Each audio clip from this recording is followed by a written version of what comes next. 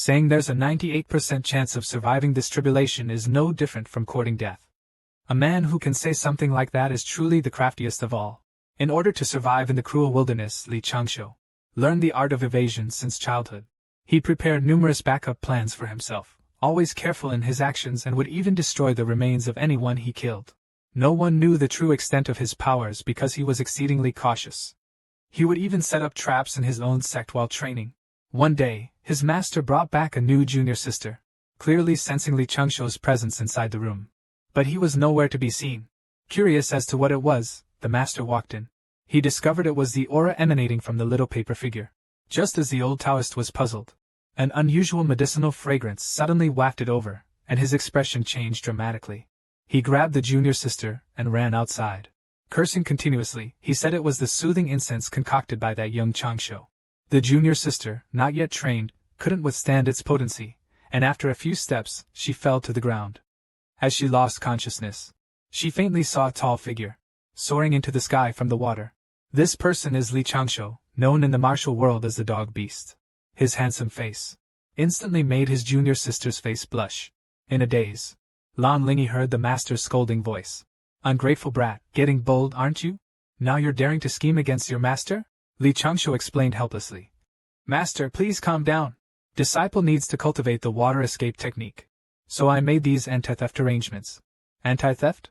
On our little Cheong Peak, you might as well write Cheong as Cheong. Who would come to steal?" Seeing his disciple's nonsense, the old Taoist was too lazy to argue with him, as he was already used to it. The old Taoist told him to wait here until the quota was available. Go to the main peak to register, receive the official disciple identity card and monthly supplies. Then, with a sweep of his sleeve, he planned to leave. It seemed the medicine hadn't worn off yet, as he stumbled at the door. Li Changshu awkwardly scratched his head. Then he turned around and said to his junior sister, "Now I will relieve you of the effects of the soft, fragrant medicine. If you can hear me, please don't consider me a pervert. I am a man with righteous values." Lanling tried hard to respond, but the effect of the medicine was too strong. Li Changshu then released a stream of spiritual power from his hand. First, he checked his soul. The soul and body were perfectly in harmony, without the slightest discord. It seems like there's no possession. Next, let's check if there's any demonic seed hidden. Although the chances are very low, we can't rule out such a small possibility. Very quickly, Li Changshu's hands explored his junior sister's body carefully. After his meticulous inspection, there shouldn't be any possibility of possession or demonic curses. The entry examination has officially passed. Next, it's time to start brainwashing and training his junior sister. After all, he's been cautious for over 100 years. He doesn't want to get into trouble because of his junior sister's troublesome nature. Increase the probability of getting entangled in karma. This man might be the most cunning existence in the cultivation world. In his eyes, facing tribulation without 100% certainty is no different from courting death. You think being crafty is weak? His strength is probably so immense that not even the author knows its limits. He never takes the lead in any situation.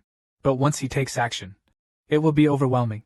At this moment, Li Changshu looked at his unconscious junior sister and couldn't help but sigh. Now I understand why so many people were into Lolis in my previous life. So cute. Who could resist? Lilikan in the previous life. Lan Linger has already worn off the effects of the medicine by now. Although he couldn't understand, he still widened his eyes and looked at his senior brother, seeing his junior sister waking up. Li Changshu's face immediately darkened. "Did you hear everything just now?" Lan Linger was a little flustered. She didn't know what had upset her senior brother. Li Changshu began recalling the information he had just revealed while talking to himself. The biggest flaw should be the phrase, "previous life." Right? He never expected that after over 100 years of being so cautious, his secret would be exposed in front of his new junior sister. That's right, he was a reincarnated cultivator. Thinking about it now, maybe it's better to just silence her. Li Changshu glanced at Lan Lingyi, scaring the junior sister into a shiver. Never mention what was just said to anyone, including the master. The junior sister nodded nervously. Li Changshu thought it wasn't enough. He also made her swear by the Supreme Tao. So he began drafting a 1,000-word oath. Well, steady as ever. "It's you, right?" Li Changshu then took his junior sister to collect the entry disciple items. A few days later, the master ordered Li Changshu to instruct Lin Luan's cultivation. To his surprise, this guidance would be a lesson that would overturn the junior sister's life. Please listen to the question. Suppose, junior sister, you are at the 9th stage of the nascent soul realm, flying along the road. Suddenly, A cultivator at the 6th stage of the nascent soul realm forcibly harasses a female cultivator at the chi refining stage. What would you do? A. Charge at him and kill him. You are the embodiment of justice. B. Throw a magic weapon from afar to hit him, and then leave casually. Disrupt his intentions and slip away as if you saw nothing. Lan Lingyi confidently chose option A. Li Changshu calmly pointed out to her. How do you know this person hasn't hidden their cultivation? How could such a vile person be honest? Lan Lingyi was somewhat uncertain. Could it be that Li Changshu sighed deeply? Junior sister, don't forget that you are also a female cultivator. If this beast sees a beautiful junior sister, it will become even more beastly. Wouldn't you end up getting involved yourself? Lan Lingyi's face changed dramatically. How could her senior brother not play by the rules? Now I'll give you another chance to choose. Say it out loud boldly and firmly. Lan Lingyi shouted with unusual determination. Just pretend you didn't see it, and sneak past.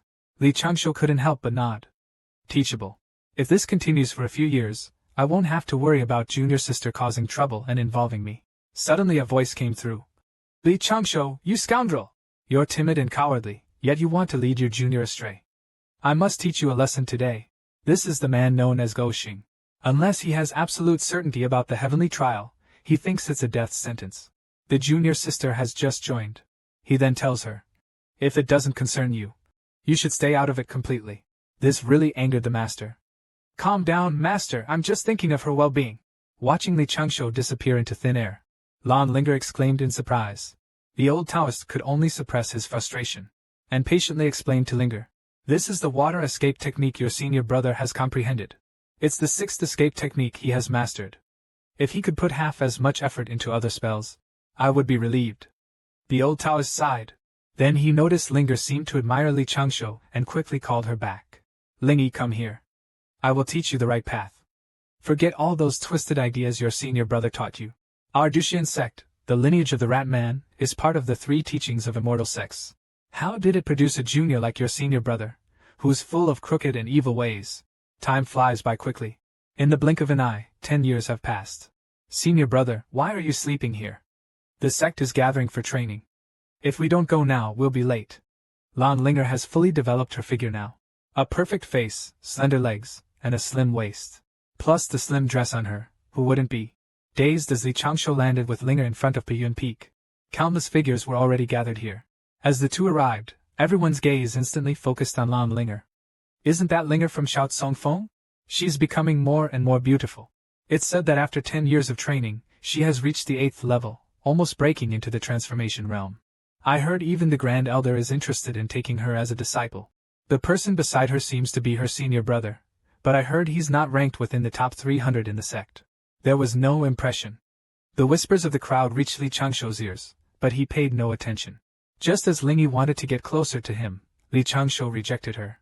They had agreed on 3 rules. Don't forget to maintain a 3-foot distance in front of others, and no idle chatting unless it's important.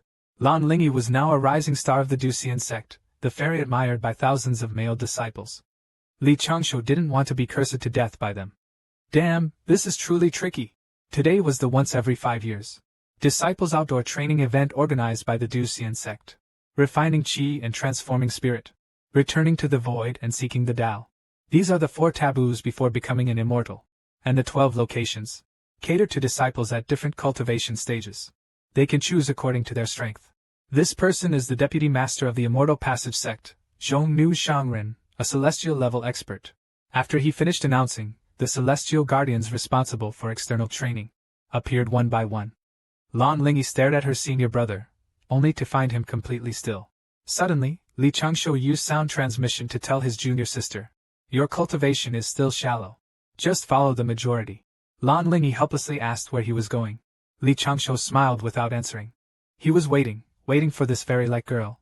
Only by traveling with such a beautiful and admired woman could he make himself less noticed. In the end, everything was within reach for this man renowned for his cunning ways. At this moment, waiting for the beauty to draw attention. This woman is not only extraordinarily beautiful, but her aptitude for cultivation is astounding. She is now at the 4th level of the Void Return realm. Such aptitude has made her highly valued by the immortal sects. However, she is also known as an ice-cold beauty. The man beside her, known as Yuan Qing, is equally impressive. People look at their figures in awe, most of which is jealousy. The more it was like this, the happier Li Changshou became. He originally thought having one ice-cold beauty was enough, but now there's another one. This is simply joy upon joy. With these two attracting everyone's attention, who would notice him? Due to the extreme danger of the desolate grave forest, at least the 9th level of transformation is needed to go there. Li Changshou quietly released his aura, barely passing with the 9th level of transformation, steady as an old dog. Determined not to let, Li Changshou just wanted to step forward. Then he felt a pair of resentful eyes staring at him. Senior brother, why do you suddenly want to go to the desolate grave forest? Li Changshou felt a chill behind him and naturally replied. To gather herbs, of course. Linger asked back. Isn't the herbal stock at home enough for you? Li Changshou scratched his head helplessly. Linger turned around, glanced at the proud peaks of Xuanya, and couldn't help but complain. Even the home flowers aren't as fragrant as the wild ones, huh? Why insist on going to such a dangerous place? Long Linger sighed, and looked helplessly at her senior brother. Be careful. The annoying senior brother brought Li Changshou to the front of the hall. Everyone's faces were full of confusion. Who is this guy? Just reached the 9th stage of transformation and rushed to the forest of chaos and burial? Li Changshou was somewhat speechless. Bro, this is called being Loki. You understand? Suddenly, a hand rested on his shoulder. This person is the female immortal escorting them to Baolin, known as Jiujiu. Li Changshou, considering my past with your master, I advise you not to go. Li Changshou respectfully greeted the famed wine immortal. Senior brother 9, I need to find a medicinal herb that can only be found in the northern Luzhou. Before he finished speaking, the female immortal tossed a jade token to him. If you really die there, your master will definitely come looking for me. Crying and wanting to fetch the herb from the cabinet, right? The identity of an elder within the sect, such a jade token was easily given to a foundation establishment level disciple. Li Changshou could only smile wryly, handing the jade back to the female immortal. And this time I have no choice. According to the sect's rules, you cannot refuse a disciple's request for experience. Please grant me this. Helpless for a long time, he could only take back the jade token. Then he ordered Yuan Qingxian to have Yi Yao's roommates Yuli help look after it. Li Changshou, the poker-faced girl, stuck between the warm guy and the single one. What a combination. Li Changshou thought the two were well matched, but what he didn't know was that she would be his woman in the future. As an ice-cold beauty, how could you do this? Who could withstand this? As the spell was chanted, a giant gourd slowly rose into the air. Jiujiu sat in the front by herself, had a few sips of wine, just enjoying it when Yuan Qing said, Junior sister, this time I will definitely help you find the fireworks star. Chao Xianya was a bit impatient. Senior brother Yuan Qing, you don't have to trouble yourself. This is my own cultivation matter, no need for others to interfere. After saying this, she continued meditating, ignoring the person completely. Another scene of falling leaves with feelings, while the flowing water remains indifferent, gazing long at the blue sky. These young people are either falling in love or meditating. So boring. Wang Qi, sing a little tune for the martial uncle. But Wang Qi quickly explained that he couldn't. Jiujiu looked disgusted and asked, Which of you will live long? Will you? Li Changshou's face turned green. You've lived for thousands of years, how can you still be so playful? He was just about to answer. Suddenly, Jiujiu shouted loudly. I wonder what business this fellow Taoist has, following us for so long? A muscular man flew out. He cupped his fists toward Jiujiu and said, I am the guard in front of the palace of Hongling Kingdom in East Zhenzhou. I am here to protect Princess Lu. If I have offended in any way, please forgive me. As everyone was puzzled, Yuqin Xuanya stood up and said, Go back. No need to worry about me. But the man insisted on staying to ensure her safety. Li Changshou rested his chin, sensing a certain cunning scent. This man appeared just as they were heading to Beiji Luzhou. Is he trying to lure me? Li Changshou suddenly felt unsafe and decided to stay away from him. Uncle Nine, may I sit behind you? Uncle Nine laughed heartily. You're already over 100 years old, what are you afraid of? Come on over. In cultivation, after becoming an immortal, the ranks are as follows: Yuan Immortal, True Immortal, Heavenly Immortal, Golden Immortal, Deluo, Han Yuan, Wuji. Li Changshou initially thought that with Uncle Nine, who was infinitely close to being a Heavenly Immortal, holding the fort, it should be better than going alone. I just didn't expect that another expert would show up halfway. As expected, the more people, the more problems. He decided to find an excuse to leave the group and go alone. As dusk approached, Jiujiu, having nothing to do, started chatting with Li Changshou. How has your cultivation been going? After so many years, haven't you comprehended the 9th level of nascent soul or void return? I remember your master choosing you as a disciple because your aptitude was quite good, wasn't it? Could it be that something went wrong in your cultivation? Give me your hand, and let me, your elder uncle, check your aptitude. Li Changshuo's expression immediately changed. The other party was an expert in the true immortal realm, and if they made contact with his body, discovering his cultivation hidden by a technique, Li Changshuo is about to be exposed. He gets up and runs, shouting continuously to his master uncle that men and women should keep their distance. A few years ago, whenever he accidentally touched a woman, he would have convulsions all over his body. But who would believe this nonsense? Ninth master uncle has no intention of letting him go. Li Changshuo quickly activates his dragon wandering step technique, constantly avoiding his master uncle's touch. He then directly hides behind the elegant and graceful Xianya, looking at Jiujio with a face full of terror. Just now, this illusionary trick really surprised Jiujio. How about it, kid? You've even mastered such difficult footwork. Have you been doing this for over 100 years? Li Changshuo, in order to downplay himself, told him that he has been diligently cultivating all these years, never slacking off for a moment. Suddenly, Li Changshuo felt a soft touch. He looked down, and found Yaoqin Xuanya's fair fingers, poking the inside of his thigh. Her face was full of curiosity. Li Changshuo was instantly shocked. Yaoqin Xuanya, aren't you supposed to be an ice queen? You bastard! It was almost in an instant that Li Changshuo made a decision. He immediately began to tremble all over. His face twisted in agony, lying on the ground, foam forming at the corners of his mouth. Just how despicable is this man called Go Xing? Every time there's sect training, he underreports his level by at least 2 realms. And to avoid letting the sect elders know his true strength, Li Changshuo surprisingly chose to label himself as someone who would convulse upon touching a woman. He has a 98% certainty of passing the tribulation. Isn't that basically the same as courting death? This is his motto. At this moment, the icy beauty's eyes were filled with apology. She had been quite rude earlier, and hoped her senior brother would be indulgent. This illness on a man is indeed somewhat pitiable and sympathetic. Li Changshuo really wanted to tell her to maintain the awe-inspiring pride that an icy beauty should have. Zhuge thought this might be a heart demon left from long-term seclusion on the mountain. He pondered how to help Li Changshuo overcome his heart demon, and return to a joyful life of cultivation. The wine immortal lowered her head and glanced at her impressive peaks. Could she really use a woman's charm to fight poison with poison? Such great evil. 2 days later, the group finally arrived at the borders of Luzhou. They observed the dense miasma before them. Uncle Ninth gave everyone an explanation of the situation here. In ancient times, to prevent the sky from collapsing, several sages took action and cut off the 4 legs of an innate Xian tortoise here. These were made into pillars of the heavens.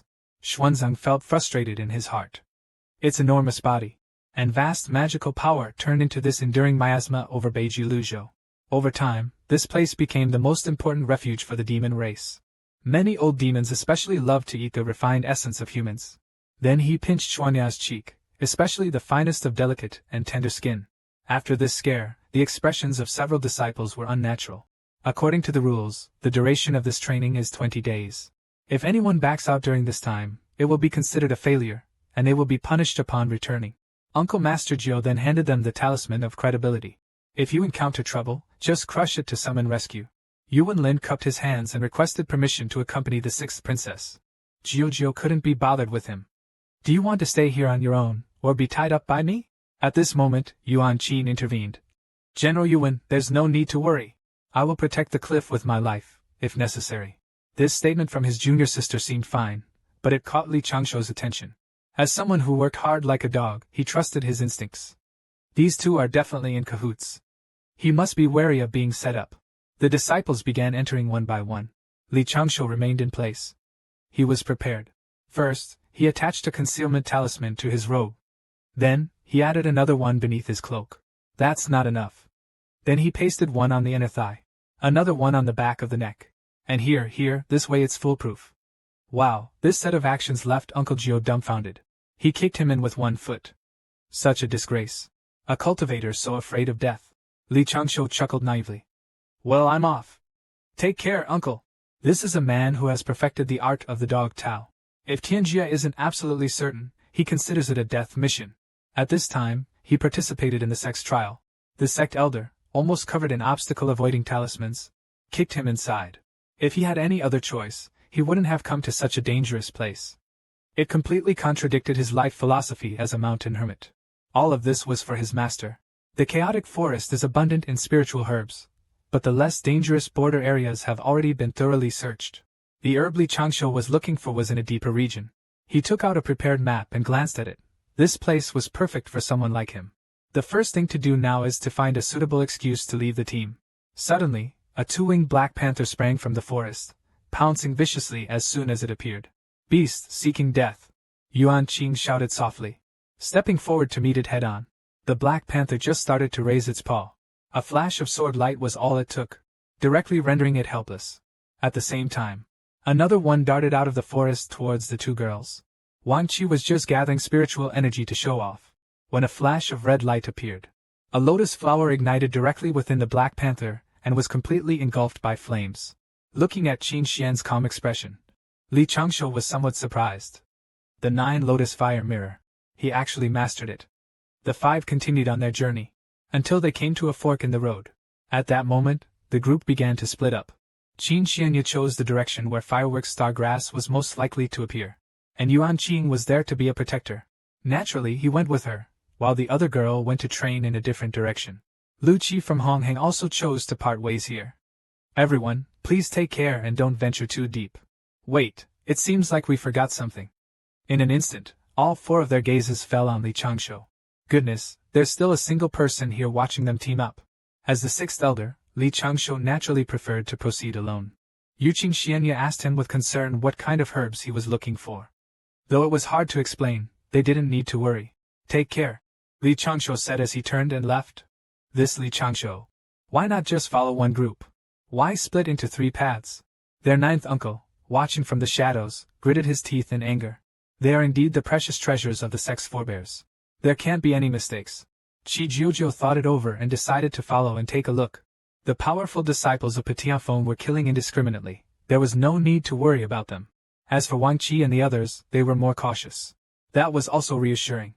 As for Li Changshu, Jiuzhou couldn't just protect him alone like a lone wolf.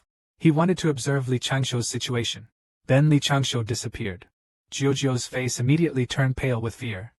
Could he have been dismembered already? Or swallowed whole by some fierce beast? Jiuzhou hurriedly used the divination stone to search, unexpectedly. This guy's aura was moving rapidly northward. In the meantime, crushing a 9th-level nascent soul cultivator flying through the air, yet rushing into the depths of the chaotic Baolin forest to court death. That's not right. Isn't this kid usually quite cowardly? He looked closely and immediately understood. Turns out it's the red sun venomous dragon's saliva. This type of venomous dragon loves to eat demon beasts and poisonous beasts. But because it's too ferocious. Tens of thousands of years ago, the dragon clan had just cleared everything out. And the crimson sun poison dragon lichen has become increasingly rare. With that thing hanging by his side, it's no wonder Li Changshu dared to charge ahead so recklessly. Li Changshu looked up at the sky and noticed it seemed like a pair of eyes were watching him from above, but didn't seem to inquire. But even so, that wasn't enough. What he wanted was 100% safety, so he immediately planned. The Earth Escape technique was cultivated to the level of the dog path of heaven, probably only by him in the entire immortal cultivation world. He wasn't fully confident about surviving the heavenly tribulation. In Li Changshu's eyes, it was no different from courting death. Being cautious is not the same as being timid. If you offend him, not even ashes will remain. Seeing Li Changshu with this treasure, Jiuzhou is no longer that worried. At that moment, Yuan Lin suddenly told him that if he was still uneasy, he could go take a look. He had things under control here. Jiuzhou sensed that this guy seemed like he was trying to send him away. No need. If I rely on the protection of the immortal sect for everything, even if I become an immortal, I would still be useless. After that, he stretched lazily. He glanced thoughtfully at Yuan Lin behind him. Let's go. We'll check on your prince once again. Don't go saying behind my back that I'm biased in my duties. As Jiuzhou turned and flew away, a small bug suddenly jumped out by Yuan Lin's feet, guiding him, closely following behind Li Changshu. Luckily, Li Changshu was accustomed to being cautious and adhered to the principle of believing in its existence, rather than its non-existence. Li Changshu quickly formed hand seals. 5 elements Earth Escape. Soon, his figure appeared 100 miles away, and the poisonous insects gathered around also began to scatter with his appearance. Li Changshu casually took 2 talismans. The 1,000 miles in a flash. Talisman greatly increased his speed, making the feeling of being watched disappear. He could already determine that their group would definitely encounter some unexpected events this time. Princess, Worldly royal power. Li Changshou analyzed the clue in his mind. He became increasingly certain that some story would inevitably unfold here. The person orchestrating this behind the scenes thought their plans were flawless, yet they had a guard appear midway. Instead of directly finding an expert within the immortal sect to explain the situation. This was somewhat illogical. Anyway, these things had nothing to do with him.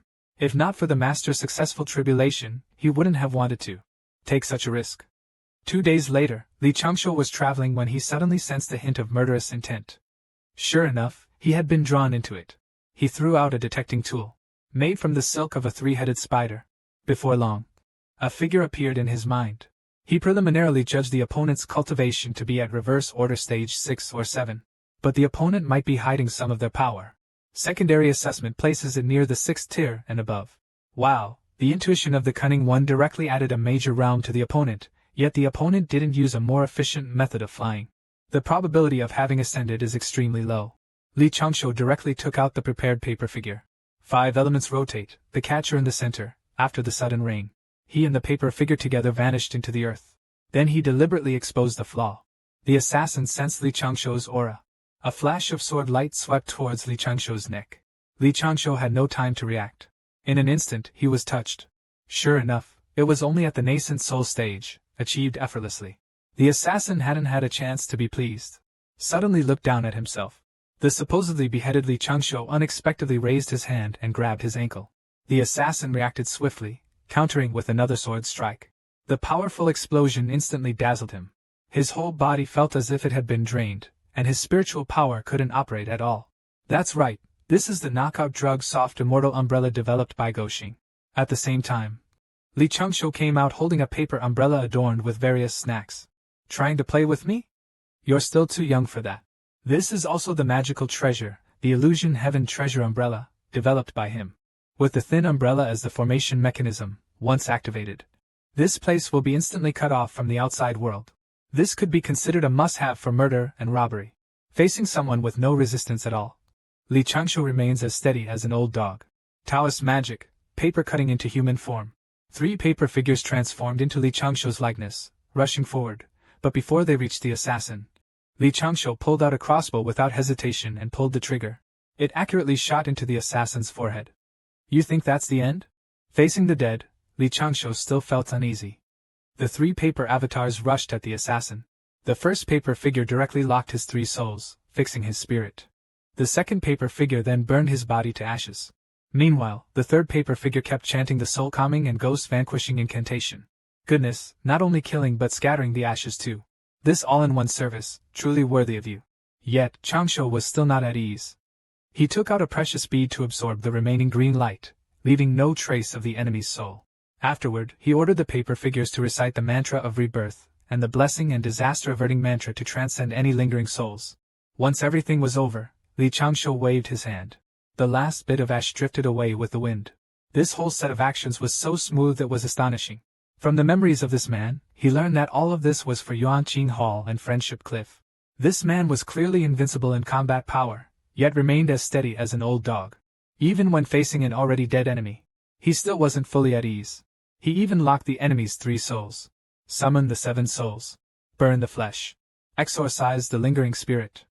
In the time it takes for a cup of tea, he killed the enemies and scattered their ashes. After that, no one would ever think that just moments ago, a not-so-intense battle took place here. At that moment, Li Changshou decided to quickly leave the crime scene. From the lingering souls he collected, he learned the purpose of these people. The ambush on him was intended to use the message he was carrying. To capture Huli Mountain. Attract Uncle Jiojin here. As long as Uncle Jiojin comes to him, this group will immediately attack Wang Qi and the others. Then use them as bait to lure Uncle Jio into a trap. And their real target is Princess Qin Xuanya. They don't intend to kill her. Such a complex plan is for a more sinister purpose. And the mastermind is fellow disciple Yuan Qin or some worldly force behind him.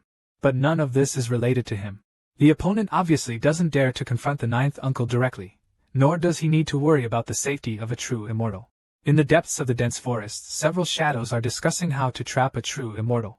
Although the situation with Li Changshou has changed, they don't expect a nascent soul, 9th rank, to cause much trouble. The leader tells everyone to send a letter to the 4th young master later. Lure that true immortal from the Duxian gate over. We will take action personally, capture those 2 disciples and trap them, leading the true immortal into the dragon confining formation. This is a major undertaking for the Guanfuguo kingdom, and the sixth princess is the best opportunity. This time, we must control the sixth princess. And also let the fourth young master get what he wishes. Not long after, Yuan Qing received the message and immediately crushed the communication talisman. Meanwhile, Yuqin Xuanya was severely injured due to the ambush and questioned Yuan Qing why he did it.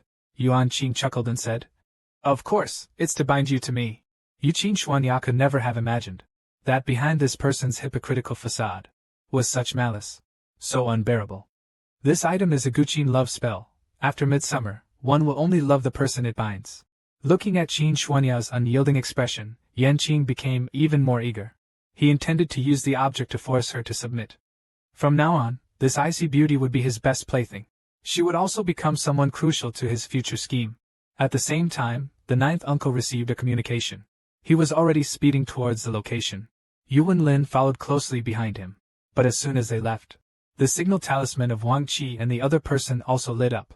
Yuan Ling, looking tense, told him they should split up and that he'd be responsible for the princess. Jiuzhou thought, "This guy is Xianya's bodyguard after all, he wouldn't harm his own people." Thinking this, he quickly flew towards Wang Qi's direction. By the time he arrived, the two had already fallen unconscious. He saved the two of them. Just as he was about to leave, the dragon trap formation around them activated. Not being skilled in formations, he struggled for a long time but couldn't find a way out. Fortunately, there's a big guy guarding Yuan Qing and Xianya. Jiuzhou just started to feel relieved. Suddenly, his face changed, and a few drops of cold sweat appeared on his forehead. Everything connected, and he realized he'd been tricked from the start. Betrayed by his senior fellow disciple, the ice-cold beauty was now powerless to fight. If the venomous man implanted a love curse, making her his plaything for life, she'd rather die. Looking at the senior brother in front of her, filled with sinister intent, she secretly took out the life-saving talisman her master had given her. If it had been a moment later, it would have been hard to even wish for death. He crushed the talisman in his hand. His figure instantly vanished from the spot. Meanwhile, Li Changshou had been searching tirelessly for the immortal segment grass. Immortal segment grass, immortal segment grass, why play hide and seek? Wouldn't it be better for us to meet happily?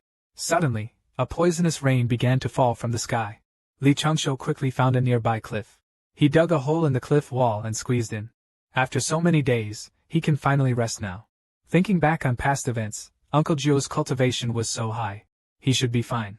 But it's a pity about that cold beauty. Even after cultivating in the immortal sect for so long, she couldn't escape the struggles of the mortal world. Li Changshou never considered himself a hero, nor did he find meaning in saving princesses or changing others' fates. As for Qin Xuanya, in his eyes she was merely a troublesome beauty. Such great causes and consequences should be avoided if possible. If unavoidable, he must not get entangled. Suddenly, Li Changshou noticed something abnormal in the sky. He saw that outside the cave, the clouds had formed into a vortex. He quickly calculated the situation. The world has changed. After gathering a burst of spiritual power around himself, Li Changshou immediately rushed out of the cave. But just as he was about to land, he saw a fiery red figure shooting out from the vortex. Who else could it be but Yuqin Xuanya? Li Changshou felt a bit helpless. Is it that the heavens think he's playing too safe and want to increase the difficulty of the game for him? Li Changshou really didn't want to get involved in this dispute, as it had nothing to do with him. The rain was so heavy that his vision was completely blocked. He couldn't see anything. Li Changshou calmly turned around. He silently chanted in his heart. Can't see, must not see. Senior brother Changshou. Xuanya, who was seriously injured, looked at Li Changshou's back in the rain and urgently said, "Leave quickly, don't worry about me. Your cultivation is too low, and they are numerous and powerful." As soon as she finished speaking, her eyes had already closed weakly. "Fine, considering you still have some conscience. I'll accompany you halfway. After that, I really can't help. You'll have to rely on fate." In the heavy rain, Li Changshou gently picked her up. It seems he is destined to be connected to this girl. You'll never guess how dogged this man called Goshin can be. Li Changshou is clearly invincible in combat, but to avoid karma, he turns a blind eye to the severely injured icy beauty. Fortunately, the kind-hearted girl touched Li Changshou's sympathy. When the icy beauty awoke, she found herself alone. But when she was unconscious, she clearly remembered that man saved her. Changshou is fierce. Why is he gone? She saw a blessing pill not far from her hand, and a parchment scroll, and instantly understood everything. Goshin told her that fellow disciples should help each other, no need for thanks. This place is 2,000 miles from the chaotic Barrio Forest. With a map attached below, she could take a detour to leave. In this place, one's own life is paramount. Nearby are barrier avoidance talismans, wind concealment talismans, detox pills, and energy nurturing pills. One word to the junior sister: the human heart is unpredictable. Do not easily trust, the road ahead is dangerous. Take care, an anonymous handsome guy. This pretense is really knowledgeable. Grateful for the cliff of affection, he looked down at his own body. To be fair, the bandaging technique is quite perfect. Even the legs, waist, chest, and some private areas are all bandaged one by one. This made his originally pale face instantly turn red. To make an iceberg beauty show such a shy expression, Go Xing is really unmatched. By this time, Li Changshu had long since slipped away unknown how long ago. The affectionate Cliff couldn't help but start imagining those scenes. Senior brother Changshu saved my life and was so patient in healing my wounds. How could I doubt senior brother's character? Moreover, senior brother Changshu suffers from a condition where touching a woman causes continuous convulsions. Thinking of this, Yuqin Xuanya imagined the scene. A certain senior brother not only endured the pain of full-body convulsions and foaming at the mouth but with unwavering determination, removed the blood of an unconscious woman on the ground. What selflessness, what a noble and righteous man. The more he thought, the more guilty he felt. He clutched the parchment tightly, telling himself that if he ever had the chance to repay senior brother Changshu in the future, he must not hesitate, or be stingy. A few days later, Yuqin Xuanya's injuries had healed. Following the map left by Li Changshu, he was to go southwest. But where is the southwest? She's a hopelessly directionally challenged person. Relying on her intuition, she actually sped off towards the northeast. Meanwhile, Li Changshu suddenly had a bad feeling. You see, Li Changshu had specifically left a map in the opposite direction to avoid meeting her, but never imagined his junior sister would be directionally challenged. Late at night, Li Changshu was a bit unwilling in his heart after not finding the sacred grass despite his effort. It truly was odd. Sure enough, it seemed his master's luck was really bad. He could only comfort himself with this thought. Suddenly there was a surge of spiritual energy in the world. Li Changshu was suddenly startled. Someone was teasing him here. Following the principle of minding my own business, Li Changshu was about to retreat. But when he looked closely, he was almost faint with anger. How did he encounter him again, this Yuqin Cliff? Is it poisonous? Might as well rename it Poisonous Cliff. He drew him a map to head southwest. How did he end up here? Which family has the best rascal? Still has to be Go Xing. Li Changshu once again encountered the icy beauty at this moment. Somewhat speechless. Why is this girl clinging to him and not leaving? As he spread out temporarily, he discovered that among those pursuing him, there was an immortal's pressure. This presence was deeply etched in Li Changshu's memory. This person was none other than the guardian general, Yuan Lin. Accompanying him was his fellow disciple Yuan Qing. One has to admit, it's impressive that the Zen family's people could chase him all the way here. Suddenly, Li Changshu's expression changed sharply. His spread-out spiritual stones inadvertently caught 3 small grasses. This was precisely what he had sought after traveling over mountains and rivers. The immortal grass could poison even a primordial immortal, a celestial herb that can severely damage the primordial spirit of a true immortal. Li Changshu helplessly patted his head. Looks like there's no way to leave this time. Leaving would be risky. Xuanya, you really are my lucky charm. Then, he began analyzing the surroundings of the celestial herb. A celestial herb of this level is definitely a great tonic for those demonic beasts. There's no way it would go unnoticed. The guard quickly spotted a 3-gene green wave snake, and this snake had apparently shown signs of transforming into an immortal. After contemplating, Li Changshu still felt that a direct confrontation would be hard to handle. Even though he might not necessarily lose, what if something unexpected happened? He had to outsmart the snake. At this moment, he thought to himself, "You're being too modest, my friend. I've figured it out. In Dog Xing's eyes, as long as it's not an instant kill, it's no different from courting death." Li Changshu's thoughts became active, and after a moment, he came up with a plan. He looked at the fighting scene and muttered, "Last time I saved you, this time I'll make a small use of you, and we'll be even." He used the wind speech spell to transmit. "With your current facing as the front, retreat 8 feet to the right position." Encountering the tangible Xianyu defending against the siege. Suddenly energized. "Senior brother Changshu, why is he here?" Though puzzled, he subconsciously complied. Then, Li Changshu's voice continuously reached his ears. "Don't be in a daze. If you have the strength, counterattack. Pay attention to your expression, don't let them squeeze in. One position at 3 feet, turn to the correct position at 5 feet. There's a dangerous poisonous creature hidden over there. lure them in and use the creature to break the rule. At the same time, Li Changshu is ready to step in and save him at any moment. After all, he can't just ignore someone in danger on a poisonous cliff. At this moment, the 3-gene Bibbo snake seems to have sensed something, cautiously scanning its surroundings. Li Changshu is waiting for the right moment. At his command, Qin Xuanjia jumps up into the sky. Suddenly, the long-awaited 3-gene Bibbo snake shoots out without warning. The crowd had no time to react.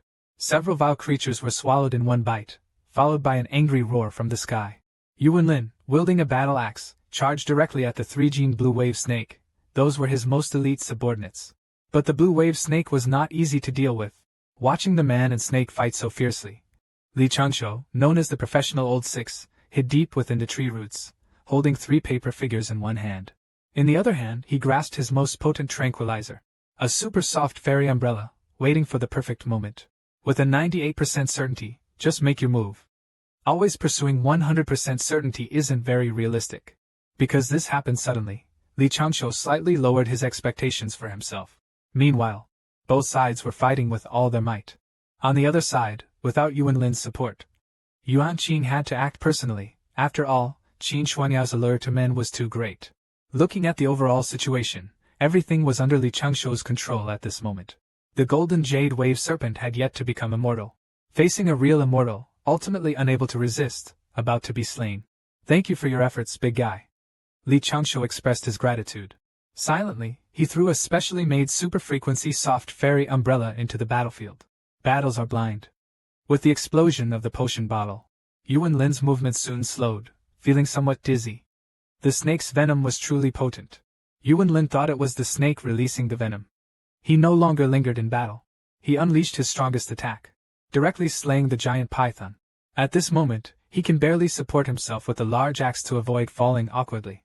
What kind of poison is this that even my immortal body can't withstand? He would never have thought that a hidden enemy had already prepared a dragon robe for him. Suddenly, a sound of something piercing through the air was heard. A short sword pierced directly into Yuan Lin's neck.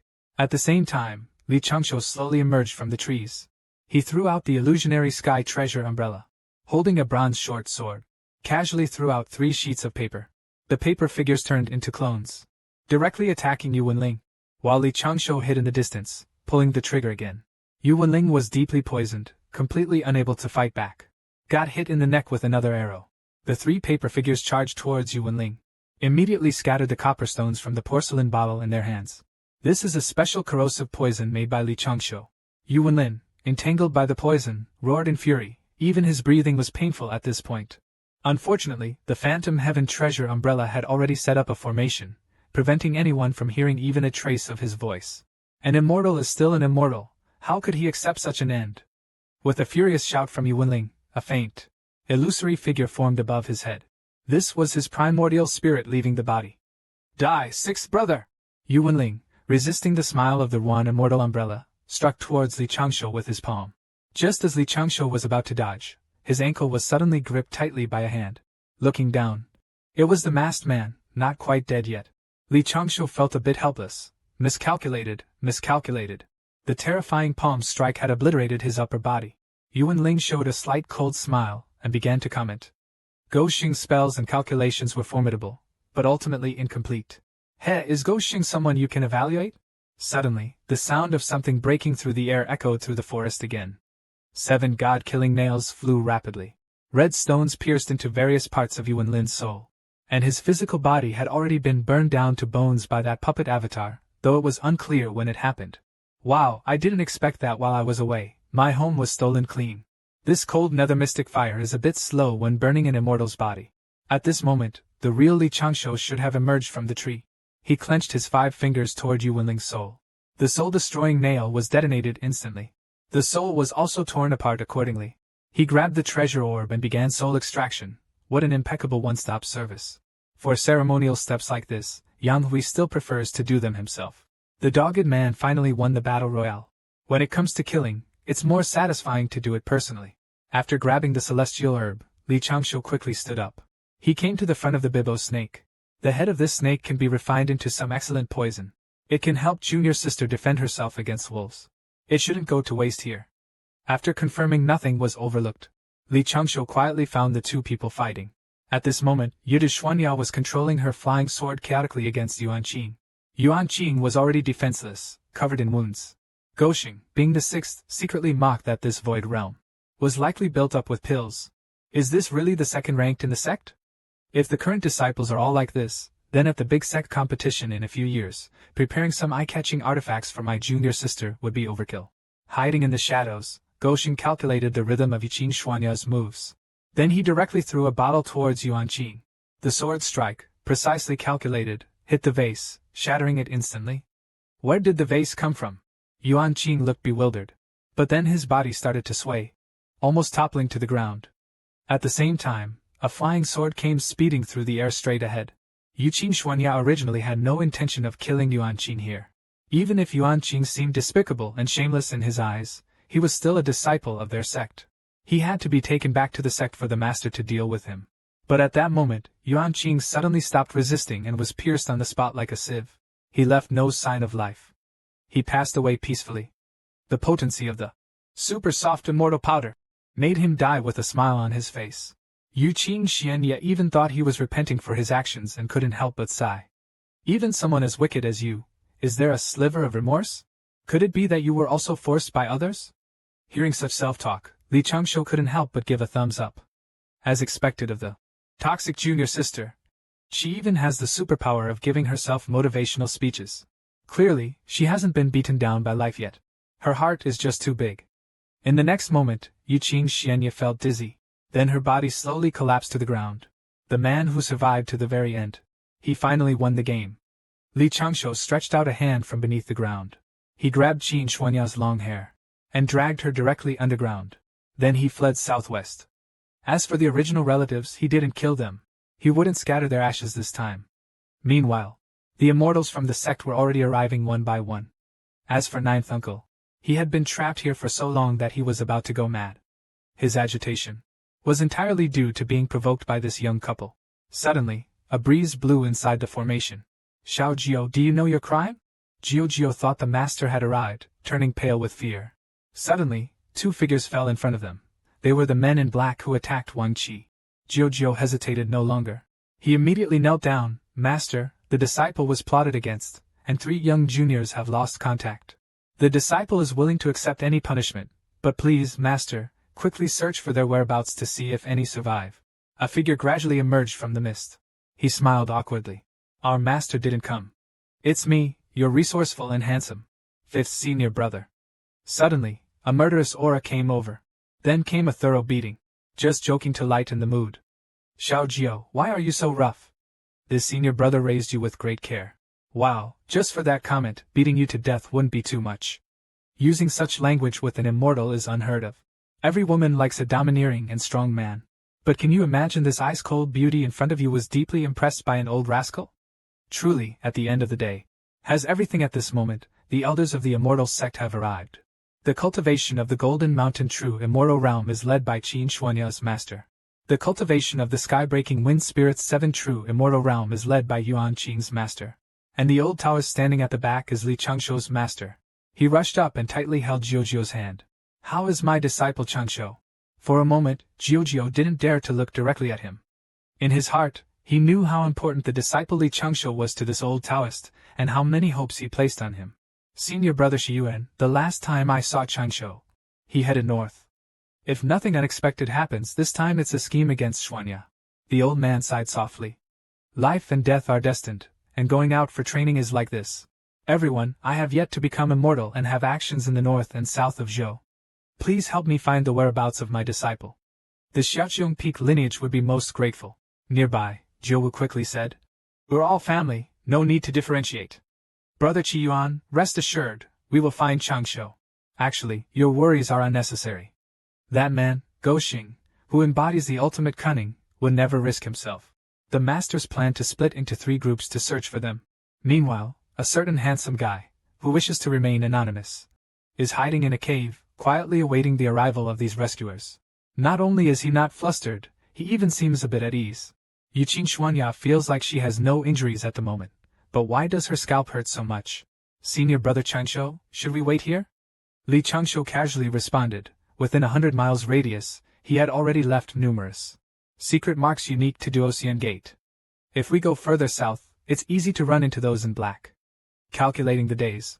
The immortals from the sect coming to aid should have already arrived, yet everything is within his control. At this point, Li Changshu glanced at Yuqin Xuanya. If you are still worried, we can detour 30,000 miles, but that also poses a risk of encountering the enemy. I'm not worried.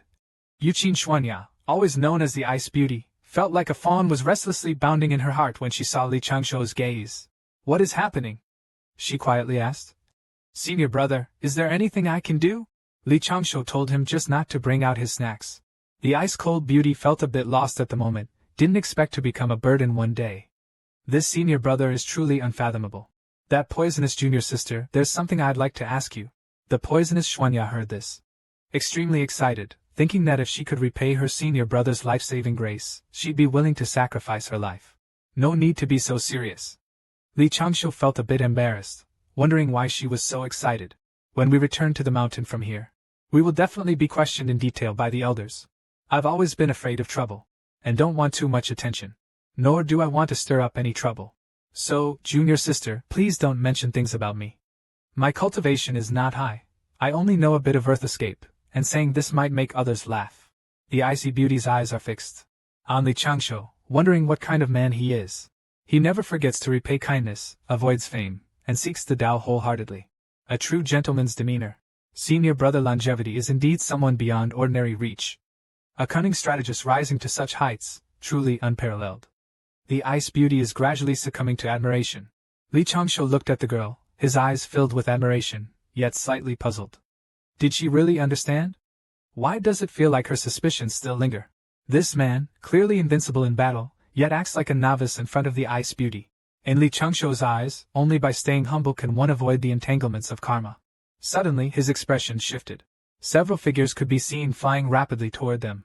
The ninth martial uncle in the lead was about to ask how the two of them were doing, but a furious roar came from behind, watching their master's excited expression. Li Changshu couldn't help but show a slight smile. It seems he'll be getting a gentle spanking again, but his heart feels warm. He didn't dodge, letting his master hit him twice to vent. You, a nascent soul cultivator, came running here. Aren't you holding others back? Uncle Master Chiyuan, Qin Xianya immediately spoke up for Goshing. Senior brother Changshu, he didn't burden anyone. On the contrary, he helped me several times. I didn't hold anyone back. And he was quite helpful. Li Changshu quickly stopped Qin Xianya's words. I broke through to the void return stage while training here. Taoist Chiyuan was immediately moved to tears. Good disciple, you really have the nerve to say that. It took you 100 years to comprehend the anti-void realm, and yet you are still so complacent. Look at Xianya, she's your junior sister. She's already rebounded through the 4 seasons, and then followed by another round of intense beating. Goshing felt a bit helpless, but at least he has won an Oscar. By the way, Xianya, do you know the whereabouts of Yuan Qing? Ling Qi looked at him thoughtfully. With a friendly tone, Xianya told him that Yuan Qing was dead, and that she personally killed him. It was all my doing, and has nothing to do with senior brother Changshu. Senior brother Changshu only used his escape technique to help me survive. Please, uncle, punish me. Actually, when all the immortals arrived, already searched the soul of the man in black. I learned about the general course of events. Ling Qi was also trying to verify the facts. He's ready to return to the sect for punishment. At this moment, Jiu Wu looked excitedly at Li Changshu. Aren't you going to collect those threads as thick as 3 pigs? They're rare treasures. Li Changshu immediately understood his thoughts. Thank you for your concern, uncle. If you're interested, I have some insects on Shaoqiong Peak. When the 3 pigs return, I'll move a nest over for you. But his master Qiyuan didn't know the value of these. How can you be so stingy? Keep 1 nest for yourself, but move the rest to your uncle Jiu Wu. Li Changshu almost choked himself. His heart was bleeding, but on his face, he could only try to maintain a smile. The disciple was stern. After everyone left, they finally returned to the long-missed Dishan sect. But when it rains, it pours. Li Changshu never expected it. His junior sister came up and gave him a big hug, continually praising him. Li Changshu's first instinct was that Linger was hiding something from him. Sure enough, after a round of questioning by Li Changshu, Linger took out 1 empty bottle after another. These poison powders were given to her by Li Changshu for self-defense. This amount is enough to defeat an army of 100,000, but now it's used up fighting some small fry. Someone who didn't know better might think Lin Yi fought some great demon and admitted a mistake. Unexpectedly, Linny kept avoiding eye contact. Since I'm in a good mood. Just say it all. Li Changshuo's forehead veins bulged. He picked up Linny, and first shuddered all over. Then he fell to his knees. Senior brother, I'm sorry. 2 uncles in our sect are interested in the poison powder you crafted. They took several vials of the most potent poison from me, and I accidentally revealed how skilled you are at crafting poison. Since ancient times, those seeking immortality during tribulations have never dared to claim full certainty that they could survive the heavenly tribulation. But who is Go Xing? In his eyes, without absolute certainty, facing a heavenly tribulation is suicide. With his unparalleled cultivation, he keeps 90% of his power hidden as a trump card, always prioritizing low profile and avoiding unnecessary karma. Yet he never expected that his poison crafting skills would be exposed by his junior sister at this moment. The room fell silent. Who knows senior brother's temperament better than his junior sister? It's over. Senior brother must be completely disappointed in her. But Li Changshuo just tugged at her ear. Get up, it's not a big deal. Do you think I don't know your nature? Everything is under Go Xing's control. Since he gave junior sister the poison powder for self-defense, it was actually intentional to reveal it. He asked junior sister if among the 2 seniors who took the poison powder from her, there was an elder with a thorn in his left leg, using a copper-coated cane. She nodded. This person is the senior with the deepest understanding of poison in the Duxian sect. If one can take this opportunity to form a good relationship with this senior, one might receive guidance in poison refining in the future. Lan Linger complained with some dissatisfaction. Do you have to calculate even the times I will meet? Wouldn't it be better to tell me directly? Li Changshuo earnestly instructed him. Don't change the subject. We're talking about you wasting the knowledge of single-focus reading. Tomorrow, you'll be punished by going to the back mountain to cut wood and clear land. You can't use reverse magic.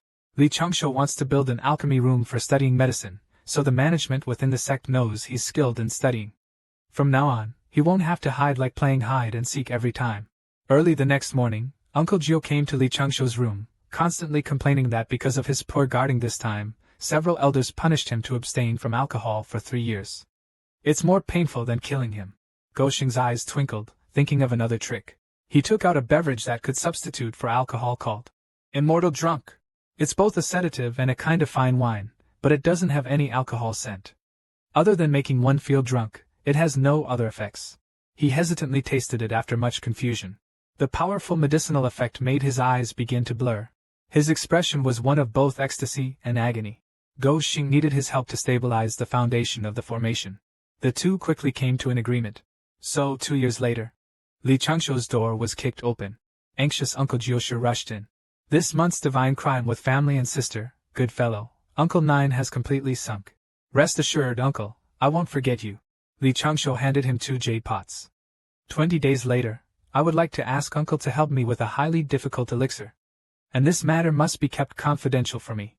Jiojio was a bit depressed. What kind of elixir is so mysterious? It is a type of poison pill called Melting Immortal. Jiojio's face changed drastically. Melting Immortal pill, that's an unparalleled poison pill that could even kill him directly. Why are you refining that thing?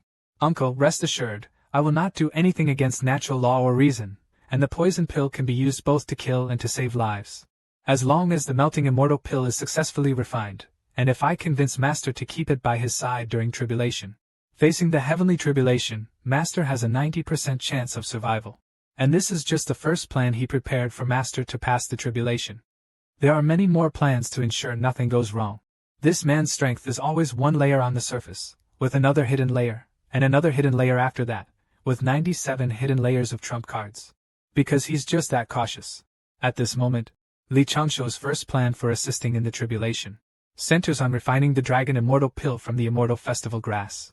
But even with a 90% success rate, he is still not satisfied and has prepared numerous other plans.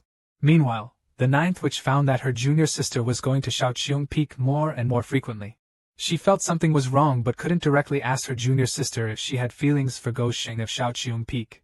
So she decided to go there with her partner. Of course, they had to sneak over to see what was happening. Li Changshuo had already set up a series of formations there, and when the 9th witch discovered it, she was amused. The person who set up the formation had decent skills. But how could a mere confusion array confound me? Knowing her expertise in formations, she was particularly confident and smiled calmly, exuding an aura of mysterious confidence. So, 2 hours later, the Taoist at the tavern began doubting life. This can't be real. Was everything I've comprehended about formations fake? He frantically started banging his head against the tree trunk. Am I on the wrong path? So this is the level of true immortal that I am? Haha, watching this, the Taoist donkey was at a complete loss. Junior brother, don't scare me. Let's just break through the formation. But how could someone who set up such a great formation not be prepared? It might instantly change into a sand formation. The drunkard, with tears and snot running down his face, looked up at his wife. So I was never worthy of you, huh? I'm just a loser. Suddenly, a gentle breeze passed through, and the dense white fog in the forest gradually dissipated. What came into view was a huge alchemy room. Goshing felt a bit helpless, but let them see it to ease their concerns about their relationship. That way, he could have some peace in the future. Let's start refining the pills. So, Goshing directly took out a magical artifact resembling a spacesuit. This thing can withstand most venomous corrosion, the all-poison gloves, capturing the inevitable poisons, and with detoxifying elixirs, corrosion-resistant materials of all kinds. There are also strangely shaped containers. Wow, that's totally you. Uncle Ninth was completely stunned. He was silently complaining in his heart. This must be the most cowardly cultivator he's ever seen. The two people outside the window were speechless as well. However, the tavern owner's wife thought Li Changsho was quite handsome. Except his cultivation was a bit lacking. Other than that, there's no problem. The next day, Juji brought the spider that little beast gave her and gave it to senior brother. But Taoist Jiuwu didn't care about the spider. Instead, he was so shocked by his junior sister's words that he almost lost control. Little beast, wow, has it come to this point already? Taoist Jiuwu looked seriously at his junior sister. You and junior nephew Changsho. Did you two start in the past 2 years? Juji immediately refuted. Do you think I am someone who would take advantage of the young? I would never do such a thing. Then she explained everything to her senior brother. The more Taoist Jiuwu listened, the more shocked he became. The array trap was actually set up by him? Using his own strategy and leveraging another's head? To come up with such a plan. Brilliant! Although Changsho's aptitude isn't top tier, to reach the void refinement realm within a century of starting cultivation is quite impressive. If properly nurtured, reaching immortality is not out of the question. He's truly a promising talent. He made up his mind to meet this deeply hidden disciple. Now, let's see what kind of strength Goshing really has. He is the most cunning male protagonist in immortal cultivation history, becoming immortal with just a single thought at the start. But in his eyes, if he isn't completely certain about overcoming the heavenly tribulation, it's just going to his death. Li Changsho had long expected that Taoist Jiuwu, with his meticulous mind, harbored many doubts about him. If this continued, it would be very detrimental to his path of cautious survival. So he asked Jojo to bring him 2 bottles of Fugu Dan pills, Hua Soul Seizing Life pills, with small inscriptions on them that Jojo surely wouldn't notice, clearly meant for Taoist Jiuwu to see. On the immortal path, it's rare to worry by 3 parts. A true gentleman remains steadfast. The implication is that he wanted Taoist Jiuwu to pretend not to notice his unusual behavior. And 3 parts of worry, the gentleman remains steadfast, is Li Changsho's way of arranging to meet him at 53 quarters. The Taoist from the wine house suddenly recalled everything from before, his face full of shock.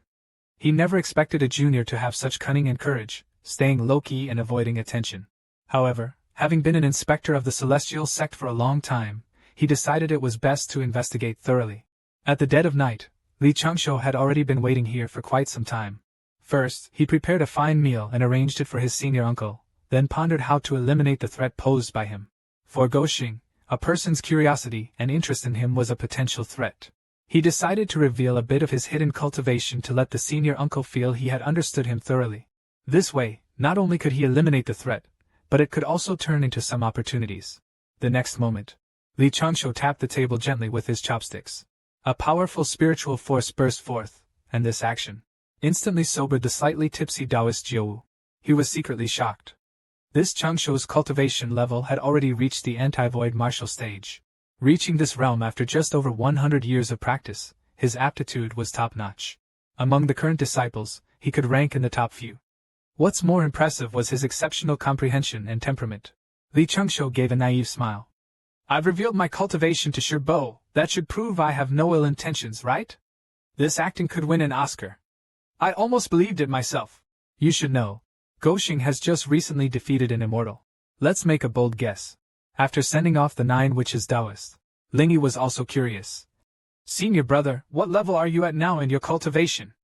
Have you caught up with our master? Are you about to become immortal? Li Changshu glanced at her. You guess. According to some rumors, Goxing is currently suppressing his cultivation and can become immortal at any moment. After becoming immortal, he would directly leap levels, almost achieving the realm of a celestial immortal. Meanwhile, Li Changshu has already successfully refined the Rongxian pill. Although the first plan for Master to overcome the tribulation is already complete, we still need to synchronize the second and third plans. If Master suddenly attains enlightenment and successfully passes the heavenly tribulation to become an immortal, then the first plan won't be necessary. Mastering science and math means you can roam the world of cultivation without fear. This man perfectly demonstrates the importance of 9 years of compulsory education, for the sake of Master overcoming the tribulation. At this moment, Goxing has created a device that can divert lightning tribulation, using science to overcome tribulation. No one else would think of that. Not long after, Li Changshu arrived at Master's secluded cultivation site. Master, I would like to ask some questions about the difficulties of cultivation. I'm sorry to disturb your peace. The tomb door was opened. The old Taoist nodded at Li Changshu. Let's go to the lakeside. In recent years I have neglected teaching you. The master and disciple arrived under the willow tree by the lake. The old Taoist spoke first. If I can't pass the heavenly tribulation, I'll leave Xiao Qiongfeng and Lingy to you, Li. Li Changshu became anxious. Master, what are you saying? Didn't you often mention that without this confidence, how can you face the trials and challenges given by the Tao? The old Taoist sighed. You, with your fear of death, are lecturing your master now. Li Changshu quickly got to the point. As for the saying, God to its God, tool to its tool, weapon to its wielder, the universe in harmony. What does it mean? This question left the master stunned. After a moment, the old Taoist suddenly had a flash of insight and directly entered a state of enlightenment. Li Changshu looked thoughtfully at his master. If only his master could have half of his epiphanies, there wouldn't be a need to remind him so subtly. This is the second plan, to improve the master's own abilities, enhancing his understanding and perception of the Tao. And then there's the most brilliant third plan. Li Changshu reached into his treasure bag. He took out a piece of thunderstrike wood, a material commonly used in setting up lightning-based formations. It can guide the power of lightning, and Thunder 7 iron, also commonly used for lightning-based formations, can store and disperse lightning power. Scientific tribulation crossing, based on the knowledge he learned from 9 years of compulsory education. If a secondary lightning rod could be created to redirect the lightning when it strikes the tribulation survivor's body, and draw the power of the thunder out of their body, it might increase the chances of surviving the tribulation. Lan Lingy just asked what was happening, but her senior brother locked her in the iron cage, making her the guinea pig for testing this technology. Li Changshu took out a lightning talisman, and warned Lingy not to touch the surrounding nets. Then he threw out the bait. In an instant, from the clear sky above, several bolts of lightning struck directly at the thunder trap above the iron cage.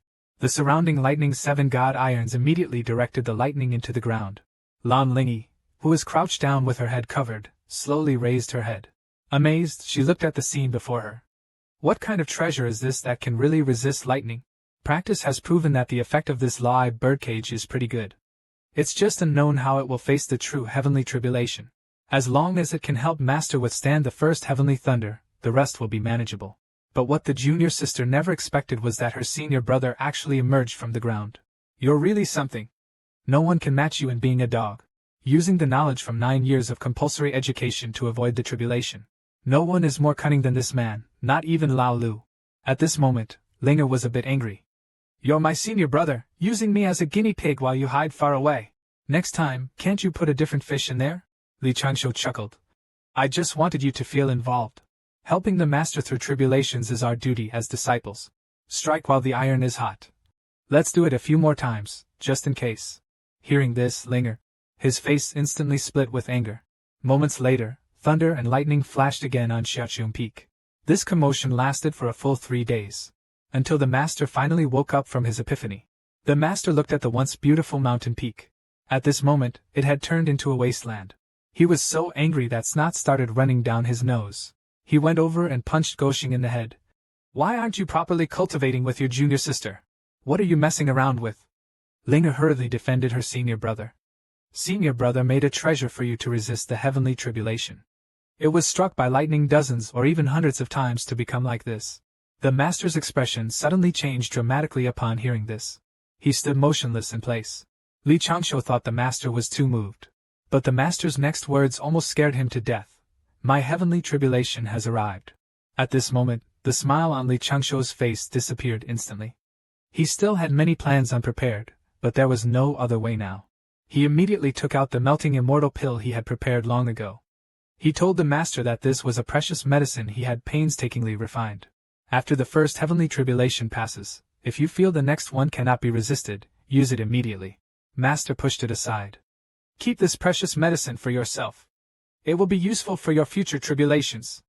Don't waste it on me. Li Changshuo became anxious immediately after hearing this. If you don't accept this medicine, master, I'll destroy it right now. He was still afraid the master would refuse. So he revealed his trump card. Besides, I have 11 more of these pills. Master was almost moved to tears by the first half of his words, but the second half confirmed it. The disciple is still as unreliable as ever. Seeing the increasingly gathering thunderclouds in the sky, Li Changshuo couldn't help but sigh. This isn't right. Where did this heavenly tribulation come from? It came without warning, but now there's no time to worry. He quickly pushed his master into the newly made iron cage. Afterwards, he instructed his master that the medicine must be used after the first strike of the heavenly tribulation. The strange old Taoist looked up at the heavens, his eyes flashing with golden light. I, as your master, must fight for myself this time. Suddenly, a dragon's roar came from the sky. A crimson giant dragon appeared above the dark clouds. Then, the dragon's claws fiercely struck the protective mountain array. The person in charge of the Jushian gate, come out and respond. Isn't this the tribulation cloud of the master? Lan Ling looked at his senior brother with some doubt. Li Changshuo supported his forehead with one hand, his face full of speechlessness. Meanwhile, the master in the iron cage directly pretended to faint, mistaking the dark clouds accompanying the crimson dragon as a lightning tribulation. By the Supreme, this is utterly embarrassing. Human celestial battle against dragon's celestial beings. At this moment, the red dragon is continuously circling outside the sect's grand formation. The celestial pressure envelopes every corner of the immortal sect through the formation. A figure with hands behind his back stands, gazing at the little dragon unaware of its impending doom. This person is the master of the 9 words 9 immortals, a celestial being of the crossing immortal sect. The emotionless sage, Sherlin, the arrogant azure dragon, looks at him while waiting, as he is one of the leaders of the crossing immortal sect. The emotionless sage didn't even glance at him, his calm voice spreading within and outside the formation. I'm just a mere wanderer within the sect.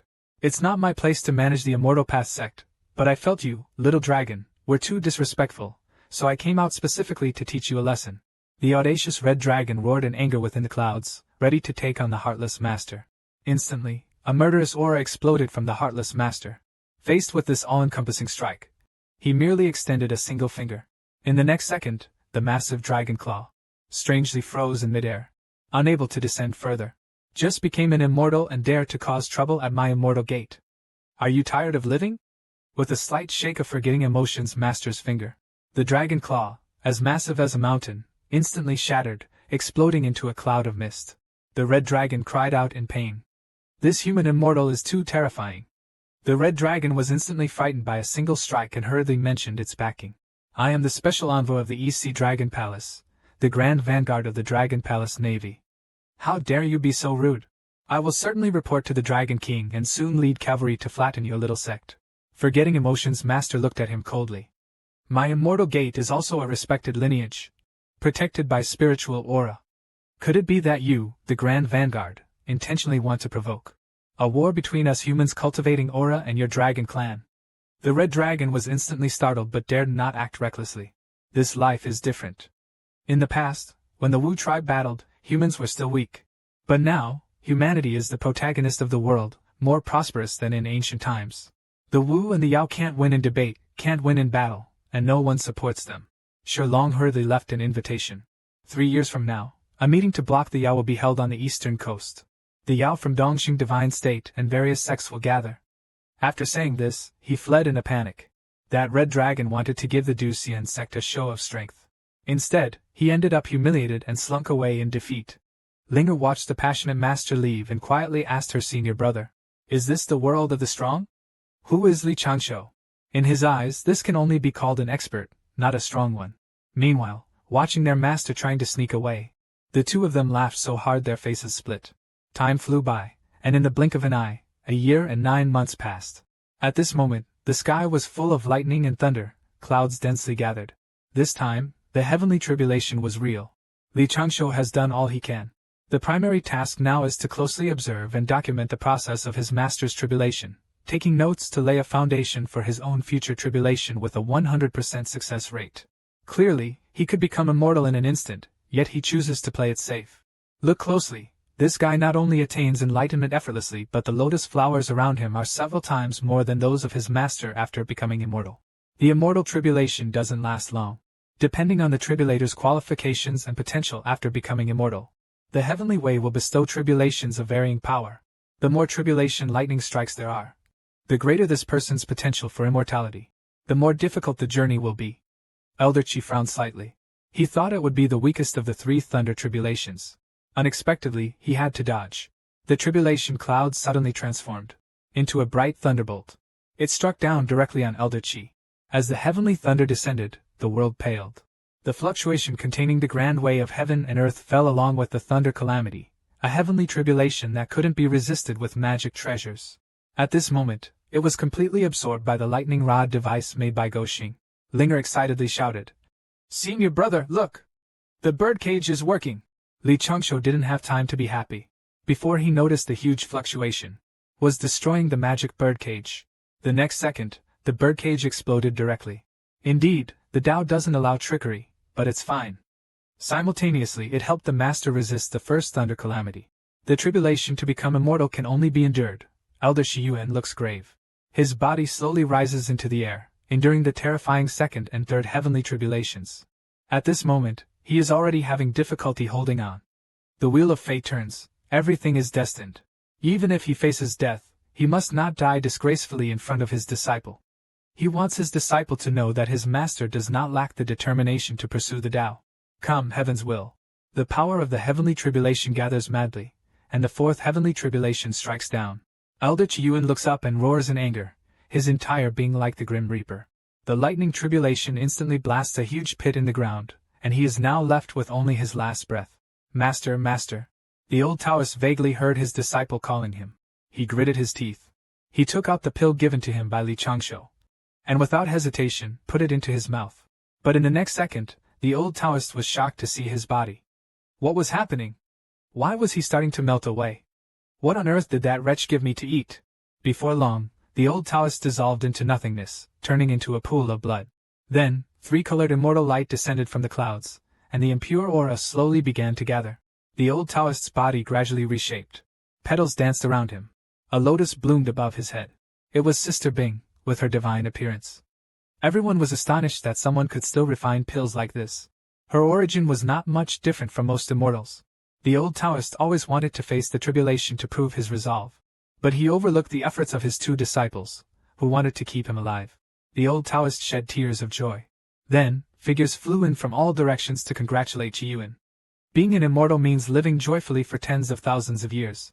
At this moment, the master, who was receiving congratulations in the crowd, suddenly heard Goxing's voice transmission. "Master, if someone asks what pill was used to dissolve the ice, say it's the Rongxian pill. The recipe for Rongxian pill is in the corner of the second-to-last bookshelf in the storage shop. If someone asks if you have any more Rongxian pills to spare, you can promise them up to 3 grams. This thing can easily bring trouble." After speaking, Li Changshu went to comprehend his master's tribulation experience. But look at this fellow. Not only does he comprehend as easily as drinking water, but the lotus flowers around him at this moment are several times more than when the master became an immortal. With his master's tribulation experience, Goxing now has a better grasp of heavenly tribulations. Once he accumulates a bit more, he won't need to suppress his realm. Begin the tribulation. But the tribulation can't be within the sect. Otherwise, the cards I've painstakingly saved for 100 years will be at least half exposed. As Li Changshu thought about this, he entered a state of enlightenment. While he was practicing his breathing, his expression suddenly changed. Someone was coming. He quickly dispersed the surrounding lotus flowers and concealed the aura he almost exposed earlier, thinking to himself that cultivation should really be done in the underground chamber. "No wonder it's you. The person who came is the Winehouse Taoist. Your master is hosting a banquet to entertain guests, and you're hiding here for a nap. Your junior sister's thin little legs are almost worn out from running." Goxing could only awkwardly smile. The Winehouse Taoist took out a jade token and threw it to Li Changshu. "Take a look, what is this? Don't say that this senior uncle only drinks your baijiu without giving you some benefit." This item is the Town Mountain Dao City Wu Wei Jingshan book from the Crossing Immortal Gate. Li Changshu was a bit surprised. Senior uncle, is this appropriate? The Winehouse Taoist looked at him thoughtfully. Why wouldn't it be appropriate? With your talent and cultivation. It's completely fine. I remember the last time you drank with me. It seems like he broke through a little bit. When was the last time? Li Changshu recalled. He remembered, it was last time when he drank too much with his senior uncle. Suddenly, he had a feeling. Accidentally broke through right on the spot. And the Taoist of the wine house remembered the scene then, almost scared him to death. Even watching the moon could lead to enlightenment. Truly a divine person. Seeing Gou Sheng's troubled expression, Taoist Nine Wu felt a bit proud. Rest assured, I have not exposed the fact that your cultivation has already rebounded to the 6th stage. This Wu Wei essence was hard fought by me for your sake. So, do you want to cultivate? You can't accept a favor without earning it. Li Changshu surely knows that. What does he want to do? It's nothing more than the demon conference invited by the Dragon Palace of the East Sea. Compared to cultivating the treasures of this mountain, Li Changshu is more reluctant to expose his own strength. You have keen observation. Jiu Wu feels a bit helpless. Actually, I didn't want to trouble you this time. But there are few clever disciples in this generation. Among the Chu clan, Yuan Qing is the most experienced. By now, the grass on the grave is already 3 feet tall. Inside the gate, no one knows you, Li Changshu, are full of schemes. Moreover, this time the team is personally led by my master's teacher. Safety is absolutely guaranteed. But no matter how much he says, Li Changshu still maintains the resolve to hide in the mountains until death. Jiu Wu Daoren sighed. He is not someone who forces others against their will. It's just that the ranking of the sect's disciples needs some adjustments. Remade, Li Changshu didn't even think about it, and surrendered immediately. The next day, the poisonous iceberg beauty from the cliff also came to Dong Xing's place. The little junior sister was unhappy on the spot. Why are they all coming to see her senior brother? Senior brother just went out once and caught the attention of the 2 beauties who were with him. How could this be? And these 2 beauties are more attractive than one another. Without comparison, there is no harm. The story of the watermelon and the washboard. The little junior sister was so upset she almost cried. Lan Lingy completely couldn't understand what was attractive about her senior brother. Clearly, he's so cautious and timid, afraid of death. How could there be another woman interested in him besides herself? Moreover, this woman is the brightest star among their peers. 1/9 uncle has already put a lot of pressure on her. Suddenly, another friendship fell from the sky. Unable to restrain herself, Lan Lingy gritted her teeth by the cliff. She indeed had to do whatever it took to quickly win over her senior brother, lest she regrets it later. Originally, the poisonous cliff was a place of danger, but at this moment, Li Changshu was in seclusion. So the drama with 3 women began to play out. Gou Xing's self-created casual card game, Immortal Monopoly. Gradually, the thatched cottage filled with laughter, long past the previous awkwardness. By evening, Li Changshu noticed Yaoqin Xinya's figure from afar. With snacks in hand, he saw the house in disarray, bottles all over the floor, 2 women sleeping soundly. Yaoqin Xinya was somewhat more graceful. But she was holding someone's pink undergarment. This girl really had a wild time. Li Changshu was a bit speechless when suddenly a sound of something breaking through the air came from the horizon. Li Changshu casually caught the flying sword. A voice from the sword said, Xiao Qiongfeng Li Changshu, come to the Hall of All Affairs for a meeting. This gathering is about the East Sea Monster Banishing Assembly. To avoid drawing attention, Li Changshu hid among the crowd and indeed wasn't noticed. The elder on stage was reading out the tasks one by one. Suddenly, his gaze shifted, scanning the 10 people below, and then glanced at Li Changshu in the corner. He corrected himself. You 11 are the most skilled or the most astute among the current disciples. Remember not to disgrace our Duxian sect or lose the grace of our 3 sects immortal order. After a moment of contemplation, he continued. There is one more thing, personally entrusted by the forgetful immortal. Where is Li Changshu of Zhao? When the elder called his name, Li Changshu knew he was in trouble. Sure enough. Elder Gu told him that on this trip, young disciples must be disciplined, especially when led by young disciples. Li Changshu's mouth twitched. Seriously? For a moment, all eyes were on him. Everyone was filled with big question marks. Why was a second-tier disciple chosen as the team leader? Only Gou Xing secretly complained that it was intentional. Jiu Wu definitely did it on purpose. This Jiu Wu Taoist is forcing him to reveal his cards. Originally, Li Changshu thought he could just tag along. After all, he had the protection of the big shots in the sect. At first, he thought there was no loss, but now it seems it's a huge loss.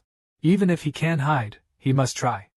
Li Changshu adhered to his usual principle of caution. He hurriedly declined. Elder Go was somewhat displeased. Are you questioning the orders of the emotionless master? Disciple wouldn't dare, but this matter seems a bit odd. Li Changshu reacted swiftly and came up with a good idea immediately. May I boldly ask if the order was personally given by the emotionless master? It was still conveyed by the 9 Wizards Elder. After confirming it was relayed by the 9 Wizards Elder, Li Changshu slightly relaxed and then showed a mischievous smile. You were the one who couldn't bear it first, so don't blame me. Shirbo then began his Oscar-worthy performance. He showed a guilty expression, dissatisfied with the elders, disciples, and the wine house. Shirbo always enjoyed drinking with the disciples. Once, after getting drunk with the elder, he jokingly said he'd let the disciples gain face, not expecting the elder to take it seriously. That's why such an arrangement was made. The disciple is incapable. Dare not rashly accept the order. I asked the elder to understand. Everyone suddenly realized. So that's what happened. They all felt that this disciple was tricked by the wine house, which was rather unfortunate. The hostility in his gaze gradually dissipated. At this moment, he felt more sympathy for Li Changshu. In a tavern tens of thousands of miles away, he couldn't help but sneeze. He didn't know that Go Xing had already ruined his reputation. The elder also knew this matter couldn't continue as a joke. Just as he planned to find another person, Qin Xuanya suddenly stepped forward. I am willing to take on this heavy responsibility, the disciple said, leaving Li Changshu stunned. What's going on today? How come the junior sister understood his intentions so well? Has the toxicity weakened? But he didn't have time to be happy. The next second, the poison intensified. Xianya suggested. Elder, please spare 2 leading disciples to join senior brother Changshu. This way, we can achieve both. In an instant, Changshu's face twisted with anger. It turns out the toxicity not only didn't decrease, but deepened. At this moment, the poisonous Xianya glanced at him, eyes full of determination. Leave it to me, senior brother Changshu. Xianya won't let you down. Thank you so much. Li Changshu felt completely shattered at this moment. The leading role had already been pushed away, but unexpectedly, Qin Xianya kicked it back and sealed the door with 2 celestial-level seals. Fortunately, he had already shifted the blame to Jiuwu. He established an image of an innocent victim being cruelly mocked. The wine house did this to get him noticed by the sect quickly. But for Go Xing, it was pure trouble, losing a trump card in his eyes. It added danger, and he knew well that his master's early injuries were caused by their own. Unfeeling Immortal's lineage had a high starting point, rose quickly, and belonged to the strongest Batian Peak lineage. This made Jiuwu completely oblivious to the petty schemes within the sect. So Li Changshu has to be cautious, especially in this seemingly peaceful environment. At the very least, he needs to keep a reserve of 20 to 30,000 cards up his sleeve. This man, at this moment, is actually writing a thank you speech for the heavenly tribulation, thanking the heavenly Tao for sparing time to criticize him, adhering to the principle of better to believe it is there than not. He also plans to list a few etiquette guidelines he needs to follow when facing the heavenly tribulation. He constantly reminds himself not to raise his middle finger, not to curse, and not to secretly criticize the heavenly Tao, repeatedly telling himself that the tribulation is an opportunity given to him, a chance where risk and opportunity coexist. To have such awareness, he is truly an exceptional figure in the world of cultivation. Li Changshu plans to secretly undergo the tribulation in the East Sea this time. In the days before departure, he spent most of his time cultivating his scarf. He cultivates steadily and surely. The confidence to successfully overcome the heavenly tribulation should be as high as 95%. But for him, that's not enough. He set his goal as the strongest 9-fold lightning tribulation. To ensure nothing goes wrong, he started developing a new set of collapsible mage's cage. With such an artifact, his confidence in facing the tribulation increased, but he seeks a 100% success rate. No rush, no rush. Li Changshu feels that the tribulation preparations need to be more meticulous. 4 days passed in the blink of an eye. Several elders are sitting on the clouds, guarding the disciples inside the gate. And Li Changshu sits closest to the forgetful love immortal, so if any emergency happens, he would be the first to be rescued. Meanwhile, Poison Cliff approaches. Brother Changshu, may I sit here? Go Xing is somewhat speechless, thinking. Just sit, I'll change places later. However, on the surface, he still agreed but pointed to a slightly farther position with his finger. Li Changshu glanced at him and inadvertently noticed that he had a pair of transparent gloves on his hands. This girl is quite thoughtful. At this moment, Poison Cliff intentionally or unintentionally wanted to have a conversation with Li Changshu.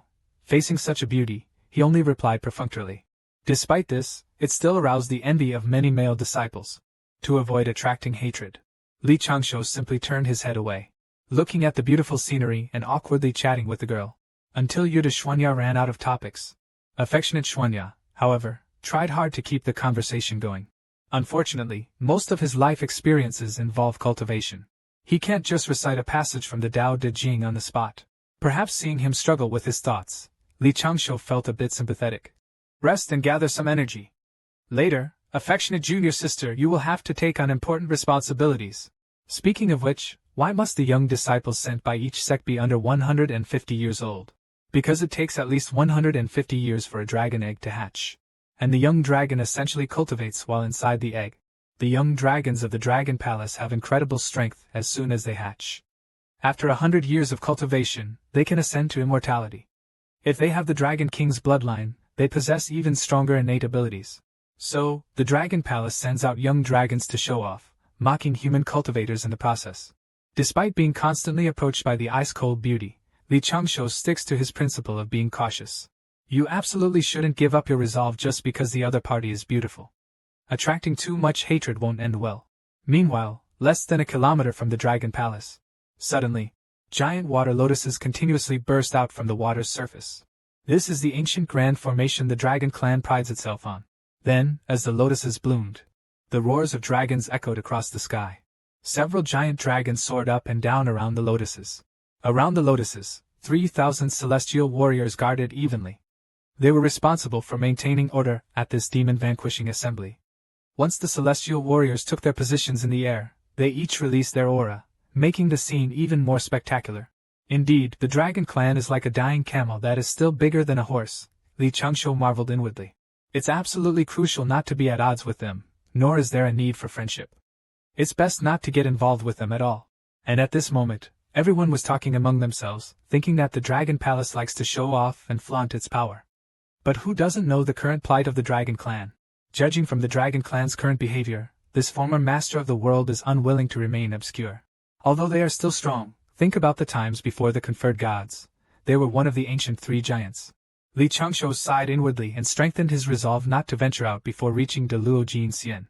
Suddenly, a golden turtle appeared before everyone, and the turtle minister on either side gestured, inviting the elders of the immortal sects to the top to taste celestial delights, while disciples took seats around. This scene looked quite comical. Once everyone was seated, they curiously tasted the Dragon Palace delicacies. Only Go Xing was glancing around. Upon arriving at a new environment, the first thing he did was to look for an emergency exit.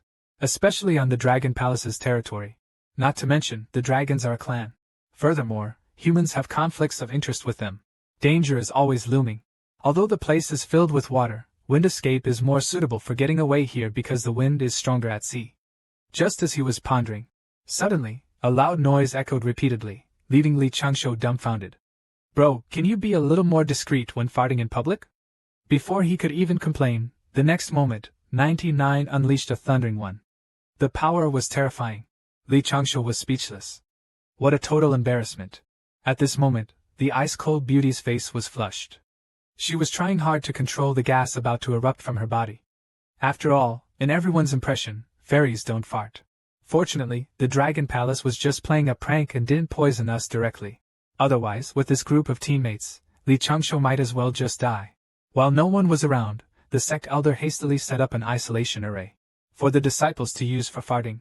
Although the start was unfavorable, and they were tricked by the Dragon Palace at the beginning, everyone became more cautious and prudent.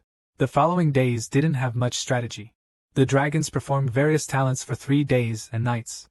Everyone went from being enthusiastic on the first day to lethargic on the second. By the third day, they simply fell asleep. Li Changshu didn't mind, constantly thinking about how to act next and how to lose to the weakest person. As early as over 230 years ago, Ao had gained consciousness inside the dragon egg. From that time, various teachers had already been instilling the idea in him that the Dragon Clan is the strongest race under heaven and earth, and they are born champions. That they are the true rulers of the primordial world. As the second dragon son of the contemporary Dragon King, Aoi possessed the purest bloodline inherited from the ancestral dragon, and he had a good chance of reaching the legendary Deluo realm. However, he clearly remembered.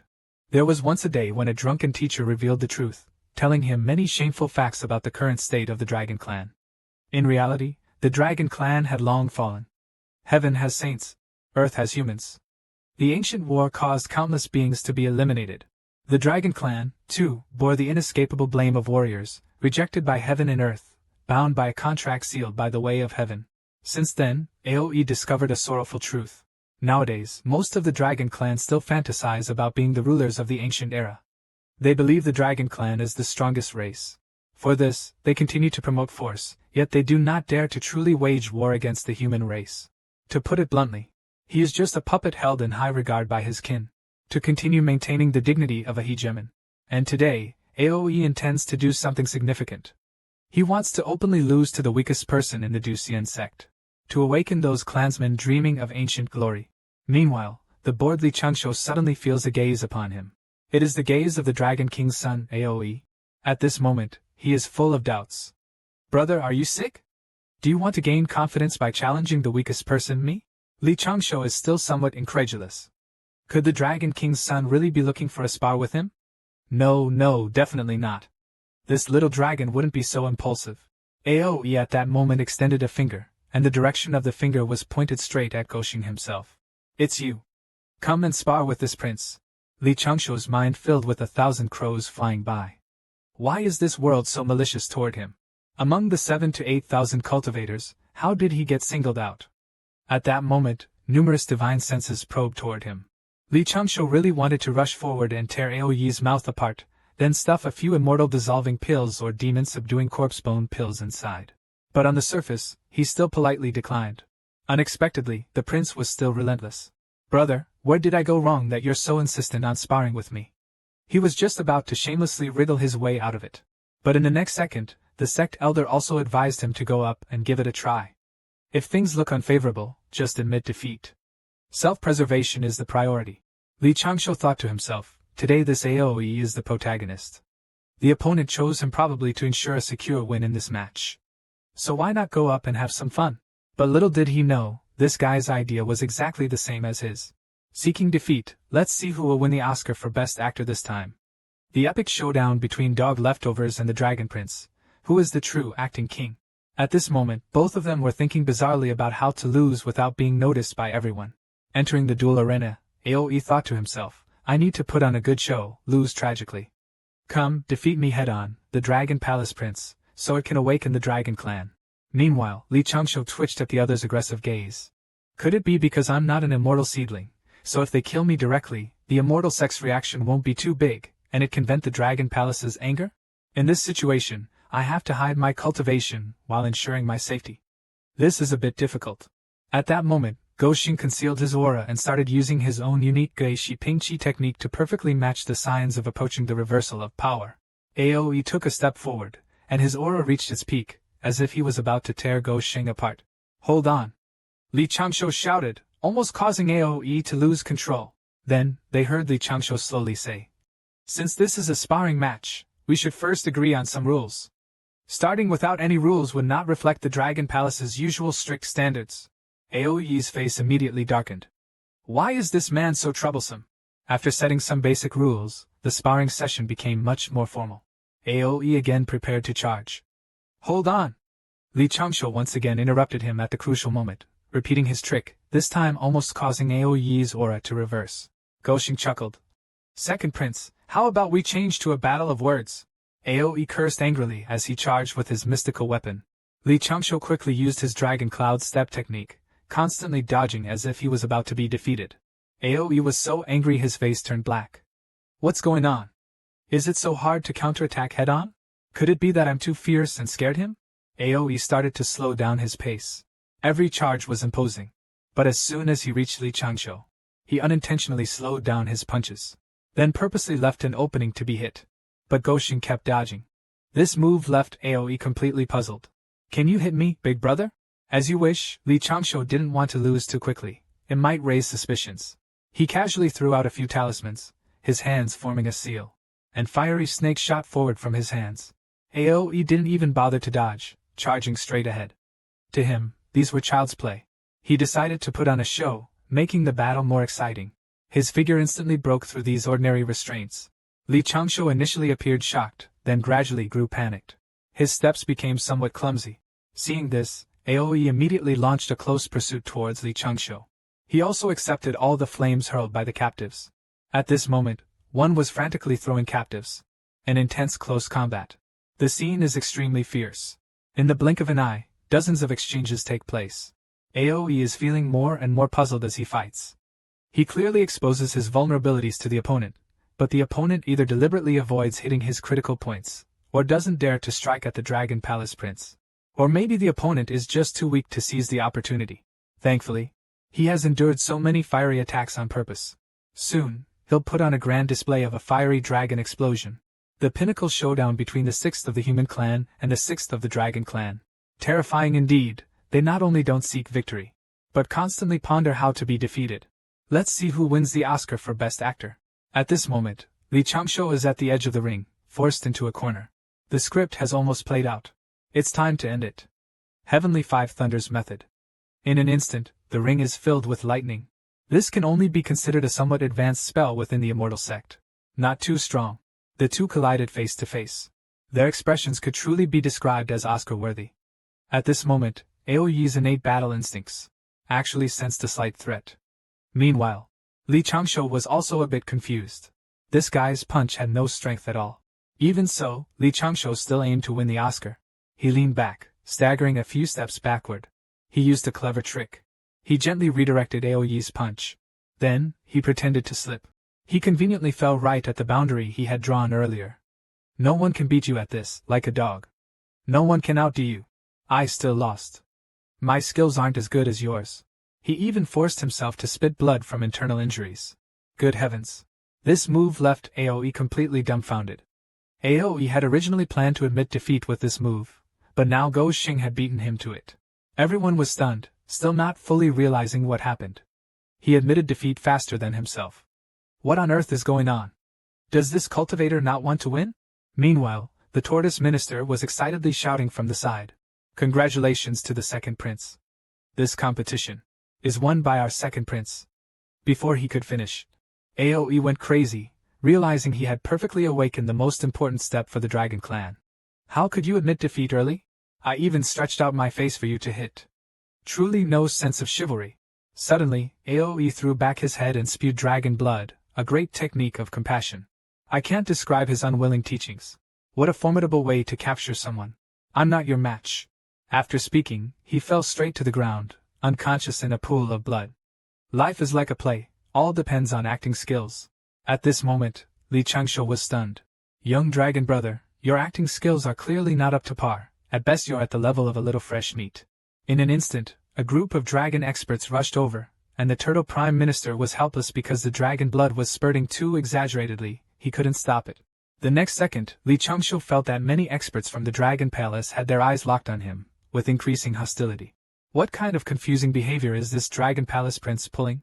Although this kid's acting is really fake, his status still stands. Li Changshou quickly thought of a countermeasure. As a qualified strategist, you must be good at disguising yourself. However, the venomous Xianye didn't think so. Anyone who dares to bully her husband will be killed without mercy.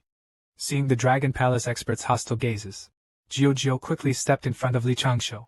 After all, no one knows the condition of the Dragon Prince's injuries right now. If anything unexpected happens, the Dragon Clan certainly won't let it go. Jiu asked with concern about Go Xing.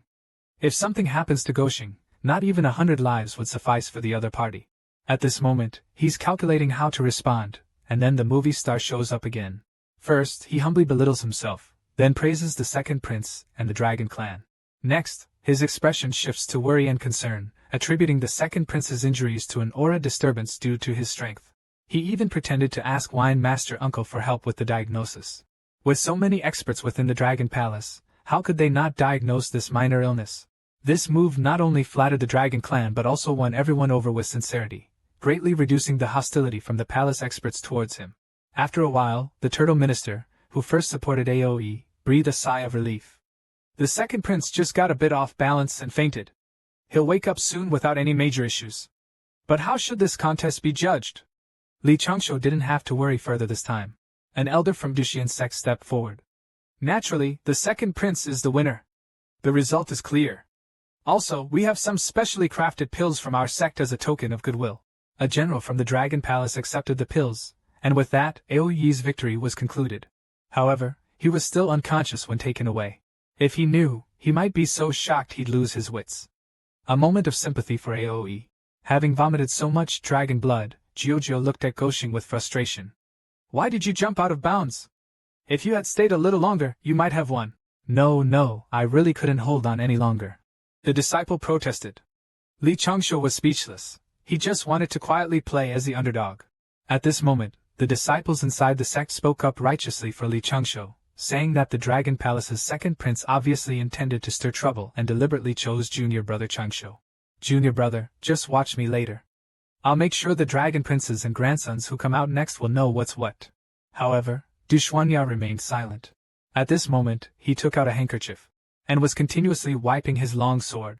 The expression on his face had turned ice-cold to the extreme. Especially that look. As if they wanted to devour the dragon clan alive. Li Changshu was terrified, he didn't dare to breathe.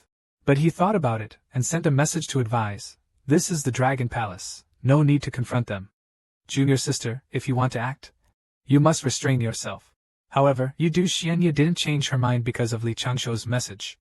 For those who dare to bully her husband, there is no mercy. At this Dragon Palace meeting, Du Xian sect disciple Yuqin Xianya amazed everyone.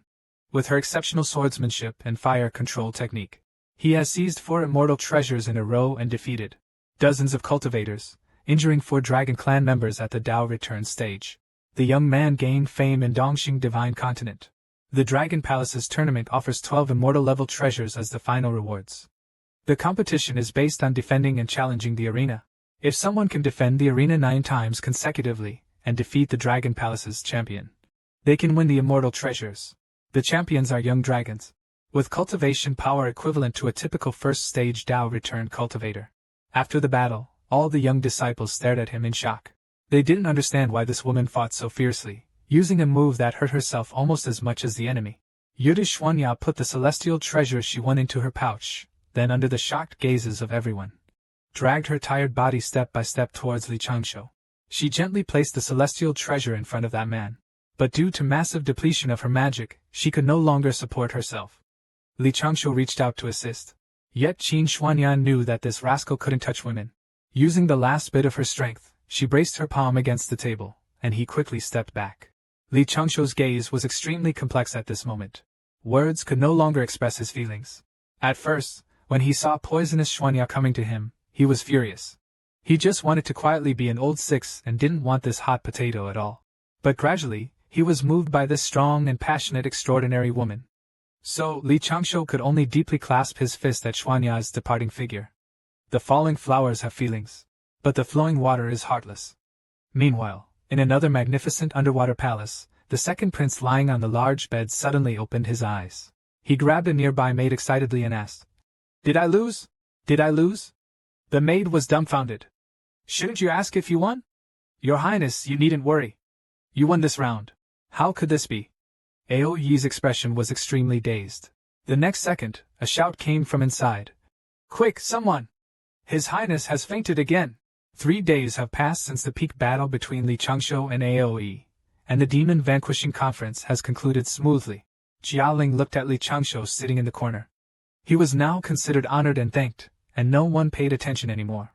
This small disturbance has come to a temporary end. From this bizarre event, Li Changshu decided once again to stay low-key. Low-key and even more low-key.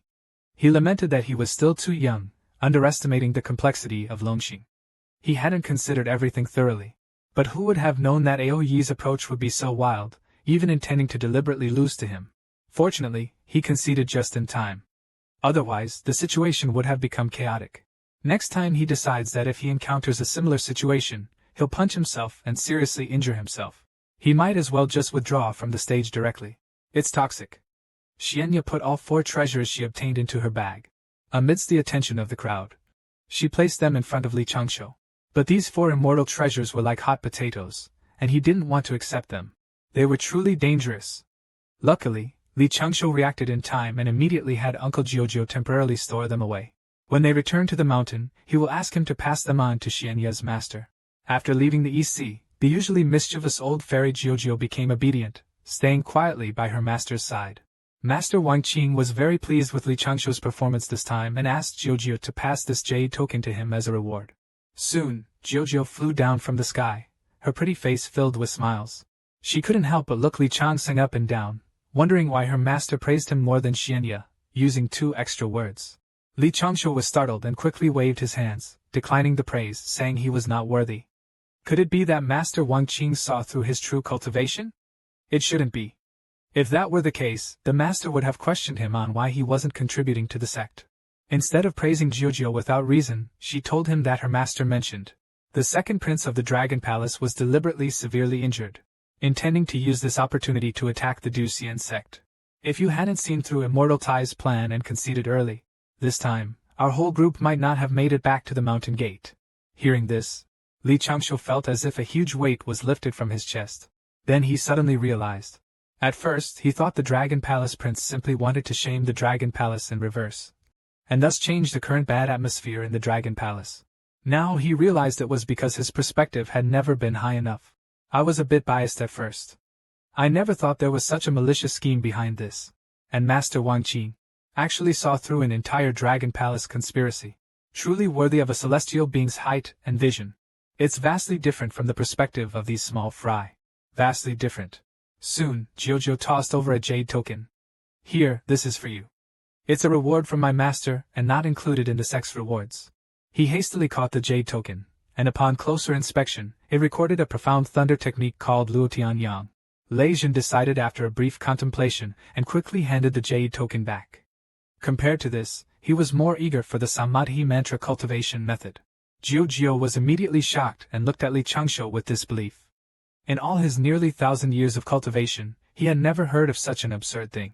However, he still went. As a result, the Forget Emotion Immortal did not mind. Nor did he take back the jade token. Instead, he gave him the jade token for the Samadhi mantra as well. Now, he had already obtained the guidelines for cultivating golden and fire divine flames, the essentials of chi fire cultivation. Li Changshuo excitedly looked at the three-eyed true vision.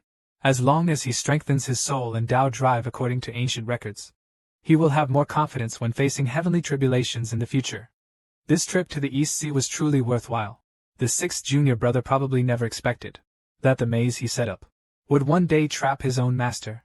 Above the white clouds, amidst the sound of a short song, the old Taoist Yuan became an immortal after passing his tribulation and has been in seclusion for over 10 years. He figured she must be bored. Just as he was about to push the door open, he suddenly thought of something. So he decided to take a stroll around Shaoqiong Peak and admire the scenery. But what he didn't know was that numerous letters had been left inside the room. On the table, the cushion, the bed, and the rafters.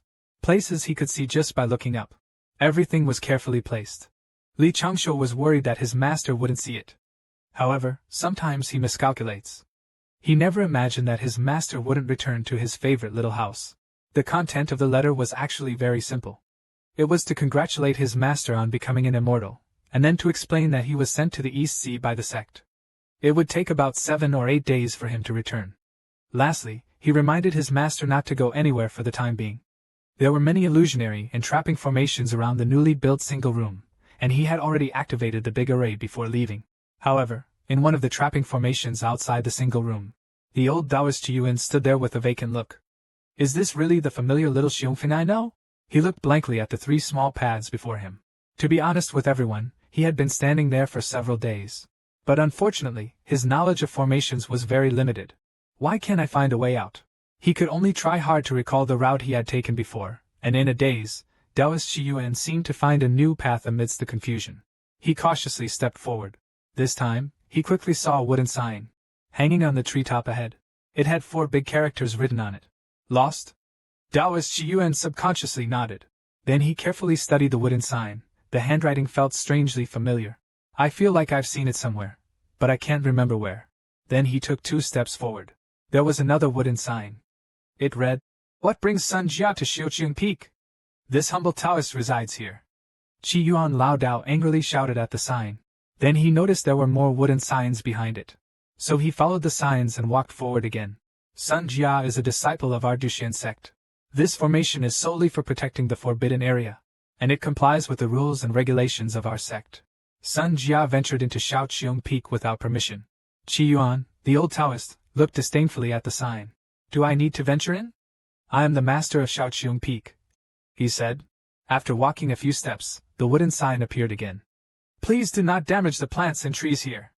This path leads to an open space without a sound isolation formation. Qi Yuan pondered silently.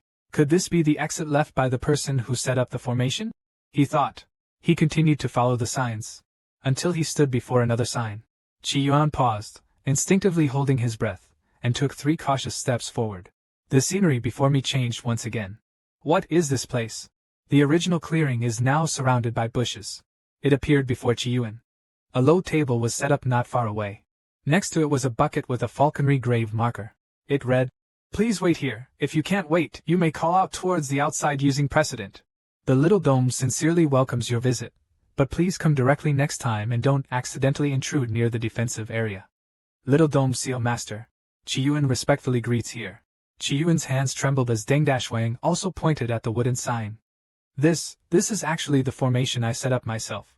Since the last internal trap almost drove the 9 Sorcerers book crazy, Li Changshou made some changes to this chain formation.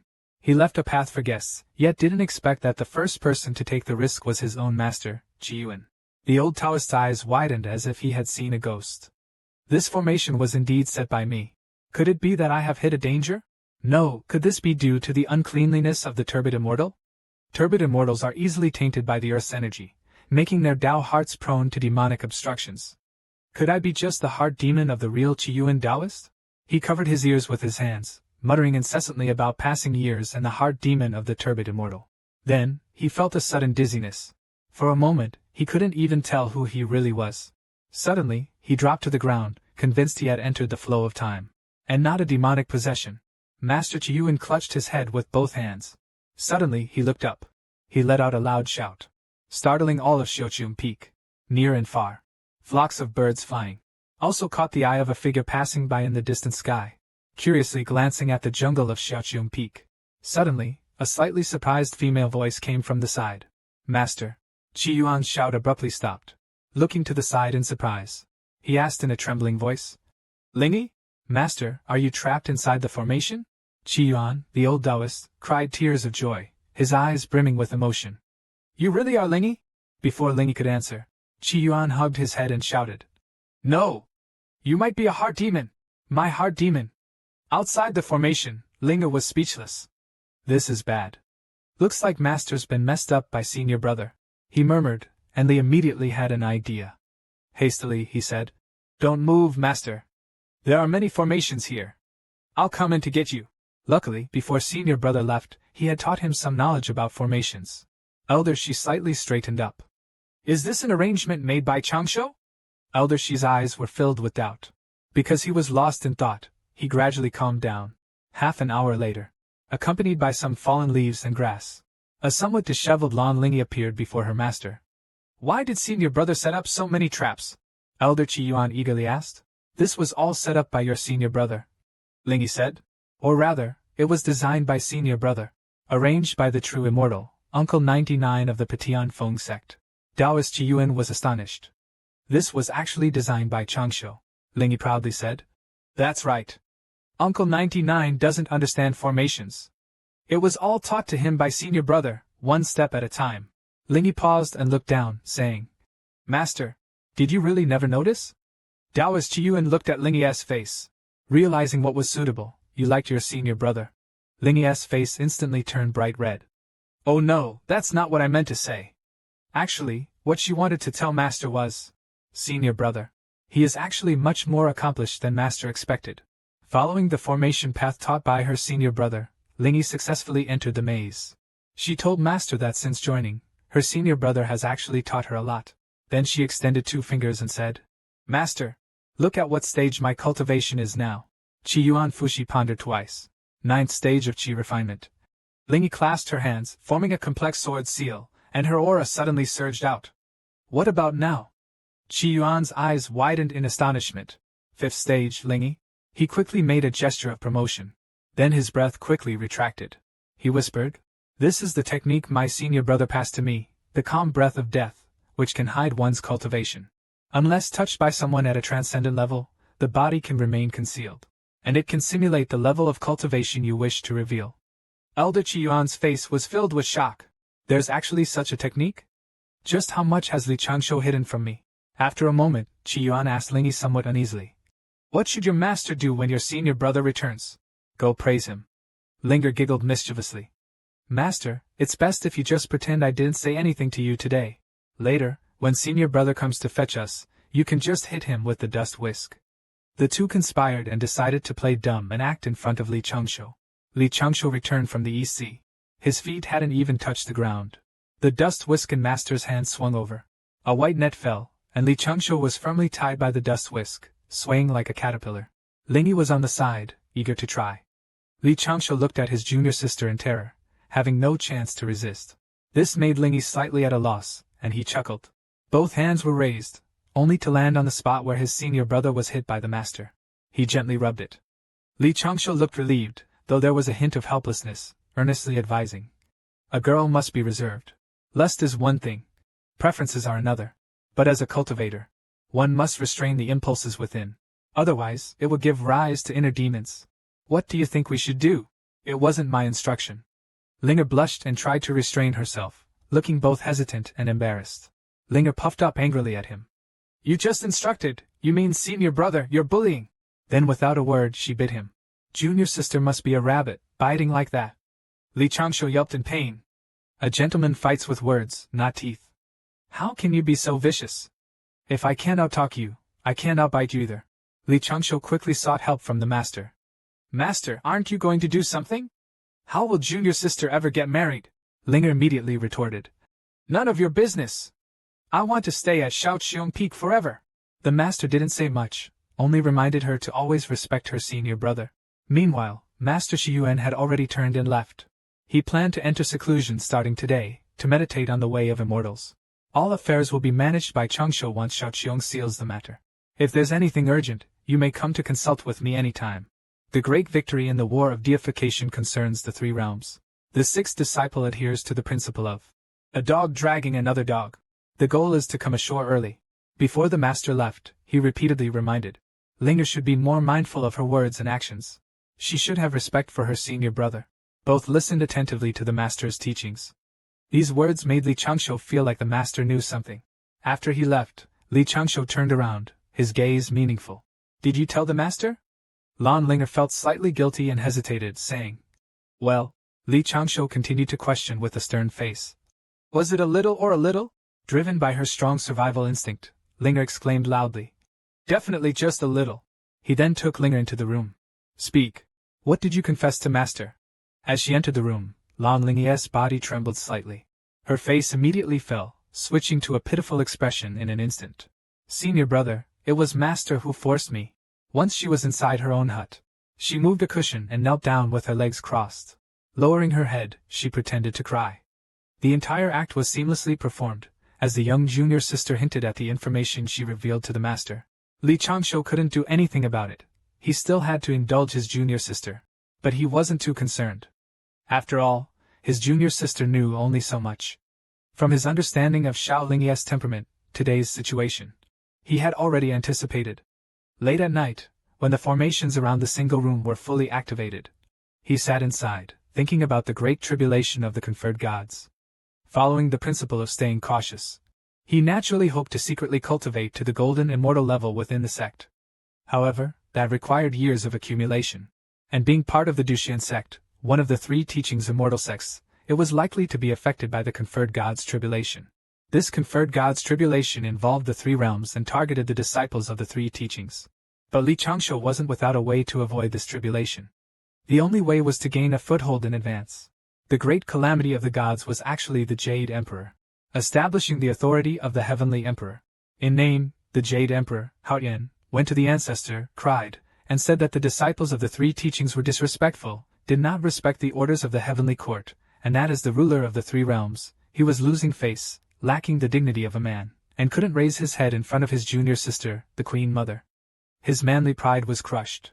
But from the outcome of the enshrinement, the disciples of the three teachings respected the heavenly court as gods, and the sages no longer manifested themselves in the world, laying the foundation for the heavenly court to manage the three realms. So, as long as he infiltrated the heavenly court early, becoming an elder during its difficult period, not needing to be a high official, hiding his strength as a minor official, it was all to be listed in the celestial realm of the heavenly court. When the great calamity of enshrinement came, he was already at a celestial rank in the heavenly court, unrelated to this calamity. How could the calamity of enshrinement fall upon him again? So he decided to wait for the idolized gods to go to the heavenly court for appointments. At that time, the heavenly court was full of talent. He could just go with the flow, retire by leveraging his position as a celestial elder, and continue his peaceful cultivation in the mountains. Why not? Now, making the master a local deity is a crucial step that saves him a lot of scheming. Maybe he can even find the master a goddess, if the master is willing. Old Lu's life philosophy has always been about survival.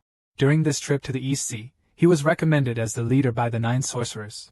Although the gains were significant, he hasn't yet vented his frustration. 3 months later, Li Changshu has successfully comprehended the cultivation principles of the Samadhi true words. Based solely on the power of Qi fire, with the same amount of magic power. It's only a third as potent as the netherworld cold fire. But once he combines Qi fire, gold fire, and divine fire, transforming them into the Samadhi true words, its power is expected to be several times stronger than the netherworld cold fire. This fire can persist within the Tao body, burning away evil and purifying impurities. From now on, the true fire will surely rise, and the power of the Samadhi mantra will also increase as one's cultivation improves. Suddenly, a white cloud came from the horizon. Li Changshu hurriedly extinguished the mass of fiery energy. Then he stood up and saluted the white cloud with clasped fists. The Taoist from the wine house on the cloud sat solemnly.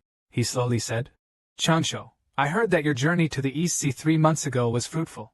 Facing the provocation of the Dragon Palace Prince, you responded appropriately, justifying my recommendation of you for this task. You really know how to bring up uncomfortable topics." Li Changshu showed a meaningful smile. Thanks to Shi Beining's kind intentions. As a disciple, I mastered the fire and thunder techniques. Today, I have specially prepared a banquet to thank you, Master Shi, for your guidance. Just back at the mountain for a few days, the wine house owner squinted slightly. How come this feels fishy? Usually, whenever he comes to freeload on wine, he's always reluctant. Jiu secretly speculated in his heart and said softly, "Could it be that after this trip to the East Sea, you have been tricked and deceived, and you want to use a poisonous pill to plot against me?" "No," Li Changshu replied with a wry smile. "I am just an ordinary disciple of the Sheqiong sect, and Master Shi is not only a real immortal of our sect but also an esteemed disciple of the Broken Sky Peak line, highly regarded by all the elders. Even if I had the intention to plot against Master Shi, I wouldn't have the courage." As he spoke, Li Changshu took out 2 luminous pearls from his sleeve. These are recording spheres, a type of magical artifact, which he has improved. Transformed into an image sphere, one for Shi Beining, one for the disciple. Today's feast is fully recorded in the image sphere. How did the wine shop suddenly burst into laughter? Without further ado, he jumped off the white cloud with his hands behind his back. "This is a great treasure." Then he reached out to take an image sphere. "Now that I have it, I want to see what you're up to. Please, uncle, after you." Li Changshu's smile grew even more kind. As soon as he sat down, the wine shop quickly opened the image sphere and placed it aside. Then the wine shop picked up a pair of chopsticks and poked each dish in front of him one by one. He looked at the dish with suspicion. Could it be that each of these chives contains a harmless herb, but together they form a potion? "Are you really inviting this per Taoist for a drink?" said Jiu. Li Changshu invited Jiu Taoist for a drink. To delight him, he specially brewed the invigorating dragon bone wine. Last time during the drink, he noticed Jiu Wu's meticulous thoughts. Of course, one cannot treat immortals like ordinary people. Jiu Wu looked suspicious. "Are you really inviting this per Taoist for a drink?" Li Changshu put on an innocent look inside. "Uncle Master, did you encounter some hardship outside to suspect my intentions like this? After all, I'm not someone with malicious intent." Jiu Wu waved his hand, laughing, and said it was a joke, then picked up the wine cup to drink sincerely. "What is there to fear?" They drank heartily. Before long, a whole jar was consumed. But they weren't satisfied, so Li Changshu immediately brought out another jar. "Uncle Master, this is a token of gratitude from your nephew. Zhuanggu Dulong wine." Jiu Wu raised an eyebrow, but secretly smiled to himself. This guy's tricks are really something. He wanted to see how Li Changshu would execute his schemes. Jiu Wu passed the wine jar using his precedent. Then, using the jade chopsticks, under his precise control, he pierced the seal and dipped a little wine on them. He held the chopsticks between his fingers and slowly brought them to his mouth, savoring the taste carefully. Suddenly, Jiuwu's eyes lit up. Great wine. Li Changshu told him. This was made using 36 types of poisonous herbs and 12 types of poisonous insects, supplemented with Ganges water and aged white spirits for distillation. Soaked for 3 months, the toxicity has been perfectly neutralized. It has benefits like strengthening muscles, bones, and enhancing male vitality. But there's one thing, I'm not sure if Sir Bo Ning can afford it. This thing is exceptionally potent. Jiuwu raised his eyebrows at Li Changshu, and Li Changshu winked back. The two exchanged a knowing smile. Both knew well. Jiuwu proudly said, "What can't be sold? I am a person of principles." Seeing the opportunity, Li Changshu immediately responded, "That's why I brewed such medicinal liquor." Sir Bo greatly enjoyed the wine with a contented mood. Holding the tonic wine, he tilted his head back and took a huge gulp, immediately feeling refreshed. Li Changshu kindly reminded him not to drink too much, but Jiuwu dismissed it. "I am a true immortal, what is there to fear? Besides, your uncle Master Josher just came out of seclusion recently. I'm truly not afraid of him." Li Changshu secretly smirked. His plot was about to bear fruit. He casually agreed. "That's truly impressive. He probably doesn't know the strength of this wine. After drinking it, he might have to fight for at least 3 days and nights." Li Changshu could see the bait was about to be taken. At this moment, he made another request. "Uncle Master, in the formation insights you gave me, there's a formation called the Brilliant Wine Formation. Disciple and Uncle Master Jojo have studied it for half a month but still can't figure it out. I wish to seek your guidance." Jiuwu immediately chuckled. This Brilliant Wine Formation was a trapping array he invented himself. Even if Li Changshu wanted to use it to trap him, breaking out of it would be effortless for him. "Let's go, I'll help you take a look," Jiuwu said. As the saying goes, when you eat someone's food, you feel obliged. Jiuwu had just downed his tonic wine. Naturally, I must help my junior with some guidance. They quickly arrived at an open space behind the defensive formation. Jiuwu immediately saw the problem and decided to help Li Changshu make some adjustments. He adjusted the position of several bronze mirrors as Jiuwu instructed. Suddenly, the bronze mirrors flashed with dazzling light, nearly blinding him. At the same time, the trap formation was activated, trapping both of them inside. Jiuwu Taoist looked at him sternly. "Deceiving yourself isn't very wise." At this moment, a flame suddenly ignited on Li Changshu's legs and arms. Jiuwu was initially stunned. Then he quickly shouted, "Why are you on fire?" He soon realized what was happening. This is the divine face of the Samadhi true words. Li Changshu pretended to be panicked. At this moment, I just want to call him the Oscar-winning actor. "Senior Changshu, why?" Li Changshu shouted in a trembling voice. With his other hand he threw the shadow ball in a certain direction. In the blink of an eye, Li Changshu was already engulfed in flames all around. He smiled and waved at the Taoist of Jiuwu. Xun Xingping's life turned into a sheet of paper. The person was instantly consumed by the flames. Jiuwu's eyes widened. This kid is trying to clear his name with his life. However, he is well versed in formations and knows them well, especially since he created this formation himself. How could he not find where the sacred gate is? So Jiuwu didn't show any panic and calmly began to break the formation. In his eyes, Changshu is still too inexperienced. Half an hour passed. Taoist Jiuwu was still circling in place. An hour passed. Jiuwu Taoist was panting heavily with exhaustion. This formation had been altered beyond his imagination. The escape method was blocked, and the basic formation was indeed his creation. The 9 light barrier formation. Only now did he realize that Jiu Yan was just a decoy.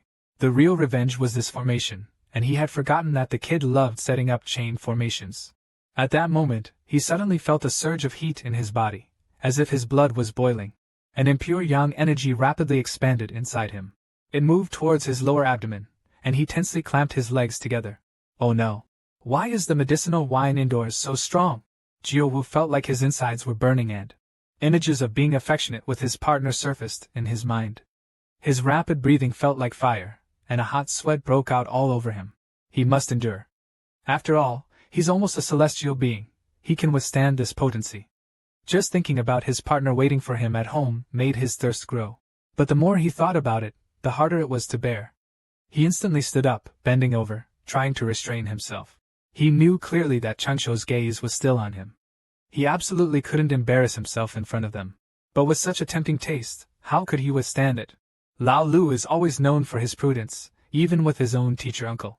He not only arranged a banquet to put him at ease, but also catered to his preferences to make him happy. Finally, he recited a great vow to reassure himself. Taoist Wu used all his strength to suppress the turbid yang energy. He knelt down on the ground with a thud. Changshu, uncle, I've conceded. I won't scheme against you anymore. How about this? Lao Six smiled faintly. Almost done. Then let's spare him. A wooden sign appeared in front of the nearby tavern. There were a few lines of writing on the sign. He hurried over to take a look. It was a heavenly Tao oath, and the first thing it mentioned was the bright Enunciation curse. It clearly stated that from this moment on, without Li Changshu's explicit permission, no one could assign him any tasks. No information about Li Changshu's dereliction of duty could be leaked to any creature, any magical item, or any tool. If the oath was broken, it would result in the loss of masculine vigor, the 9 which Taoist was at a loss. It was just a heavenly Tao oath of a few hundred words. I'll recite it. At the same time, the heavenly Tao responded, and muffled thunder echoed above Little Cheong Peak. After reciting hundreds of words of the oath, the tremors around gradually dissipated. Even the outer tremors quickly ceased. Jiaowu leapt up urgently and sped towards the direction of the broken sky wind, muttering, Master, Master, don't go into seclusion! The words on Master Shi's wooden plaque also began to fade rapidly. Li Changshu showed a calm smile, finally having temporarily settled everything. 2 months later, it was time for the agreed day to refine pills together. Little beast, do you still have the medicinal wine you gave to my 5th senior brother? My 4th senior sister said. She wants to exchange some spell books for the recipe of the medicinal wine. You can pick any spell you want. Li Changshu replied without even lifting his head. It's the one right in front of you. He was about to lower his head to continue working, but suddenly remembered something. He turned his head and reminded her. This wine isn't suitable for women. It's a special wine for men. Women drinking it could cause problems. With a thud, a wooden spoon fell to the ground, spilling a bit of wine. She stared at Li Changshu for a long time. What happens if you drink it? That was way too quick, wasn't it? Li Changshu felt a little speechless. Maybe you'll just grow a beard, I guess. Uncle Giorgio was momentarily stunned. With a long beard, he soon relaxed. Oh, it's just a long beard. Uncle Xia, I jumped. I thought it might be a yin-yang imbalance, turning neither male nor female. Li Changshu shook his head helplessly. He always admired his junior uncle's logic. He always held great admiration. Then he pointed to the fine brew nearby. After today's batch of elixirs is completed, he plans to go into seclusion for 6 months to a year to cultivate the true eye of Samadhi. As for these wines, he prepared them a year in advance as a gift for Uncle Master. Giorgio looked at the many fine wines in front of him, drooling almost uncontrollably. Li Changshu continued to add, drinking too much of this isn't good. Uncle Master, you should drink in moderation. What is a trump card? It's something that others can't think of or guess. As for what Go Xing's trump card truly is, even the author might not be able to count them all. After briefly explaining things to Uncle Giorgio, Li Changshu went back to work. Giorgio sits quietly by the side watching Li Changshu organize herbs. Unconsciously, she becomes somewhat dazed. After a moment, Giorgio widens her eyes, staring intently at Li Changshu. Xiao Shosho, you're actually quite good-looking, she says, leaving Li Changshu a bit perplexed. Giorgio's poetic intoxication surges, her smile even brighter than before. How did I not notice this before? Before Li Changshu can say anything, the next second Giorgio has already fallen asleep at the table. Li Changshu quietly watches the sleeping little poet. As he sleeps, his skin is as jade and smooth, his mind clear and perceptive, such a description. It's a pity that when awake, he's a bit too lively. 2 days later, he comes to the riverside to find Lingyi to inform her about his retreat. Lingyi was a little puzzled. Senior brother, aren't you going to seclude yourself in the private room this time? Li Changshu, controlling the nearly rampaging third sister's incantation, said. No, practicing the third sister's incantation can easily cause a room to explode. Later, he would make a small wooden raft to seclude himself in the lake, which would be safer. Afterward, Li Changshu placed a few porcelain bottles in her hands, so that during his seclusion, the little junior sister could use the medicinal powder to protect herself. He carefully instructed her on the usage and dosage of each pill, while Lingyi kept pondering. She couldn't help but softly ask, Senior brother, shouldn't the third sister's incantation be kept hidden? Isn't this spell very powerful? Li Changshu casually knocked on his junior sister's head. You just stopped attending lectures for a few years, and you've already forgotten everything I taught you. The truth spell of the third sister was a gift from the heartless immortal. Hiding it on purpose and not using it will only raise more suspicion. Being unpredictable means others can't think of it or guess it. They wouldn't link it to the usual information you've displayed. That's what makes it a trump card, not just its raw power. After hearing these words from her senior brother, Lingy felt enlightened. I fear I'll never be as steady and cautious as senior brother in this lifetime. Then, he took out 2 porcelain bottles. He instructed her to place these 2 bottles of pills before their master's door. These are immortal pills especially refined for their master. It has the effect of clearing and transforming impurities. Lingy was instantly delighted. Master, wouldn't this help you break free from being a contaminated immortal? Li Changsho shook his head and sighed lightly. It's difficult. He also currently lacks the strength to do so. Then, he strolled into the forest, preparing to make a small wooden raft for later use. Just as he left, Lan Lingy opened the jade bottle and took a sniff. Is the medicinal effect really that strong? Soon, a wave of pure energy rushed toward her. She only took a light breath. Her whole body felt a bit lightheaded, dizzy, and she stumbled back to her room. The 9th senior brother's words awakened her from her daze, gradually allowing Jiujio to realize her own feelings. 2 days later, Lan Ling was quietly meditating in her room. A loud rumble startled her awake. She immediately got up and looked out the window. She saw a huge 2-story boat floating on the lake. Her mind recalled what her senior brother had said, I'll make a small raft later. She got up to go out, wondering if her senior brother misunderstood the word small. Then she glanced at herself, thinking her senior brother truly lost his sense of scale due to Uncle Jiujio. 3 months later, at the Immortal Gate again, the 9 Immortals' place of cultivation, Jiujio seemed completely exhausted. When Li Changsho was around, he could help refine pills and had something to do, and he could play his self-made little games when idle. Now, he's only been in seclusion for 3 months, but it feels like 3 years have passed. He's completely bored, almost growing mold.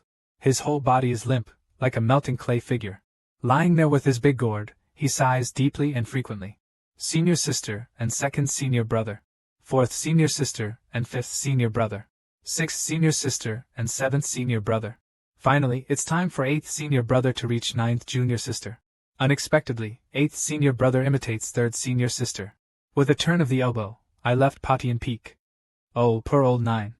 Just because I'm an odd number, I have to be alone with no one to accompany me, and I'm even the master's last disciple. At that moment, the window of the small building next door was pushed open, and a radiant number 9 leaned out to look this way. 9 was exceptionally excited to see her senior sister appear. She pounced toward number 9 through the window. Come with me to Xiuqing Peak.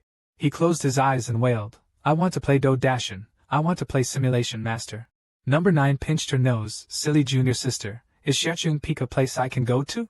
Number 9 showed a meaningful smile, if your senior sister goes, won't you feel awkward? Jiujio was completely stunned. This awkward reaction, Jiujio immediately waved her hand to explain. Senior sister, have you misunderstood something? Xiao Shosho and I are purely an aunt-nephew relationship. Really? Senior sister squinted with a smile, her gaze full of intent. A pure relationship? An aunt and nephew who make pills and set up arrays together every day, spending all their time together? So close and intimate? Jiujio immediately refuted and explained that Li Changsho couldn't touch women, telling her about his condition, since his junior sister grew up under his care. So, there was no problem. And their interactions were limited to fist bumps. Upon hearing this, senior sister sensed something was off and continued to ask about the origin of his condition. Jiujio patiently explained their last trip to Beizhou. Moments later, senior sister burst into laughter. You actually believe such a simple trick? It's like a wake-up call for Jiujio, who immediately realized. This guy actually dared to deceive me, the master of books. Jiujio gently patted his head. Calm down, Xiaojio. This type of chaste man is rare in this world. You absolutely shouldn't miss out on this treasure. Jiujio finally succeeded in his self-strategy. He couldn't believe it either. He actually developed feelings for a slightly over 100-year-old young person with slight dementia. Jiujio's face turned red all at once. Nonsense in the world. How could I feel so confused around him, not knowing how to explain it, so I could only use the excuse of going into seclusion to return to myself. In the room, 9th senior sister chuckled softly and then barged into his room. Why be shy in front of 4th senior sister, little 9th? Let me teach you how to dress up. 9th senior sister showed a kind smile. Come on, let 4th senior sister take a look at how your figure has developed. In the next moment, clothes and accessories were thrown aside, leaving only the laughter of the 2 fairies echoing in the area. For months after 4th senior sister's visit, little 9th kept thinking about what she had said. Thinking about it while leading the team for training. Thinking about it while meditating in seclusion back at the cave. Initially, little 9th thought there were no other feelings between her and Li Changsho, just a pure friendship. But finally she figured it out. Could it be that she had unknowingly developed feelings for little Changsho? Until one day, when the paper crane carrying the news of Li Changsho leaving the retreat fell into his hands, Jiujiu carefully held the paper crane in his palms and showed a happy smile. After a while, Jiujiu was shocked and suddenly realized Li Changsho's image appeared in his mind involuntarily. Could it be that his reaction really meant he was moved by a young attendant just over 100 years old? Some questions can only be answered by asking. Fourth senior sister's voice still echoed by his ear, encouraging him to go ask clearly. Soon, 99 arrived at the single room in Shaoqiong Peak. He looked at Li Changsho, hesitating to speak. Little Skinny, do you like? Li Changsho didn't look up, only asking what he liked. Do you really like refining pills? Li Changsho was puzzled. Why ask this so suddenly? 99 quickly turned his head to avoid saying, Nothing, nothing. It was clearly just one sentence. Why was it so difficult to say? 2 hours passed, and Li Changsho had already equipped himself with layer after layer of protective gear, but 99 still couldn't say that sentence. He had thought of speaking up dozens of times. Yet still, he found it hard to ask. So, he made up his mind and used all his strength to say in the softest tone. How did I do in refining this batch of pills? The heavy protective suit made it hard for him to hear clearly. But he still gave a thumbs up, as always very good. Uncle, your precedent really helped a lot. Jiujiu seemed very shy, constantly rubbing his clothes, lowering the volume. What about the longevity dereliction? You feel negligent. How about me? Old 6, oh old 6. Truly impressive, you're able to make a steel-hearted woman change herself for love. At this moment, it's a crucial period of responsibility. Li Changsho, who is in complete control and solely bearing the medicinal properties, because he was carrying too many anti-poison artifacts. But Jiujiu's voice was really too low. I only heard longevity. What do you think? These few words. Recalling the previous topic, Li Changsho nodded lightly. He said without turning his head, very strong. And very stable. What's rarer is that it's very pure. There are no impurities at all. I wish I could have it too. Jiujiu's mouth slightly opened, and she froze, unable to contain her excited, pounding heart. Then, she threw all the medicine bottles in her hand aside. Do you know what you're saying? This action directly scared Li Changsho. He looked at Jiujiu with confusion, not understanding what he did wrong. Then he stood up and walked towards Jiujiu. What's wrong? Is there something wrong? Jiujiu instinctively stepped back. Is there something wrong? Think about what he said. Isn't this outrageous? Li Changsho looked at him with a puzzled expression. Jiujiu's slightly rounded pretty face instantly flushed red, even wisps of white smoke appeared on her forehead. He took a half step back, wanting to say something, but all that came out were trembling sounds. Embarrassed, he turned around and quickly ran in the direction of Petian Peak. Li Changsho reached out to stop him. Leaving just like that?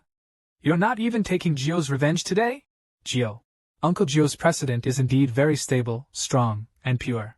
Otherwise, how could he have taken charge on the first try? It saved the other 8 sets of materials he had prepared for himself. If only I could have such a pure-hearted precedent as my uncle. That would be great. However, I'm also about to undergo a tribulation. After a short while, Li Changsho quickly realized.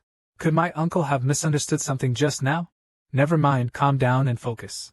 Prepared to handle these minor matters, and I'll explain later. Jiujiu was sitting on the big gourd, flying quickly between the peaks of the immortal gate. Casually pulled the wine gourd from his waist and gulped it down, then staggered back and forth rapidly. What exactly was he thinking? That was negligence. Then dashed straight into the woods. Relaxed, he lay there. His face still retained a slight blush. Thinking he didn't have much femininity. Casually pulled out a treasure bag. Inside were those colorful fairy dresses the 5th senior brother brought. They were made by the 4th senior sister for him. Jiujiu quickly threw the treasure bag away. How could I wear such things, especially just for testing? But after throwing it away, she couldn't help but glance at it. Maybe just trying it wouldn't hurt, as long as no one sees. As a proper 6th sister, it's best to avoid such causality. At this moment, Jiujiu was racking her brain to test Li Changsho. Those colorful fairy dresses seemed too revealing.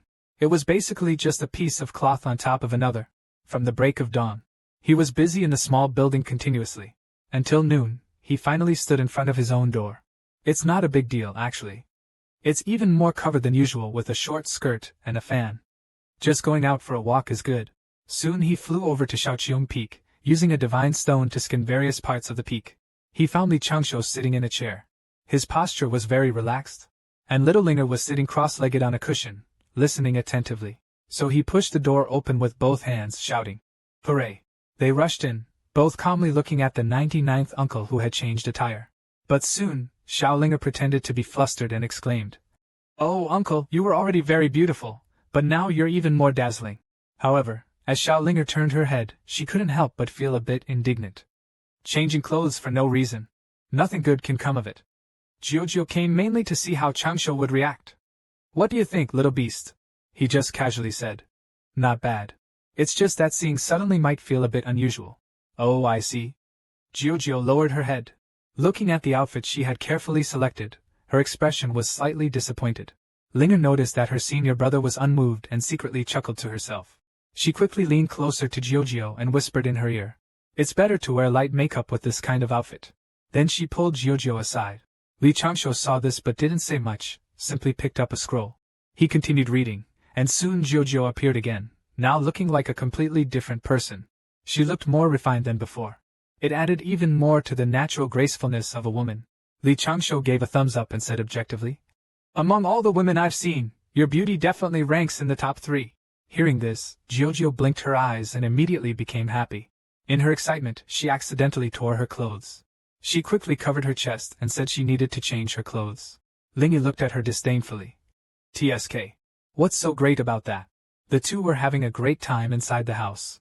Before long, he started snoring loudly. Li Changshu took this opportunity to enter the underground chamber of the private room. Now, at every moment, there were signs of breaking through the restraints, but fortunately, they could still be suppressed. He sat on a meditation cushion in the corner, closed his eyes, focused his mind, and formed a circle with his hands. A ball of red flame slowly condensed and was then absorbed into his body, beginning to flow gradually, sealing off his primordial soul. Mysterious lotus flowers gently rotated within him, carrying a profound Tao energy. Elusive and unfixed, this time in seclusion. He was very likely to break through to the 9th realm of the Tao. At that point, he might have to face the heavenly tribulation directly. In this case, preparing for the tribulation had to be put on the agenda. Leaving the mountain to face the tribulation had been his plan for a long time. First, to avoid exposing his cultivation level. Second, to prevent others from witnessing his tribulation. But if he wanted to slip out of the sect smoothly, it would also require some effort. Old Six went to great lengths to prepare for facing the tribulation, even daring to bribe the elders within the sect. Early in the morning, a sleeping Lingy was shaken awake. He hadn't fully regained his senses yet, when he heard Jiujiu excitedly shouting, "Ha! My bottleneck has broken on its own. Little Linger, remember to tell your senior brother. I'm heading back to seclude myself for cultivation." Linger, who was still groggy, suddenly woke up completely. "Wait, you broke through just by sleeping?" The little martial uncle was in high spirits and said, "Remember to tell your senior brother. When I finish my seclusion, I'll help him refine pills." "Junior sister," suddenly a sound transmission reached my ear. Linger instinctively responded. Li Changshu continued to transmit sound to the martial uncle, saying, "I heard it. I will likely enter seclusion for 3 months. After that, I may have to go out for a while.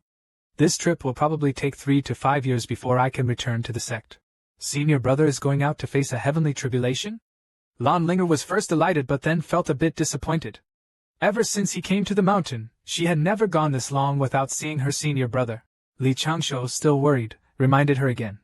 "I will wake up Master when I leave. Ask Master not to enter closed seclusion during these years. And remember, don't run around recklessly. Remember my previous warnings. Keep them in your heart at all times. Don't be careless and let others take advantage of you." Listening to her senior brother's endless nagging, Linger was already used to it. "Got it, senior brother. Senior brother, you can talk about these matters after you come out of seclusion." In the blink of an eye, 3 months passed. Li Changshu looked down at the faint glow in his palm. He didn't expect that the fusion with the Tao would come much earlier than he anticipated. "Everything is ready now, just lacking a reason to leave. The rules of the Du Xian sect are strict. Disciples who have not yet become immortals need permission to leave the mountain gate. Without permission, they can't even pass through the protective formation of the sect. However, this is also to regulate the words and actions of the disciples, to supervise their cultivation, and to ensure their safety. Li Changshu is listed in the sect's disciple records as an outstanding reverse sequence second-rank alchemist knight, with strict restrictions on leaving the sect. In order to go out and face his tribulation this time, Li Changshu had already prepared a reason for his request to leave. He smiled calmly, thinking, "Luckily, our Shaoqiong Peak is rich in spirit fish. When he arrived at the Baifan store, Li Changsho skillfully found the elder he was familiar with. He explained that he wanted to return home to pay respects at his ancestors' graves. Even hearts of cultivators are made of flesh, and the path to enlightenment has its worldly tribulations. But the elder remembered that his parents had already passed away 18 years ago. Where is this worldly tribulation coming from? Li Changsho calmly took out the spirit fish he had prepared in advance. With a serious expression, he told the elder that during his recent seclusion, he discovered that he had not completely severed his emotional ties to his family.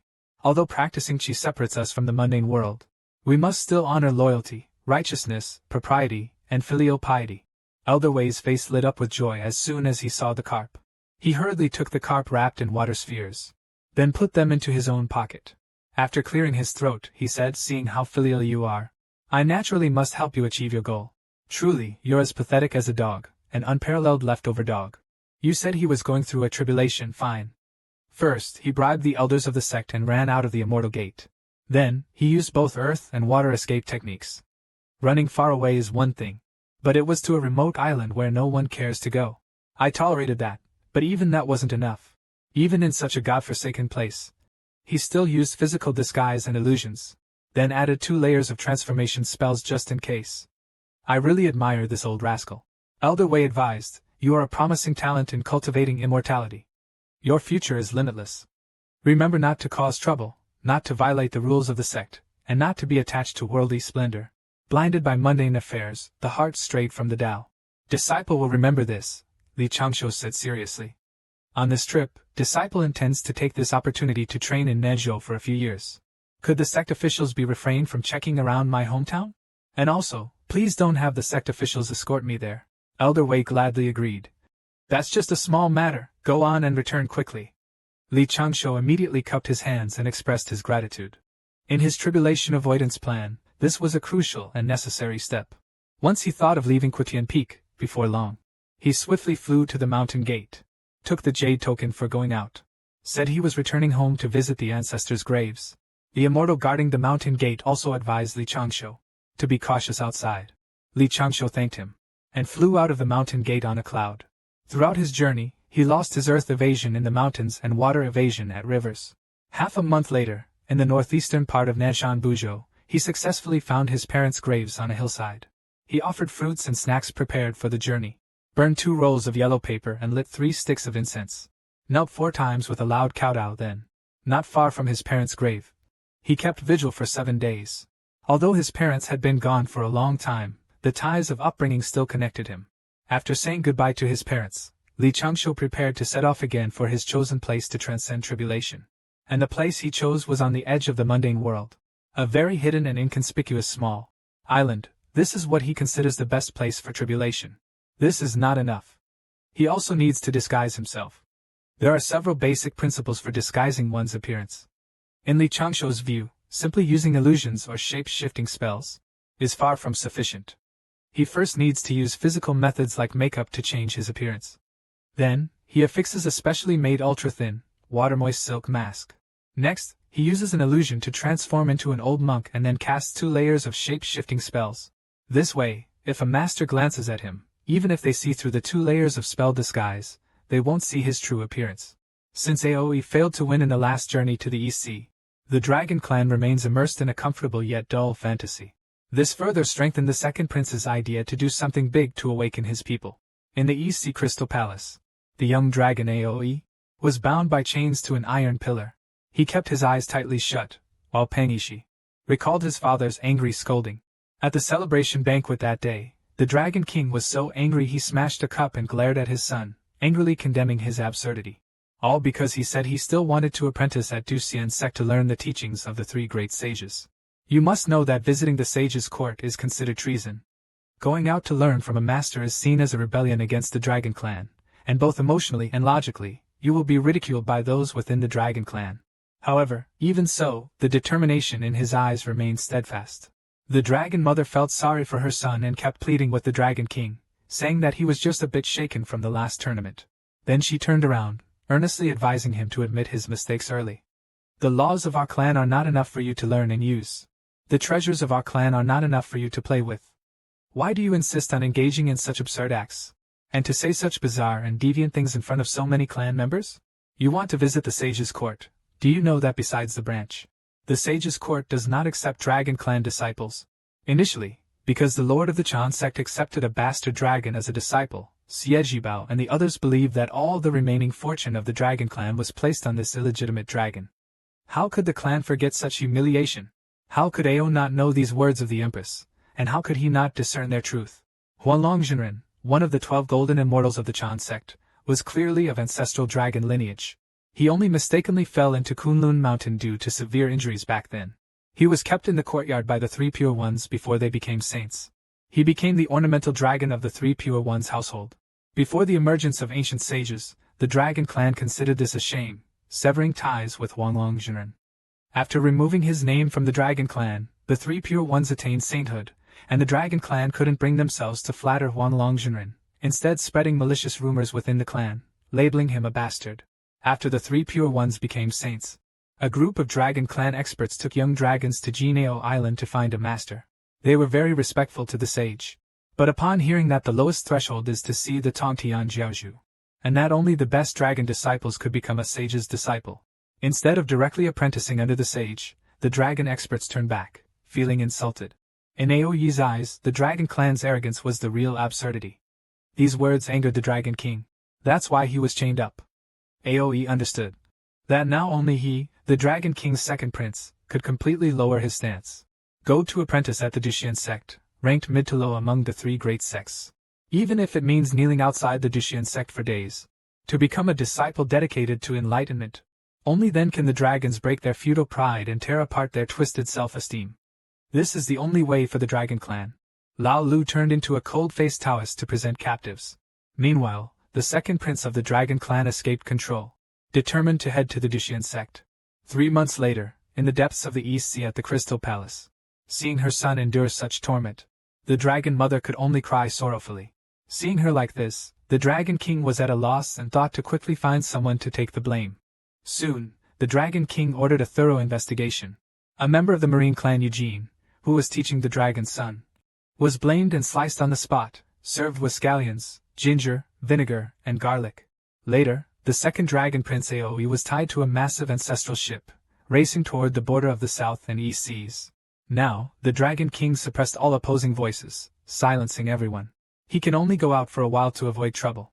Meanwhile, Li Changshu has already disguised himself.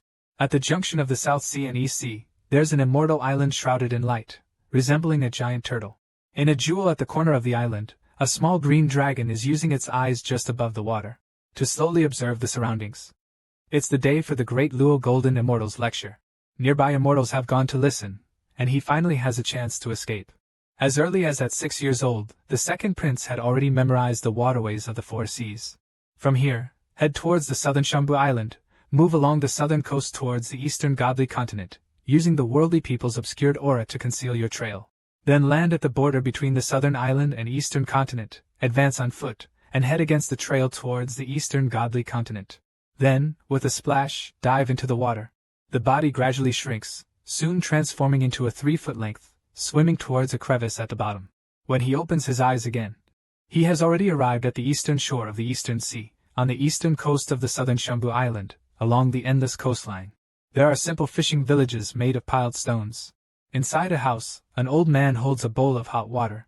Walking towards the old Taoist, who was sipping water, was Li Changshu. He had just given away some captives in the village. At this moment, he received warm gratitude from the villagers. He used this as a cover to make his actions by the East Sea seem more reasonable and to earn some fortune and merit. However, these blessings were not given casually. He understood well that sowing good reaps good fruit. Sowing evil reaps evil fruit. But because he couldn't determine the blessings he bestowed. Are you helping a good person or an evil one? So the safest way is to give out some deliberately misdrawn, ineffective sleep aids for free. This way, you won't get involved with karma. Suddenly, he sensed some powerful immortal stones nearby, searching back and forth. At the same time, in the distance, a shadow of a pale dragon passed silently over the sea, soon entering the clouds. He looked up carefully and indeed, it was a dragon. It seemed they were looking for something. Li Changshu found the land for his tribulation crossing. Unexpectedly, he once again crossed paths underwater with the Dragon Clan's second prince. Although Li Changshu couldn't see the figures of the Dragon Clan experts, Their presence was not hidden at all, and could be sensed from hundreds or even thousands of miles away. Regardless of what they were searching for, Li Changshu still felt it was better to leave this area quickly. So, with a swift transformation, he turned into a medium-sized squid. Without hesitation, he plunged into the sea. After swimming for a while, Li Changshu's eyes suddenly lit up as he spotted a small island that seemed fairly decent. The island was ring-shaped, and upon closer inspection, resembled a playful little fish. It was actually several small mountains protruding from the sea. Although he seemed quite satisfied, he still decided to get closer and investigate further. He was about 10 miles away from the island. Suddenly, he spotted a small whirlpool in the water. He carefully inspected inch by inch using spiritual stones. Soon, he discovered a very hidden underwater cave and immediately decided to go inside and take a look. The cave was very narrow, with a sloped structure. But that wasn't enough. He continued to explore with spiritual stones and found that the cave was connected to a small pond somewhere on the island. Not bad, a great spot. Plus there's a natural escape route. Li Changshu grew more and more satisfied as he observed, and made his decision. It would be this spot. After Aoe secretly left the immortal island, he followed the seabed terrain and found this hidden crevice. The second prince and the elite dragon clan experts sent by the emperor frantically searched for him. They wanted to capture the prince and bring him back. In your dreams?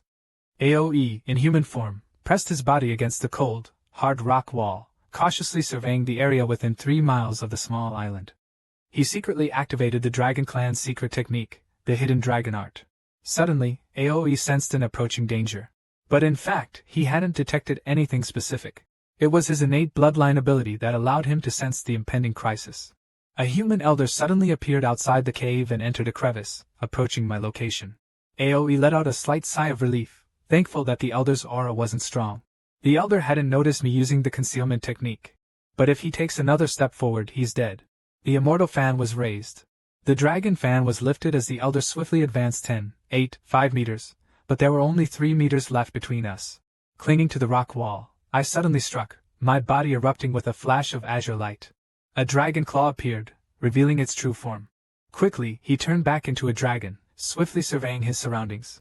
Suddenly, a green dragon surged out from the water. With no hesitation, the dragon opened its massive mouth, intending to swallow the cold-faced Taoist whole in one bite. Born with divine powers, he could devour the heavens and earth with ease, opening his giant mouth. Ready to swallow the cold-faced Taoist in a single gulp. Born with divine powers, devour the heavens and earth. Li Changshu visibly paused. But his reaction was incredibly swift, almost instinctively dodging to the side. His left hand quickly grasped 2 spikes. In a flash, the dragon hand glowed with dazzling blue light in the seawater. The dragon mouth bit off the old Taoist's left arm, swallowing it in one gulp. Suddenly, Aoe felt a dizzy spell. What a powerful drug, what did he just swallow? Meanwhile, the old Taoist was holding a porcelain bottle that was unexpectedly emitting medicinal power. He quickly checked himself and found a little person inside his stomach. But the medicinal power was too strong. If he were to lose consciousness, he would surely die. He realized he had fallen into a trap. The power of the bloodline within the dragon area erupted, and golden light flashed on his forehead. What he could do now was to act before the 2 medicinal powers fully took effect. Kill that one-armed old Taoist. The sea ahead suddenly became wide and prosperous. He rushed out of the rock crevice. But what he never expected was the cold-faced old Taoist in the dark sea ahead was just standing there quietly, without any intention of escaping. And his arm was completely intact, proving that it was just his clone. Old Taoist Li Changshu calmly took out the super soft fairy, and poured it into the sea, then murmured an abbreviation referring to a person. In an instant, behind the old Taoist, suddenly appeared several identical figures, each holding an open defective product. Aoe. The increasingly massive dragon hand sank, the dizziness became more intense, and thought processes slowed significantly. He opened his dragon mouth and lunged forward, as numerous rhomboid suspended ice appeared in the surrounding seawater, with flames burning inside, shooting simultaneously at the old Taoist. They simultaneously performed water escape. 6 figures rapidly dispersed in the seawater. Each dodged the attacks. Aoe was feeling increasingly dizzy. He tried hard to shake his head. At this moment, he had to finish quickly. But it seemed as if they could read Aoe's thoughts. The 6 figures had already reassembled above. These paper figures quickly flew out. Each sheet of capture paper wove together into a giant net in the seawater. 108 capture sheets resembled 108 small vibrating machines, with magic power flowing through them. The water attributed spiritual energy in the sea was quickly drawn in. The water source was sealed. With a shocking display, in the blink of an eye, a massive square seal with a diameter of 100 feet descended towards the charging azure dragon below. The seal fell head-on, surrounded by flickering lights. Accompanied by the force of a collapsing mountain, the azure dragon below raised its head and roared furiously. The sky shattered, and the dragon's claws stretched straight, charging directly at the seal with unstoppable momentum. At this moment, Aoi had no extra mental capacity to think. The intense dizziness made it impossible for him to continue judging. Deep inside, there was only the intense battle and the unyielding heart of the dragon. The azure dragon roared as the seal fell. Visible shockwaves surged 10 miles across the sea, and the surface raised towering waves. The island beside kept trembling. Looking again at the seal, it shattered with a bang. The azure dragon was unexpectedly unharmed, but its large, elongated eyes slowly closed. The massive body seemed to lose all its strength, falling towards the depths of the 100-jang deep sea. Old Lu's mind is really sharp. He imagined an entire drama by himself. In a crack in the seabed 300 jang away, Li Changshu frowned, monitoring the surrounding 30 li temporarily. It seemed that his avatar had already finished off that little dragon. He looked at the green dragon still falling continuously. Even the great seal had shattered. Yet the green dragon remained completely unharmed. Li Changshu was somewhat doubtful. Are the dragons who ascend to immortality really so resilient? It seems he needs to improve the formula of his soft immortal umbrella. Li Changshu fell into contemplation. It's time to verify the effect of the Samadhi incantation. He casually reached into his sleeve and pulled out 6 small silver flying swords. He threw them at the paperman doppelgangers. The 6 flying swords trailed white light and quickly transformed into 3-foot-long precious swords, which were steadily caught by the 6 paperman doppelgangers. This young dragon's earlier strike was quite lethal, aiming directly to take his life. It was only reasonable for him to counterattack and kill it. He originally intended to settle the karma on the spot and then retreat calmly, heading to the edge of the southern seas to undergo tribulation, possibly to attack the city and reverse the mountain. At the same time, the 6-fingered figure was dancing while wielding his sword. On the 6 celestial swords, a surge of Samadhi true incantation suddenly ignited. As their figures intertwined, a 6-pointed star sword formation had already been established. Manipulating the sword formation, they launched an assault towards the azure dragon below. However, what he never expected was a shimmering purple triangular scale appeared on the back of the azure dragon. This is the secret art of the dragon clan. Li Changshu analyzed it carefully, and it seems that this little dragon must be a person of noble status, most likely the target that those dragon clan experts are searching for.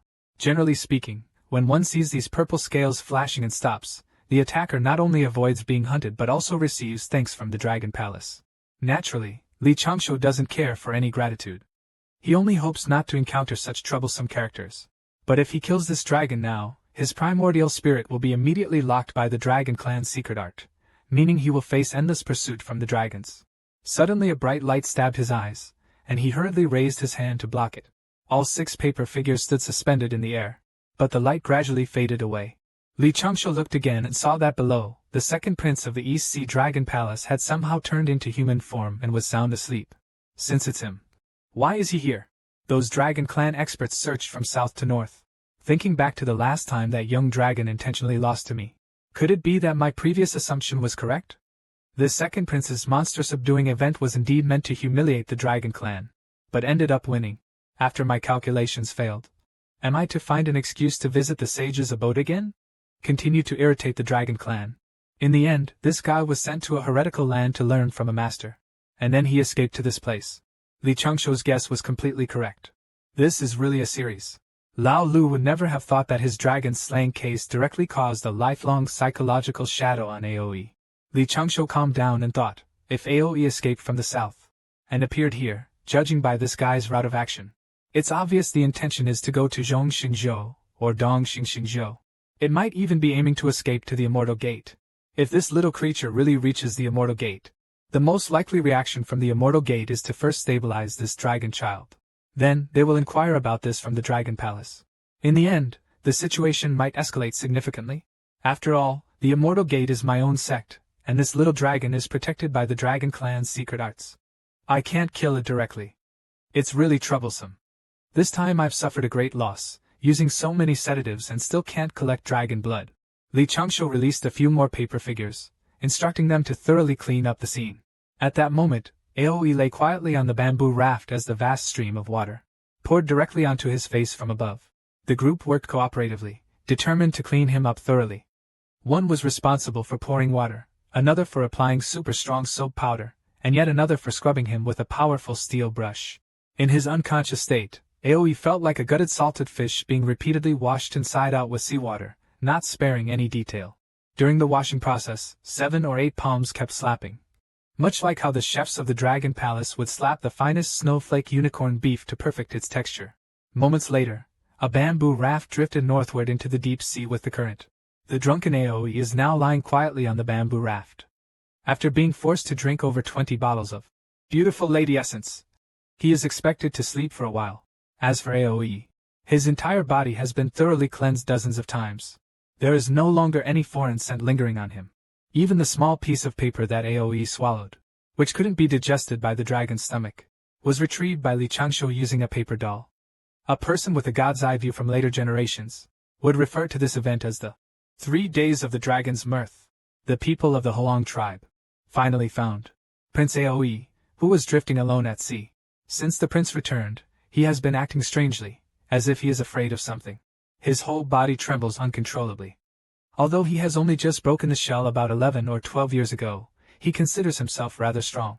Thinking back, he endured the torment of being frozen with iron thorns for 3 months without giving in. But now the trembling comes naturally, and is beyond his control.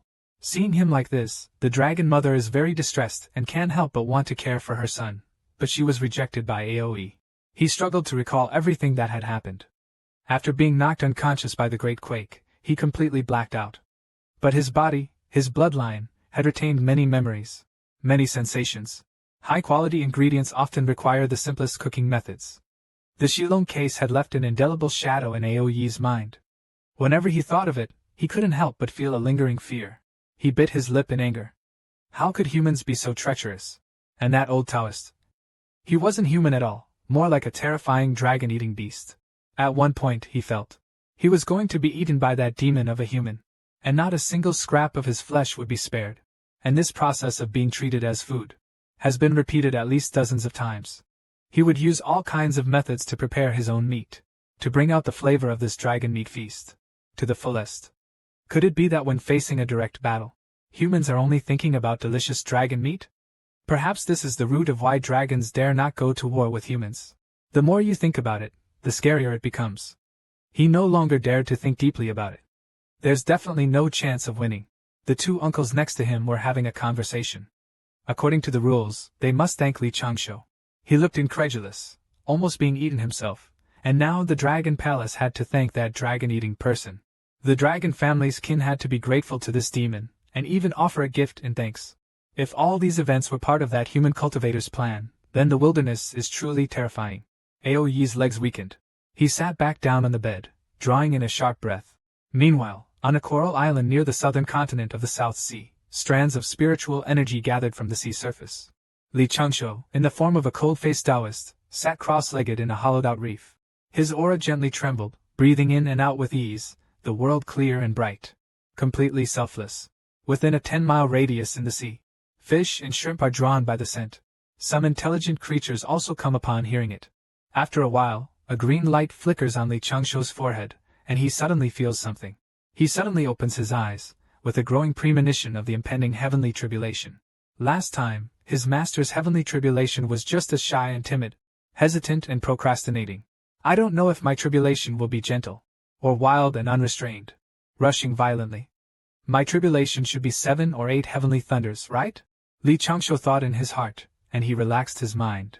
Not forcing himself to be calm, but experiencing the unease in his heart.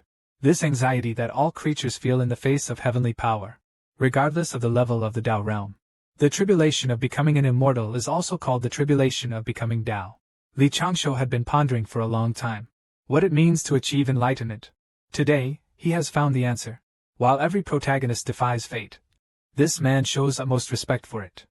Facing the imminent heavenly tribulation, instead of fear, he is grateful to the heavens for taking the time to strike him with lightning.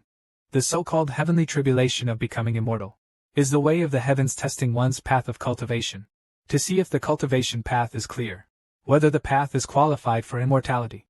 At the same time, This heavenly tribulation is also a trial to help cultivators transcend the mortal realm, allowing the cultivators to elevate themselves through their own path and become spiritual beings. Transform into immortals, cultivate their essence into spirit, and return to the Tao. In essence, it is cultivating by studying and imitating nature, and then summarizing one's own path from nature. This path is the foundation for achieving immortality. Li Changshou casually pointed. 12 magic birds and dragons had already spread out over Shenzhou. Keep a distance from each other. For later use. Everything is now ready. Li Changshou looked up at the sky as the rumble of thunder began. Hundreds of feet high, gray-black clouds quickly gathered, covering the nearby 10-mile sea area. Li Changshou exhaled the last breath of stale air. Then he respectfully performed a Tao salute, using the most orthodox ancient rites, and loudly declared, "Disciple of the Tao, moved by the heavens, gratefully receives the tribulation of becoming Tao, sincerely accepting it to establish one's own Tao. To be free of worry, should the heavenly tribulation descend. I cannot endure the cycle of life and death. This is because my path is not enough to align with heaven and earth. I have no complaints in my heart.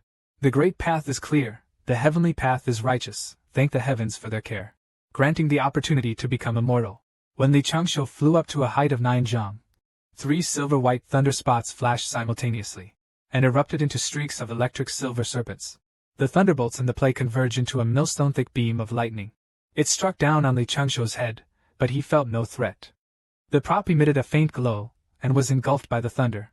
The power of this first bolt was about equal to the third bolt during his master's tribulation. Indeed, one must not be careless with their own tribulation. However, the sensation after the strike was surprisingly comfortable, itchy and tingly.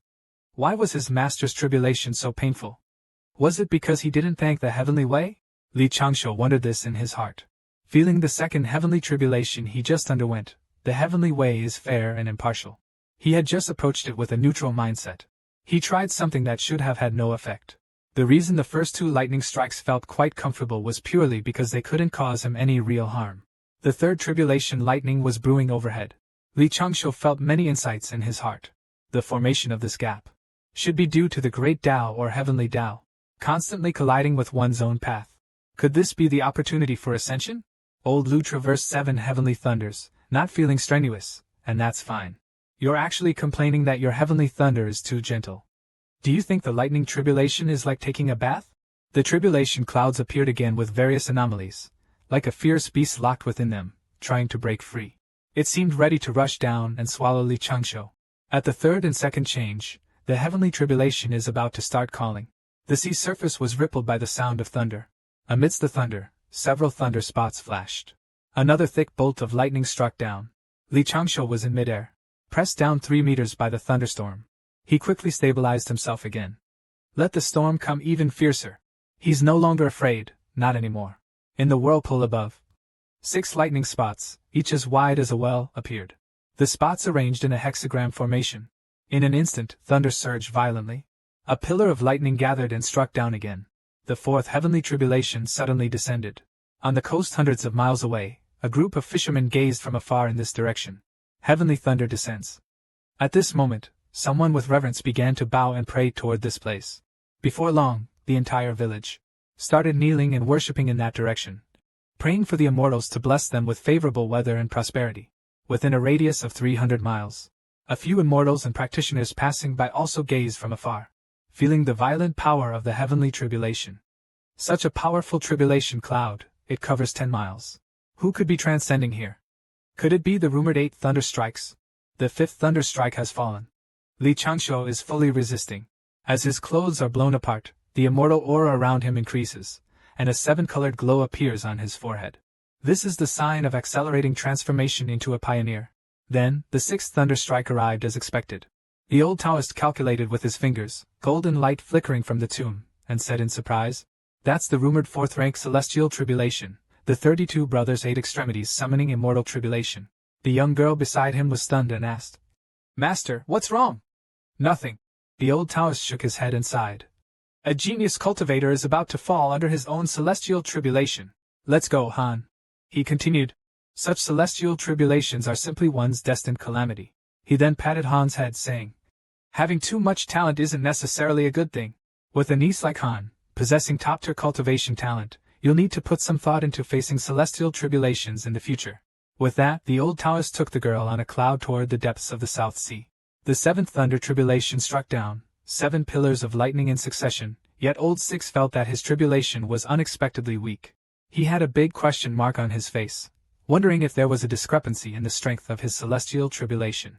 His face quickly darkened. This was nothing like what he had imagined. It was far too gentle. He slowly comforted himself, thinking it's okay, there's still the 8th heavenly thunder. He had repeatedly suppressed his cultivation, accumulating insights, believing it wouldn't be in vain. Finally, Goshing faced his 8th thunder tribulation. But unexpectedly, it only turned him into a half-immortal body.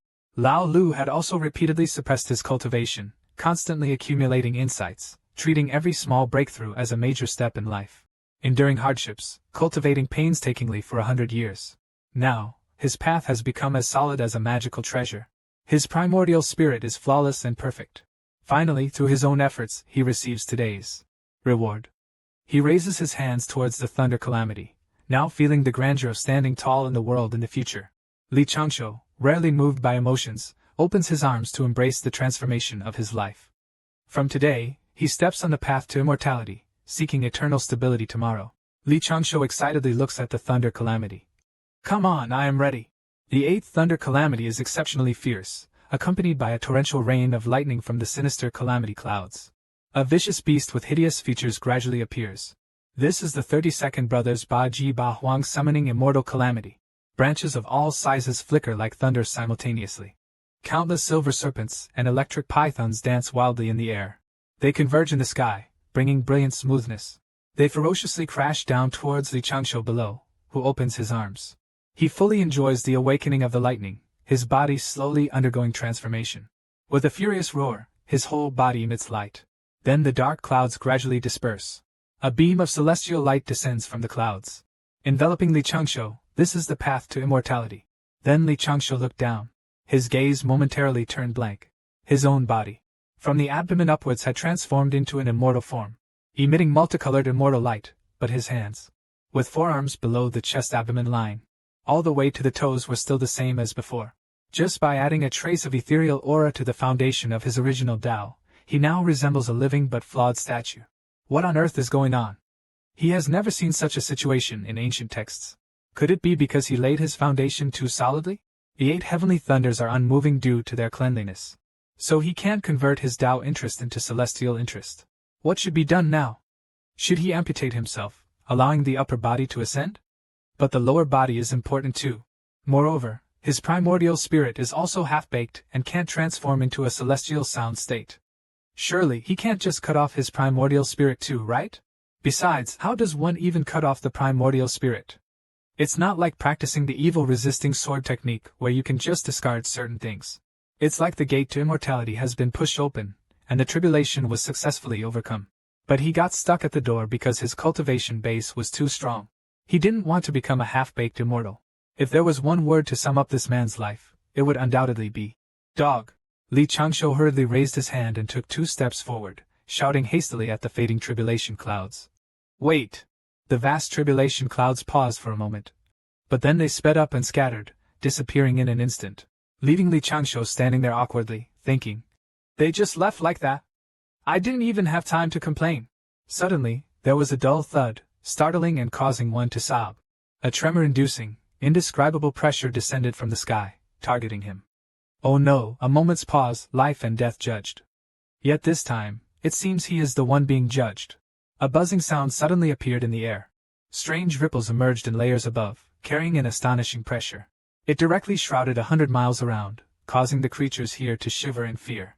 Daring not to move, Li Changshu seemed to be able to feel someone watching him. Could it be the Grand Master of the Heavenly Tao? At this moment, he felt as if his entire being was instantly seen through. A strong sense of impending danger rose in his heart, given his current situation. If he were mistakenly considered as a deviation of the Heavenly Tao, regarded as a loophole in the prehistoric world, there would certainly be the risk of being directly obliterated by the Heavenly Tao. But he couldn't care about that now. He clasped his fists, and under the pressure shouted, "Disciple of the Tao sect, no intention to offend the Heavenly Might. It was truly careless oversight. Please, Heavenly Tao Lord, wait for a moment." On the surface he appeared as calm as an old dog. Inwardly I'm panicking. What am I even saying? asking the heavenly Tao to wait a moment? The purple cloud divine thunder is already a warning. Go on. Li Changshuo's accumulation has far exceeded the heavenly Tao's expectations for someone at his cultivation level. The heavenly Tao will naturally adjust the tribulation's intensity to give him sufficient pressure. But who knew Li Changshuo had so many strange and unpredictable anti-divination items on him? He even fooled the heavenly Tao. Li Changshuo never imagined that he would reveal part of his trump card under these circumstances. On the ground lay a pile of various items, including an unnamed broken jade. Deduction failed. Unable to avoid detection by divination methods. Searching for the old rope. According to the records on the beast's skin, humans who wear this will receive the protection of human sages. But it should be purely psychological. The ancient No Clan secret palace. It can hide in the shelter room, deduced to be created by Ancestor Wu, used to resist the demon clan. Other than that, there are also beast-hide defenses against calculation, and a side room for deducing captives. But this is not all. He immediately took out something he carried with him. 2 small ancient coins sealed in his underwear pocket. It is said to be the first version of coins from the ancient human race, with a small amount of merit. And they also have the function of preventing calculation and avoiding disasters. Originally, he only intended to guard against the fact that he was reincarnated with memories of his past life. But unexpectedly, he even managed to deceive the heavenly Tao. This man is about to undergo tribulations twice, something others couldn't even bear once. He did all of this purely to prevent others from calculating his destiny through divination, not to guard against the heavenly Tao. Unexpectedly, even the heavenly Tao was fooled. At this moment, the pressure of the heavenly Tao has gradually disappeared. Fortunately, the pressure just now was a warning, not an investigation. Li Changshuo adjusted his breathing and stood upright. Then, he cupped his hands in front of him, made a deep salute, and loudly declared once again.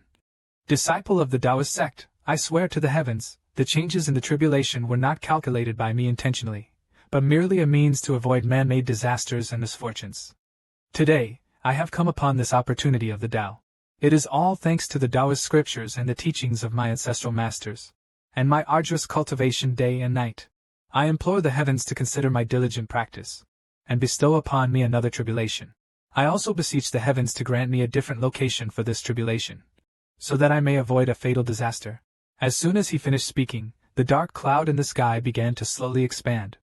Strong winds blew in from all directions, and patches of gray clouds formed over the sea for hundreds of miles around, converging above Li Changshuo's head. Li Changshuo immediately understood something. Fortunately, he had previously prepared for any disturbances before his tribulation, specially finding several locations for it, and setting up a formation to speed up water escape in the sea. Now he was about to face the second heavenly tribulation, going through the ascension tribulation twice. He had never heard of such a thing. He smiled faintly, realizing that no amount of preparation for the tribulation was excessive. Then he leaped forward, rushing into the sea, heading to the second tribulation location. Changshuo swiftly maneuvered through the water. When he surfaced again, the scene before him truly stunned him. Looking up, a beautiful fairy was dancing gracefully in the clouds. The clouds condensed into a towering heavenly palace. Inside the palace sat a majestic emperor. Beneath the palace stood 2 enormous sculptures of a dragon and a phoenix. The dragon bared its claws, while the phoenix spread its wings. It seemed as though they might turn into living creatures and fight at any moment. Beneath the dragon and phoenix, one by one, silver-white bolts of lightning appeared throughout the clouds, and quickly converged to form a thunder pool 10 meters square. The lightning within the pool filled it like liquid. Li Changshuo observed all this. This heavenly tribulation is truly imposing. Li Changshuo's second tribulation site is 300 miles away, continuously accelerating him in his water escape technique according to the previously arranged formation. He had just arrived at the second island, when a roaring sound echoed from the sky. Lu's first attempt at transcending the tribulation failed, but he unexpectedly attained half-immortal body. And this time, what he would face was none other than Jiez, the second-ranked god-demon of the 9 heavens. He had just arrived at the second island, when a roaring sound echoed from the sky. Lu didn't hesitate for a moment. Immediately, the forensic skill is activated. His left hand is already holding a carving knife, and his right hand a wooden sword. From his sleeve fly out thunderbolt axes, and his gaze is exceptionally determined, clearly ready to face the heavenly tribulation. Bring it on, heavenly tribulation. Countless thunderbolts instantly illuminate this dark world, accompanied by countless rocks rushing towards him. Li Changshuo holds the wooden sword, facing the powerful strike, directly shattering it. Casually threw it behind him. The birdcage of the mage in the sky continued to exert its effect. At this moment, Li Changshuo's left hand swiftly wielded the carving knife, inscribing ancient characters in midair over Shenzhou. The content formed by these characters was a piece written by the ancient human sage Shinong. These ancient characters seemed to form a kind of formation, arranged according to the original text in Shenzhou. Then they slowly rose above Li Changshuo's head. His entire body surged with magical power. This time he faced but the second-ranked 9 Heavens demon Calamity. Li Changshuo's breath fluctuated wildly, hard to calm, and he couldn't help but lower his head and spit out a mouthful of blood. He wiped the blood from the corner of his mouth. This is the real heavenly tribulation. Sure enough, it's powerful. Then his whole body shot up into the sky, his eyes filled with divine light, and he voluntarily rushed toward the thunder. 9 Thunder Tribulation, I've waited for you. For too long. Above the South Sea, a white cloud hovered. On that cloud, an old Taoist stared at the second spot where Li Changshuo was facing the tribulation, unable to resist taking a sharp breath. What's going on today in the South Sea? Talented cultivators are taking turns facing tribulation. But unfortunately, another little guy is likely about to have his soul scattered. Suddenly, the old Taoist seemed to sense something. This heavenly tribulation seems unusual. This is already the 7th. Yet it hasn't dissipated. And it seems, besides the tribulation, there's something else. The young girl wondered. Master, why don't we go take a look? Let's not rush. Stay here. See if he can withstand the 8th. Logically, he shouldn't be able to. Suddenly, heaven and earth trembled again. The 8th heavenly tribulation had already descended, a waterfall of lightning. It was clearly visible even from 1,000 miles away. The old Taoist was shocked as he looked at the person facing the tribulation ahead. They actually survived the 8th strike. Could it be some ancient powerful being reincarnated? Seeing this, he could no longer sit still. Let's go, Hansi, let's go take a look. Hansi and the others had barely started moving when they saw, from 1,000 miles away, a huge silver-white thunderball, condensing from the clouds of tribulation. It was as if a divine lightning palace was rising from the sea. It was as if a second sun appeared between heaven and earth. The thunderball crashed down with a roar. The power of the heavenly tribulation there reached its peak. The sea below exploded into towering waves. Goshing successfully overcame the tribulation. The cultivators from Jineo Island came to congratulate him, but couldn't even catch a glimpse of him. Suddenly, gusts of wind appeared on the sea surface. The spiritual energy from thousands of miles around was flowing toward the tribulation site, indicating that the person below had successfully transcended. The old Taoist showed a hint of excitement. Could this be the reincarnation of a great figure? Look at the amount of spiritual energy. Perhaps this person will ascend directly to become a celestial being. He immediately planned to go over and make acquaintances. If he could recruit him into his own sect, it would be a wonderful thing. But to his surprise, right after he praised him, a heavenly law descended upon him the next second. The old Taoist was petrified on the spot. What was happening today? He didn't think highly of the other, yet they successfully passed the tribulation. Just as he said the other had safely overcome the ordeal, a divine thunderbolt suddenly struck. Han curiously asked his master. Master, what was that purple-white heavenly tribulation just now? The old Taoist solemnly said. Heaven's law. The true heaven's law. The Tao senses he is an art. Even if he passes the tribulation, heaven's law will descend. I'm afraid this person will undoubtedly die. This time, before the old Taoist finished speaking, the young girl's small hand reached over. She quickly covered her master's mouth. Master, please don't speak. Let's go and take a look. At the same time, Li Changshuo finally finished his long tribulation.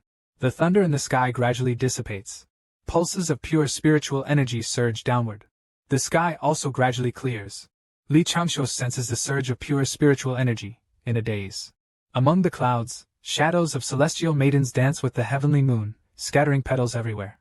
An old man with white hair arrives on a crane, continuously congratulating the figures below.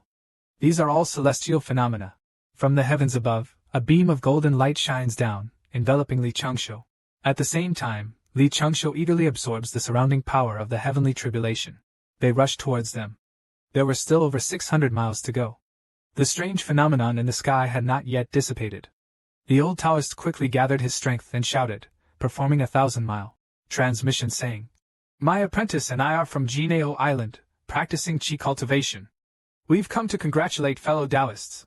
However, when he looked up again, Li Changshuo was already nowhere to be seen. Hanji said angrily. Master, why did he run away? It's like we're the bad guys. The old Taoist calculated with his fingers but soon stopped in place.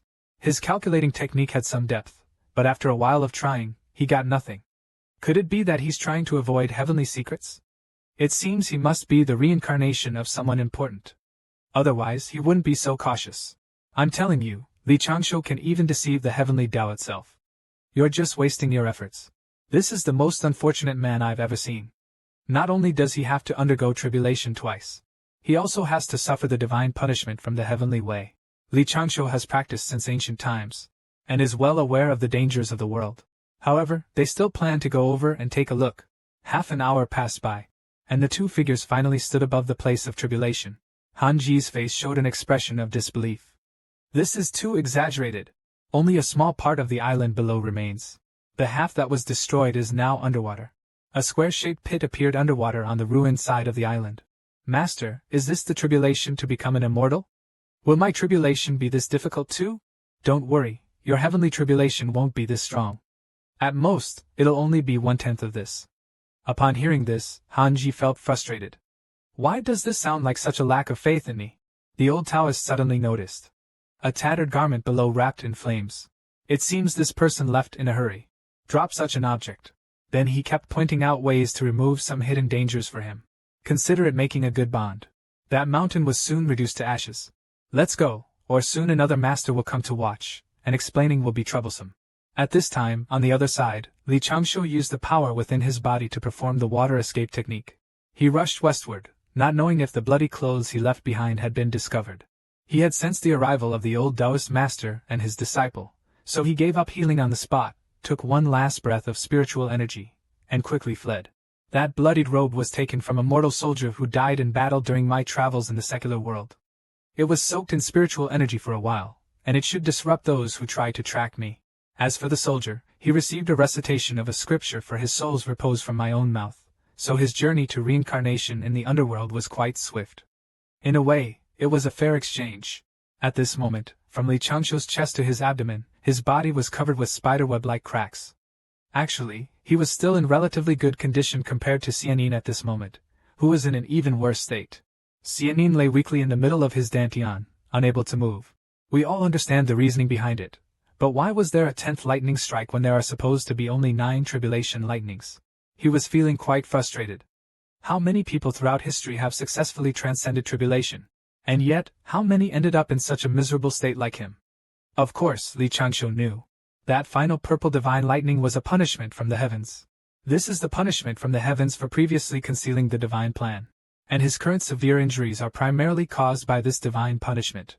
A mouthful of blood surged up, forcibly suppressed by Li Changshu with his hand. The primordial spirit is too severely injured and must seek reverence from the emperor. Otherwise, after his tribulation, the realm he broke through by fiercely absorbing spiritual energy might fall back down. There are countless insights produced by the tribulation stone in his heart. These are the foundation for his continued ascension, and they must be accepted quickly. Before he could heal himself, a giant monster appeared in front of him. Li Changshu hid in the belly of a fish. He swam along the path and was unexpectedly worshipped as a sea god worker. Not long after, a series of deep roars came from the depths of the sea. A monstrous fish over 20 zhang long appeared in front of Li Changshu. It left Li Changshu stunned. What kind of monster fish is this? The strange fish opened its mouth wide without hesitation. It lunged at him, but Li Changshu just smiled faintly. This place to heal was found effortlessly. As the strange fish bit down, Li Changshu was already inside its belly. Though the taste was a bit disgusting, it was spacious and hidden enough. He sat cross-legged, not revealing a trace of his presence. Even when severely injured, Li Changshu didn't forget to operate the breath concealment technique. As he relaxed his mind, insights flooded in, forcibly pulling his consciousness into the mystical realm of that wondrous place. It's known as the ultimate mystery. This stillness is called the profound choice. Li Changshu continued to repair his essence. It feels like gathering fragments with spiritual power, like assembling a puzzle, slowly closing the repair marks. At this moment, he was in a marvelous state. He could sense the changes in the surrounding environment. He could also sense the general direction in which the strange fish was swimming. But he couldn't wake up on his own. The strange fish kept swimming westward, and he, inside the fish's belly, was endlessly traversing the profound realm, completely unaware. Time passed, and gradually 4 months went by. One day, suddenly, 2 giant iron spikes emerged from the sea. They pierced through the chest and abdomen of the big fish. Then Li Changshu was dragged ashore with the strange fish. He arrived at a fairly large village. A bold villager approached with a sword. Without a word, he slashed at the body of the strange fish. Several young men were eager, curious about what was inside the belly of the strange fish. Everyone exerted force together, and with a yell, they lifted the belly in unison. In an instant, a dazzling golden light scattered in all directions. It directly blasted a few young men nearby into the air. Everyone was dazzled by the golden light and couldn't open their eyes. When Li Changshu emerged from the boat, the divine light shimmered, and he was spotless, looking quite sinister. It must be the sea god descended upon the world, and then a dramatic scene occurred. These fishermen from a remote area mistook Li Changshu for the sea god. They knelt before him on the boat, and even performed the pillar dance of the island. They even held a celebration for several days and nights. They worshipped him. For the next 2 months, Li Changshu remained in this mysterious state, being venerated by the fishermen in the village. A girl, about 12 or 13, was chosen as an attendant, staying by Li Changshu's side day and night. Have you ever seen such a woman? A pretty face, yet with a body like a towering giant. Her voice was so rough, she sounded like a burly man. She was basically a real-life Valkyrie Barbie. That day, Li Changshu had just opened his eyes, lying in bed. Suddenly, there was the sound of footsteps from a woman at the door. Before he could finish saying thanks, the curtain was lifted. A rugged hand pushed the door open. Li Changshu was immediately stunned. Did he sense it wrong? It wasn't a young woman, but a young man. He quickly corrected himself, saying, "Many thanks for your rescue, strong warrior." A burly figure stepped in from behind the door. First, there was a pretty face. Then came the short, tower-like body. With broad shoulders and a sturdy waist, he walked in carrying a basin of water. Then a rough voice was heard, coming from the mouth of the young girl. "Immortal, why have you woken up?" The voice startled Li Changshu. Was this a little sister or a big brother? Is this girl the Iron Tower? Wait a minute, Immortal. Li Changshu keenly captured this detail, feeling a slight alertness. According to what those fishermen called him before, shouldn't he be referred to as the sea god? To avoid too much trouble, Li Changshu sent him away. After being busy for so many days, he let him go back and have a good rest. The Iron Tower girl was overjoyed and hurriedly wanted to tell everyone that he had woken up. Then she dashed out like the wind. Li Changshu finally got promoted. So he planned to explore using the Immortal Stone. He was pleasantly surprised to find that the Immortal Stone was much more useful than the Spirit Stone. Not only did it explore a wider range, but the images it showed were also increasingly clearer. Before his tribulation, his Spirit Stones could only probe a blurry image within 100 or 200 miles. A blurry image. But now, he can easily probe a clear image from 2,000 miles away. To show his gratitude for their hospitality, Li Changshu left behind a pile of gold, silver, and treasures, then departed without saying goodbye. However, he didn't go far. Used Earth Release. Traveled across 100 miles, hiding in the trunk of a large tree in the seaside jungle, scanning the village with the Celestial Stone. The saying goes that the land and water nurture the people of a place. Could it be that this village was given a dose of fierce medicine in its land and water? Before long, the Celestial Stone captured from afar the noisy clamor from within the village. The robust young girl looked at the gold and silver treasures before her and began to cry. The immortals really weren't lost by me, nor did I sell them. The 200-pound Iron Tower girl stood there all alone. Those Iron Tower guys cruelly scolded her, saying you should take care of Poseidon. How could you lose track of such a big Poseidon? Oh, did you have to run out and shout for help? Couldn't you just stand at the window and call Poseidon? Wouldn't that work? What's the point of running everywhere? Bear lively, offended the sea god. That's serious. Quickly send these gold and silver items to the village chief's house to avoid offending the sea god. As the saying goes, the land nourishes its people. This village is truly unusual. The village is quite strange. There are thousands of humans relying on fishing, hunting, and farming to live quite well. The weather is favorable, and there are no disasters or conflicts. Most people here haven't practiced martial arts, yet the ordinary people have physiques like young warriors. This is somewhat inexplicable to the master. Li Changshu continues to observe in secret. This village is somewhat unusual, and this is why Li Changshu stayed 100 miles away, and did not leave directly. As the saying goes, when something unusual happens, there must be a reason. It could also be that treasures are hidden in the sea island at the intersection of the South Sea and the East Sea, resembling a giant turtle. Fellow Taoists, I swear I am not lying. On my way back last time, I happened to witness someone surviving the 9 heavens god and demon tribulation. I said he wouldn't make it, but unexpectedly he did. After this person faced the tribulation, I thought for sure he was done for after being struck by the heavenly punishment. But guess what, fellow cultivators? He actually succeeded. Nearby, an old Taoist priest was chatting casually with a dozen other cultivators of similar skill, talking in a hushed tone. In a corner underwater, Aoi had returned to his true form as a green dragon, motionless at the bottom of the pool. The nightmare still lingered, but this time Aoi had actively requested the Dragon Mother to send him back to the land of the GS Sector mortals. Because Aoi knew that there were also some humans in the GS Sect. He could observe them and learn what the Dragon Clan lacked, especially cunning and scheming. Time flew by, and 5 months passed in the blink of an eye. Li Changsho sat cross-legged in a cave among the rocks. The celestial light of Shenzhou has fully withdrawn, breathing in and out with no aura escaping. The Dao injuries have completely healed, with significant improvements in both water and earth evasion skills. He practiced the true words of Samadhi once more, chanting them vibrantly. He examined the paper figure carefully. The 3rd edition of the Celestial Return Chi balancing technique has reached completion. When he returns, he plans to pass the 2nd edition on to Lingi.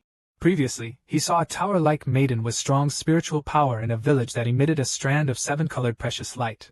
He thought there must be something good in that village. Pondering for a moment, he blew a breath onto the paper figure.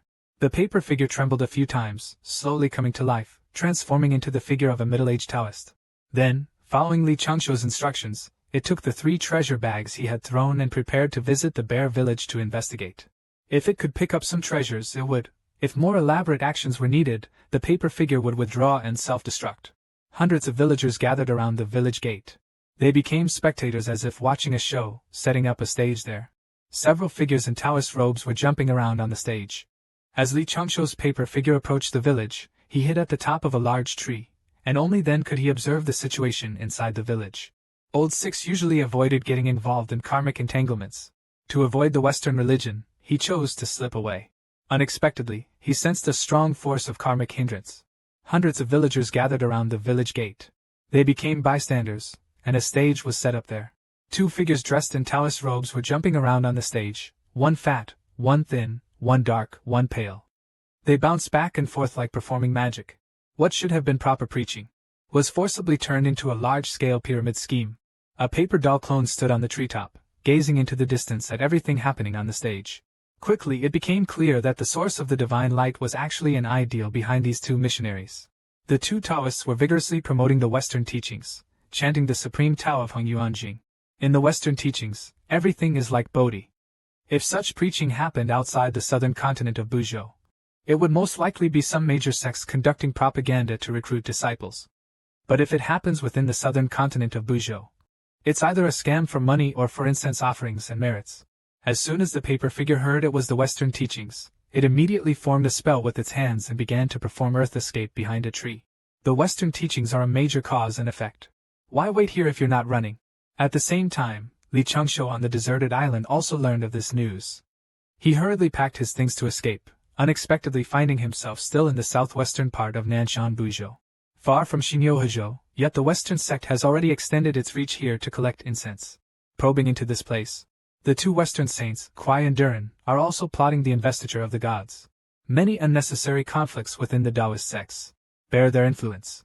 Li Changsho used the illusion technique to transform into a squid, heading straight eastward. Just as he was about to flee, he suddenly sensed something in the seawater to the southeast. About 800 miles away, there is a dense aura of demon energy. This demon is surrounded by strands of blood light. The blood light is like flames. This is a sign of its extreme ferocity. Its murderous intent is heavy. The karmic retribution is already manifesting. If one were to clear such dense karmic retribution, you can earn quite a lot of merits. If you can achieve great merit in the future, then you can succeed in achieving a merit body. With a merit body, it's like having a life-saving token. No matter what disaster you encounter, you don't have to be too afraid. By then, even if a sage wants to strike him forcibly, all because, whether the losses are several times greater than the merits of profound virtuous deeds. As for getting karmically entangled with the Yaozu, humans and the Yaozu are mortal enemies. I don't need to be polite to the Yaozu. I've calculated this great Yao's route. I saw him flick his sleeves, and the tree branches flew out to the left and right, transforming into men and women of different appearances, different shapes, and different auras. The paper people immediately began to bustle about on the seabed, quietly set up a suitable trap formation in the water. It seems this demon has committed numerous sins, Eliminating it will surely bring considerable merit. You'll never imagine Old Six's methods. There's no need to personally take action to slay demons. The paper doll avatar can handle it on its own. Moments later, a massive wave surged up 100 miles away on the sea surface. A circular formation appeared on the sea surface.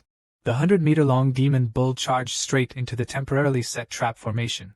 Realizing something was wrong, they immediately began to frantically collide. The clones appeared from all directions, rushing towards the great demon's deep region. Each scattered a few bottles of super-frequency soft immortal powder, using immortal power to adhere it to the great demon's deep region. In an instant, the waters of this deep region turned extremely murky. The entire body was rapidly corroded. The demon's soul also suffered severe damage.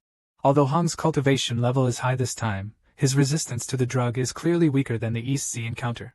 The second prince of the Dragon Palace became extremely slow in his movements. Several fingers spread out, capturing prisoners. In the water, prisoners were connected by immortal light. The battlefield and the three pure words unleashed their power, and the formation appeared like chains, locking everything from all directions.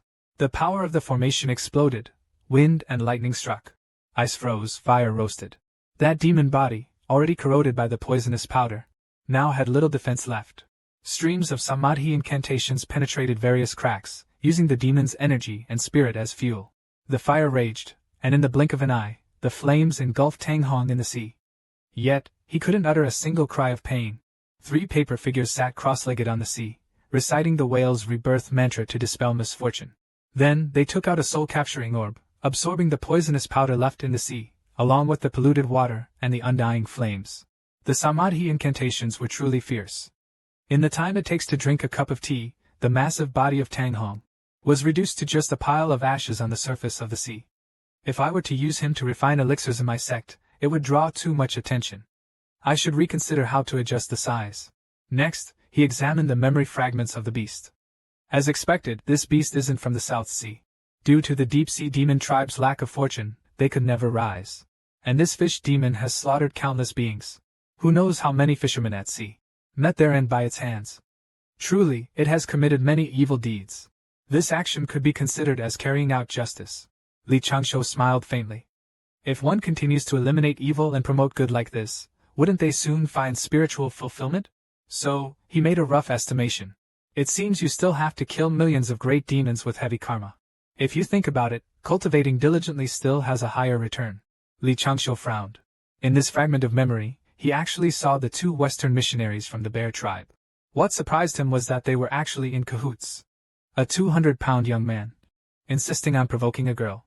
Who do you think will win? They were first promoting the refined skills of the Western religion.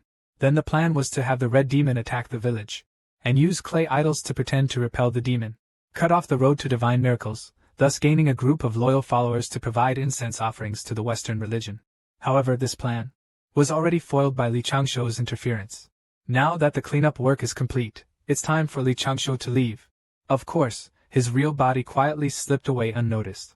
At the entrance of Xiong village, a group of burly men and strong women were bored, watching the people on the stage jumping around. They had no idea what those people were trying to do. Even the ones trying to look imposing were puzzled. By right, their leader should have appeared by now. Why was there no movement? Could he have overslept? Did they get the wrong place? But they couldn't say it out loud. While jumping around on the stage, they exchanged glances. Suddenly, an old Taoist priest with the celestial beast shouted loudly, "Revere the honored God, and you shall receive divine protection." Invulnerable to blades and spears, unaffected by water and fire. Then he said he wanted to invite a lucky audience member to come up and try hitting the fat one. The villagers of Xiongzhai village, whether male or female, were as strong as oxen. When they heard the chance to hit someone, their muscles began to swell, and they got excited, looking down at the stage. Each one of them looked more like a superhuman monster than a regular person. The 2 preachers were dumbfounded. What on earth do people here eat to grow this big? The fat one felt like he might be killed with a single punch. Suddenly, he spotted a cute little girl in the back of the crowd. Feeling hopeful, he pointed at the girl and said, "Young lady, would you like to give it a try?" Xiong Lingli's eyes widened. "Me? All right." But the moment she pushed her way through the crowd, her muscular frame became visible. Wang Kai's eyes almost popped out in shock. Meanwhile, Xiong Lingli was already on the stage and whispered, "Are you sure? Do you really want me to hit you?" Wang Kai was trembling all over. His voice quivered as he stuttered, Why yes. Xiongling raised her fist and moved toward him. He was so frightened that his face turned green, and she hadn't even used much force yet. As a mouthful of blood spewed out, Fatty was bounced into the air like a balloon. Only Bear Lingley remained on the stage. The villagers of Bear Village below, as Fatty rose, looked up, all wide-eyed. A loud explosion sounded in the sky. The roof of the stage was blown apart. It took a long time for Fatty to fall back down, trying to steal a chicken only to lose the rice used to lure it. I've never seen a more miserable con artist than them. In the afterglow of the sunset, one suddenly sat up in terror, with a visible scar on his chest, 3 inches deep, muttering, "Don't hit me. I admit defeat." Undeniably, this has already become his nightmare. With a mouth full of blood, Wang barely turned to his master and forced a smile. In a trembling voice he said, "Master, I'm fine. We are alchemists." The master hurriedly dodged that mouthful of filthy blood. After all, this was his new robe. So, a few of them decided to find a safe place, so he could quickly recover. The group of villagers at the gate looked out from below. Everyone's eyes were wide open. They can actually fly. Could they really be envoys sent by the gods to save us? Hey, divine envoys, don't leave, chase after them. Quickly chase them, a hunter uncle shouted angrily. A group of people at the gate rushed out instantly. The few people in the air turned their heads, and Chi-Chi's face changed. Behind them, a large group of strong men and women chased relentlessly, shouting loudly, "Stop, don't go!" Their voices were so powerful, and the shouting was incredibly loud. The old Taoist saw this, and immediately grabbed 2 captives and flung them away. Quickly, they left the pursuing villagers behind. "Master, why are they chasing us? We haven't ambushed them yet." The old Taoist angrily retorted. "Did you trick the village girls again?" However, they had been on the move all day and hadn't had a chance to do anything else. The pursuing villagers from Xiongzhai returned without success. Everyone is downcast. Why is their village so looked down upon? First, a sea god left, then an earth god departed. They are all fragile mortals and need protection. Suddenly, a man spoke up. "Everyone, cheer up. Don't we still have a sea god?" Before long, everyone was brainwashed, chanting, "Long live the sea god." Inside, Xiongmingli's mother watched the scene but didn't tell them that it was just an immortal, not a sea god. The woman understood that the rituals were merely to offer some comfort. Why would an immortal care for them? The woman sighed softly. "I originally hoped that Lingli could apprentice under this immortal, to learn advanced cultivation methods. But I didn't expect the immortal to leave as soon as they woke up." Xiong Laosan asked. "Madam, didn't you teach me cultivation methods? Can't you pass them to Lingli?" The woman waved her hand. "That's just basic Qi training, nowhere near the skills of those immortals. He has always wanted to send Lingli to the immortal sect to become a disciple. But the journey to Zhongshenzhou is too far, and he can't bear to part with him." Suddenly, the madam was grabbed by the neck. "Madam, why don't we have a second child?" Xiong Laosan chuckled. "There's already a little one. We can let the older one go out and explore, how about that?" From inside the house came the sounds of flirting. "Stop it, no. The kid's next door.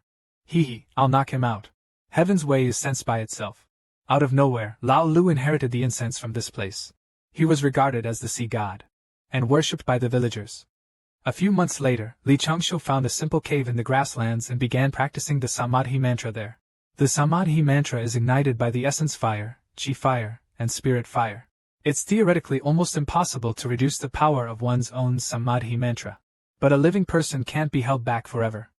After a few days, Li Changshu figured out a solution, only using the Qi mantra. The Qi mantra uses the power of the primordial spirit to simulate the fluctuations of the spirit mantra and essence mantra. Although the Qi mantra's power was still considerable, it wasn't too conspicuous. Suddenly, an explosion occurred in the cave, and countless fragments of stone burst out. Trying to easily adjust the Samadhi mantra is truly not an easy matter. Suddenly, many light spots appeared around Li Changshu, which symbolized incense and merit. As the raging flames gradually extinguished, "Could it be that someone is worshipping me? How did I suddenly receive so much incense and merit?" So he immediately opened it. First, he investigated. In the scene, there was a group of strong men and women kneeling and worshipping at his feet. In contrast, the statue of the Western saint had been thrown aside by the villagers. That bear tribe really made him a deity statue. They worshipped him as the sea god. The heavenly Tao itself sensed it. He's now also taken on the incense offerings here. This somewhat feels like coercion, doesn't it? Li Changshu quickly realized that things weren't that simple. Isn't he now essentially fighting for incense offerings against the Western sect alone? If the Western sect saint sensed this, wouldn't he be in more trouble? He immediately decided to hurry back to Duxian Gate. Return to the territory of the sage of Taiqing, with the old master watching over him. There's no fear of those two going around brainwashing and poaching people. They are the registered disciples of the Taoist ancestor. Under the willow tree by the lake, Linger sat on the ground pouting. It was just a dream. That annoying senior brother has been gone for so long. When will he return? The bells on the tree jingled. Lingy immediately became alert. Someone had intruded on Shaoqiong Peak. It was none other than Lu Yan, the senior sister who went to the northern Zhou with the senior brother. She wandered around Shaoqiong Peak, seemingly hesitant to enter the formation. Linger walked up to her. Lu Yan directly asked if senior brother Changshu was there. She urgently needed senior brother Changshu to testify for her. Linger looked embarrassed. The senior brother isn't here. Let him go find senior sister Yuqing. But senior sister Yuqing has already gone into seclusion. Meanwhile, two figures were rushing toward them. One is a childhood friend, and the other is love at first sight. If it were you, who would you choose? Lu Yenner had just arrived. Wang Qi and Lu Xizhi were right behind her, chasing after her. On the right is Wang Qi. During the last training, senior sister Lu Yenner fell in love with him at first sight, and planned to register their marriage in the coming days. On the left is Lu Xizhi, a direct disciple of Fengjin. He has been fond of her since childhood, so he strongly opposes this marriage and has secretly challenged junior brother Qi to a duel. That's why he wanted senior brother Changshu to explain everything clearly to Lu Xizhi. Tell him how senior sister Lu Yan and junior brother Wang Qi fell in love at first sight. So he can give up and junior brother Qi won't be disturbed. Focus on his cultivation. Lan Lingyi was about to express that this matter has nothing to do with their sect, Shaoqiong, but he hadn't organized his words yet. Suddenly heard a sound of someone slamming the table. Lu Xizhi slammed his hand on the table. He strongly opposed it. I don't care if you're in love at first sight. He's not right for you. You won't be convinced even if Lu Yan tells you. She only sees you as a junior brother. It's useless. Since Lu Xizhi entered the sect as a child, he's been following his gentle senior sister, calling her senior sister for years. He sometimes gives her flowers and asks if she can marry him. Lu Yenner, when he was young and ignorant, never took this matter to heart. Now, he watches helplessly as his beloved senior sister is about to be taken away by Lin Feng's fellow disciple. Lu Xizhi can no longer hold back. In his subconscious, his senior sister has always belonged to him. Unexpectedly, it has now turned into this awkward situation of confrontation. Lan Ling looks at the three people in front of him who are arguing and deliberately reminds them to pay attention to their image. After all, this is Shaoqiong Peak. He has a change of mind and immediately comes up with an idea. Since you both have come here, why not decide by the rules of our Shaoqiong Peak? How about it? My senior brother loves brewing wine. Please taste it, senior brothers. As soon as he finished speaking, the two glared at each other angrily, each placing a hand on a wine jar. Let's see which one of us is more worthy of the senior sister. In just a moment, Wang Qi and Lu Xizhi both got drunk and passed out. The wine jars in their hands fell separately. They only drank a third. But after all, this is related to Li Changshu, and it's a diluted version of the renowned 99 Imperial Lady. Watching the two drunk, Lu Yan could only leave them on the cloud. What worried him was that once Brother Lu woke up, he might cause trouble for Brother Qi again. Goxing never expected that the villagers of Xiongzhai would build hundreds of sea god statues for protection. Linger extended a finger to Sister Yenna saying, I have an idea that might help you decide. Lu Yenna leaned in slightly. Linger whispered, If you just want Brother Lu to back off, you can try this. If Brother Lu can accept another's child, you can think of something else then. But be sure to inform Brother Wang Qi first. You should find someone to witness it in advance. To prevent your reputation from being damaged, senior sister. Lu Yan grabbed Ling Luo's small hand. I've learned from you. If this succeeds, I will thank you, junior sister. Soon, the senior sister used a cloud to carry the two drunken junior brothers into the air. She headed towards the direction of Du Lingfeng. After he left, Lingyi couldn't help but pout and complained. Stinky senior brother! What's wrong with taking me, your junior sister, with you? I could even help you bow. In the future, if I join Don Qingyuan, and you don't want to go, I'll drag you with me too. Li Changshu was in a valley near the Duxianmen when he suddenly sneezed. Could it be those devoted followers risking their lives to worship me again? At that time, he was in his original form, his disguise completely destroyed by the heavenly tribulation. He silently prayed, Please don't cause any bigger trouble. However, it's been so long since he went there. The statue should have fallen by now, right? But when he used the celestial stone to investigate again, he discovered something incredible. What's going on? How are there already hundreds of my statues? How has the incense offering accumulated so much without me noticing, even more than when I slayed a great demon? What on earth is happening? He fell into confusion. How should I handle this? He calculated with his fingers and saw the scene below. Village chief, chieftain, city lord. They finally found out the secret of the strength of the people in the bear village. They worship a sea god every day. By worshipping this sea god, not only do they become stronger, but each time they go out to fish, their catch doubles, and there's no illness or disaster in their tribe. It's truly effective. If we could have a statue of the sea god, we could surely prosper our village. We could surely prosper our tribe. We could surely prosper our leader, Chanla. Imagining such a scene, Li Changshuo's mouth twitched uncontrollably. What should he do? If he says he truly didn't intend to compete with the Western religious sect for incense and merit, would they believe him? He paced back and forth in the cave anxiously. What poison could work? Has the king of comebacks already half failed? Upon learning that he had inadvertently taken the Western religious sect's merit, Li Changshuo decided to return to the sect immediately. He must come up with a plan. To oppose a sage, the only way is to hold tightly to the support of other sages. Li Changshuo, in order to avoid consequences, going to all extremes, he not only frantically drew design plans, strengthening the multiple formations of Shaoqiong Peak, but also devoutly worshipped the ancestors for protection. Soon he returned to Shaoqiong Peak. Linga was overjoyed. She ran up in a few steps and threw herself into Li Changshuo's arms. Senior brother, why did you take so long to come back? I thought you forgot about me. Li Changshuo pinched her cheek. Lingy, why do I feel like something is off with you? I've only been gone for 3 years. Lingy felt a pang of guilt. Could it be that senior brother has already discovered my mistake? Startled, he quickly confessed. Senior brother, I know I was wrong. The confrontation between senior brother Lu Xizhi and senior brother Wang Qi was partly my fault. Li Changshuo corrected. I'm asking about the lake's water level being down by 1/3. Then he looked at him threateningly. What did you just say? Lan Lingy corrected himself, then slumped down, twisting and turning. It's over, I've confessed everything. Li Changshuo leisurely sat on the bench. All right, now you can honestly confess. Ban Pu knelt with crossed legs, bowed his head, and put on an expression. The procedure was still very familiar. More than a year ago, on that day, I gave Sister Lu Yenner a bad idea. Lu Yenner informed Wang Qi. She notified the master and Feng Lord in advance. Then she used a trick to tell Lu Xizhi that she was already pregnant, hoping that he would stop pestering her. However, Lu Xizhi unexpectedly hit Wang Qi on the spot. Wang Qi, too, was unwilling to be hit. So the two of them both took action and caused a big disturbance.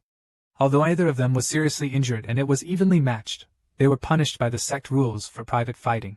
Lu Xizhi was punished with 20 years of confinement, and not allowed to step out of Dueling Peak. Wang Qi was also punished with a 3-year suspension in the Moon Palace, and then he formed a Taoist couple with Lu Yenner to cultivate on Xiaolin Peak. Senior brother, I was wrong, I shouldn't have meddled in others' affairs. One secretly loved for 100 years, another knew for a few years.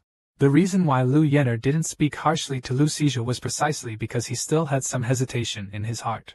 He was already 150 or 60 years old, could he not think of another way? It's not that he couldn't, just that he was unwilling. And a word from Lan Lingy turned a yet-to-be-decided marriage into a settled one, and also bore the conspiracy of 3 people. I've taught you for so many years, and in just a few short years, you've managed to spit out everything I taught you. Copy the word steadiness 300 times, then go and ask Sister Lu Yenner for forgiveness. After apologizing, come back and reflect in seclusion. Whenever Lu Xizhi finishes his seclusion, that's when you can finish yours. Now, all the goodwill he had built with his senior brother has probably been set back by 10 years. As the saying goes, when rivals in love meet, their eyes burn with jealousy. Lan Lingy suddenly remembered something else, regarding the master's injury back then. Because of Sister Yenner's matter, he heard a rumor. Master was also robbed of love by someone back in the day. Just like Lu Xizhi, he had a childhood sweetheart he secretly loved for years and often gave her small gifts. Inside the paper crane, there was a love poem. That day, he happened to be going to give her the crane, but he accidentally overheard their conversation. Do you like Chiyuan or me? The girl hesitantly said. I don't know. But now it's obvious who she favors more. Watching them chat happily together, Chiyuan couldn't bear the blow.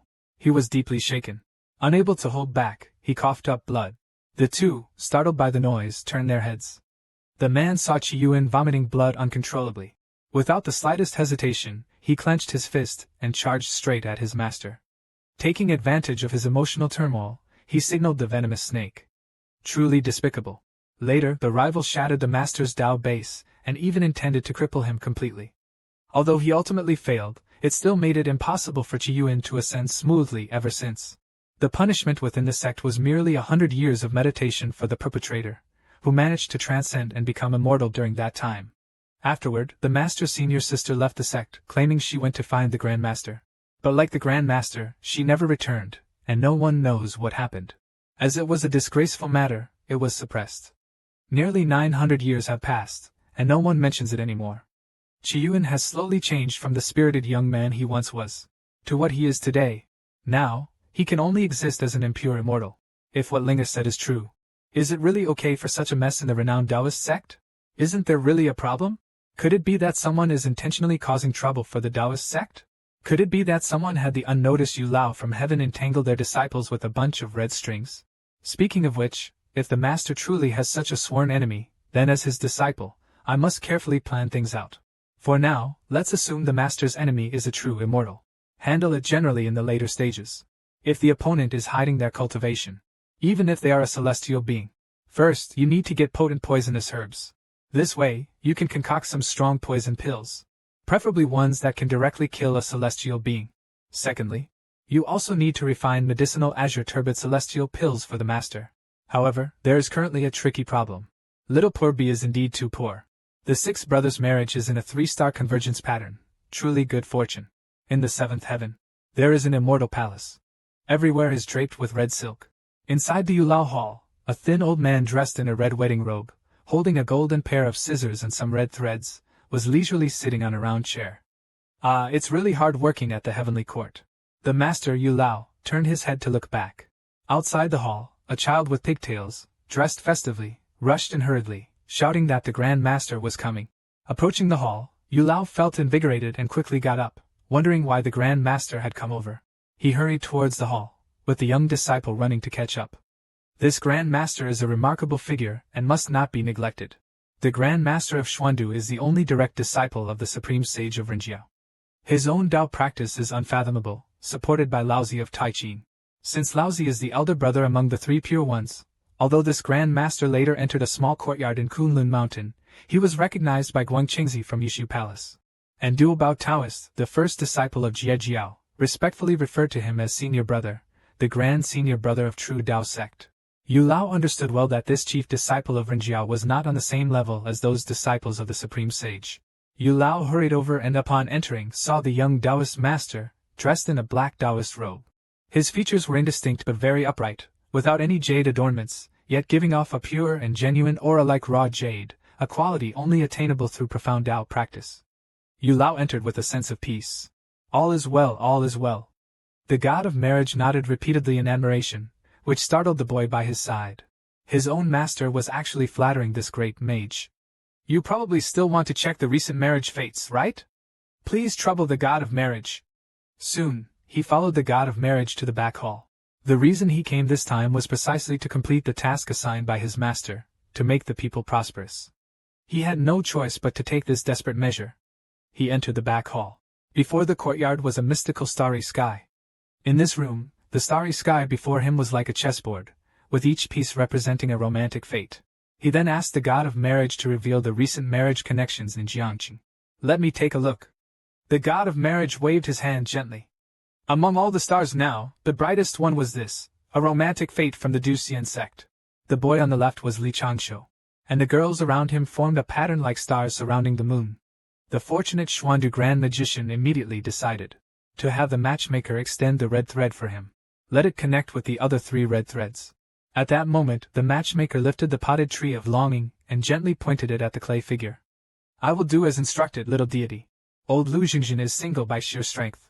No one can argue with that. The matchmaker obeyed, lifting the potted tree of longing and gently pointed it at the clay figure. Meanwhile, in the solitary room on Xiaoqiong Peak, Li Changshu suddenly paused, and unconsciously, some inappropriate images appeared in his mind. He felt a chill on the back of his neck and continued to repair the alchemy furnace that had just exploded. Seeing that it was futile, Yu Lao directly cast an illusion of romantic fantasy on him. Several long threads of fate rushed toward Li Changshu. He calmly stood there, and just as the red strings were about to touch him, Li Changshou immediately shouted loudly. The Tao heart is comprehensible, but love cannot destroy it. Without hesitation, he kicked his own thread of fate apart. At this moment, the illusion in Li Changshou's mind gradually faded away. He finally breathed a sigh of relief. Though he didn't quite understand why he thought of his junior sister and little martial uncle, or even the poisonous cliff, but at least he managed to handle it. The old moon god frowned, changed direction, dragged the small potted acacia tree, rubbed it, and cast a spell. Harem fantasy. To ensure the red string didn't touch him even slightly, he dodged left and right continuously. Suddenly, images started flashing in Li Changshou's mind, all combining past and present lives. Like his little martial uncle in a school uniform. Or his junior martial sister in a sailor suit. Or even a toxic cliff dressed in full armor. Li Changshou shook his head. Right now, he was a sage, pure inside and out like jade. How could such random thoughts cross his mind? Could this be the after effect of heaven's punishment? Li Changshou sat down cross-legged. He simply began reciting the tranquil mind mantra. His heart was as calm as a crystal. Jokingly, he thought, what hasn't he seen in his past life? What's the use of temporary pleasure? First achieve immortality, then consider these things. That's the way to long-lasting shamelessness. The matchmaker increased the effort, and the clay figures in the hall responded instantly. He dodged backward and sideways, spun around with a Thomas flare, as the branches of the acacia tree whipped towards him, naturally remaining untouched by a single leaf. A nearby Grand Master chuckled and said, Let me lend a helping hand to the matchmaker. Immediately, a large hand glimmered with starlight, infused with yin and yang, reaching out from afar to grab at the clay figure. The next second, Li Changshou hurriedly took out his treasure, but at the same time, the Grand Master had already pinched the clay figure's left arm. With a crack, the clay figure's left arm was instantly severed, its body agilely leaping away. The scene was quite awkward for a moment. Can this thing be fixed? The matchmaker stood crying quietly behind. It can be fixed, but it takes a lot of time. Looks like I'll have to work overtime again. The Grand Magus placed the clay figure's arm in the hands of Yu Lao. Yu Lao, you're busy. I'll come back later and bring you some elixirs crafted by Lao Jun. And please, make sure to pay special attention to this young man. Facing the capture by the Grand Magus's large hand, Goxing had no choice but to take out the White-Brow Elder's thick earth wall seal. Inside the scroll, there was a row of intricately painted, heavily made-up old jades. Li Changshou looked closely. Muttering, he said, True love isn't just admiring his youthful looks, but also accepting his old age nagging.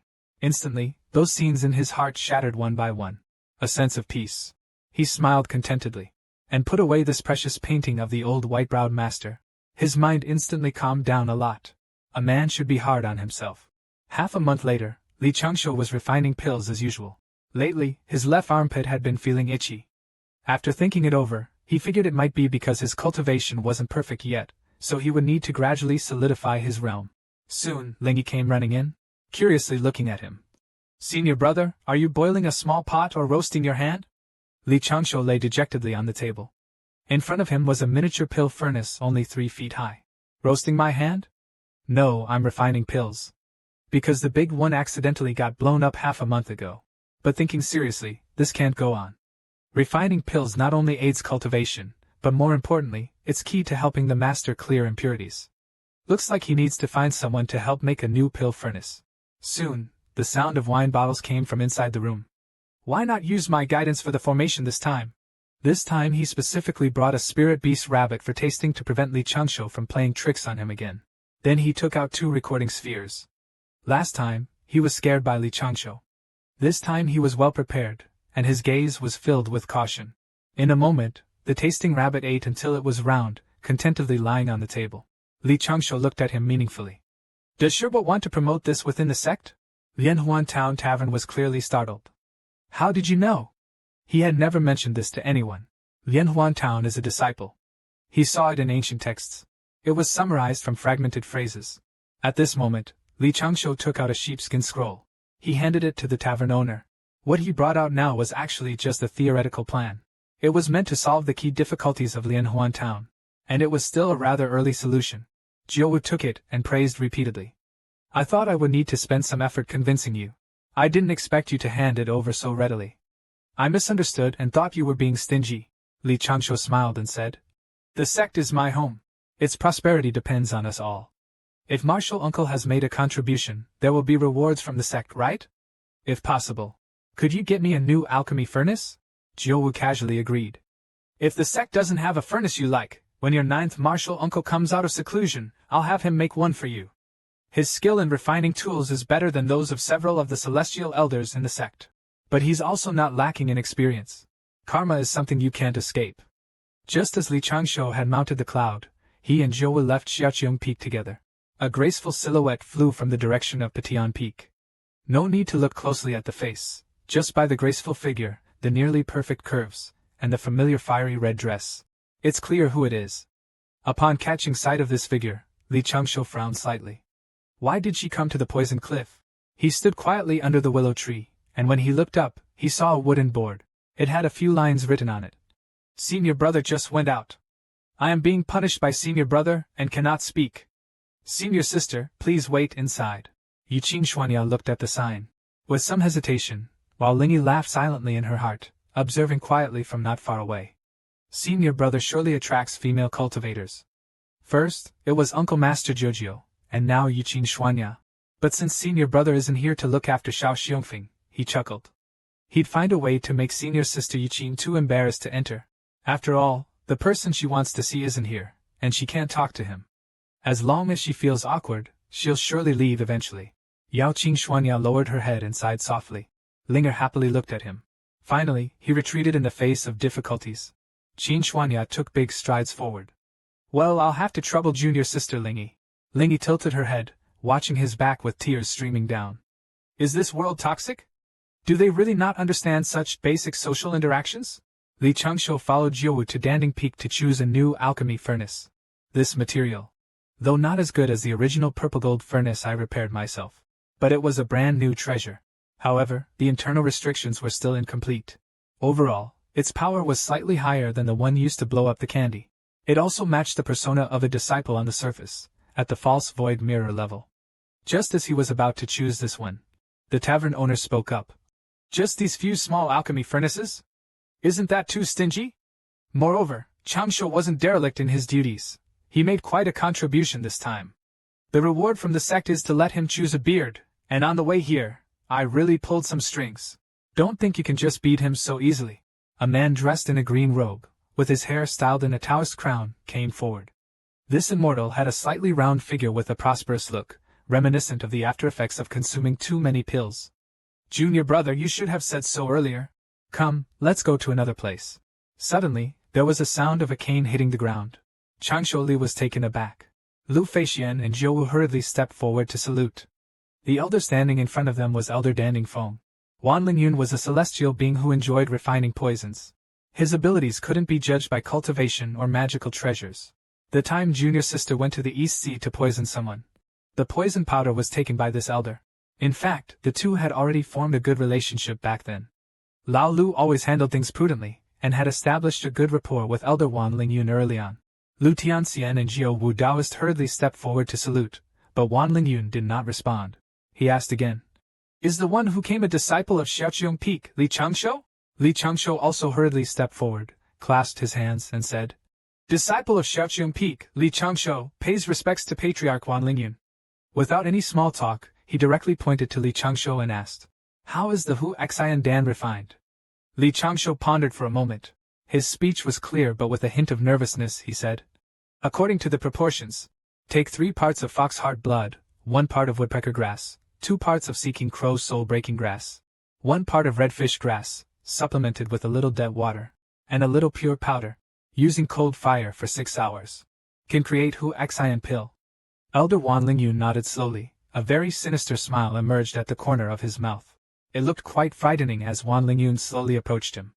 If 2 parts of wet blue powder are added, and refined by fire for 12 hours, what would it become?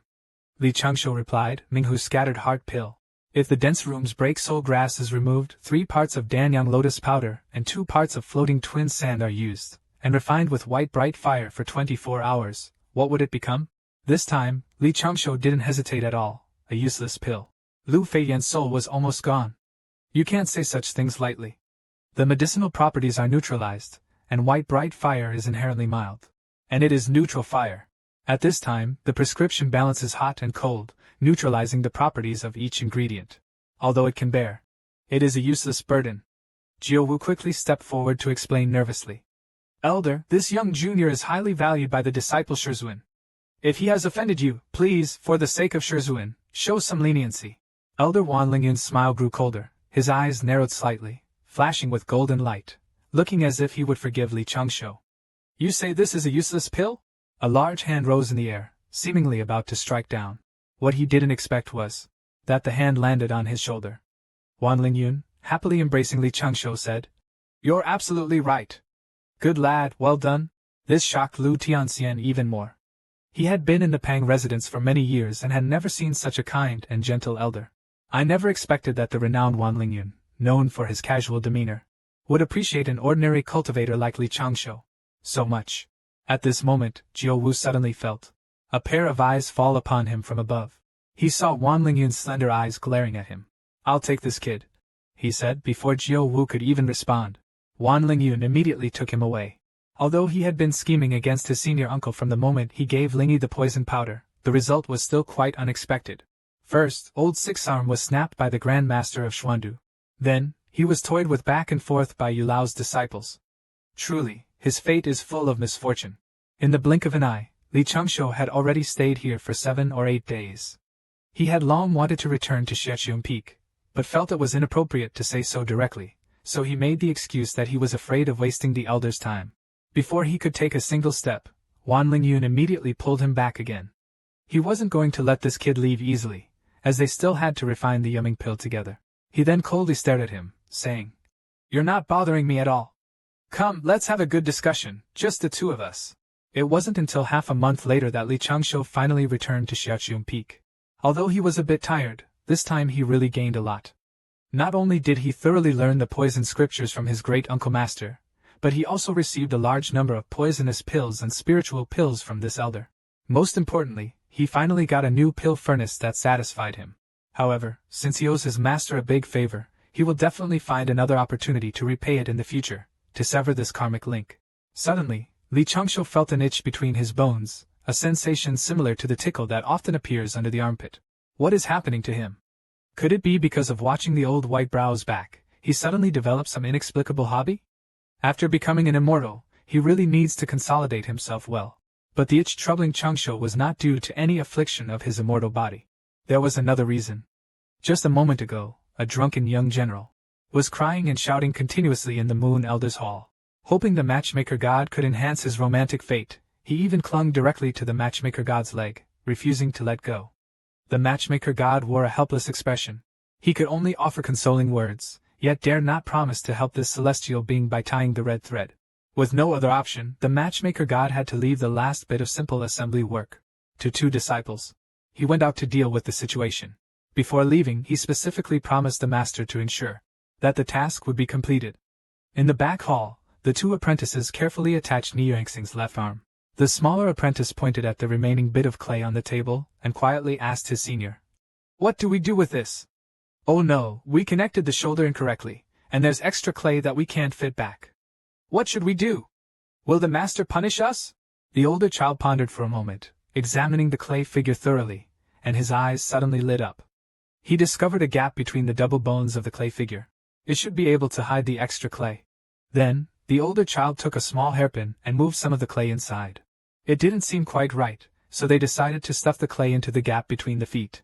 Mission accomplished. As the saying goes, when something unusual happens, there's always a reason. The little junior sister, who had been learning from Li Changshu since childhood, put her steadiness to good use. Just as the 2 children finished their repair, the Elder of the Moon strolled over with his hands behind his back, gently asking if they had repaired it. They replied that it was fixed. Master Elder of the Moon glanced at the clay figure and nodded in satisfaction, saying it was well done. Go to the front hall to cultivate, haven't even walked far. The Moon Elder suddenly rose up, asking what kind of patching was this. The 2 young attendants tiptoed away hurriedly. They didn't even dare to look back. It's a shame that Master Xuandu specifically instructed to pay special attention to it. If there's really any bad influence, ultimately, it would all be his fault. However, the matchmaker still diligently completed his work. Little charmer Li Changshu's chronic illness healed without treatment. Not feeling at ease, he carefully checked his body 10 times and still found no abnormalities. At this time, his small realm was nearly perfect. There should be no problem. The profound, Wu Wei Jing, had a comprehensive guideline in its first volume. By carefully pondering and appreciating it word by word, there would surely be new insights, and maybe even some new ideas could be developed. Next, he could discuss financial plans with his master. Meanwhile, the delicious dishes were already cooked. He planned to give one to his master and Lin Yi, and also bring one to visit Master Wan. Shortly after he left, Ling Yi was drawn by the aroma of the food. She was first delighted that her senior brother had been here and cooked for her.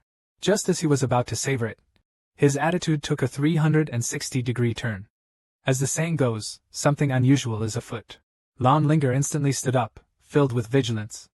Humph, elder brother must be testing my lessons, checking if I still remember his teachings. With a flick of her finger, a capturing spell flew from her sleeve and attached to the lunchbox. The moment the lunchbox was flung away, she activated an ignition spell. In an instant, the lunchbox was shattered. This wasn't perfect, but at least it was excellent. Linga looked at the remaining ashes in the air, searching for her elder brother's figure.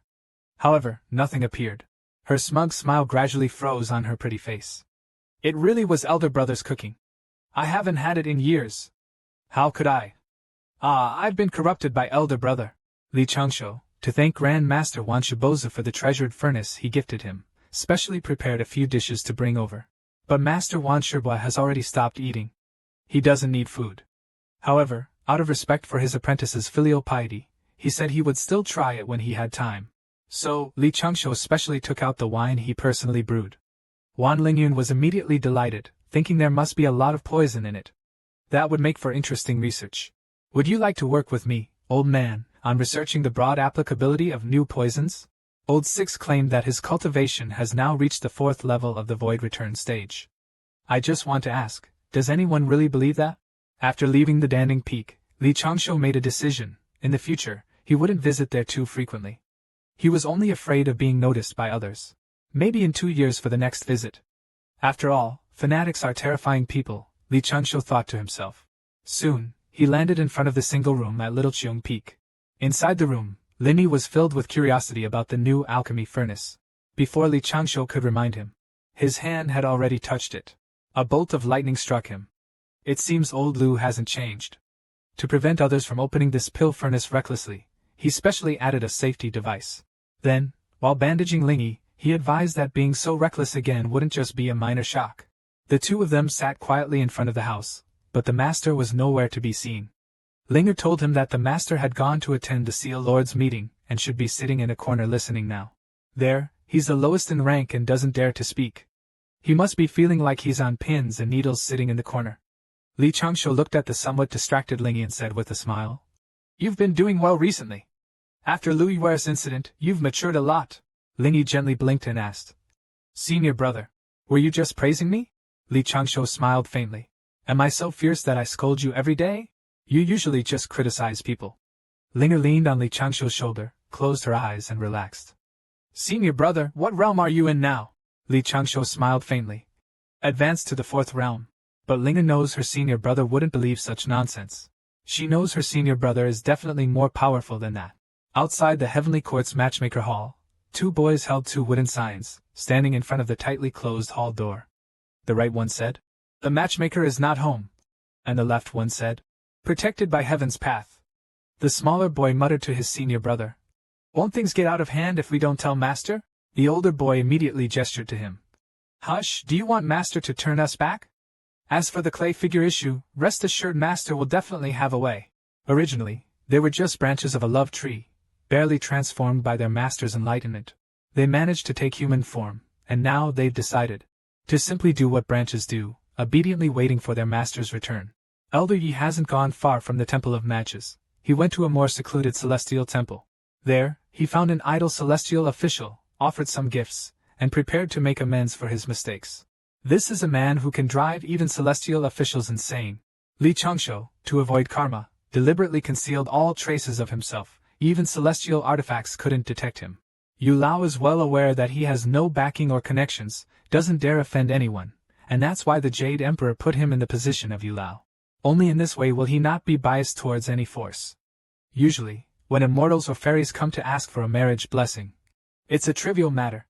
If Yu Lao truly uses the power bestowed by the heavenly Tao to manipulate marriages, leaving aside the karma he would accumulate, it would certainly cause a major disaster. Besides, the heavenly Tao is constantly monitoring the hall of Yu Lao. The moment he has the thought of tampering, he would be warned once, punished the second time, and on the third occasion, the purple sky divine lightning would directly destroy the heavenly court. This demonstrates the strength of the Taoist sections.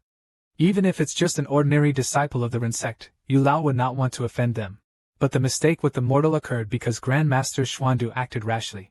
However, Xuandu is protected by a saint, and his own power is formidable. As just a lowly Yu Lao, how could he dare to blame Grand Master Xuandu?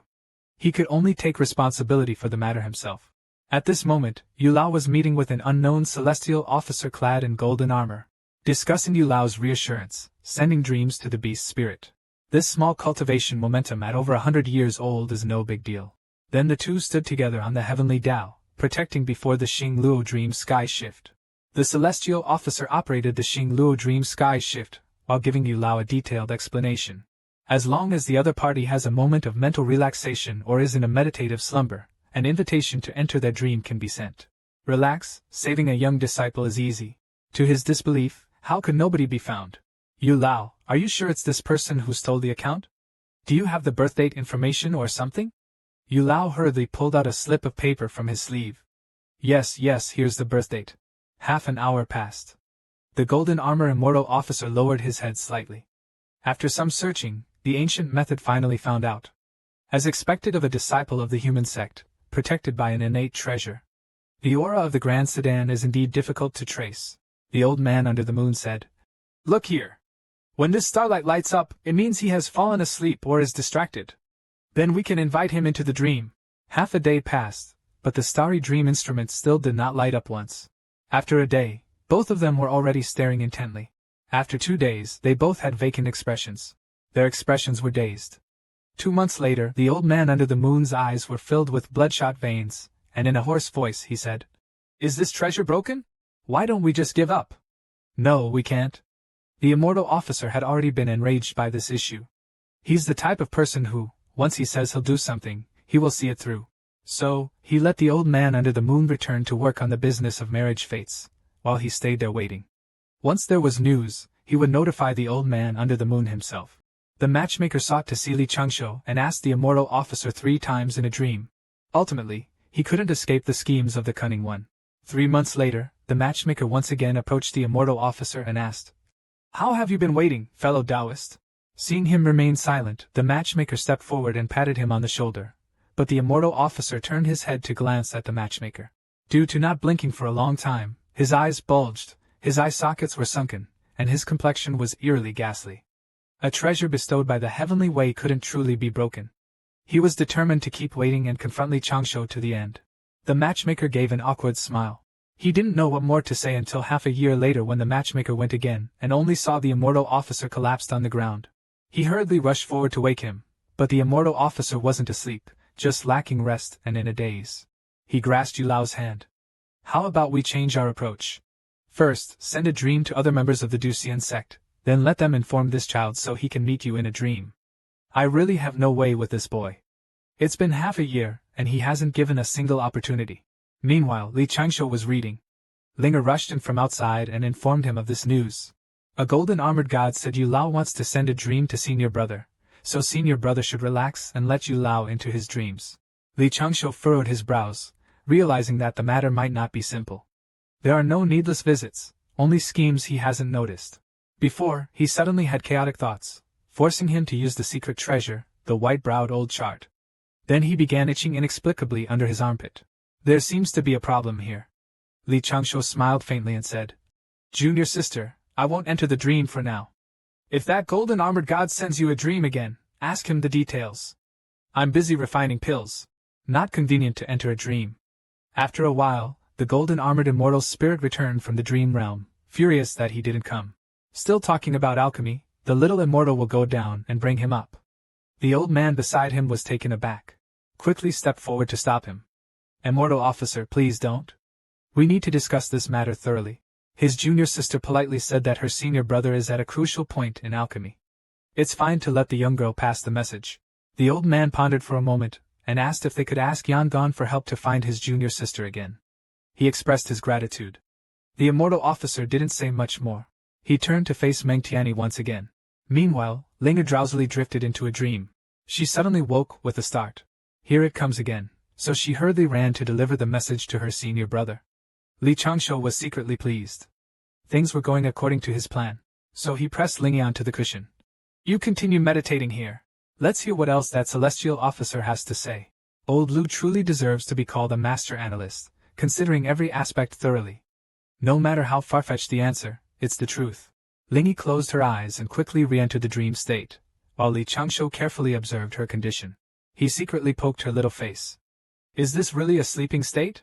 The Heavenly Court, as the institution designated by the Heavenly Tao to oversee the Heavenly Emperor, must have some Heavenly Tao treasure causing the dream transmission. It's so miraculous. He calmed his mind and slowly thought it through. The one behind this might not just be Yu Lao. Yu Lao is probably just a tool, like the golden armored deity at this moment. It's just an instrument.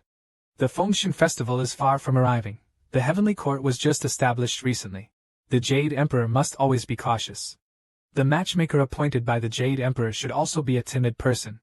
Now, like the personal disciples of the three teachings, after the disciple ascended to the Heavenly Court, they called the Jade Emperor Uncle Haotian, instead of Your Majesty.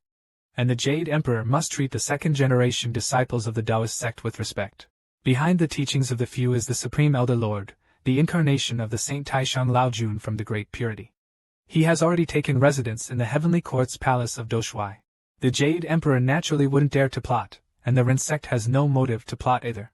At this time, the Heavenly Court is still the backyard of the Taoist sect, and the Western sect's influence hasn't reached it yet. Although the disciples and followers of the Chan and Jia sects don't get along, it's not to the point of tearing apart their relationship. Moreover, the Ren sect doesn't have many accomplished followers to begin with, and there hasn't been any friction with the Chan and Jia sections. The chance of them stirring up trouble is low. By a process of elimination, could it be that there's a high-ranking figure within the Ren sect who feels the Ren sect has too few accomplished followers and wants to use the red thread of marriage to help a city within the sect grow and prosper? But who could this high-ranking figure be? The founding ancestor claimed by the Duxian sect or the Tao Master Doer, who practices on Kunlun Mountain. Both seem unlikely. As a registered disciple of the saint, the founder of this sect has always been cautious in his cultivation. He basically has no presence. Thinking about it, he probably wouldn't dare to bear the backlash of such karma. After careful consideration, only the saint's personal disciple has the leisure, strength, and influence to dare involve Yu Lao in leading the Rinjiao astray. He suddenly realized. It is most likely Grandmaster Xuandu. The current situation is likely caused by some minor issues regarding his fate, which the Grandmaster has meddled with, forcing Yu Lao to appear and fix things.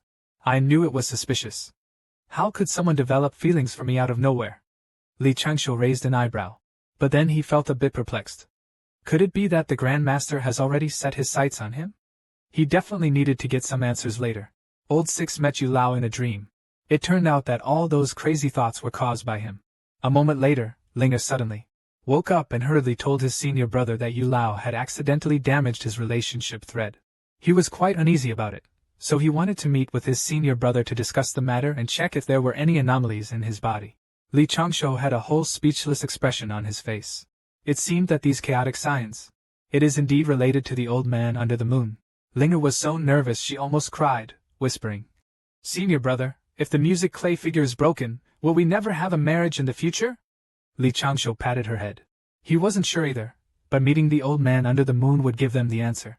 Speaking of which, since the old man under the moon controls marriage, he must be in the heavenly court with a vast network. If they could quietly form a connection with him, arranging their path to the heavens would be much easier in the future. Junior sister, guard me. I'm going to enter a dream. Li Changshu tried to relax his mind and soon found himself in a foggy dreamscape. Li Changshu leaped from the cloud tops. He jumped straight down and saw ahead of him an immortal pavilion, with an elderly man in a green robe walking towards him. He clasped his hands and bowed. Disciple Li Changshu greets senior old man under the moon. He almost cried. I've been eagerly waiting for you to come. It's truly not easy. No need for formalities. Hospitality is limited in this dream realm. Please sit for a chat. Li Changshu smiled and nodded, both making a gesture of invitation. They each took their seats. Yu Lao pondered his words. In the past year or two, has your body gathered yang energy? Any surges of passion or restlessness? Li Changshu replied. Occasionally, I feel a bit itchy, but it's nothing serious. As for gathering yang energy, I am not quite sure. Hold on a moment. Yu Lao casually summoned a potted acacia tree into his hand. This is a mystical acacia tree. I'll prick you with a branch to see if you feel anything. Li Changshu nodded cooperatively. So, this is the legendary dream-transmitted acacia tree. A branch extended toward Li Changshu, and he allowed himself to be pricked. Immediately, his heart rippled with emotion, and his breathing became slightly agitated. Just one prick and the effect was already noticeable. A while ago, those unbearable images in my mind were actually your doing, old man. The old matchmaker asked with concern. Do you feel anything? Li Changshu felt his innate yang energy. There's something, but not much. The old matchmaker smiled wryly. Then let's try a few more times. Li Changshu quickly waved his hand to refuse. Getting pricked again might really cause trouble.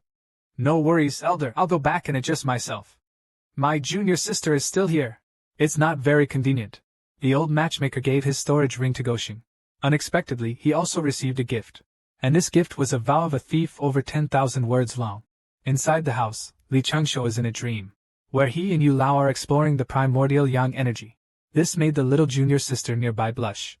She covered her flushed face, wondering what senior brother was talking about with Yu Lao. Yellow waist.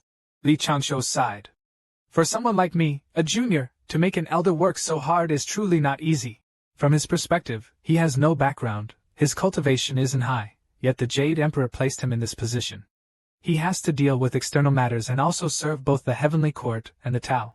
He doesn't dare to provoke those with higher ranks in the Heavenly Court, nor those with more powerful backgrounds and cultivation. And yet, he's in the sensitive area of the Hall of Marriage. If he harbors any selfish intent, he could be reduced to ashes by the Zixia divine lightning. Yu Lao's eyes filled with emotions, and tears streamed down his face. For countless years, only I know the hardships of being Yu Lao. Now, finally, someone understands me. Longevity. Li Changshu looked at him seriously. Elder, don't lose heart. There is always a day when everything will turn around. Take Master Qi Yuan as an example. He went through many difficulties without concern. For the critical eyes around him, used his power to dissolve into a mortal immortal. Now he lives freely as a Taoist. You've worked hard, like the Grand Master Xuandu. The heavenly soldiers must often seek your help. The matchmaker nodded in agreement. Yes, the Grand Master came recently. After hearing this, the matchmaker affirmed him again. No wonder he can achieve greatness. His character is impeccable, respectful, and courteous, always considering this little deity. In the future, if Taoist Qi Yuan wants to find an idle position in the heavenly court, I will certainly help as much as I can. After chatting for quite some time, Li Changshu decided not to continue disturbing himself. It was about time to return to Xiaoqing Peak. Yu Lao hurriedly stopped him and quickly took out his storage ring from his sleeve. He placed it in Li Changshu's hand, offering it as an apology gift. Additionally, Yu Lao had already carefully checked Li Changshu's fate in the next life. His fate was wrapped by the power of the heavenly Tao. There was no further damage. It could still generate a red thread of fate. The functions are complete. Although Li Changshu was very grateful for what the elder had done for him, for his own peace of mind, he still requested to make a great Tao oath. The old moon man looked at him with great delight, pleasantly surprised that the young friend had considered everything so thoroughly. But the next second, he was shocked. He really didn't expect the great Tao oath to be over 10,000 words long. Upon careful consideration, it was very comprehensive, taking into account almost all conditions and situations. After making the great Tao oath, both parties would never mention the matter of the clay figure's damage again. The old moon man would not interfere in Li Changshu's fate, and Li Changshu would not speak of it to others. This time, in Old Six's dream, as a normal male immortal, there were things like physiological reactions he truly couldn't control. Li Changshu awoke from the dream, quickly checked everywhere, and immediately discovered. The junior sister shyly turned her back towards him. Her face flushed red. Sister, why are you so far away from me? Then he looked down at his own robe. It was truly hard to describe. Without turning her head, Linger said, Since you don't need a protector anymore, I'll head back first. I'll come back later. As soon as she finished speaking, she dashed off and disappeared. Li Changshu sat behind her, and hurriedly reached out, wanting to explain. This is actually just a misunderstanding. In the dream, I was pricked by the acacia tree. There's nothing that can be done about it. After all, he is a normal male immortal and hasn't severed his emotions. Li Changshu discreetly tidied his clothes.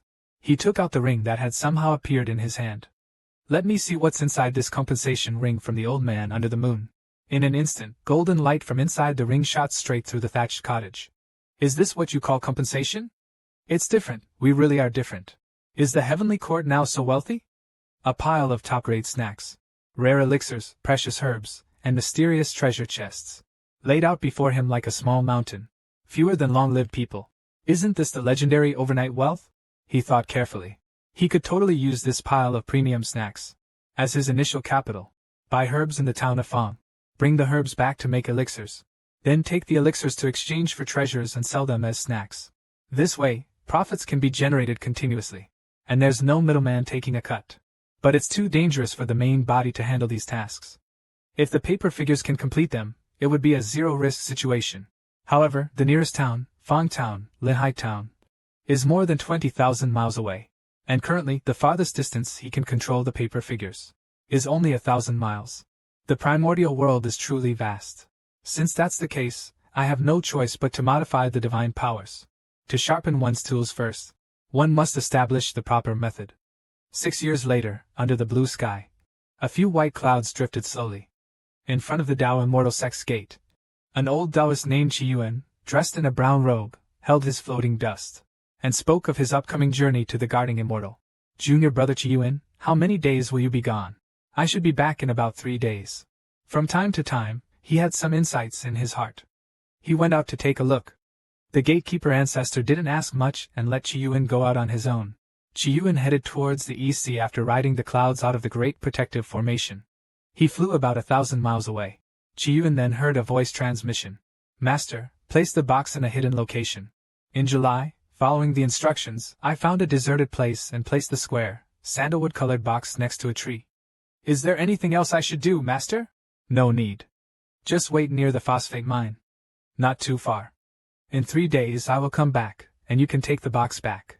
Old Six made paper dolls to send out and earn money, even though he had been careful in his actions all along. But still got noticed. After settling the paper figure, Qiyuan, the old Taoist, sat here, leisurely enjoying the scenery. A wisp of fairy stone was also observing this box.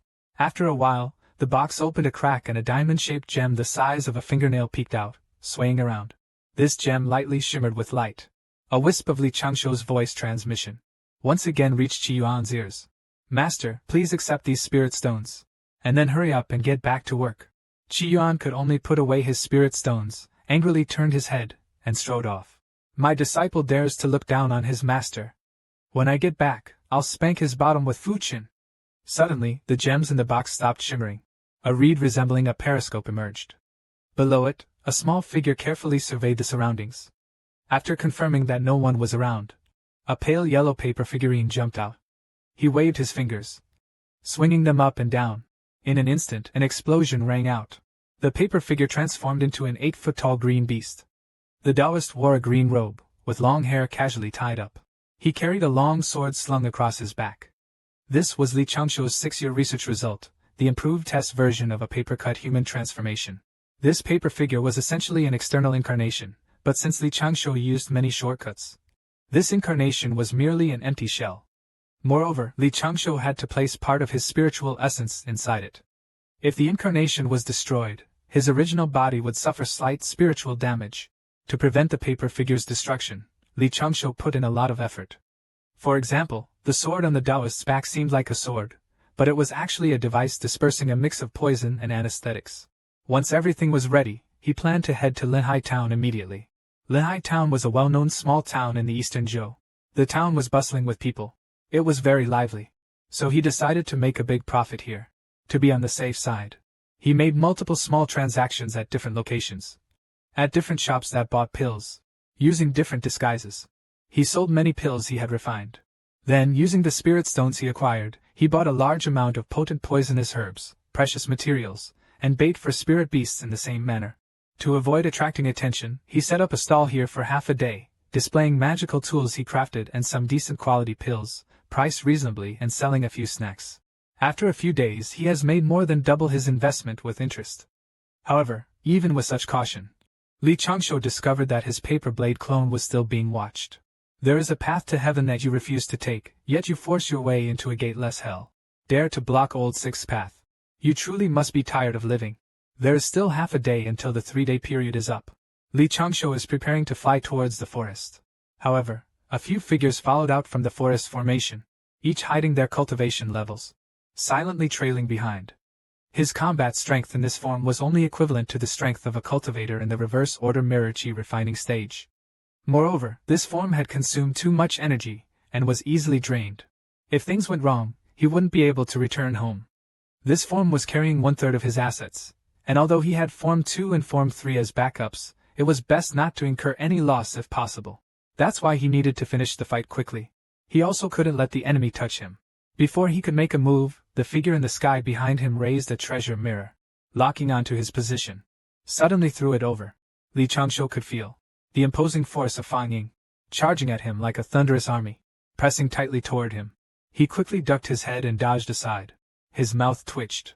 Turning his head, he saw that Bao Ying was gradually rising. Quickly returned to the hand of the man in the air. Li Changshu hurriedly shouted, "Wait! We can talk about this." But unexpectedly, they didn't hesitate at all and attacked Li Changshu again. Explosions echoed around him. Forcing his way out, he was shaken back 2 steps, gripping the sword hilt tightly with his right hand. His eyes were filled with anger, and he shouted, "Don't force me to draw my sword!" The man in the air laughed heartily. "This kid really is fearless like a newborn calf. He actually dares to draw his sword." Li Changshu followed through, unsheathing 3 inches of his longsword from his back. Strands of blue powder were propelled by his force. Several people suddenly saw a blur as something floated towards them. One person was just about to turn and fly away. Their figure inexplicably lit up. They fell headlong from the sky. Several shadows instantly fell down. Li Changshu smirked and said, "I told you, don't force me to draw my sword." The fallen people stared at him wide-eyed. This was no ordinary longsword. There was half a blade under the hilt, but the blade had no edge. But between the blades were 7 ropes of magical treasure. He swung this strange long sword, and the ropes on it instantly lengthened, quickly binding the Taoists, and pulling them towards him. At the same time, 3 paper figures somersaulted out of Li Changshu's sleeve. Before they landed, they transformed into 3 cold-faced old Taoists. Paper figure number 1 took out an evil warding wooden fish.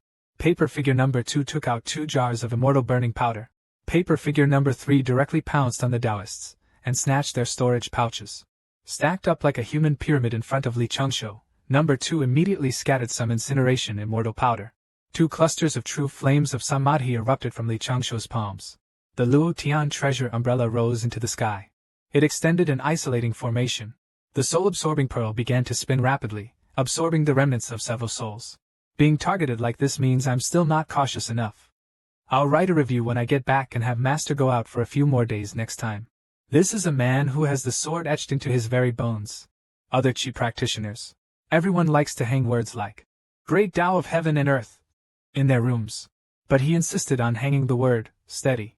After that, Li Changshu made a cautious choice, traveling 10,000 miles north first, then turning east for a detour.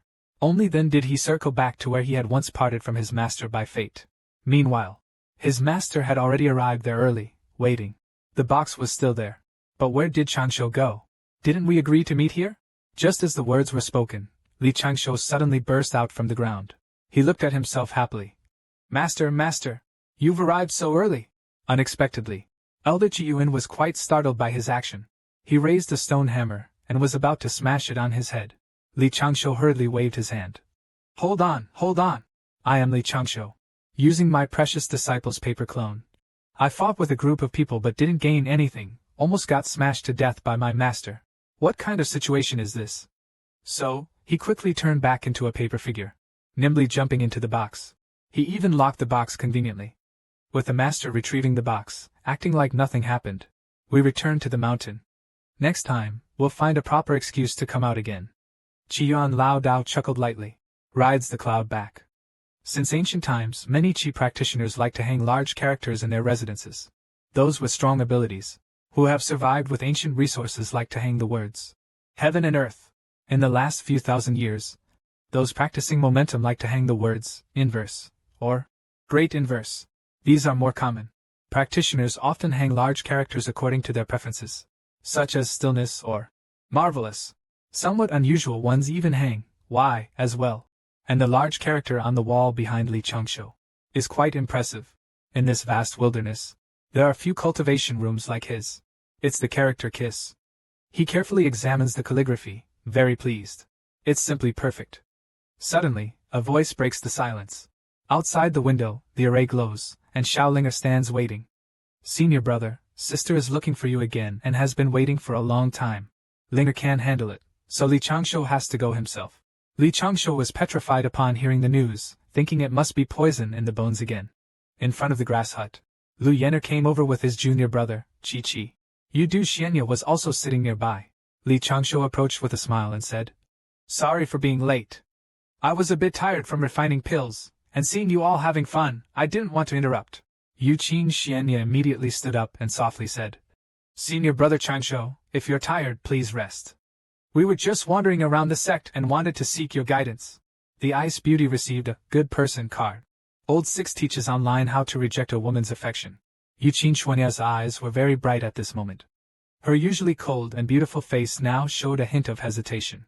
But she is not one to be shy.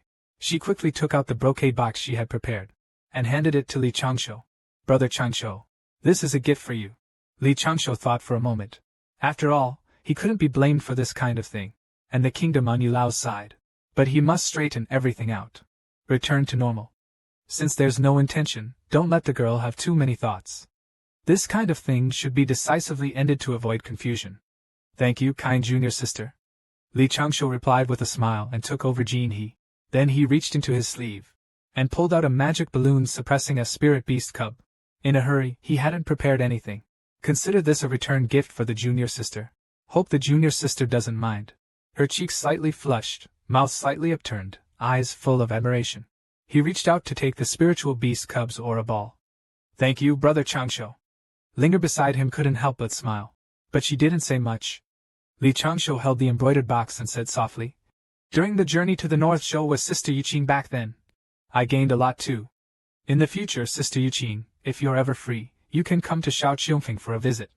If Sister Yuqing doesn't mind, as fellow disciples and friends, both of us could be good companions." Linny felt a bit helpless inside. Even with someone like Qin Xuanya, no matter how much effort is put in, she would still receive both the friend card and the good person card. Both cards outright rejection. What kind of person does brother really like? Lingy was puzzled. However, what caught everyone off guard was that Qin Xuanya, upon hearing Li Changshu's words, actually smiled knowingly. His gaze became rather lively, and though he didn't show much emotion, everyone could feel he was in a very good mood. He was genuinely happy from the bottom of his heart. It was so dazzling that Linger couldn't keep her eyes open. "Really? That's great." Naturally, Li Changshu smiled and nodded, feeling a bit embarrassed. His meaning was so obvious. Did Yuqing really not understand? Yuqing Xuanya immediately cupped his hands and bowed, saying solemnly, "Please guide me more in the future, senior brother. I will definitely catch up." A few question marks slowly emerged in Li Changshu's mind. Wait a minute. This situation also caught him a bit off guard. The Poison Cliff truly lives up to its name. Faced with the Poison Cliff's persistent interpretation, Li Changshu could only admit defeat. He really couldn't figure out the poison's approach. Was it his own fault for not expressing clearly earlier? In the future they'll be fellow disciples and friends. Isn't that a refusal of such feelings? Instead, Linger was overwhelmed with a massive wave of emotion. Her gaze flickered slightly, feeling a sense of shared sorrow. Is it really this humble? Is senior sister content just to be friends with senior brother, without asking for anything more? Compared to herself, this junior sister who's close yet unable to grasp the moon, she's truly lucky. Linger took 2 steps forward. Teammate Qin Xuanya made a Taoist salute. "Senior sister, please guide me more in the future." Qin Xuanya returned the salute once again. Li Changshu watched the two in front of him, speechless. How did these two end up directly bowing to each other like that? The poison of Yao Xian infected me, unbelievable. After everyone left, Linger looked at Li Changshu. "Elder sister Qin has a gift. Your junior sister can't be without one." Li Changshu immediately retorted that she even gave me a gift. "What did you give?" Linger crossed her arms. "I don't care, senior brother, where's my gift?" Li Changshu took out another spirit beast ball from his sleeve. He handed it to his junior sister. Inside was a baby pink sharp-toothed gold-eating beast. It was very cute. Linger happily held it up in the air, liking it a lot. Li Changshu made his way into the house. He opened the box, and light shone out. Unexpectedly, the gift from Yao Xian was a soil spirit pearl that enhances earth-type spells. Such naturally formed pearls are far more precious than artifacts with the same effect. Li Changshu placed it on the shelf. "This treasure is invaluable. In the future, with 4 other orbs of the same quality, the array disk for the 5 elements sand array can be crafted.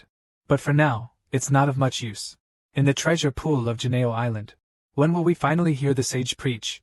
A blue dragon swims slowly in the pool, a trace of helplessness in its long dragon eyes. Some of its previous thoughts were indeed naive. Reverse humiliation is useless. No amount of slaps can wake a dragon pretending to be drunk. If the dragon race is to prosper again, the only way is to bring dragon descendants to the sage's doorstep. He secretly cast a spell, firming up his resolve once more. I will make a name for myself. As long as I can become famous across the 5 continents and 4 seas as the Dragon Palace Prince and by befriending disciples, I can influence my clansmen's thoughts, gradually lowering their pride. This is the chance to change our clan's fate, something I can achieve. The battle at Gonghai is something Aoi could never let go of. Finally, he found a chance to go to the crossing Immortal Gate. Ever since Aoi was schemed against by that group of old Taoists, for some reason, his human form stopped growing. That day, he happened to overhear 2 passing Taoists by the pond talking. We're going to the Eastern Zhou to discuss the Tao with several immortal sects. We might end up being looked down upon by the young disciples again. But I don't have any young disciples. Could a disciple fall from the sky for me? The ant at the bottom of the pool was startled. The Eastern Zhou sect discussion? He didn't hesitate at all. In the blink of an eye, he performed a dragon rising from the water. The 2 celestial beings turned their heads, sensing the powerful aura. Suddenly, the azure dragon transformed into a graceful young man. He slowly descended from the air, bowed to them, and said, "Fellow Taoists, I would like to go and experience it. My cultivation is short, and I can be considered a young disciple of our sect." The 2 celestial beings of the sect exchanged glances. Immediately, they beamed with joy. That's truly wonderful. If the second prince of the Dragon Palace goes, we can be at ease. A few days later, Aoi performed exceptionally well in the Tao debate among the immortal sects. He easily defeated the representatives sent by several sects. Yuan Xian couldn't help but praise. Little martial uncle is truly amazing. He became Yuan Xian so quickly. Truly worthy of the Dragon King's bloodline. His talent is astonishing. Then he turned to tell his master that they were just about to pass by Linhai town.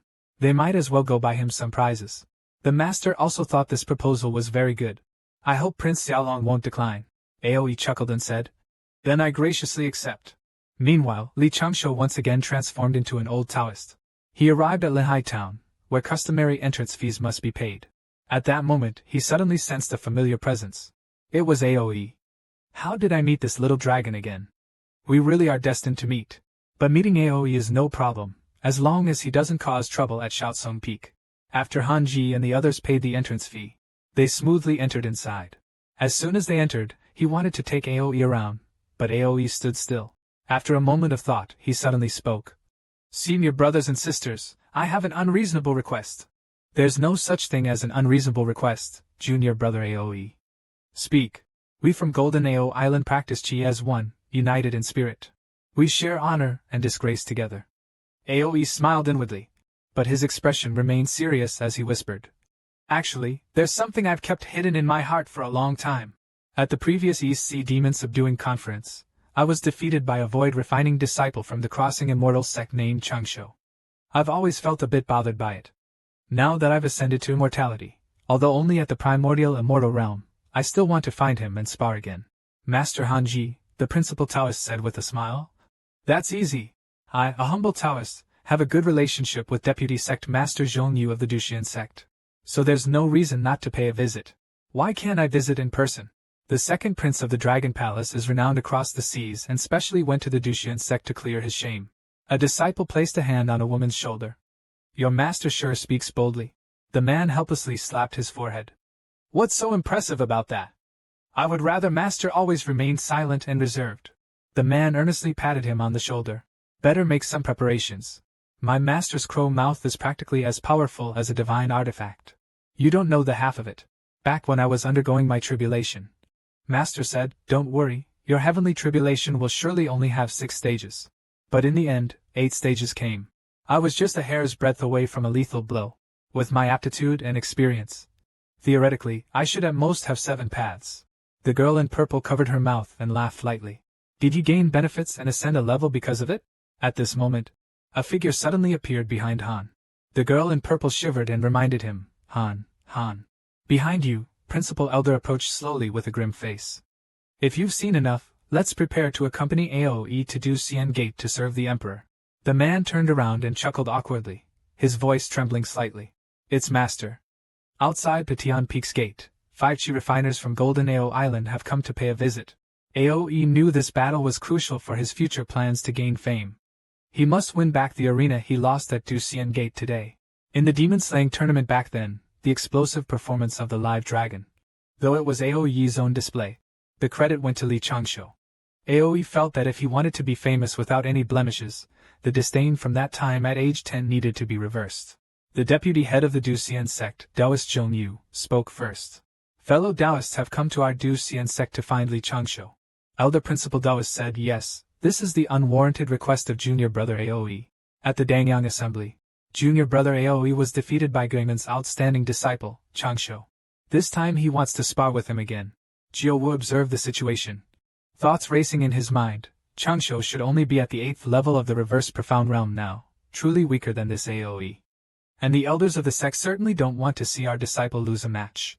With a quick thought, he had an idea and reported to the sect leader and elders. The younger sister of Changshu said his senior brother is in seclusion to break through. I dare not disturb him. I'm afraid it might divert him at a critical moment of comprehension.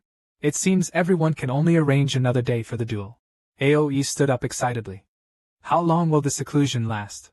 I'll wait outside the mountain gate. The breakthrough is imminent. Changshu had a sudden inspiration. That's right, senior members, Changshu's skills aren't in combat but in formations. If Prince Aoe attempts to break the formation, it might count as a sparring session. Ah, Changshu, your uncle can only help you this far. The classic signpost scene reappears. Aoe can't escape the maze. Moments later, a cloud drifts toward Shaoqiong Peak. Everyone watches from the cloud. Hanji gazes at Aoe's back. With concern, he asks if the young master is skilled in breaking formations. The old Taoist master turns and chuckles, saying, This formation looks simple, how could it trap Aoe? Below the damp ground, the tavern drew Aoe slowly into the single-room formation of Little Cheung Peak. At first glance, he also saw that sign. Lost, Aoe was dizzy at the moment. Why was a strange wooden sign hanging here? The tavern was secretly laughing behind him. The show is about to start. Meanwhile, Li Changshu was buying poisonous herbs. Suddenly received a sound transmission from Lingyi, saying that many people had come to Little Cheung Peak. Li Changshu was puzzled. Why were there suddenly 3 heavenly immortal level old Taoists above Little Cheung Peak? Before he could finish buying, he immediately turned into a paper blade clone and slipped away. Only the vendors at the stalls were still shouting non-stop on the side. Li Changshu first found an empty spot. He couldn't understand how Aoe and Zhou Shibua ended up wandering in his external maze formation. Weren't they just messing things up for him, completely disrupting his plan to make money? To avoid being exposed, he first placed a paper figure at the fake arm coffin. Then, he slightly withdrew a few layers of protective arrays. This would ensure that the grand formation wouldn't draw too much suspicion. Lastly, he didn't forget to deliberately release some of his own aura. Let's adapt to the situation. Half an hour later, Aoe was still trapped, wandering aimlessly within the formation. These basics were crucial for him to find a way out as he advanced. Yet he couldn't escape this place. The 9 sorcerers sat calmly nearby. This is a chain formation, created by the Master of Longevity. The path to survival in the previous section is the structure of the next section, Prince Aoe. Aoe, with confidence, took out an ice blue pearl from his bosom. This was the secret treasure from the East Sea, and he didn't believe that with it, he couldn't break through this small formation. He stood in the center, and the pearl emitted circles of blue light. As soon as he used the secret treasure, he indeed found a new path. Zhou's smile grew wider. Even when he and Shushu joined forces, they were left confused. Today, this formation was obviously more perfect than when they tried to break through it before. After another half an hour, Aoe held the pearl, his mouth twitching, looking at the familiar wooden sign in front of him. He was so angry that he threw away the EC's secret treasure. He never expected. He couldn't believe he had walked back again. He picked up the secret treasure, feeling a wave of reluctance. The 9 witches stepped forward and whispered, Prince Aoe, why not let it go? Aoe growled angrily. I am breaking the formation. Many immortals were trapped in the maze. Old Six had no choice but to reveal part of his cultivation. The cloud-dwelling man watched Uncle Aoe wandering back and forth. He found it amusing and already had an idea in mind. He kept shaking the master's shoulders. Master, can we, senior sister Ro and I, give it a try? The master was almost dizzy from the shaking. Stop shaking, you can go. The two young girls went down. They felt that the formation did not seem difficult. They were all basic formations. Hanji felt even more that. Perhaps it was because Uncle Aoi was not good at breaking formations. That it took so long. Until half an hour later. The two of them found themselves back at the starting point. The formation indeed held hidden secrets. Li Changsho discovered that today's guests at the open-air tea room outnumbered those from the past decade combined, making him somewhat headache. It seems that the persona of being an excellent disciple can no longer be maintained, so he decided to reveal a bit more of his cultivation level. After revealing a bit of this cultivation as leverage, it can be replenished. If other cards are exposed, it would be quite troublesome. Speaking of which, back then, under the sea, he should have infused this ultimate move with a bit of tranquilizing powder, ensuring it only had minimal tricks. Now, the ultimate move keeps hammering at the formation. The two young women are utterly exhausted, sitting to the side to rest. Even the experienced elder can't help but praise, saying this longevity formation is truly exquisite. Brother Aoi lost another round, it seems. Even the surrounding practitioners were shocked, realizing Li Changsho had such skills. Before, they thought, I really underestimated him. The old master of principles couldn't stand it any longer. Forget it, let's not waste time. He prepared to personally take them out. At this moment, the sunset filled the extinguishing sky. What the old master of principles didn't expect was that he himself was also caught in the trap. He then awkwardly looked at the few people in the formation. Hanji and the others also smiled at him. Master, you've joined us too. The old master of principles found it very easy to forcibly break the formation, but at this moment, he got a bit stubborn and insisted on breaking through this closed-loop chain formation from within. Theoretically speaking, the only way to break this formation is to forcefully break through and destroy one of its foundational formations. But can this old Taoist use brute force directly? This concerns his principle of using formations for chi training on Golden Turtle Island, and even his reputation. Seeing so many people visiting here, Li Changsho feels that staying at the Duxian Gate is simply unbearable. Maybe he should pack up tonight and escape with his master and junior sister. However, he calms down and thinks again. He has worked hard to manage Shichiung Peak for so many years. This is the relatively safe place. In that case, I have no choice but to show my hand. I've shown my hand. But not completely. Until late at night, Aoi continued his efforts to break the formation from below. The winged immortal was naturally very pleased. He had truly obtained the immortal ascension gate. Turning breeze further instructed the 100 Refinement Hall to focus on cultivating Li Changsho in the area of formations. The voice of Zhongyu Taoist echoed next to Li Changsho's ear. Stop cultivating. Release the people from the town. Suddenly, a layer of white mist rose in the forest. In the sky and among the trees, elders, the Jiejiao Immortal Wine House Aoi, the two Jiejiao fairies, and Yuan's Lao Dao. The colleague looked over. What shocked Wu De the most was that Li Changsho didn't conceal his cultivation. As the smoke cleared, Li Changsho slowly walked out, revealing his 7th-stage void return cultivation without a doubt. Aoi gritted his teeth in frustration, lost again. He had painstakingly come up with Yangbing's plan. Why had he fallen into Li Changsho's hands right at the start again? Li Changsho cupped his hands in salute and said, Disciple of Shaoqiong Peak, Li Changsho, greets all the elders and senior uncles. Greetings, seniors and fellow Taoists. He stepped forward as well, to let him spar with Prince Aoi. Aoi will also seal his cultivation, to match the void return stage. Li Changsho did not hesitate, as he had anticipated both sides' reactions for this spar. It was unavoidable. He bowed and said, Disciple, we'll follow the sex arrangements and everything. In that case, let's go to the square in front of the hall at Patian Peak for the competition. After a short while, Jiaowu called out to him. He placed an item in Li Changsho's hand. It was his master's purple spirit seal, which Ling Bao specially requested for him. He lent it to him, and Li Changsho couldn't help but smile. He returned it to his uncle and assured him not to worry. I will have my own way of dealing with him later. Then he whispered in Jiaowu's ear. The short man raised his eyebrows. Is this really appropriate? Li Changsho chuckled. Flexibility in practice. It's a principle my master often teaches. In front of the crossing Immortal Hall on Patian Peak, on the flat square, an elder threw a luminous pearl. It lit the place as if it were daytime. Over 100 silhouettes stood before the hall. Inside the crossing Immortal Gate, mostly spirit stones for refining. The Immortal Stone watched over the place. Li Changsho looked at Aoi and said, Crown Prince Aoi, today is somewhat different from the past contests. I might win. Aoi replied with a clear and pleasant voice. Fellow Taoists, please go ahead. As soon as they started, both sides exuded a strong aura. But Li Changshu already had a plan in mind. Aoe took a light breath, his expression becoming serious. Mysterious ice flames appeared in the deep state. The following combat method was something Li Changshu had thought through carefully. It was stable yet cunning, seeking victory without exposing much. The old six attacked the second prince of the East 3 times, seemingly in an unfair manner. Everything was within the plan. Facing Aoyi's reckless charge, Li Changshu flicked out yellow paper talismans from his sleeve. In the blink of an eye, hundreds were scattered. The prisoner's form immediately shrank, and instantly escaped into the ground, diving into the ground as if it rippled like water. Li Changshu dodged the attack, slowly sinking down. He was still pondering a question. He could either lose. He can also win, comparing the two. To him, there's actually no difference. The key is how to lose. How to win. Aoe was slightly anxious, constantly searching for Li Changshu's figure. Suddenly, a raised area on the ground caught his attention. Aoe gathered all his strength, and immediately dashed forward. A punch was thrown, but it hit nothing but air. At the same time, there was a disturbance behind Aoe.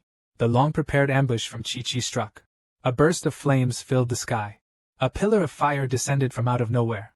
It charged directly toward Aoe, striking him squarely. His figure was knocked down instantly. He never expected that, in front of everyone, he would be ambushed. Aoe bit his teeth in anger. A mysterious ice flame gathered in his hand. Ready to strike at any moment, clusters of the ice flame struck down the yellow talismans one by one. Aoe stared ahead, searching for his figure, and shouted loudly, "Changshu, come out and face me head-on!" As soon as the words were spoken, a swarm of yellow talismans launched an attack. Aoe could only dodge back and forth, evading everywhere. The talisman array keeps bursting with fire. It makes Aoe quite embarrassed, but it doesn't cause him much damage. Aoe gathers energy with his hands, gritting his teeth. "I'll blast all your worthless paper talismans out of the sky." At the same time, a large hand silently emerges from the ground behind Aoe. In its grasp is a sharp magical dagger. It slashes straight at Aoye's heel. "Dare to sneak attack me again?" Aoye's eyes widen in rage. He jumped up immediately and struck the ground with a fast palm strike. But once again, he hit nothing. This made Aoe incredibly angry. He launched a random attack on the ground. At this moment, Li Changshu emerged from behind him again, holding a short sword of magic treasure in his hand. He stabbed Aoe in the back of the knee. Li Changshu secretly felt proud, completing his third sneak attack. This time, Aoe dodged backward immediately, accidentally touched the talisman again. The dazzling golden light engulfed his body once more. Li Changshu looked at him in surprise, truly worthy of a dragon's body.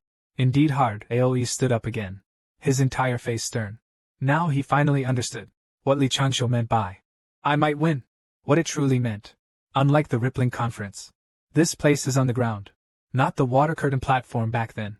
Li Changshu can perform his best earth escape technique. I must say, this earth escape technique is quite formidable. The second prince of the East Sea is still too young. If he knew what the sixth elder of Shillong's secret chamber did back then, he wouldn't know how to face it. Ao let out a low shout, and leaped into the air. "If I catch you." Before he could finish his sentence, a massive dragon image formed above him, roaring in all directions, unleashing a barrage of destructive blows toward the ground, sending stone fragments flying everywhere. The visual effects instantly intensified to the max. Li Changshu, amidst the explosion, was forced to reveal himself. This dragon prince even knows the 18 dragon palms. Won't his old dragon king father scold him for this? In the next moment, the dragon prince had already appeared in front of him, with a sinister grin on his face. "Finally caught you." Without another word, he swung his fist toward Li Changshu. Under the heavy blow from the dragon prince, Li Changshu took a punch. Suddenly, all strength left him. He fell from the sky towards the ground. At this moment, Aoe was already exhausted, gasping for air. Just as he was waiting to see Li Changshu's downfall, suddenly, Li Changshu in the air turned into a paper figure. Aoe widened his eyes in disbelief, unable to believe what he saw. "What? It's actually a clone." At the same time, a figure appeared behind him. Li Changshu held a spiked club. He aimed at the most vulnerable spot behind Aoe, approaching silently. "Let me show you my ultimate move," he chuckled. This is the millennia kill of the spiked club. Just as he was about to strike, Principal Lao Dao suddenly panicked, stretched out his hand to stop him, and shouted helplessly, "Stop! We admit defeat." Li Changshu obediently gripped the wolf-tooth club in his hand. Aoe sensed something was wrong and quickly turned back. His eyes almost popped out from shock. What was this guy just about to do? Hanji couldn't stand it any longer and angrily shouted at him. Hey Li Changshu, don't you think this victory is unearned? Yuanzhe Laodao was so angry that he was gritting his teeth. This apprentice really knows how to be clever, using Earth Escape and submitting to the law. Meanwhile, Zhou Nidaran appeared emotionless, but was actually overjoyed inside. Only Aoi was kneeling on one knee, admitting another loss. At this moment, a large hand reached out from the side, and was handed in front of Aoi. A deep voice sounded in his ear. I won't win. If I were to face you head-on, I would not be your match. Aoi looked up, and saw Li Changshu's gentle face. He pulled him up in one swift motion. After all, this is my Du Xian sect. I can only do my best, I can't let my sect lose. I hope you can understand. Besides, Aoi's cultivation level is already higher than mine, so this match is inherently unfair. Li Changshu extended his hand in friendship, presenting a sincere smile. How about we call this match a draw? Aoi took his hand. A tremor in his voice, he revealed a strong smile, his eyes slightly reddened. Humans are not just cold-hearted demons like those old Taoists, there are also gentle people like Changshu. Thank you all for your love for our senior brother, but this work is about to reach its latest chapter. From now on, the comic will be updated every Wednesday and Saturday, and I will definitely follow closely. The story continues from the last episode. Seeing Li Changshu and Aoi reconcile, the elder of the Duxian sect felt very gratified, but for the sake of the sect's face, he had to put on a show and deliberately scolded them a few times. How could you use these little tricks in a competition? However, his expression had already given him away. He ordered Li Changshu to go back to Shaoqiong Peak for reflection, which was actually just to let him return and wait for his reward afterwards. Aoi and his group went to another place on Petion Peak to discuss and debate the Tao. This battle finally came to an end. However, many of Li Changshu's plans were disrupted. He had no desire to become a star under the spotlight. He only wanted to be a salted fish, cultivating in peace. Early the next morning, Li Changshu took his junior sister with him, tidying up his sister at home. He wants to put all these away, Linger curiously asked. Senior brother, why are you suddenly putting the wine away? And only for your sister at home? Li Changshu was holding the wine with his head down. Just as a precaution. He had a feeling that Aoi might come to visit again in the future. Although in the family, it's not only him who can refine. Primordial. There are countless Qi practitioners who like to drink, but still must avoid any evidence related to the East Sea Feast case. Elder Wan Lingyun heard that Changshu was being criticized by other elders. He hurried over right after refining the pill to support him. Li Changshu quickly explained with a smile that no one was criticizing him. After all, defeating Prince Rome was an honorable thing. The sect even rewarded him. Only then did Wan Lingyun let it go. This is more like it. He kept praising his good performance this time. Moreover, his stealth and poison techniques are his own skills. There's no need to care too much about others' opinions, he said, while rummaging through his sleeve. Soon he took out a black precious jade. This is the Elder's token. Elder Wan Lingyun said fiercely. In the future, with me protecting the Shao Qiongfeng lineage, not just anyone can scold or criticize you. Li Changshu felt warm inside and quickly expressed his gratitude. He knew that this elder was not plotting anything, and there was nothing to gain from Xiaoqiangfeng. The second prince of the East Sea came specifically to apologize. Elder Six had a pleasant conversation with him. Outside the thatched hut, a voice suddenly sounded. Senior brother, there's good news and bad news. Which one do you want to hear first? Before Li Changshu could react, Linger already showed her admiration. He didn't keep them in suspense. The good news was that he had discovered that senior brother's foresight was incredibly strong. He could predict everything accurately. Just a few days ago, he mentioned that Aoi might come to visit. Today it has come true. As for the bad news, Aoi is waiting at the entrance of Shaoqiong Peak. Upon hearing this, Li Changshu was so shocked that he spat out a mouthful of water. He didn't expect it to happen so quickly. He quickly tidied up a bit and asked about Aoi.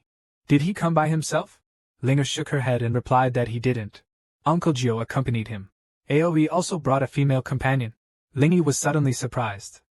Wait, it seems like that female companion is also a beauty. Shaoqiong Peak can't lose face either. They need someone with good looks. So they quickly pushed Li Changshu out of the room. They had to change clothes and touch up their makeup. Meanwhile, Li Changshu went forward to greet Aoi.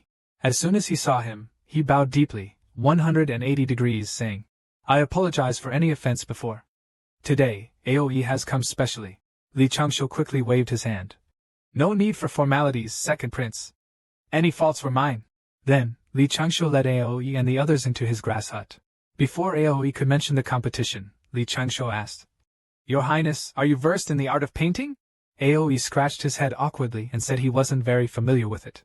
Li Changshu smiled reassuringly. It's alright. It's not important. He quickly brought out many scrolls he had painted during his leisure time. He wanted to show them to Aoi for his appraisal. Looking at the mountain of scrolls before him, Aoi panicked. He hurriedly waved his hand. Changshu Taoist, no need to bother. But after a while, Aoi was completely absorbed in the painting. At this moment, he was completely brainwashed, constantly giving thumbs up, repeatedly praising the depth and breadth of painting. The conversation had already been completely controlled by Li Changshu. Aoi nodded repeatedly, even finding it particularly interesting. After a while, the elaborately dressed Linger made a dazzling entrance. Aoi and Jiuwu Shibo were stunned. Jiuwu was even more worried for Jiujiu in his heart. Defeating her rival in love is really not easy. Lingy changed into a dark gown, displaying elegant and graceful manners. Even the guy couldn't help but praise her for being gentle and beautiful. Li Changshu looked speechless. You don't understand him. Lan Lingy unexpectedly discovered her senior brother's secret. It turns out he doesn't like big or small. He likes older ones. Facing Lan Lingyi's careful dressing, everyone was full of admiration. Actually, only Li Changshu understood. His junior sister was surely happy about surpassing the man in looks. Meanwhile, Li Changshu kept showing his paintings to Aoi, ranting on endlessly like the Yangtze River. However, every scroll that was seen ended up scattered all over the ground. There's no way. Linger can only follow behind them cleaning up, complaining incessantly, saying they like to talk, but they should tidy up properly. Suddenly, Linger accidentally bumped into a scroll on the ground. Instinctively, he looked in the scroll's direction, but his gaze was drawn to a painting that had a bit exposed. Clearly written on it were 4 big characters. Ignorance, deep affection. And the handwriting was unmistakably senior brother's. He stared curiously at the scroll. Could it be that the woman depicted is the one senior brother adores? Then a large hand reached over. He decided to see what kind of woman senior brother actually likes. With a swish, the scroll unfurled from top to bottom. What was painted inside were all elderly figures. What he didn't know was, this was actually senior brother's retirement secret. Moreover, it was something Li Changshu had already discarded in his early years. Due to the publication, it was a calming secret treasure, old white brow after retirement. Tulin's face changed dramatically, her shock indescribable, as her small hands began to tremble. So senior brother doesn't like them big nor small, but rather old. Lingyi's knees buckled, fell beside the desk. What should I do? Hanji suddenly received a voice transmission from his master, saying that something went wrong at Patian Peak and they need to go back and check. Aoi was obviously reluctant, holding Li Changshu's arm with both hands. He sincerely said, Changshu, if you have the time, please do come to Golden Ao Island for a visit. Aoi will definitely welcome you with open arms. Let's have another deep conversation. Li Changshu gave an awkward smile, gesturing okay with his hand. Sure. Li Changshu saw them off from the thatched hut, reluctantly bidding farewell. Ao shouted, Till we meet again. Li Changshu waved his hand. In his heart he thought, meeting again would be great. If not, let's not. Let's never meet again. In the forest array, Li Changshu continued with his money-making plan. Everyone was discussing the immortals of the GS sect, and the matter of Dao discussions with the Duxian sect. Although I successfully hid my strength last time, the GS sect ultimately returned defeated. I'm afraid there will still be subsequent troubles. My junior sister pretended to be ugly on purpose to cheer herself up, but the surprise turned into a shock.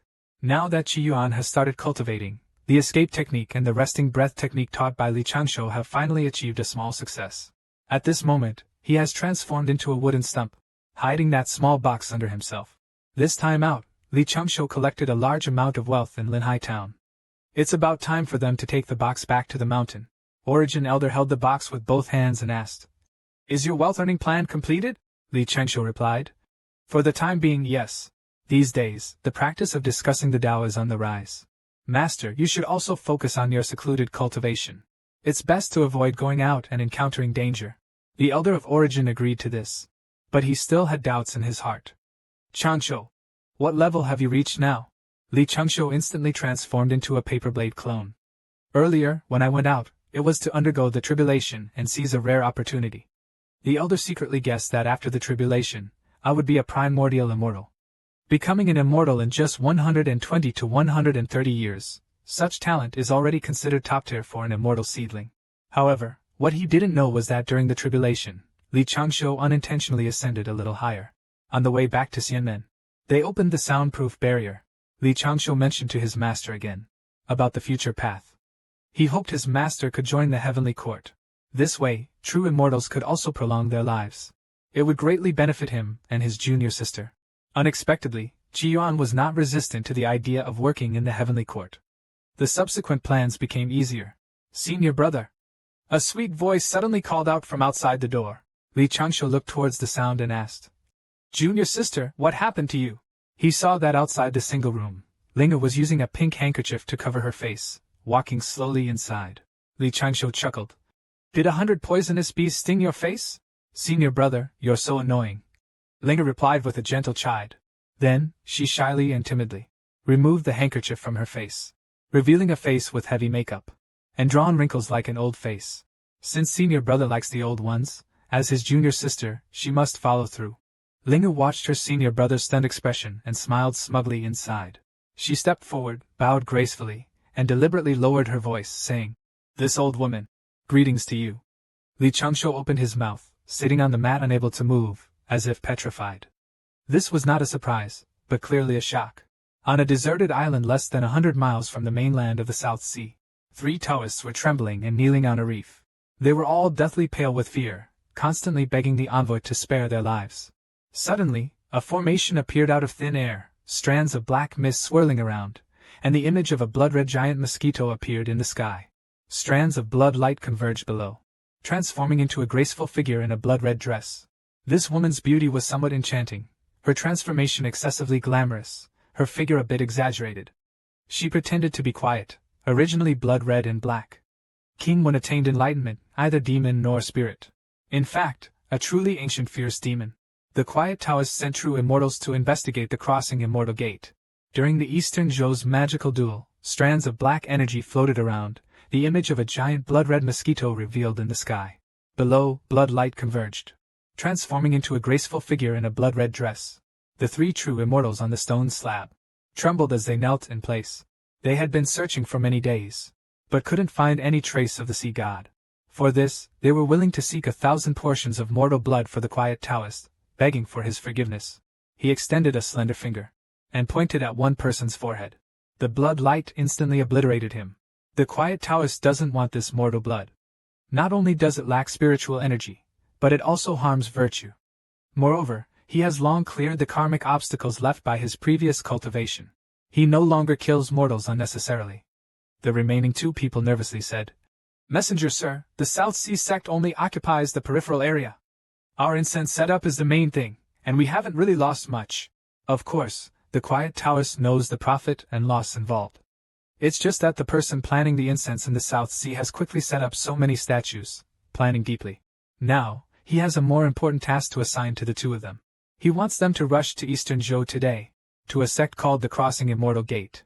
Because the Crossing Immortal Gate barely qualifies as a human teaching center in Daoqing, recently, they fought a magic battle with some of Jinao Island's celestial beings. And what they need to do is rush to Eastern Zhou, investigate the process and details of the duel, see if there's an opportunity to take advantage. If done well, it could count as the 2 of them making amends and earn them some reward. The 2 of them still knelt there without daring to look back, muttering, subordinate, continuously. At your command. A trace of coldness appeared in Wenjing Daoist's tomb, and with a flick of the fingers, 2 black streaks swiftly flew out, silently landing on the napes of the 2 true immortals. If they act abnormally, they would be drained and killed instantly. Leave no trace.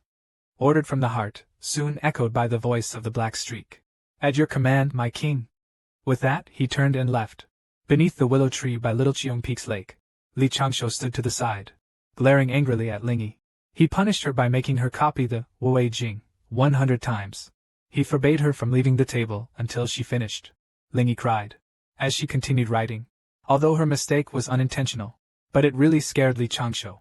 Luckily, his mental resilience is strong, otherwise he might have been so frightened that his functions would be disrupted. At that moment, the 9 witches suddenly visited, and the short Taoist seemed to be in a very good mood. Entering the outer isolation array of Shichung Peak, there was a burst of laughter. Changshou, guess what your master uncle brought you? Jiuwu took out a small silver sword. This is the preliminary recording order of the Daozang Inner Hall. Your master uncle had to do a lot of persuading to get it for you. Li Changshu immediately grabbed the silver-white small sword in his hand and played with it back and forth twice. He was quite satisfied in his heart. Old Six entered the Taoist library hall for the first time. He actually wanted to copy down all the techniques. Li Changshu immediately grabbed the silver-white small sword in his hand. Unexpectedly, there were such benefits. Being able to obtain the admission order of the Taoist library hall. It was really thanks to Prince Aoyi's long-distance head delivery. Think about the previous Dragon Palace Monster Subjugation Tournament. He managed to get the Samadhi Mantra training method. And during the East Sea Joy Dragon case, he almost received the Great Mercy package of sparing. Aoi really is a lucky one. If I meet this Dragon Palace Prince again next time, I wonder what other benefits there might be. But then he thought carefully. He had made Aoi lose twice in public and almost attacked his vital point. It's better not to meet him again. Aoi, as if hearing these words, simultaneously let out a big sneeze. He silently pondered to himself, wondering if Changshu was thinking about him while appreciating the paintings. Just then, a man interrupted him. He awkwardly stood in front of Aoi. Seeing him, Aoi felt delighted and invited him to take a stroll to the East Sea together. The two got along quite well. Above the Duxian Gate, Wine House and Li Changshu rode the clouds together, traveling side by side. Li Changshu handed Jiao Wu a porcelain bottle. Inside, it contained a trace of his spiritual perception. This is a poison pill given by Elder One. For your protection. Jiao Wu was startled at heart. This is good stuff capable of poisoning an immortal. Changshu is considerate, giving such a valuable poison pill to a humble Taoist like me. Li Changshu gave a faint smile and said nothing more. After all, he still had plenty of this stuff. Jiao Wu also took this opportunity to give him some unused precious materials. It's considered a return gift. Also, it's to encourage him to continue studying formations. Li Changshu briefly thanked his uncle master. He couldn't help but wonder in his heart. Uncle master, are you going to accompany me to the hidden hall? Jiao Wu waved his hand and sighed. No, I'm too exhausted, and I have to leave soon. There will be a grand gathering of the three great sects in Zhongshenzhou, and he needs to go with two elders to make an appearance, representing the Duxian sect to discuss matters with the other major sects. Li Changshu briefly pondered. The grand gathering of the three great sects? What's that? Is it related to the calamity of the investiture of the gods? Jiao Wu seemed a bit anxious. Just gave him a quick reminder, telling him to cultivate well, and then vanished without a trace. He soon arrived at the Daozang Hall. The so-called Daoqing's collection is the Daozang. The texts here, only a small part were created by the immortals of the Duxian sect. Most of them are foreign objects. Throughout the generations, the celestial beings of Duxian sect traveled the world. They would bring back techniques, manuals, or miscellaneous items that were of no use to them. All of these would be placed in the Daozang Hall. Some valuable manuals or transcriptions of advanced techniques would be stored in the inner hall. Soon, he found the two doors embedded in the rock wall, emitting a faint glow. The luminescent pearl emitted a gentle glow. An elder was sitting on a mat at the door, eyes closed, resting. Li Changshu stepped forward and bowed. Disciple of Shaoqiong Peak, Li Changshu greets Elder Qilin. Elder Qilin, with a lean face and gray-white long hair, had no wrinkles yet exuded an inexplicable sense of age. He was a master in the sect, his cultivation level unknown, and had long been stationed at the library pavilion. Li Changshu offered a small silver-white arrow with both hands. I wish to enter and study the sect's texts. Elder Qilin showed no emotion, merely glanced at it. Go in, he said with a faint friction sound. The large door of the inner hall of the pavilion slowly opened a crack. As the door opened, Li Changshu instinctively shielded himself, demonstrating an excellent sense of self-protection. He then showed a look of delight, finally managing to sneak in. The inner hall was much smaller compared to the outer hall, but any of the texts here, if casually copied, could be exchanged in town for great treasures and spiritual herbs. Aside from the Wu Wei Sutra and the private collections of the various elders, the high-level techniques of the Duxian sect could all be found here. He felt that as a disciple of the seventh stage of the Dawn Light realm, it was improper to frequently come to the library hall, so it would be best to memorize everything he needed in one go. All right, he earnestly picked up the techniques and started studying the art of poison. From this moment on, he is an emotionless replica artifact. Meanwhile, a thunderous explosion suddenly echoes from the other side of the heavenly peak. Inside a pavilion, lightning flickers. The outer formation is instantly dispersed. Several disciples look up in alarm. This time's tribulation of long-pending needlework. The momentum is unexpectedly grand. The lightning quickly made it impossible for them to keep their eyes open. This is the fluctuation of a true immortal advancing to the later stage. He succeeded. A figure slowly rose in the air. There was immortal light continuously shining within him, illuminating his face, making it lively and charming. The onlookers applauded, showing looks of admiration, congratulating the true immortal Jiujio on successfully overcoming the tribulation. Jiujio looked sullen, anger flickering in his eyes. After being in seclusion for so long, he was quite stifled. Then, with lightning speed, he ran back to his room. Yukong moved as fast as a flash of light, startling a few fellow disciples passing by. Inside the room, there was an immediate sound of rummaging, followed by him dejectedly slumping to the floor. Damn, how could I have any stock? I can't keep any alcohol. Suddenly, he had a brainstorm. Right, the fifth senior brother still has some stock. Jiujio hurriedly ran to the attic of the liquor house, darting around the door. However, the liquor house had just gone out for business, and there was a formation blocking the way. In a panic, Jiujio quickly headed towards the direction of Xiaoqiangfeng. Lingyi was quietly cultivating at that moment. Suddenly, he heard the sound of something heavy falling outside the hut, which startled him. He hurriedly went out to check. He anxiously shouted, "Little Uncle Master! What happened to you?" Jiujio lay weakly on the ground, looking as if he were in a desert. The despairing face of a person on the brink of dying of thirst. Startled Lingyi, leaving her flustered, her lips trembling for a long time. The person reached out a hopeful hand towards Lingyi, as if using their last breath to utter one final word. Refreshing. Jujui, who had just gulped down several rounds, sat at the table with a flushed face. She held an empty wine jug, letting out two soft, contented sighs. Lingyi stood by, her face covered in black lines, yet this was already his sixth jar. She felt even more at a loss. Shu, you're far too dependent on alcohol. Juj quietly wiped the excess wine from his face. Do I? He then earnestly said that everyone's path is different. Our path is the wine. Looking at himself in the wine, he thought, this is a treasure in my heart, I can't just throw it away. Without it, there's no spirit or energy. Then he turned to look at Lingyi. By the way, where did your senior brother go? He should have gone to the hidden hall, he will probably return soon. While looking at him, Juj inadvertently caught sight of an old jar of wine in the corner. That wine over there seems to emit a unique aura. Lingyi stared blankly. He didn't even know. When he put a jar there, Jiujio showed no restraint and gulped down spoon after spoonful. He instantly felt much more energized. It was indeed excellent liquor, but the next second, he suddenly felt dizzy and collapsed on the spot. How can this liquor be so strong? He thought, before quickly falling into a deep sleep. This wine is unlike any other. Its raw potency is comparable to Naya. The experienced Taoist was controlled by the literary cultivator, and the wine master Taoist was in danger. Li Changshuo spent more than half a month in the hidden hall. After a long sleep, he and Lingyi played from simulating the teacher to dressing up as puppets. Then, from puppet dressing, they played to dressing up as real people. Finally, after drinking all of the wine and supplies from Lingyi's side, he once again grew bored after waiting around for half a month. This guy, Suge, has been delayed in the hidden hall for so long. So, she went to the hidden hall to find Elder Qilin herself. Elder Qilin was meditating at the moment. Upon hearing the noise, he slowly opened his eyes. His somewhat dull eyes brightened with energy when he saw Jujio. He placed both hands on Jujio's shoulders, smiling slightly. Ah, Xiaojio, you're still such a filial child. You still think of me. Jujio gave an awkward, embarrassed smile, as he was actually looking for someone named Li Changshuo, a disciple from the reflection mirror stage. Elder Qilin was instantly speechless, almost in tears. I see. He took the admittance command arrow and went inside the hall. Jiujio happily walked into the hall, leaving Elder Qilin alone.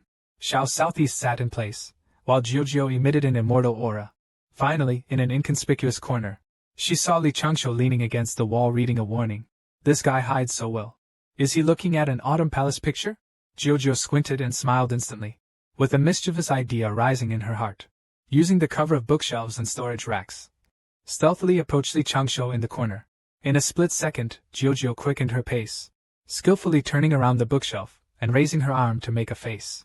Just as she took a breath, Li Changshuo's right hand suddenly lifted, flicking his fingers to land a light blue pill precisely into Jiujio's mouth.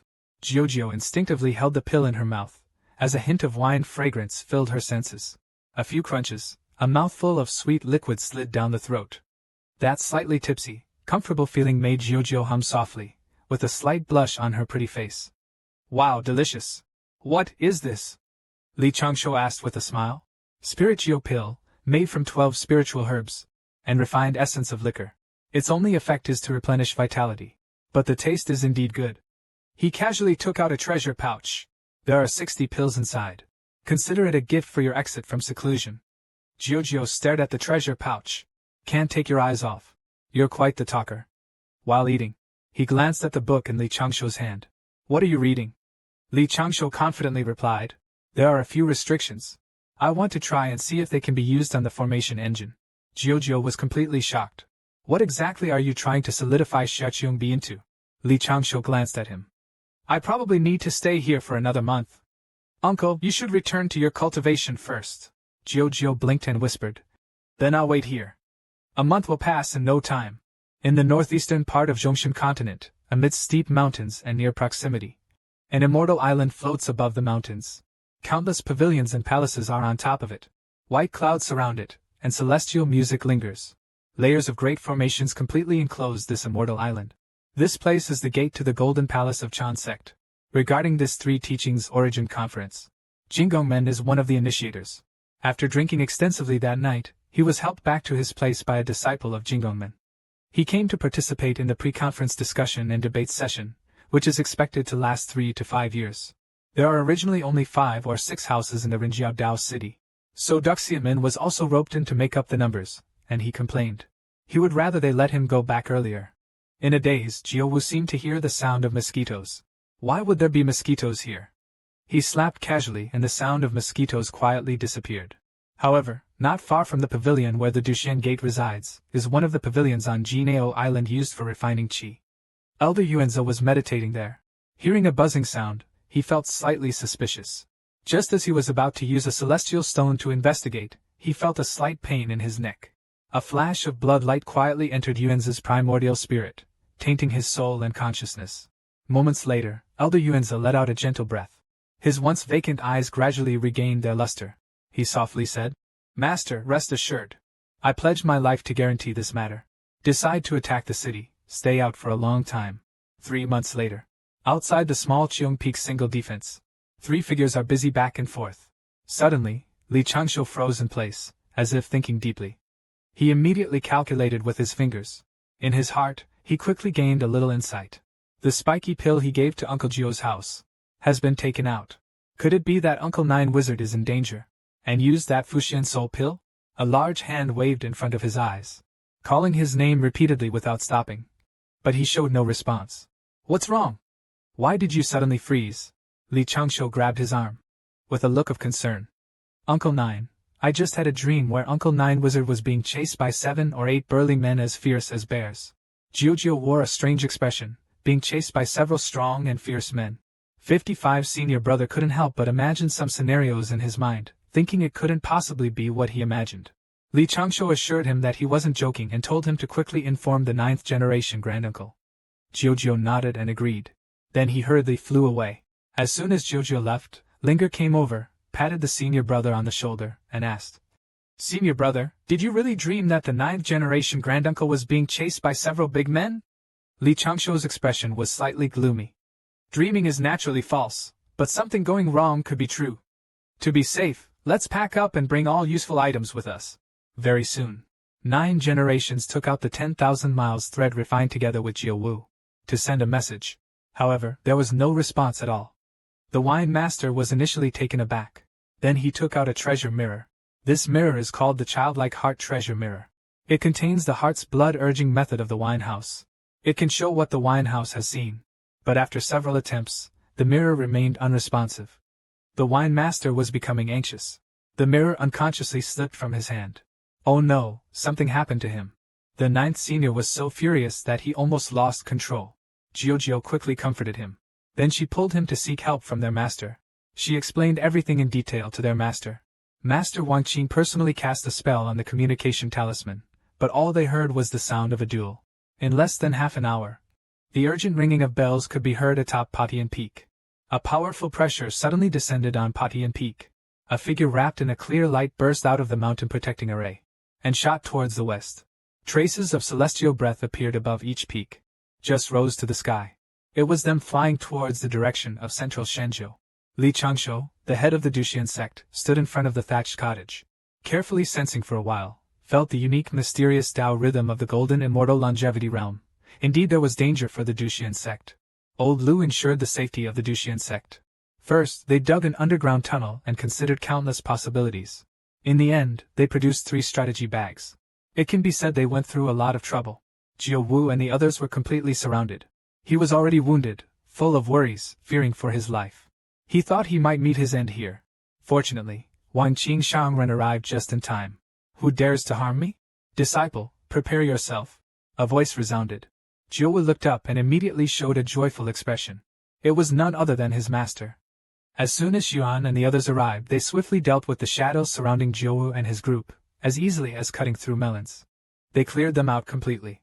Under the overwhelming pressure of Wang Qingshangren, the shadowy figures trembled in fear.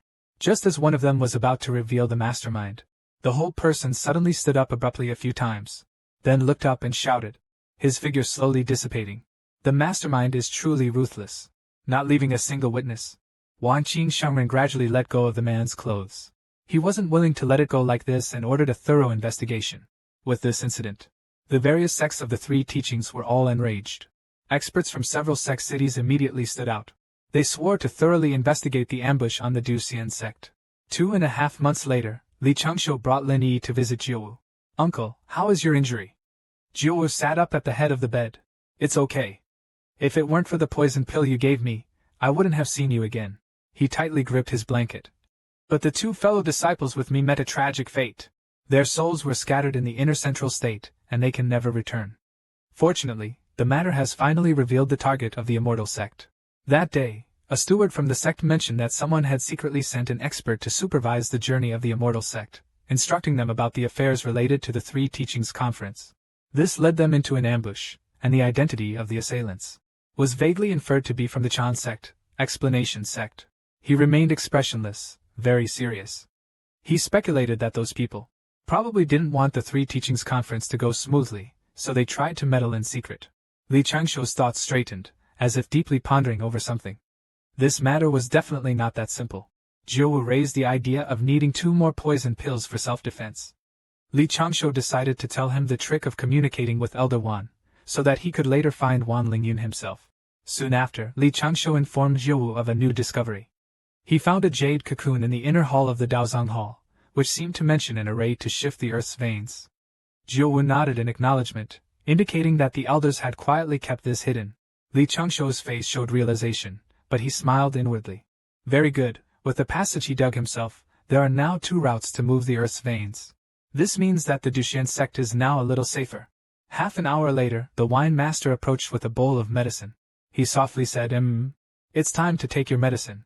Li Changshou looked at the scene, reminiscent of a famous painting from his previous life. It's time to take your medicine.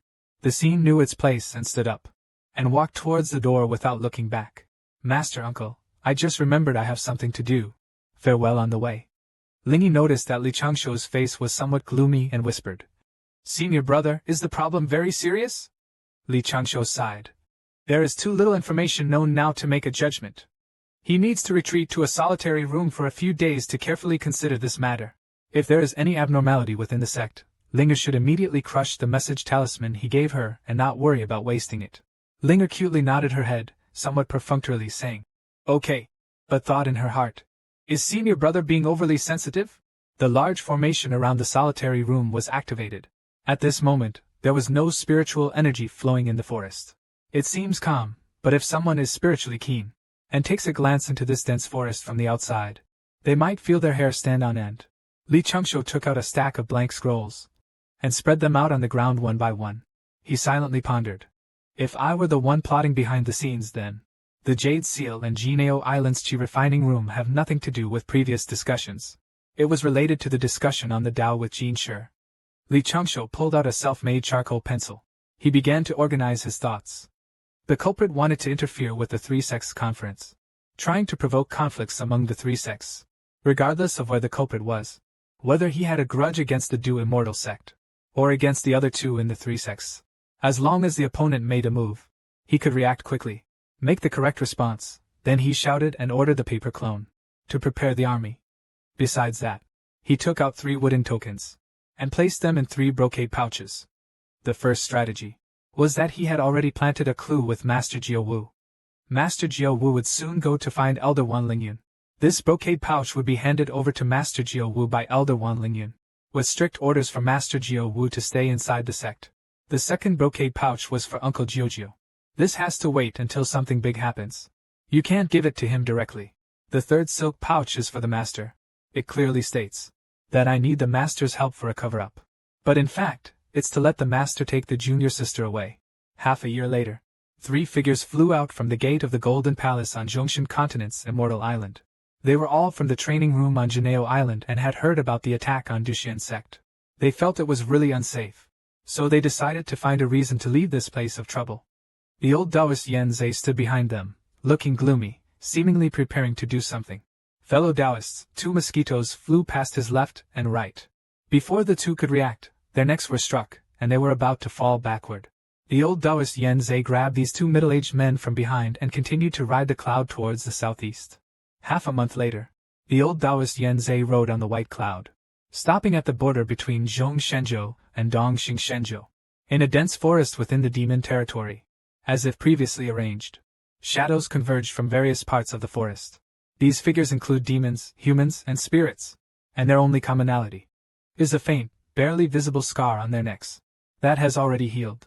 A demon clan member came forward holding a tray, blood gleaming within it. There were 3 fist-sized blood-red lotuses on the tray. The old Taoist priest picked up one of the blood lotuses. A blood-red figure danced fleetingly between them, whispering softly in their ears. Consume it, and this will be the longevity you have long sought. The 3 Teaching Source Conference was originally intended for the Chan sect to suppress the Jia sect. Now you have a way to stop it. His voice pierced into their hearts, and at the same time, they all consumed the blood lotus. The mysterious Taoist smiled wickedly. He ordered them to go and destroy the Duxian sect.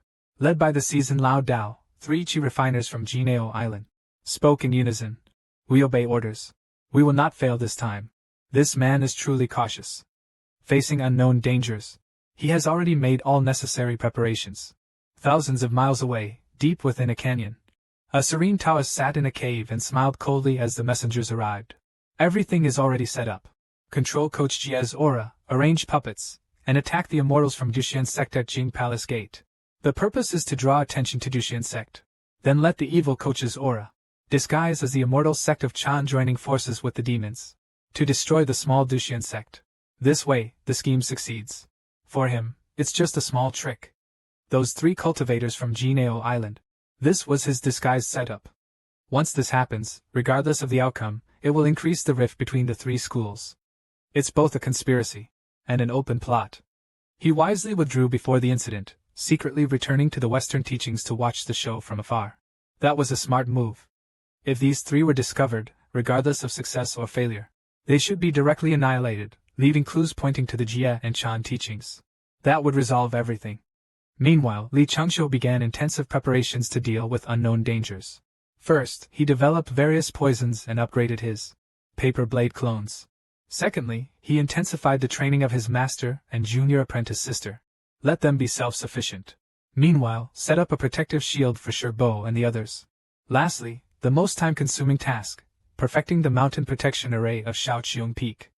Thus, the first phase of preparation is complete. As for the second phase, he needs to collaborate with external allies. Before Li Changshou could reach out, Elder Wan Lingyun arrived directly. He came to Shaoqiong Peak specifically to lend a helping hand. As soon as he arrived, he intended to give him a big hug. Li Changshou quickly waved his hand to refuse. Don't come and crush the elder, because he is currently just a paper puppet avatar, very fragile, and cannot withstand strong contact. As for his true form, it is still inside making other arrangements. This time they will patrol together near the Immortal Gate again, to see if there are any hidden dangers. They decided to start slowly from the east. Soon, Li Changshou handed a pendant to Elder Wan Lingyun. This is a little gadget I made when I was idle, called the Perception Stone. The Perception Stone is now light blue. This is my spiritual stone interacting with your immortal stone during the exploration. If the color deepens, it indicates there are other people's immortal stones. The Spirit Stone is watching us. As soon as the words were spoken, the Sensor Stone's color had already deepened quite a bit. It seems there are enemies nearby. Neither of them expected it to work so quickly. Moments later, the 2 squatted silently behind the bushes. Indeed, someone was spying on the 4-direction Immortal Gate. Xing not only hides himself, but also takes the poison immortal to hide with him. Unless he's absolutely sure of something, he resolutely won't do it. After a careful search, they indeed found someone spying on the four-direction immortal gate. The other party is still here, deliberately setting up such a brilliant concealment array, and a masking array. Inside the formation are dozens of great demons. Their cultivation ranges from true immortal to heavenly immortal. The two quietly hide in the bushes, silently observing their every move. Elder Wan Lingyun, furious, is about to roll up his sleeves, ready to go up and fight. These beasts are courting death. Li Changshu was terrified. He quickly stopped him. He just smiled faintly, already having a plan in mind. The opponent had strength in numbers, and if this was a trap, what then? To avoid losing combat strength, they mustn't act rashly. They need to capture them all at once. Elder Wan Lingyun turned to look at Li Changshu. So are we just going to stand here and watch? At this moment, Li Changshu took out a jade pendant. He handed it to Elder Wan Lingyun. This is from his little gadget series, Star Prestige. Both sides can communicate telepathically with this jade pendant. There's no precedent for this. The fluctuations of magical energy and air are extremely well concealed. The only drawback is they can't stray too far from each other. Then, he quietly sent a message. Listen to my instructions later. Secretly poison them, then knock them all down. But Elder Wan Lingyun was already furious. He had no mind to listen to what he was saying. He was so angry that he was about to march forward. He plans to use his strongest poison directly. Li Changshu immediately grabbed his clothes. It won't work like this. It will alert them. We must use a mild poison. One that's not easily detected. We need to use the method of boiling frogs in warm water, to take them all out securely. Wan Lingyun was slightly taken aback, and foolishly scratched the back of his head. Changshu, you have a point. I was a bit too impatient. You go ahead and come up with plans. I will implement redemption. Li Changshu gave an awkward smile. Anyway, at least it was stopped. Very quickly, Elder Wan Lingyun took out a porcelain bottle. From the ring on his hand, he whispered, "This substance can intoxicate the primordial spirit of an immortal. It numbs the senses. It is called the bewildering soul intoxication powder. The poison's effect is mild, and not easily detectable." As he spoke, Elder Wan Lingyun casually took out 7 or 8 more porcelain bottles. This made Li Changshu drool. Such a stockpile of poison pills is really enviable. Indeed, this is what you call a real treasure trove. Lao Lu tried to stop Wan Lingyun 3 times, just to catch him all in one go. Li Changshu told him to extract the poisons first, then wrap them with fresh grains. Next, inject the poison underground. Surround the entire formation from below. Then let the drug slowly seep out from underground. According to Li Changshu's instructions, Elder Guan Lingyun directly used 18 bottles of mind-drunk soul-scattering powder, using a few strands of precedent. These drugs were delivered to this place, every hiding figure right below. Then let the tranquilizing gas slowly disperse. Soon, the gas spread to the feet of everyone present. In this attack on the mountain gate, it is impossible that they only sent this few experts. This place should be just the enemy's vanguard. It's best not to let any of them escape. The transmission just ended. The people on the opposite side suddenly felt the darkness before their eyes. Then they all fell down one after another. But Li Changshu was still not at ease, constantly sending messages from his heart. He instructed the elder to give those great demons a heavier dose, as their demon clan's drug resistance is much stronger than our human clans. The demon clan members could only shake their heads continuously, as they also felt unprecedented dizziness. Li Changshu stared ahead. His eyes were full of determination. Then advised the elder to be cautious of the fluctuations in spiritual energy. It might disturb them. Pay special attention to those in the trees. After a while, several figures fell from the trees, hitting the ground like sandbags. Half an hour later, the formation was silent. Mist filled the entire ground. Several figures from the human and demon clans lay scattered on the ground. Elder Wan Lingyun was secretly overjoyed. He had poisoned all these people. He was about to rush out and finish them off. But Li Changshu once again held him back. He earnestly advised, "Why do we have to go out now? What if someone is pretending to be unconscious to lure us out? Wouldn't we just fall into their trap?" Wan Lingyun was startled. "What you say makes sense. What should we do next?" Li Changshu thought to himself. "We should use the same method to release poison again, but this time it must be a potent and fierce poison, giving the enemy no chance to counter." Wan Lingyun took out the bronze staff. "All right, let them taste my deadliest poison." He pointed it at the ground. The poison gas gradually spread out. What a powerful celestial poison! It directly kills celestial realm demons. A deadly poison that harms even demon essence. These great demons, with just this one strike, were all collectively sent to heaven. This still isn't inflated enough. Green poisonous mist spreads out in wisps. Next, Li Changshu had the elder use true fire to burn them from a distance. He didn't stop until they were burned black like lumps of coal. Even so, Li Changshu remained on guard. Next, he had to go there and use the soul-capturing bead to collect their soul fragments. He quickly transformed into a young woman. Even Elder Wan Lingyun was stunned. He still needed to transform before marrying? How cautious indeed. Elder Wan Lingyun was already astonished by the earlier actions of Old Six. He is truly a man who carries out his steady approach to the end. Li Changshu quickly transformed into a young woman. Next, he planned to use the soul-capturing pearl. Go collect their soul fragments. He quickly tunneled in. Wisps of green mist arose from the ground. A young woman walked back and forth in the middle, holding a soul-capturing orb that constantly emitted light, directly extinguishing the spiritual forms of those human cultivators. Just as the soul-capturing orb continued to refine and absorb, a mosquito somehow made its way to his foot. Then it crawled up his body and reached the back of his neck. A mosquito bit into the woman's neck, and she was startled. The mosquito smugly hoped the woman would join them. After a moment, the woman showed no reaction. She swiftly turned, slapped it with her hand, splitting it in half. No one has ever gotten the better of her. However, she quickly realized this mosquito wasn't real, but seemed to be a manifestation of some magic. Formed from blood energy, she suspected it might be related to the great divine calamity that drained the disciples of the Jiejiao sect. At the same time, in a stone cave, a calm Taoist in a blood-red robe clenched his fists in anger. These people are truly idiots. At this moment, he was filled with rage. 1/3 of the puppets he painstakingly gathered had been silently destroyed. He was truly unwilling to accept this. He tried to calm down and think. Who exactly was that woman? Why couldn't he detect her original spirit at all? Could it be the work of some expert? Fortunately, the 3 most important knights of the Golden Ao Island chain were hiding behind Xena, and the Blood Lotus power was unaffected. His plan wasn't a total loss. When Jing Daoist continued to try sensing, but since all the puppets were dead, he was now completely unable to see what was happening inside the Grand Formation. On the other side, Elder Wanlingyun was using true fire to burn. Li Changshu stood aside and couldn't help but remind the elder to make sure to burn all the bodies, along with the Yuanshin, into ashes. Although the elder didn't say anything, he felt in his heart that Li was indeed very cautious. After a while, Li Changshu, holding a wooden fish, gently tapped it. He was about to recite scriptures to eliminate karma. If any residual souls couldn't be absorbed by the soul-absorbing pearl, they would be sent to the underworld to reincarnate, avoiding future troubles. Afterward, Elder, you can take action and shatter these ashes, scattering them everywhere. Elder Wanlingyun was once again amazed by him. Isn't this a bit too cautious? Spring has arrived, and it's the season when animals start to mate. The issue with the puppeteers has finally been resolved satisfactorily. Li Changshu then handed over the spoils of war and the soul-absorbing pearl. Elder One then took these pieces of evidence to Petian Peak.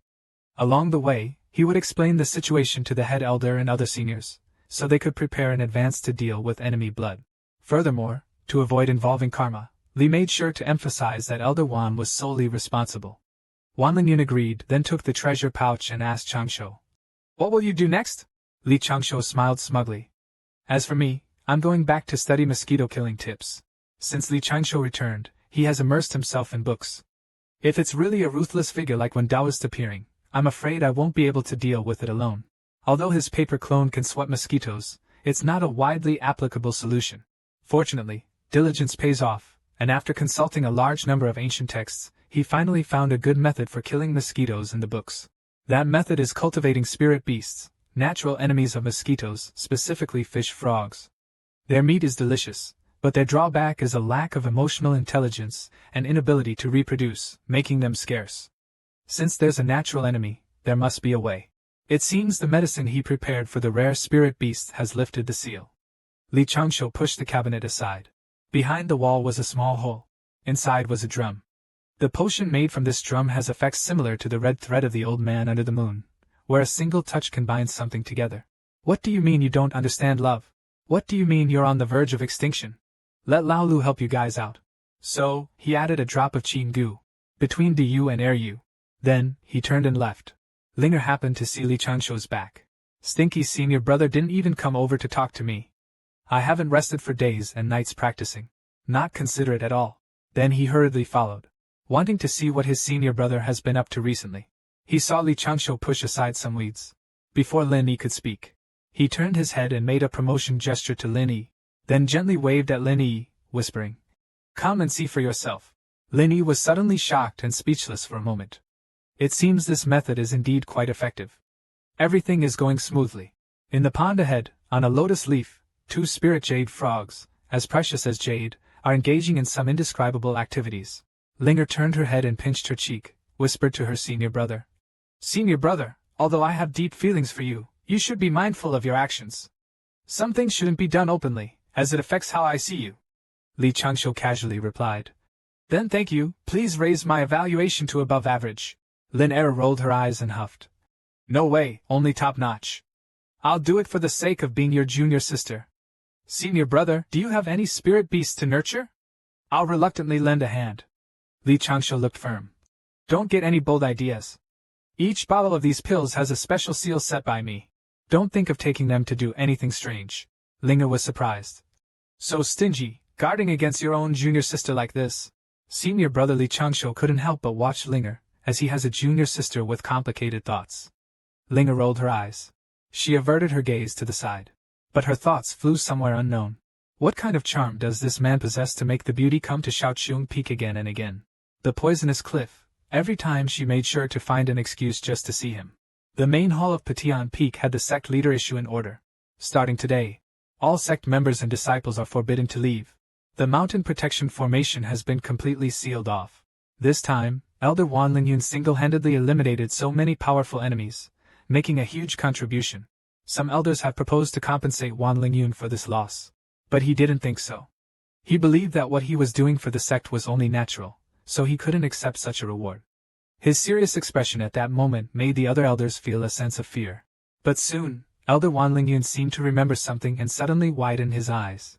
He, who had never smiled in front of others, seemed to show a slight smirk. Right, these could be considered a reward for longevity. So, he agreed to accept the reward.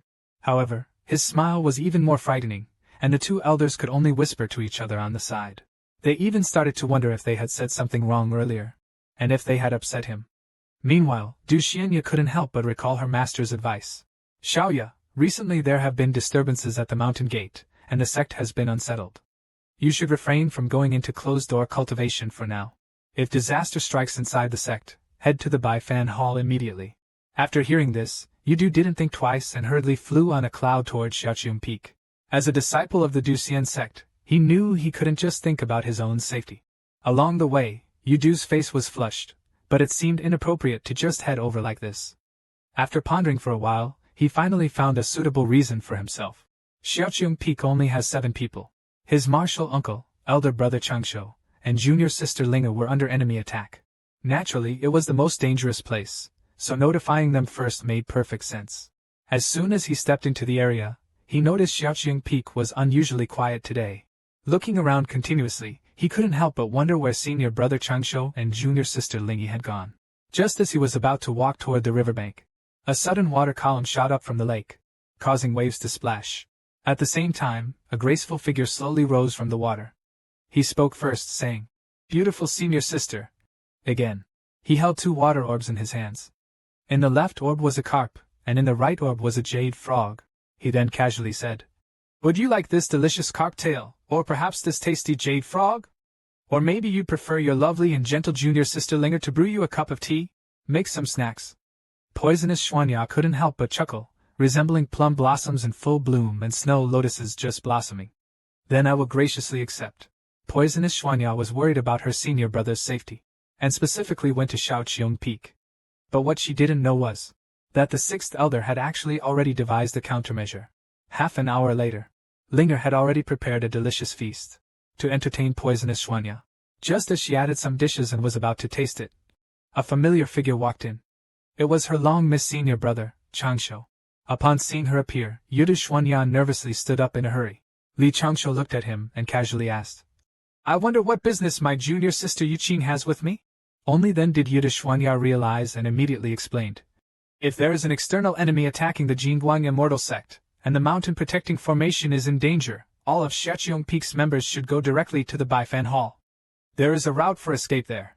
Li Changshu smiled faintly.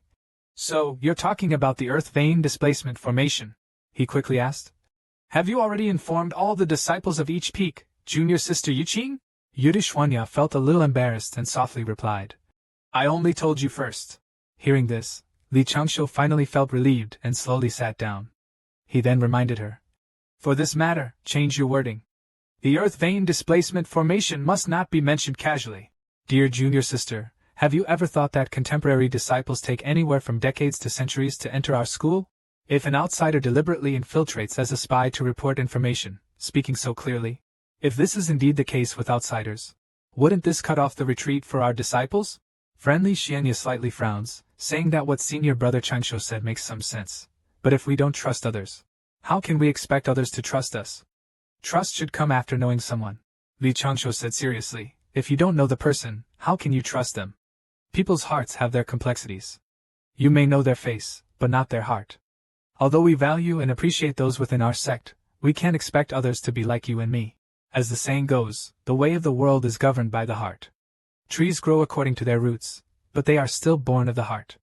In this world, even between master and disciple or between father and son, who can be exactly the same? Friend Xianya looked at Li Changshu with even more admiration in her eyes. After thinking carefully, it's possible that there really might be spies from other regions within the mountain. She then lowered her head and softly said, It was my oversight. Many thanks for reminding me, senior brother Changshu. At this moment, I ask senior brother to teach me how to handle this. Li Changshu remained calm. It's simple, junior sister. Since you want to notify the disciples of each sect in advance, why not change the wording? Just say that if there's an urgent situation in the sect, all fellow disciples who haven't yet ascended should immediately go to Patian Peak to take refuge. At that time, you can guide them to Baifan Hall as well. That'll be better than having everyone rush to Baifan Hall all at once. Xianya respectfully performed a Taoist salute. With just his slight suggestion, she indeed felt enlightened. Li Changshu laughed mischievously. He hadn't expected Xianya to admire him so much this time. In this way, those who seek to destroy the Duxian sect will essentially be coming to their deaths during their tribulation. Grasping 90% of the 8th realm is as good as a death sentence. Such a steady man is prepared. Can you imagine how terrifying this is? Half a year later, to the northwest of the Duxian gate, shadows swiftly flew close to the ground, rushing past quickly, across a desolate area. Their purpose for coming this time is to launch a surprise attack on the Duxian sect. At this moment, Li Changshu is silently observing them from a nearby tree branch. As the saying goes, it's not the thief stealing that you fear, but the thief thinking about stealing. Now that they've arrived, he can finally breathe a sigh of relief. As expected, that group of people went down the path he had previously calculated, and the 6th brother had already set traps along that path. Of course, to be on the safe side, he also laid unexpected traps along the other 5 possible routes. And on the path that group is taking, there are inevitably some grand gifts waiting for them. Apart from the poison array that will emit toxins once they enter, he also meticulously set up several paper figure clones. At this moment, the 7 heavenly masters still remained inactive. They were primarily responsible for the counter-encirclement after the battle began, each carrying a large number of original paper figures and poison powder. Their aura and appearance bore no resemblance to Li Changshu. The 6 disciples, on the other hand, were mainly tasked with pre-battle warnings and injuring the enemy, primarily to control the poison formations. Naturally, they had no resemblance to Li Changshu in any aspect. The Rin character masters were mainly assigned to protect the junior sister and master.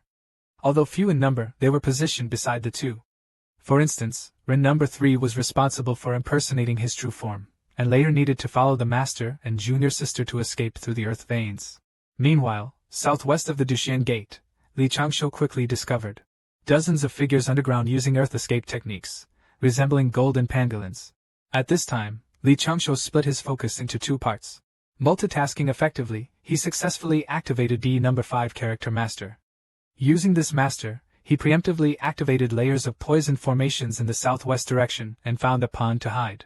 Although Li Changshu had considered this beforehand, he didn't expect that 2 of the 3 main ambush routes he had set up would be used. But soon Li Changshu's mentor felt the imposing pressure from 2 figures in the southwest and 1 in the northwest. The current situation is somewhat unpredictable. It's indeed a bit difficult to handle. But the top priority should be to protect my junior sister and master. He raised 3 fingers and then sent a voice transmission to Lingyi.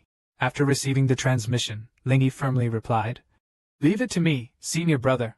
Don't worry. She then, as instructed by her senior brother beforehand, anxiously pulled her master towards a separate room. Old Six put his master in a sack, truly a case of fatherly affection and filial piety. Hearing Lin's anxious cries, Li Changshuo's mind was drawn to the group of enemies 3,000 miles away to the northwest. Meanwhile, these strong foes had already begun entering the poison array. As soon as the poison array was triggered, a cloud of dark green poisonous smoke immediately emerged. Several avatars stood by silently observing. The moment the poison erupted, 2 people immediately fell to the ground. It seems they were well prepared. They quickly realized this was a simple trap made with poison pills. Everyone reacted swiftly, immediately taking out antidote pills and placing them in their mouths. They then tried to use their magic to blow away the formation. One of them even ordered everyone to rush out quickly, so as not to miss the chance to regroup. The harassment tactic with the poison formation proved to be quite effective. After this battle, the enemy had already suffered heavy losses. Over 40 true immortals and 3 heavenly immortals were gravely injured. However, Li Changshu quickly discovered that the blood patterns controlling these puppets had rapidly dissipated into blood energy. This situation is most likely because that windowist no longer wished to meddle in the affairs here. To avoid being targeted by the insect experts, he withdrew early. If that's the case, the chances of the inner crossing immortal sect winning increased. The attackers from both directions were stubborn, pushing forward 100 miles with sheer numbers, suffering 3 consecutive setbacks before slowing down to probe the path with magical treasures. Meanwhile, the door of the single room was suddenly pushed open, and Elder Qi rushed in anxiously. Changshu, what's wrong? He walked closer for a better look. Li Changshu was sitting cross-legged on the cushion, motionless. Elder Qi was slightly taken aback and glared at Lin Yi. Didn't you say your senior brother was unconscious? He seems fine. Lin Yi suddenly felt a bit embarrassed. Master, listen. I'll explain, she said. Just then, a soothing fragrance reached Elder Qi's nose. Before he could react, the medicinal power affected his spirit. Qi Yuanlao rolled his eyes. His body slowly leaned back. Ling Yi gave Li Changshu an okay sign. Li Changshu immediately took out a sack. Not bad, there's progress. Help me put Master into the bag. Their act really shows a harmonious father-son relationship. Li Changshu quickly put his master into the sack. Although he knew this was indeed inappropriate, he had no choice but to do it to ensure his master's safety. Li Changshu silently recited an incantation. With a light shout, he made the sack shrink. The sack instantly shrank to the size of a pouch. He handed it to Ling Yi. Ling Yi took the sack and said uneasily, Senior brother, won't we get scolded to death by Master for plotting against him like this? Li Changshu calmly replied. Don't worry, I will explain everything to Master afterwards. As rehearsed in previous drills, junior sister, you wait here. When the bell inside rings, use Earth Escape to take Master and me half a step into the Earth's vein. Linger still feels somewhat uneasy, senior brother. What level have you reached now? Li Changshu said calmly. Stop flattering, so you don't need to worry. Even if we can't protect Duxian Gate this time, I will protect you. Now that Duxian Gate is under enemy attack, Old Six's self-destruction of his clone has drawn attention. At this moment, the outer poison array is fully activated. Yet so many enemies still rushed out. But there's nothing we can do about it. After all, the poison pills given by Elder Wan are not enough to deal with such a large number. This is already the limit. At this moment, Li Changshu snapped his fingers, and leopard number 3 and number 5 rushed out instantly. However, above the mountain guarding formation, 2 cold-faced old Taoists flew out. It's time to give the elders of the Duxian sect a warning. Within the mountain guarding formation, the disciples sensed different auras. They each released beams of immortal light to investigate. Suddenly attracted by these 2 old Taoists, they were floating in midair, shouting loudly. Open your eyes and see. In an instant, a brilliant celestial light burst outward from the sky. As soon as the words fell, the 2 old Taoists unexpectedly self-destructed outside the array. The roar was like rolling thunder. The precedent of heavenly thunder turned into a wave of air, surging forward, causing the mountain-protecting array to tremble continuously. Such a commotion startled the head of the Duxian sect from his meditation. He was the head of the Duxian sect, Ji Huaidang. Even though he realized someone had self-destructed, these 2 old Taoists self-destructed directly. Could it be just to shake the mountain-protecting array and give them a sound? He knew the matter wasn't that simple. Looking from the direction of the golden celestial stones, he immediately noticed 2 groups of shadows rapidly approaching the Duxian sect. Not good. He immediately discovered the direction in which the 2 Taoists self-destructed. There was blood. Then he took a step and rushed out of his retreat. He appeared on Patian Peak, looking northwest, and then southwest. He shouted loudly, his voice spreading thousands of miles. Who dares to invade? All elders of Duxian Gate, disciples, prepare for battle and defend the mountain gate. Guard the mountain gate. Immediately, all the elders responded in unison, ready to charge into battle at any moment. Of course, there was one exception. At this moment, Shaoqiong Peak was sealed. The layers of formation set by Li Changshou had already been activated. This place had already become a dangerous land. Meanwhile, Lin Yi, following her senior brother's instructions, was carrying his third human-shaped avatar and the unconscious master, slowly heading towards the earth vein. Lan Lingyi's delicate shoulders seemed to be carrying the future of Shaoqiong Peak at this moment. After the time it takes for one stick of incense to burn, a bamboo box was opened, and another figure appeared. This time, he had the celestial number 8 guide Taoist transformed into the appearance of the fortuitous Taoist, holding 3 controlled J tokens to operate the mountain guarding formation of Shaoqiong Peak. Although Shaoqiong Peak appears calm on the surface, it is actually fortified like a solid fortress. At the same time, everyone in the Duxian Gate was performing their duties, all on high alert. The mountain guarding formation was also reinforced and thickened. Maximum defense activated, offering a full funeral service. Have you ever seen such a man? If Duxian Gate faced an attack, all the disciples were fully prepared. Yudu Xianya was leading several disciples from the Patianfeng sect, busily guiding those who couldn't join the battle. People are gathering methodically in front of Baifan Hall. Not seeing Li Changshou, he can't help but worry in his heart, silently praying alone, hoping that everyone on Shaoqiong Peak is all right. As for the senior brother Changshou, he is worried about. He is currently at the site where the poison formation erupted, busily working non-stop. Now is not the time for the Emperor's guidance to debut. Even if the opponent wants to bombard, there's a process to it. During this time, just enough to deal with the poison array trap. Those puppets here don't matter. But Li Changshou can't ignore his companions' corpses. He takes out the Luo Tian treasure umbrella and breaks the formation. Then he begins to collect the bodies scattered around, looting some spoils of war. Next, he uses the Samadhi incantation to cremate the remains. Finally, they strike the wooden fish again, chanting sutras to absolve their souls, offering a complete, perfect funeral service. Meanwhile, immortals are once again battling near the gate of the sect, causing the earth to shake and mountains to tremble. Suddenly, radiant lights scatter, and Li Changshou's expression changes drastically. The mountain-protecting formation has been breached. In an instant, golden light shone in the sky. Disciples and blood-patterned puppets were locked in battle. As a small sect of the human faction, Duo Xian men indeed had limited strength. Jiao Wu stood by, gritting his teeth in anxiety. And he was still not fully recovered. He couldn't possibly engage in battle. The current situation was one of many enemies and few allies, and many disciples had already been sacrificed. Continuing like this was definitely not a solution. In desperation, he suddenly remembered the clever plan Changshou had left him that day. So he quickly took out the brocade bag from his sleeve. He took a look and was petrified on the spot. This is way too embarrassing. He never would have thought that he was supposed to go to Baifan Hall and cry his heart out in front of the patriarch's portrait. However, he immediately rushed over. For the sake of Duxian sect, he was willing to give it his all just this once. In the main hall, Dou Xian and the disciples stood waiting. Seeing Jiao Daoist's arrival, they eagerly asked about the frontline situation.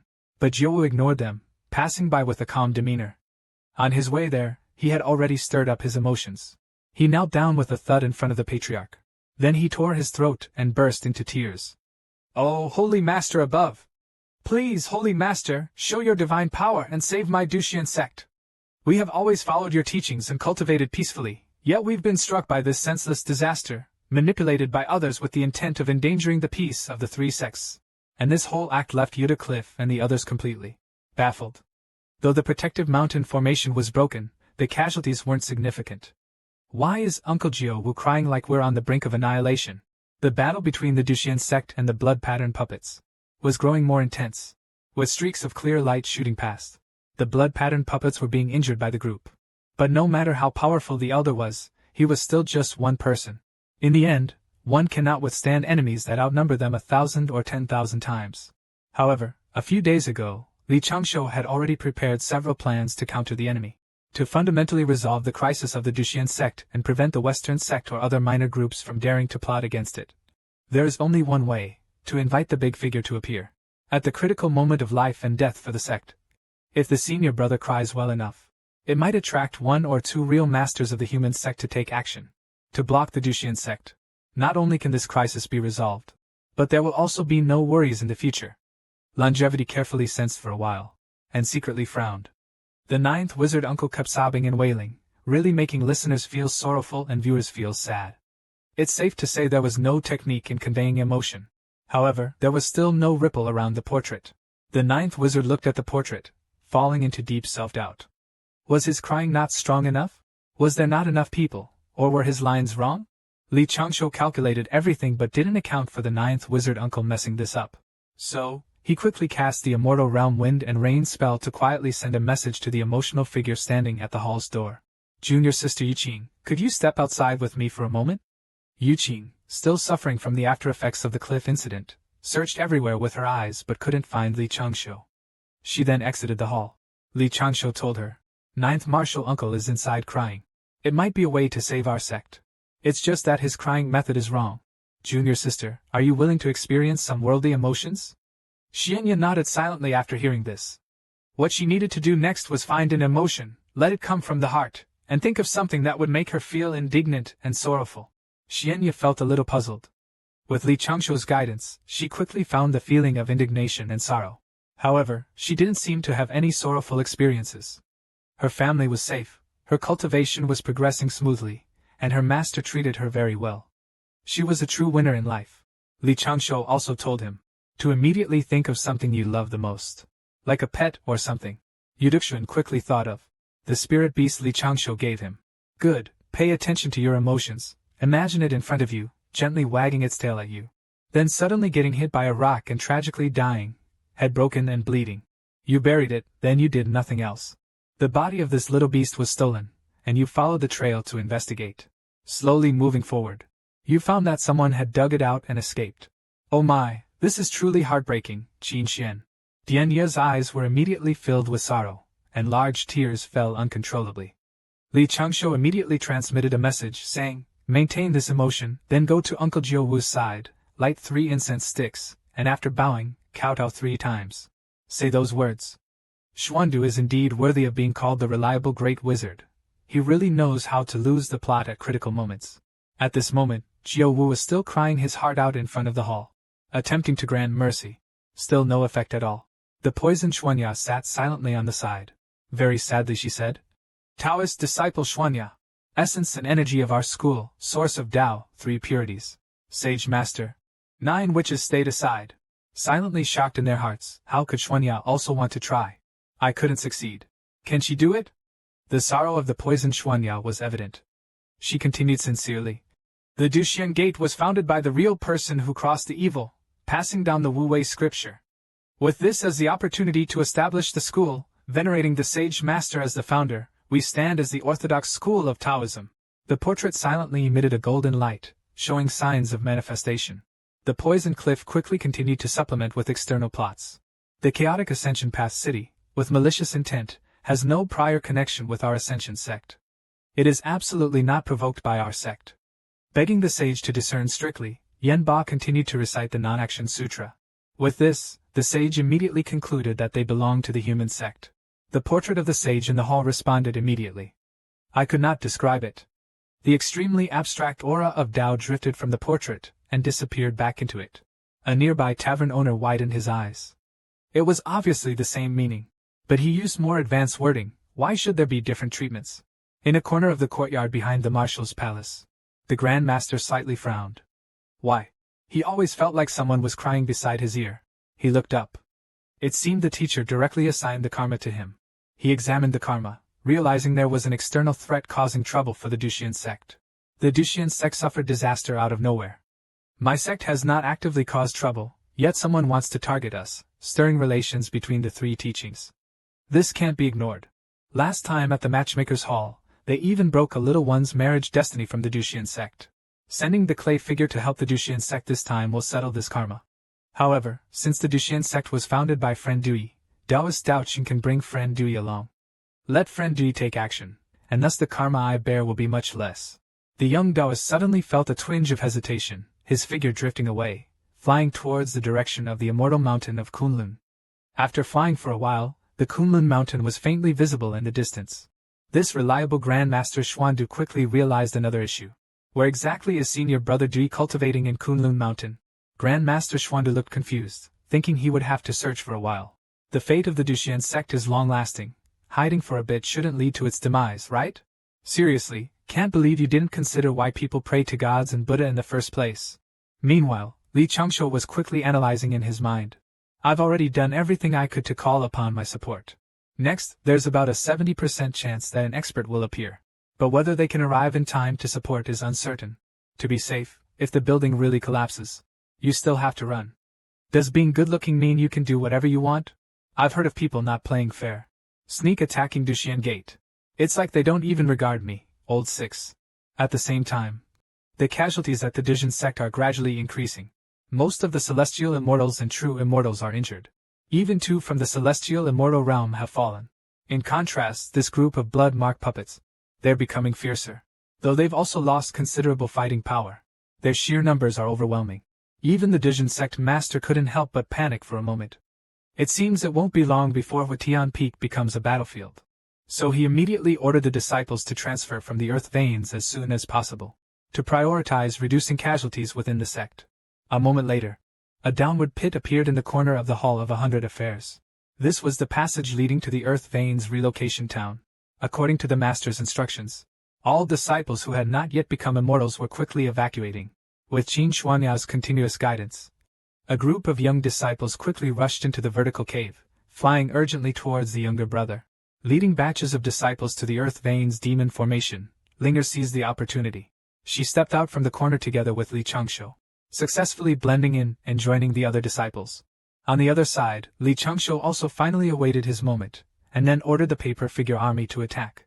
Several paper figures, transformed into vanguard soldiers clad in light blue armor, each of them wielding a simple magical longbow, holding a somewhat special swordsman in hand, Silent Poisoner. This swordsman can release a large number of poisons rapidly and precisely over a wide area with indiscriminate targeting. After all, killing the enemy doesn't necessarily require divine powers or magic artifacts. One only needs to exploit a single advantage to the fullest. At the command, the bowstrings of several cultivators' longbows vibrated in unison. Each arrow, a magical artifact, shot out swiftly and silently. From behind the enemy lines, they flew toward the densest area of blood-marked puppets. The swordsman had just reached the intended altitude, when the toxic powder began to spread unknowingly. A gentle breeze blew. This deadly poison capable of killing celestial beings quickly dispersed. Shadows kept falling continuously, like dumplings being dropped. This group of blood-patterned puppets was truly frightened by the poison. This time they reacted extremely quickly. When a celestial puppet noticed something was wrong behind them, they immediately shouted to replenish their magic power. Someone was poisoning them from behind with a sneak attack. The blood-patterned puppets quickly determined the direction from which the poisonous arrows were shot, and without hesitation, they launched a counterattack. In the darkness, a mysterious smile appeared at the corner of Li Changshu's mouth. Come on, the sappers won't retreat. They even welcome you to capture them. Soon, these blood-patterned puppets charged in the direction of the guides. But strangely, they found that these guides were absurdly weak. They couldn't even withstand a single sword strike, and there was no sense of striking them at all. It felt more like they were walking into their own death. The signpost reappears. The formation designed by Lao Lu isn't something just anyone can break. As the puppets approached, the person didn't hesitate at all. They immediately self-destructed. The blood-marked puppets hurriedly covered their noses one by one. They were somewhat confused, wondering how self-destruction could create so much smoke and dust. But soon, these enemies' vision went black. Their souls were in immense pain. Their vitality dispersed. Fortunately, before they died, they finally realized the explosion was poisonous. In the darkness, Li Changshu raised an eyebrow, feeling slightly regretful. Why didn't more celestial immortals rush down? But overall, the first wave of the ambush was pretty successful. Next would be the second wave of action. They saw the 3 figures formed by Ji Daoren transform. They rose straight into the air. These 3 figures set a precedent, shouting loudly, "We were passing through this place, and saw a group of demons attacking the mountain. How outrageous! Fellow cultivators of the crossing immortal gate, we have come to lend you a hand." Meanwhile, the other 2 keep showing off their affection, provoking the blood-streaked puppet, who became furious and turned into a lemon essence, out of jealousy. Meanwhile, a burly man was cursing non-stop on the other side. The blood-streaked puppet was fuming with rage. He was so angry that he wanted to hit him right away. And so, the 3 of them split into 2 groups. They lured the enemy away from the immortal gate, but although the method was strange, to achieve the best baiting effect, the expression of the clone needed to be remotely controlled by Li Changshu. For example, there were 2 demon emperors but only 1 demon queen. Your ancestors were beaten by the Wu tribe to the point of not daring to land, yet shamelessly claimed to be a branch of the Wu tribe's celestial emperor. Face it, have the guts to challenge them one-on-one. And so on. The group of monsters was so enraged that they all wanted to tear apart this burly man. Soon, this group was led by him into the labyrinth array outside the perimeter of Little Cheung Peak. A group of great demons stared at the wooden plaque in front of them. In an instant, it seemed as if the entire world had stood still. That despicable human cultivator had actually led them into a maze array. They finally managed to find that chubby guy. I just started running. And suddenly, I was pulled into a high-level formation again. The great demons suddenly saw a blur in front of them. Chi-Chi rushed into a starry sky. Each star here seemed like a pair of eyes. It felt like they were constantly watching them. They couldn't react at all. And they were a bit confused. This inconspicuous gust of wind. Why does it have such a mysterious formation? At this moment, a green whale's siren strikes first. He flaps his wings and stands alone, in one smooth motion. Then spreads both wings, posing like a green rooster standing solo, as streams of green light fiercely shoot out. He is confident he can dismantle this small formation in minutes. When he opens his eyes again, he finds the formation completely unharmed. Despite calling himself the Bird King, he earned the title of Little Chick after this move. With one punch, he was sent flying into the air by the Black Wolf. The Black Wolf was gearing up, ready to break through this small formation himself. With the senior brother's spirit absent, he thought he could do as he pleased. The Black Wolf mustered his strength to attack the starry sky formation. With a wave of his hand, layers of black veils emerged from the deep vessel. They soon condensed into pitch-black sharp swords, quickly forming the Black Shark Sword formation, which could severely or lightly harm a celestial being struck by it. His soul would perish. At this moment, he was as confident as the green whale and the demon, and even boasted that such a small formation could be destroyed by him in no time. But when he looked up, he found that the great formation was still perfectly intact. At this moment, he and the little chick had the same reaction again. Unfortunately, a few unnoticed stars flickered gently. Several beams of light appeared. With terrifying speed, they shot toward the Black Wolf, directly piercing a large hole through his head. This was the sand array within the starry formation. The heart trembles. Phantom awakening, several blood-marked puppets within the formation were not spared from disaster. In just a moment, within the grand formation, there was no longer any trace of a living person. The strong man's clone walked out again. Good, earned a bit more merit. Suddenly, a faint tattoo appeared among the trees. Before they could approach Li Changshu, a long tongue darted out from the side, precisely wrapping around the blood pattern, and swallowing it into its belly. At the same time, the couple's clone used the same tactic to lure the enemy to the other side of the Shaoxiong wind array. The same scene played out once again. One in the west of Xinyohezhou, in a hidden cave mansion near Changling Mountain. Someone silently observed. He angrily smashed the cup. Mere douce insect, why hasn't it been handled yet? A maid beside him fanned him. She said, "Please, master, be at ease. There are so many puppets, it should just be a matter of time." But when Daoren didn't think so. He knew very well in his heart. Today's battle. Afraid we can't destroy the Dushian sect. If we keep delaying, the power of the Blood Lotus and those 3 pseudo-immortals will be exhausted.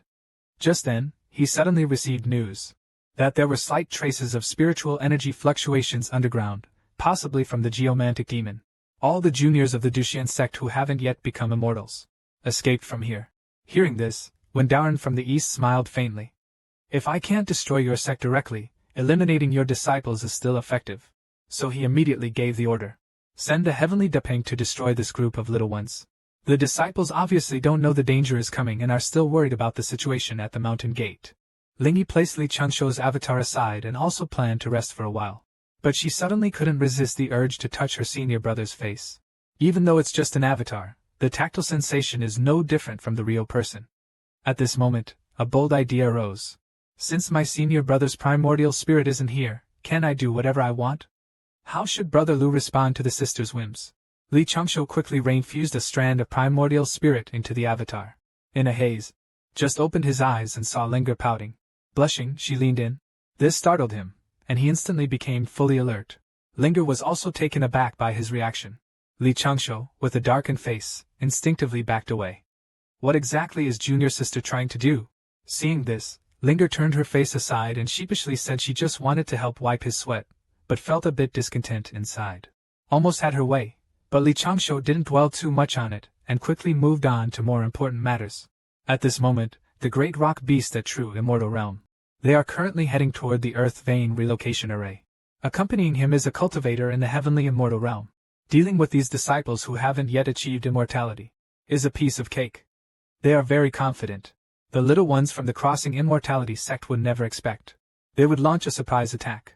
However, what they don't realize is that among the disciples, there's a very cautious and experienced one. They've just set out. Lao Lu noticed their movements. He instructed Ling Yi to stay by his side and not to move around freely. Additionally, while pretending to chat with Yudu, he handed the poison to him. To ensure nothing went wrong, he specially instructed him. He informed him that the enemy was already approaching. The pill he handed him was given by Elder Wan. It is a peerless poison pill that can kill a celestial. It's enough to use it at a critical moment. Just as he finished explaining, Li Changshu sensed two extremely powerful auras. The poison cliff and Ling Yi also suddenly became highly tense. The Pingyao circled once in the air. All the disciples of the sect were also ready to respond to the enemy attack. The cultivator found it quite amusing to see the chaos below, and immediately ordered the Pingyao to capture them all. Then he shouted, "Go!" The Pingyao folded its wings, diving down from the sky. The speed slowed rapidly, but the figure on the back of the giant bird stopped in midair. At that moment, the 9 witches suddenly appeared, quickly forming a protective barrier, and immediately ordered everyone to retreat into the cave. The giant bird was still in the air, about 100 feet high, suddenly letting out a sharp cry. Its wings spread out, and dozens of long spikes shot out from beneath them. The spikes flew toward the protective formation below, causing the disciples to scatter in all directions. Forget about helping, even they were like clay idols crossing a river, unable to save themselves. The poison was still the kind that could knock yourself out when used. Seeing this, Yudu Xuanya immediately stepped forward. Jiuwu hastily ordered him to retreat quickly. But Yudu Xuanya was never afraid at critical moments. He was willing to risk himself. He volunteered to distract Dixie. Jiuwu naturally disagreed, unwilling to survive alone, and watch a young disciple go to certain death. At this moment, poisonous Xianya took out the peerless poison pill given by Elder Wan. At this point, it seems there's no choice but to go all out. He quickly devised a plan, and when the pink demon charged, let Jiuwu remove the protective array. Then he would scatter the inner poison pill himself. You think it's the poison that triggered potential at a critical moment? Of course not. He could suddenly gain intelligence. It was all thanks to Li Changshu's guidance. The rock demon knew well that although Jiuwu was injured, holding him off wouldn't be an issue. If this continued, the young disciples of Duxian Gate would surely manage to retreat. It seemed he had to take the initiative. He had to strike first to gain the advantage. The long weapon immediately descended, causing the light barrier of the formation to tremble wildly. It was on the verge of being broken several times. At this moment, Li Changshu's voice transmission reached Yiqing Cliff's ears. "Junior sister, now!" Yiqing Xian Cliff's spirit was lifted and he shouted, "Master Uncle!" The light wall of the formation above disappeared instantly. Yudu Xian was very calm. Without a word, he charged out. He seized the opportunity to pop open the ceramic bottle's cork. Just as the demon charged with great ferocity, Yudu Xian did not hesitate for a moment. He directly threw the ceramic bottle in his hand. The innkeeper's eyes almost popped out. The poison pill needs to be activated with a catalyst. Afterward, it silently harms the enemy. It's not meant to be thrown directly like this. Ping Yao's bird-like eye stared at the cliff of friendship with a hint of disdain. Just this little porcelain bottle? Young lady, are you joking? Then swallowed the porcelain bottle in one gulp. Watch me blast the bottle and you together. Bai Changshu casually pointed. The knocked bottle instantly exploded, and the poison pill inside also erupted. The poison spread everywhere. The demonic energy emitted by Ping Yao mysteriously disappeared. Of course, what really knocked out Ping Yao was the poison secretly released by Li Changshu, but they will never know that. Ping Yao roared in anger, furious that this group dared to mock him. A powerful pressure came again. Ye, who was poisoned, was not ready to respond. Suddenly, a loud noise came from not far away. The massive Ping Yao fell heavily to the ground. Then he fainted. Everyone's eyes widened. Elder Wan's poison pill was indeed powerful. The poison from the pill was gradually spreading, causing Xianya and the others to faint as well. Li Changshu looked at the cultivator in the sky. He had to think of a way to lure the more powerful one down. At the same time, he hurriedly pretended to stagger. With a thud, he collapsed to the ground. When an old trickster meets another old trickster, this could get tricky, right? The old trickster aimed to lure down the celestial cultivator. Deliberately fell to the ground.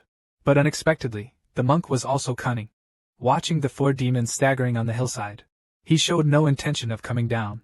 A precious pearl hovered above his head, unleashing the power of thunder, deciding to unleash a big move to catch them all in one go. Li Changshuo's lips twitched slightly. He never expected the monk to be a kindred spirit, making him a truly troublesome opponent. At this moment, the old Taoist took out a great intention. Then, without hesitation, he hurled it towards the group. At the same time, the figure marked as number 3 lay motionless on the ground, but another figure emerged from his arms. Watching the giant seal fall at an incredibly terrifying speed, hurtling downward wildly. But just as it was about to hit the ground, it was stopped by something unknown. The moment the two collided, waves of light surged out, accompanied by a booming sound. The old man immediately raised his hand to block the shockwave coming from below. But when he took a closer look again, they found that bowing was blocked by a chessboard from who knows where. A skinny old Taoist with white hair suddenly appeared. This was the number 1 divine puppet created by Li Changshuo, one of his trump cards. It was specifically designed for high-level magical duels and often accompanied Li Changshuo's true body. Its quality was the same as the Heaven's puppet, but it carried many trump cards. Although this formation blocked bowing briefly, it quickly dimmed afterward. The formation dissipated on its own as its spiritual energy was completely exhausted. Returned to the board. It's truly a one-time protective formation that simulates the aura fluctuations of a late-stage true immortal. His whole body surged with power, confronting the celestial elder above. The celestial elder in the air gritted his teeth in hatred. Where did this old guy come from? Not only did he block his attack with a mystical board treasure, but also managed to rescue all those little ones. They were all saved in the chaos. Just as the treasure cast out sharp swords, Shensi One grasped a Fuchin magic tool, and every silver thread of this Fuchin was coated with heavenly immortal poison. It immediately wrapped around the treasure seal. At this moment, in the sky, an elder was surrounded by a hint of green light with many disdainful glances. Just this little Fuchin, and it dares to challenge me? He only saw the green pearl atop his head slowly emitting light. His whole body floated in the air. A green light quickly enveloped him entirely. A silver longsword appeared in his hand. He was about to slash at divine number 1. Several divine lights were cut out. Under this divine light, many of the floating platforms of divine number 1 were severed. It quickly became a bare fire stick. Meanwhile, the old Taoist in the air also has 3 magical treasures. This blood pattern puppet is something. It can actually match my 6th brother's finger blade. At this moment, the old Taoist in the air also has 3 magical treasures. But so what? God number 1 isn't worried at all. Just see him point a finger, seemingly drawing something in the air. After a while, some golden characters appeared out of thin air in front of him. This is the divine power. Written into punishment. At that moment, dozens of large golden characters flew chaotically in the lightning. That old celestial priest was extremely arrogant. He raised the divine sword and slashed down with a single strike. In an instant, the scripture was split in 2. Seeing the situation was bad, divine character number 1 quickly floated into the air. But the old celestial priest became even more arrogant. He directly picked up the large seal, hurled towards divine number 1. At this moment, divine number 1 had to go along with it, deliberately showing a flaw. Brushed by the treasure seal, his whole body trembled with celestial light, falling into a forest below. Meanwhile in the air, the blood-marked puppet of the celestial realm finally breathed a sigh of relief. Taking advantage of his weakness, life-threatening ancient magic duel outline, the celestial immortal quickly pursued downwards. Although Li Changshuo also wanted to test his own skills, using his many trump cards to guide others, to see if he could single-handedly challenge an ordinary mid-stage celestial immortal. But he knew well that a magical duel is no child's play. When it's time to cut decisively. Finish quickly. Watching as the old Taoist from the celestial realm was about to chase down, the corner of his mouth inadvertently revealed a smile. He initially thought the old Taoist would be very cautious, but now it seems to be nothing more. Just as the old Taoist rushed down, 3 figures suddenly emerged from the trunks of several large trees in the forest. Duplicate bodies formed from fingers. It was only then that the old Taoist from the celestial realm suddenly realized that he had fallen into a trap. At the same time, someone shouted, "Since you're here, don't think about leaving!" The water prison trapped him in an instant, and the old Taoist was engulfed by a wave of green water. Even his primordial spirit was bound by the array, his immortal body completely unable to move. At that moment, vines wrapped around his entire body, until thousands of arrows were shot. He shouted loudly, "No matter what kind of demon you are, Today I will destroy you. The reason he refers to himself as this seat is to give a warning to the hearing Taoist. Countless blade lights struck the old Taoist completely. The old Taoist was already seriously injured at this time. The three finger-pointing Taoists still didn't relent. They wanted to give him one more gift. A big package of Samadhi true fire. They waved their hands grandly. Flames rushed towards him instantly. The old Taoist figure was instantly engulfed by flames. The heavenly immortal Taoist, already severely injured, was instantly burned beyond recognition, somewhere in a cave near the Ling Mountain of Rhino Hezhou. It smelled of human presence in a sorry state. He was defeated. Defeated indeed. He calmed down and silently pondered who had just thwarted his plans. Clearly possessing the power to fight 100, yet he chose to rely on others. Lao Lu showed an exceptional move to avoid entanglement in karma. Just as Taoist Wen Jing was deep in thought, a thick fog suddenly surged in from outside the cave, completely enveloping him. Immediately after, small droplets of water began to drip from the ceiling of the cave. Suddenly, a strange man's voice rang out beside his ear. "It's you." Taoist Wen Jing was startled. He shouted, "Who's there?" Someone was speaking quickly. An extremely profound aura appeared before him. In a daze, the quiet Taoist seemed to see a figure, but it was obscured by a curtain of water. He couldn't see it clearly. The quiet Taoist said calmly, "Borrowed a little power from the teacher's Taiji diagram. Still can't figure out who you are. It seems you must be under a sage." The person gently said, "I am a disciple of the Taishang Lao Jun, under the teaching of the grand pure Taoist morality heavenly venerable. You want to harm the teachings of righteousness without cause, your intentions are sinister, your methods despicable. But this time, out of respect for the sage behind you, I will not take action for now. If you come to disturb the teachings of humanity again, even if it's just this insignificant Duxian sect, the master behind you may not be able to protect you." The quiet Taoist felt a massive pressure instantly, trembling uncontrollably. He felt as if he was being cupped in someone's hands, trembling and barely holding on. In the northwest, thousands of miles away from Duxian Gate, Xuandu was standing on the clouds with his eyes closed in concentration. He slowly opened his eyes. In any case, he finally managed to intimidate the opponent, quickly instructing the old Taoist next to him to head to Duxian Gate. Duo Izhunan chuckled, exchanged a few words, and immediately rushed over. Meanwhile, the battle between Duxian Gate and the blood-patterned puppets was still unresolved. All the disciples were on high alert. Suddenly, a bright light attacked from behind. The overwhelming pressure made everyone tremble. When they saw that the newcomer was actually the true person of jealousy, their morale instantly soared. They saw him take a deep breath, and then blow out forcefully, scattering all the blood-patterned puppets. Li Changshu suddenly opened his eyes and immediately sensed that help had arrived. He then extended 2 fingers. "I ordered the Paper Soldier Legion to begin cleaning the battlefield." With a single command, the 3 paper decoy clones reverted to their original forms. My god-level clone, who was fighting the enemy true immortal, quickly looted the spoils of war and then went into hiding.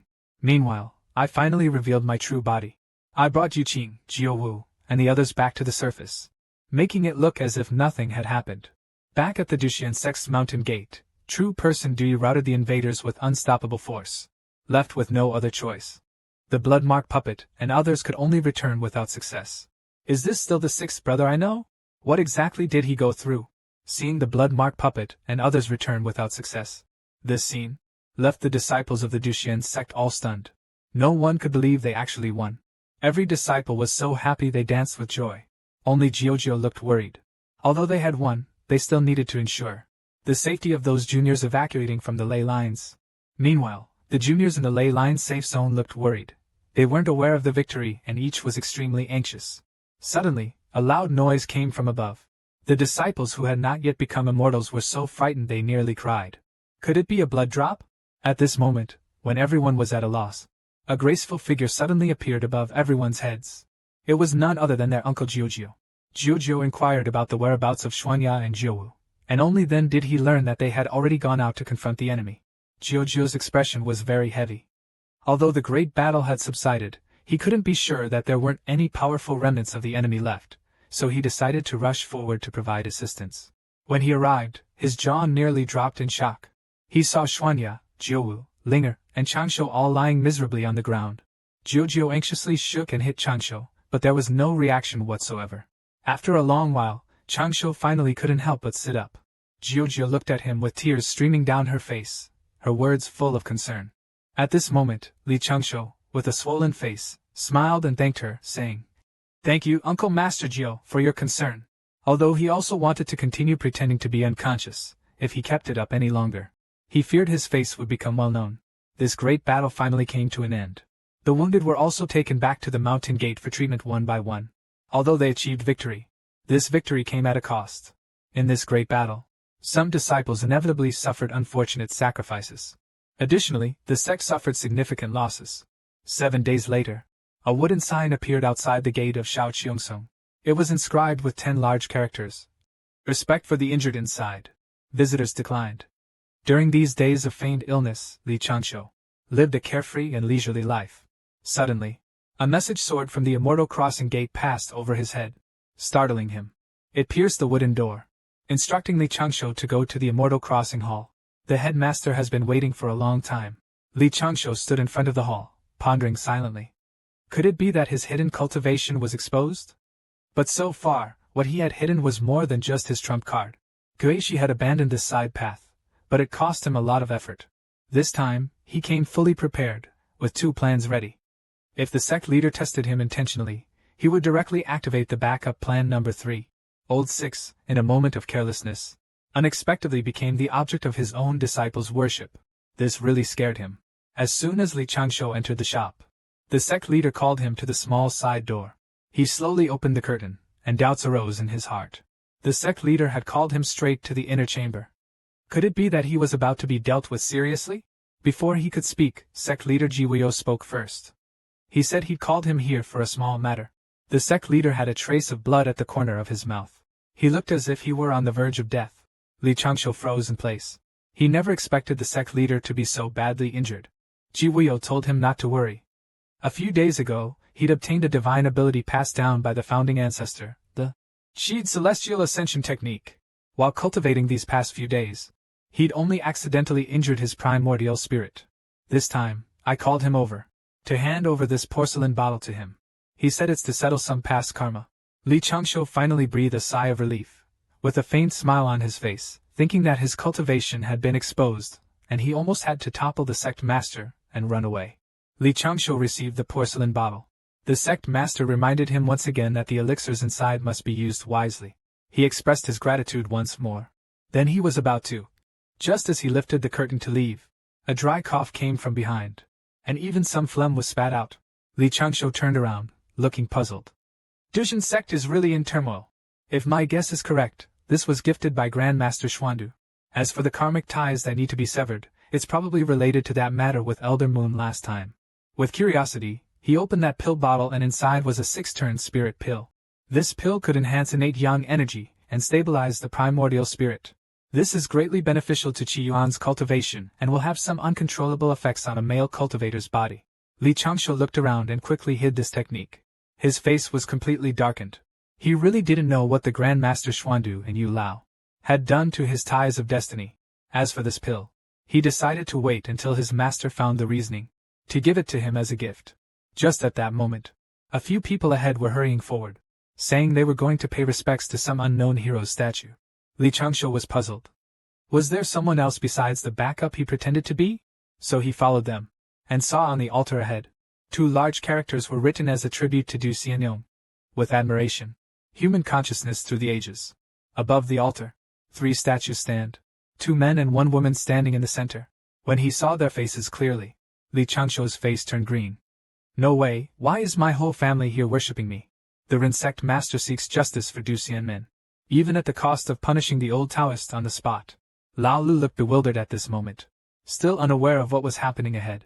The disciple of the sect shouted loudly, "Let us pay the highest respects to these righteous friends." The sect disciples all bowed in unison.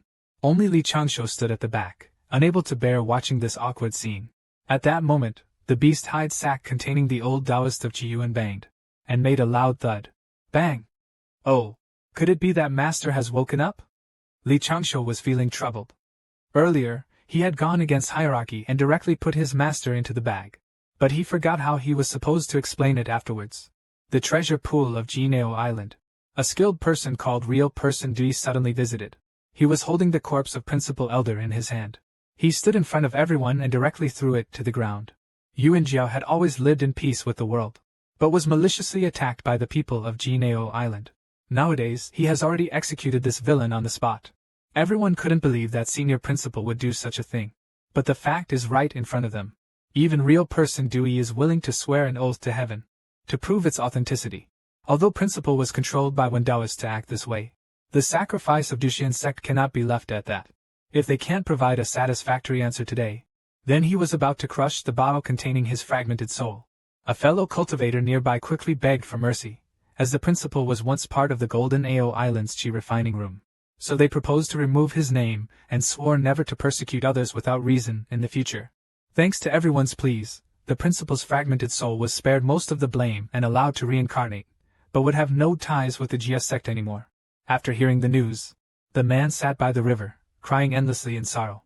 Aoe stood behind him, clenching his fists. He also didn't know what he should do now, so he gently patted his shoulder and comforted him by saying that principles are just reincarnation, starting over again. In the future you will definitely meet again. The man continued to cry uncontrollably. He knew very well in his heart that his master was just being controlled. Aoe also felt a bit distressed at that moment. Perhaps this is fate. In his sadness, Hanji leaned over him. He thought it was really unfair. Clearly, all they needed to do was lift the control. Why did they have to kill him?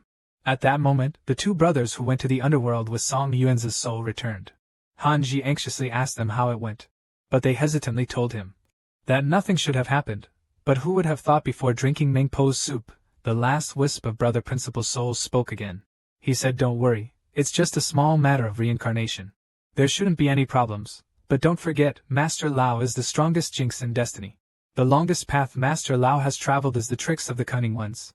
Master Lao crossed the bridge of helplessness, drank Meng Po's soup, and when he reached several paths, for some reason, he suddenly stirred the waters of the Forget River, creating a splash and accidentally sent his soul into a nearby beast leopard.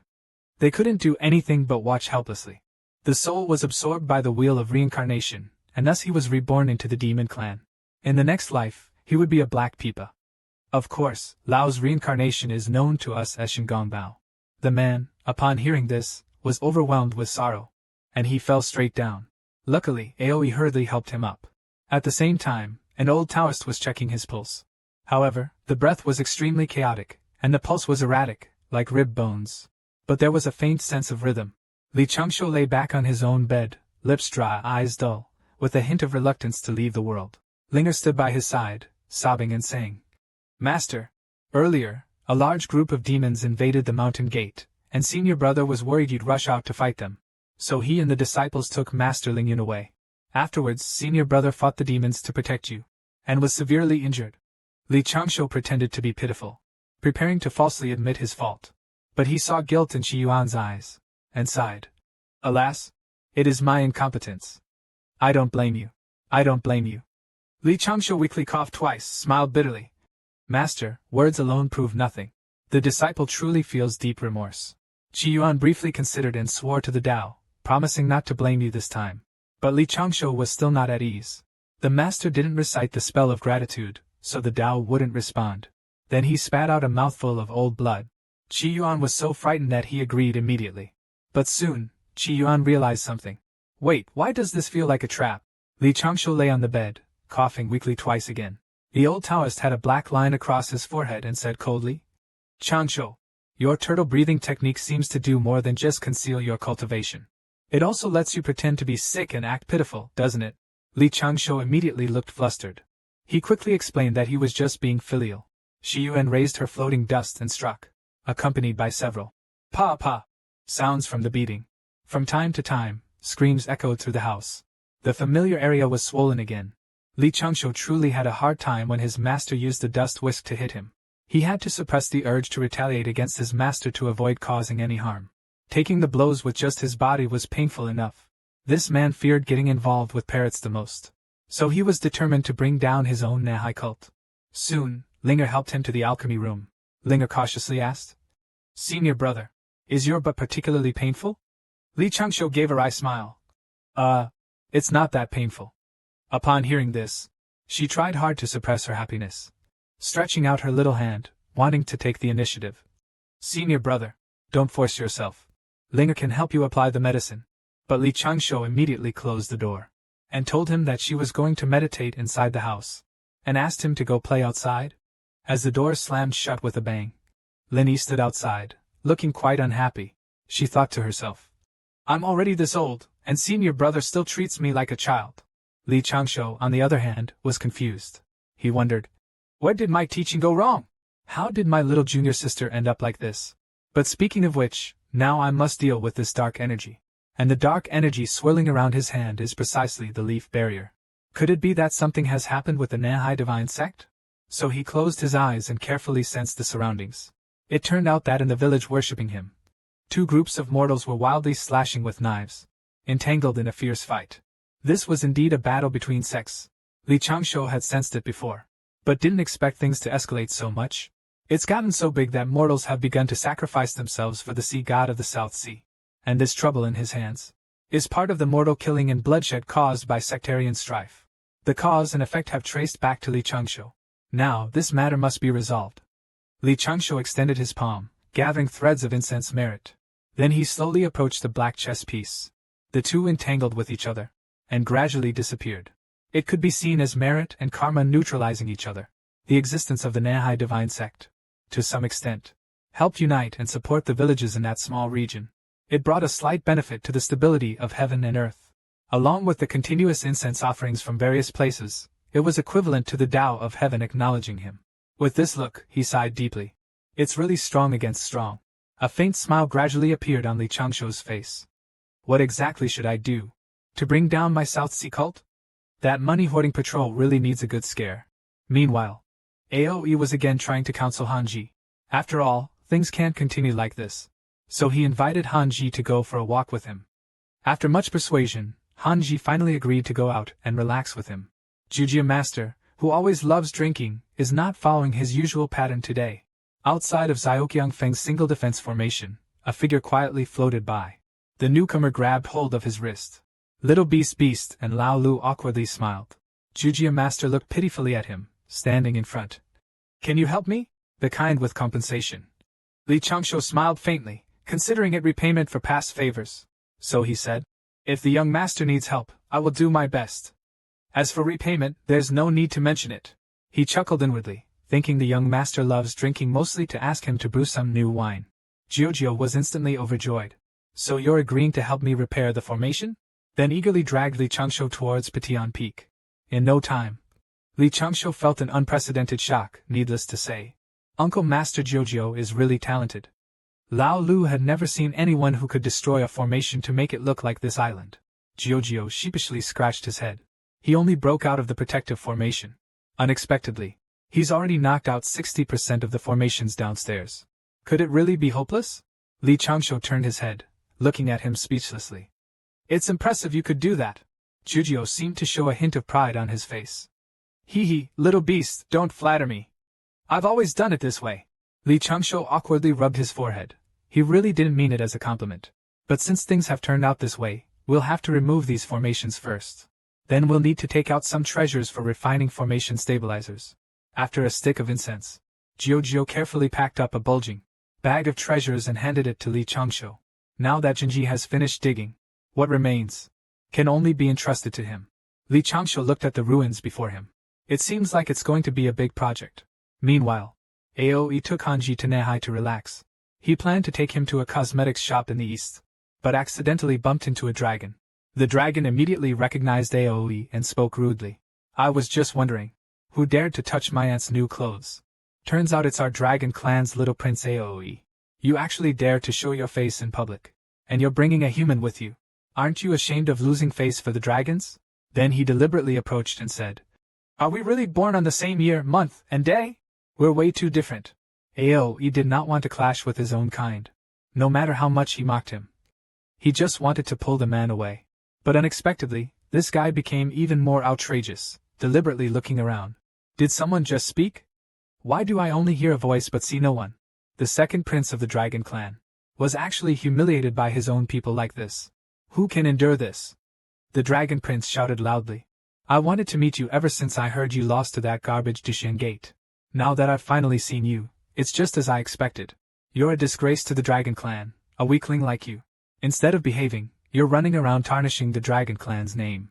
Aoyi's face turned extremely grim after listening. It seems you don't want to take the right path. He immediately wanted to find a place to spar with him properly. Let's see if he can actually defeat this so-called weak dragon. He glared at Ao Mao in anger, and his aura suddenly intensified. Scared, Ao Mao trembled all over, but kept up his tough facade. Aoi soon gained the upper hand. He had Ao Mao completely on the defensive. He couldn't find an opportunity to counterattack at all. You could even say he was completely defenseless.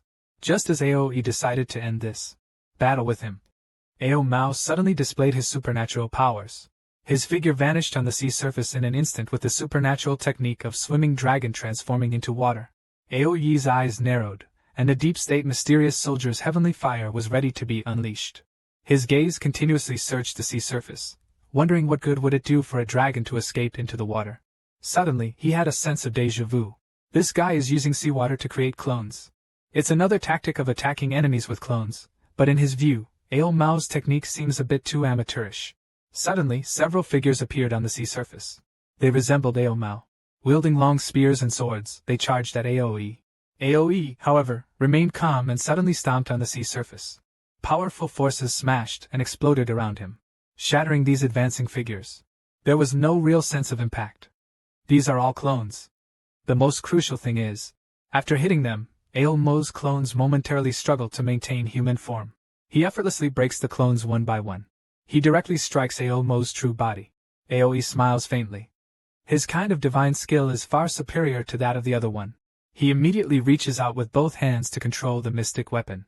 The speed is so fast that there's no time to dodge.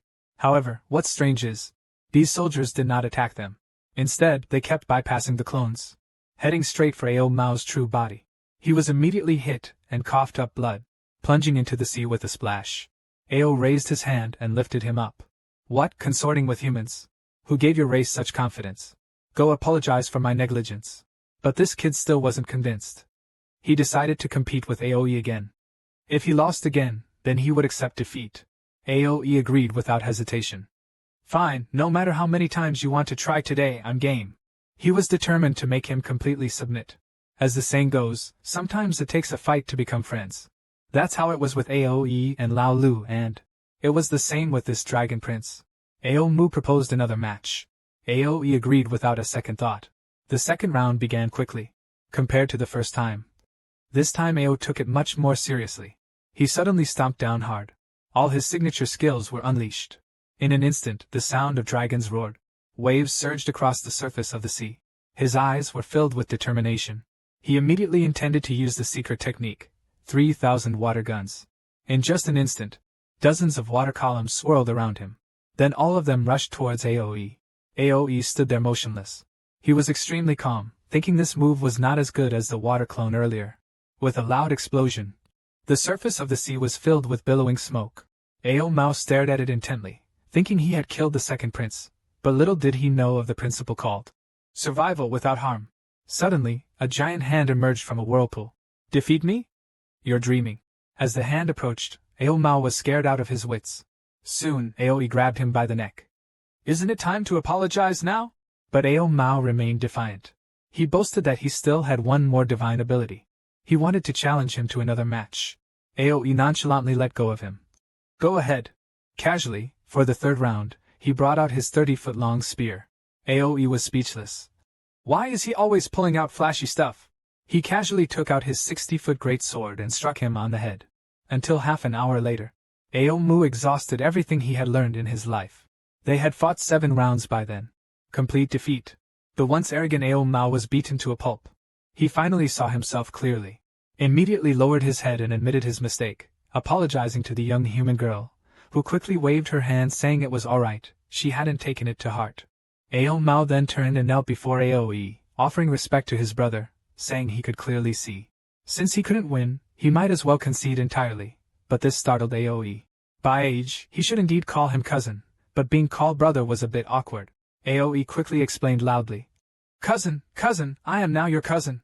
He certainly didn't want a cousin taller than himself. Although it's not much harm, it's a great insult. Lao Lu was determined to sever the connection with the South Sea god. But unexpectedly, this time he received a big surprise.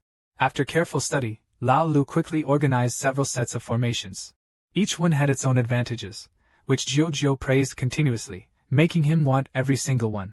Fortunately, he had 1,000 years of savings in his hands. So he very arrogantly asked Li Changshu to arrange them all for him. Li Changshu pondered for a moment, truly because he had previously given away all his treasures. All bets were placed on little Xiongfeng's strategy. So now, he can't provide more treasures. Jiu laughed heartily and said, "Don't worry, just do it. A mere pavilion's formation can't possibly exhaust his 1,000-year-old wealth."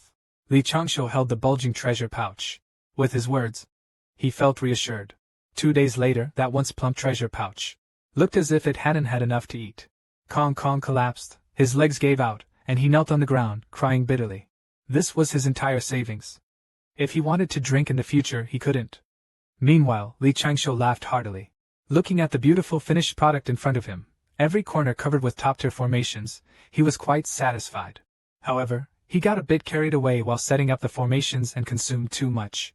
Jiu hugged his empty treasure pouch, crying bitterly. After 1,000 years of hard work, he's back to where he was before he started cultivating.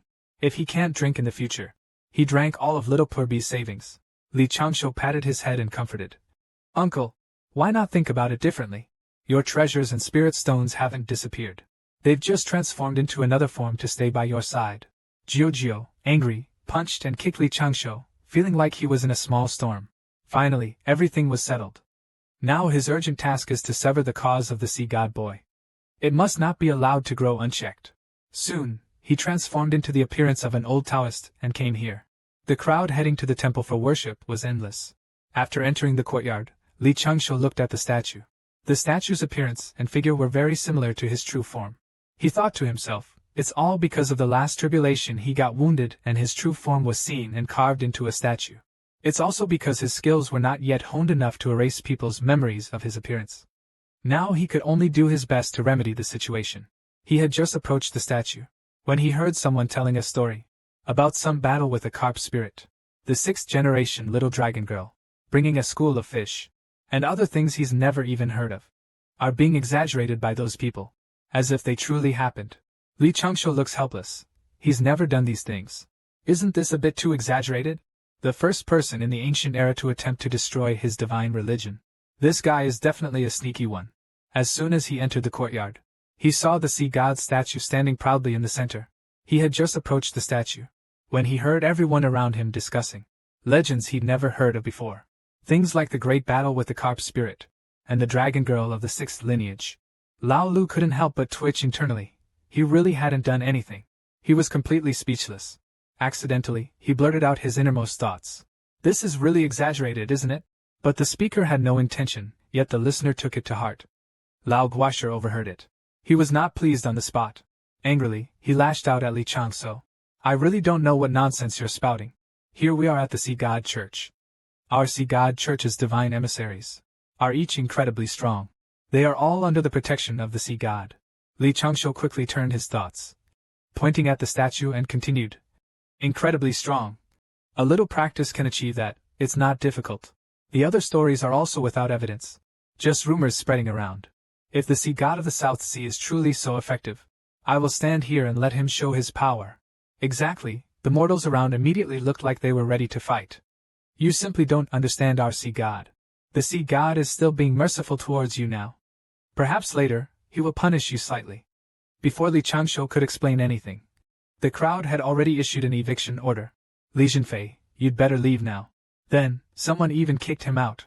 Standing in front of the courtyard gate, Li Changshu felt a bit amused and helpless inside. To be driven out by his own believers from the temple that worships his statue. This could be considered quite a strange event.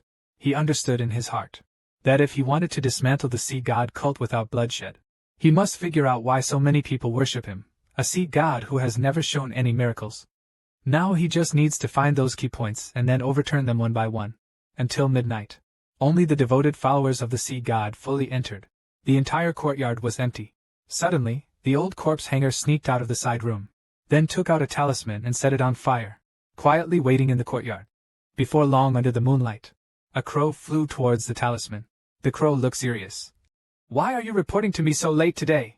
Work glanced around briefly, and in a flash turned into a figure, inquiring about any new intelligence from the sea god temple today.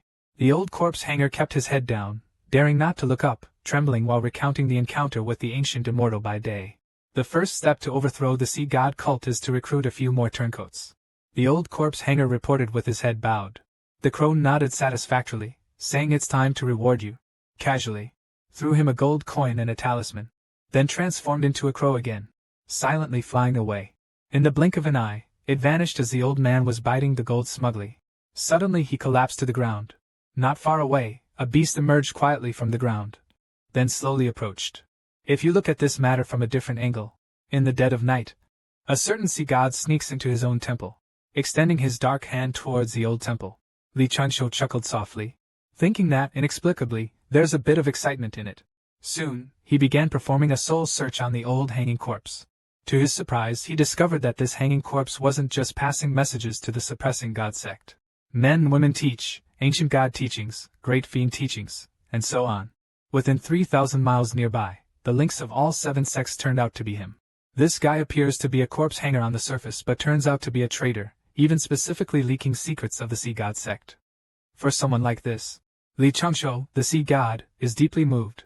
If only there were more people like him. He wouldn't need to go through such hardship to come here, to personally bring down his own sect.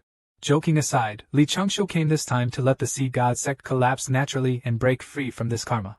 Aware of this hidden danger, before coming here, he had already thought of several plans. The simplest and most effective one is to find a way to make the South Sea god lose its divine aura, to make these mortal leaders feel they believed in the wrong god. And 3 days later, the Sea God Festival in Anshui City is a once-in-a-lifetime opportunity. By then, as long as the guide smashes the statue during the ceremony, it will directly prove that the sea god doesn't exist. Then just do similar things a few more times, and the sea god cult will naturally fall apart. The day of the celebration is fast approaching. Over the South Sea, 2,000 miles away from Anshui City, a radiant, shell-shaped treasure ship is floating. At the edge of the treasure ship, there stood a group of elite soldiers from the South Sea Dragon Palace. To properly host Aoi and Hanji, this was something the second Prince Ao Mao of the South Sea Dragon Palace personally arranged. Now, he truly admires Aoi from the bottom of his heart. No matter what Aoi does, he thinks it's great. Suddenly, behind Ao Mao, a beam of light shot up. He looked and looked but couldn't figure out what it was. The Grey Prime Minister stood to the side and said carefully to report to the 2 princes. That is the merit generated by the humans worshipping the sea god of the South Sea. The phenomenon of floating clouds. In recent years, a sea god has risen in the South Sea area. The development is particularly rapid. We have also investigated secretly. It's unknown what kind of deity that sea god really is. Upon seeing this, Ao Mao was instantly furious. I, as the magnificent dragon palace of the South Sea, dare not claim to be the sea god of the South Sea. Summon the troops, immediately prepare to take people to that place of the phenomenon. If I had known the spokesperson looked like this, I would have preferred it to collapse earlier. On the day of the celebration, the streets were bustling with excitement. Everyone was looking forward to the arrival of the high priest. Even Li Chunsho couldn't help but be curious about how majestic his mortal world spokesperson as a cult leader would be. After observing the past few days, everyone's enthusiasm made him a little embarrassed to destroy this cult. However, Li Chunsho's fondness for the sea god cult hadn't even warmed up yet when the original village chief of Bear Fort, the current high priest of the sea god sect, in the scorching summer, wrapped in a black bear fur coat, sitting on that gilded throne, carried in by 4 strong men. This scene looked just like a black bear demon being carried out of the city. Li Chunsho saw this. The whole person was dumbfounded. So the ambassador actually looks like this. Indeed, it seems best to destroy the sea god cult as soon as possible. The statue of the sea god was moved to a hill 10 miles outside the city. Tens of thousands of followers in the city followed along. Everyone was loudly chanting, "Long live the sea god! Long live the great priest!" and so on.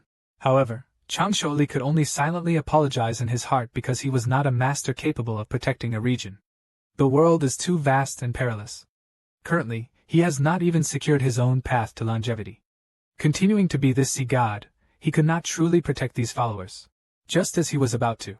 When he was about to personally break the disciples' illusions, a trace of demonic aura suddenly spread in the sky. Li Changsho's expression tightened. They really came. Fortunately, he had already set many ambushes here in advance. If they had really started a massacre here, he didn't know how much karma he would accrue. As expected, these guys are probably here to probe the secrets of the sea god sect. Li Changsho leaped into the air. He blocked the great demons. But the great demon's target was the sea god general. They had no interest in the elder before them. Li Changshu drew a sword from his back. Yet the three great demons remained indifferent. He even burst into laughter. Just him alone. And he wants to stop the three of us? However, this time Li Changshu showed no mercy. He drew his sword at a terrifying speed. In an instant, the sword cut several bright arcs through the air. Then it targeted the three great demons in the dark cloud. Amidst the trembling sword shadows, colorless and odorless poison spread from the blade. It seeped into the bodies of the three powerful demons. The three demons flailed twice in the dark clouds but made no sound. Their massive bodies fell straight down. Li Changshu smiled faintly. As expected, it was much easier than he had imagined. The next step was to search for their souls. Old Lu admitted to himself that he was quite a coward. But compared to them, he was willing to concede defeat. Outside Anshui City, many followers have already arrived near the statue. After bowing and saluting, they recite their sea god religion's doctrine in unison. The main content is about promoting kindness and peace. Do not give up when facing despair at sea. The sea god is always with you. And similar statements. Among them, there's a teaching about reasoning and longevity judgment, a key reason for the rapid development of the sea god religion.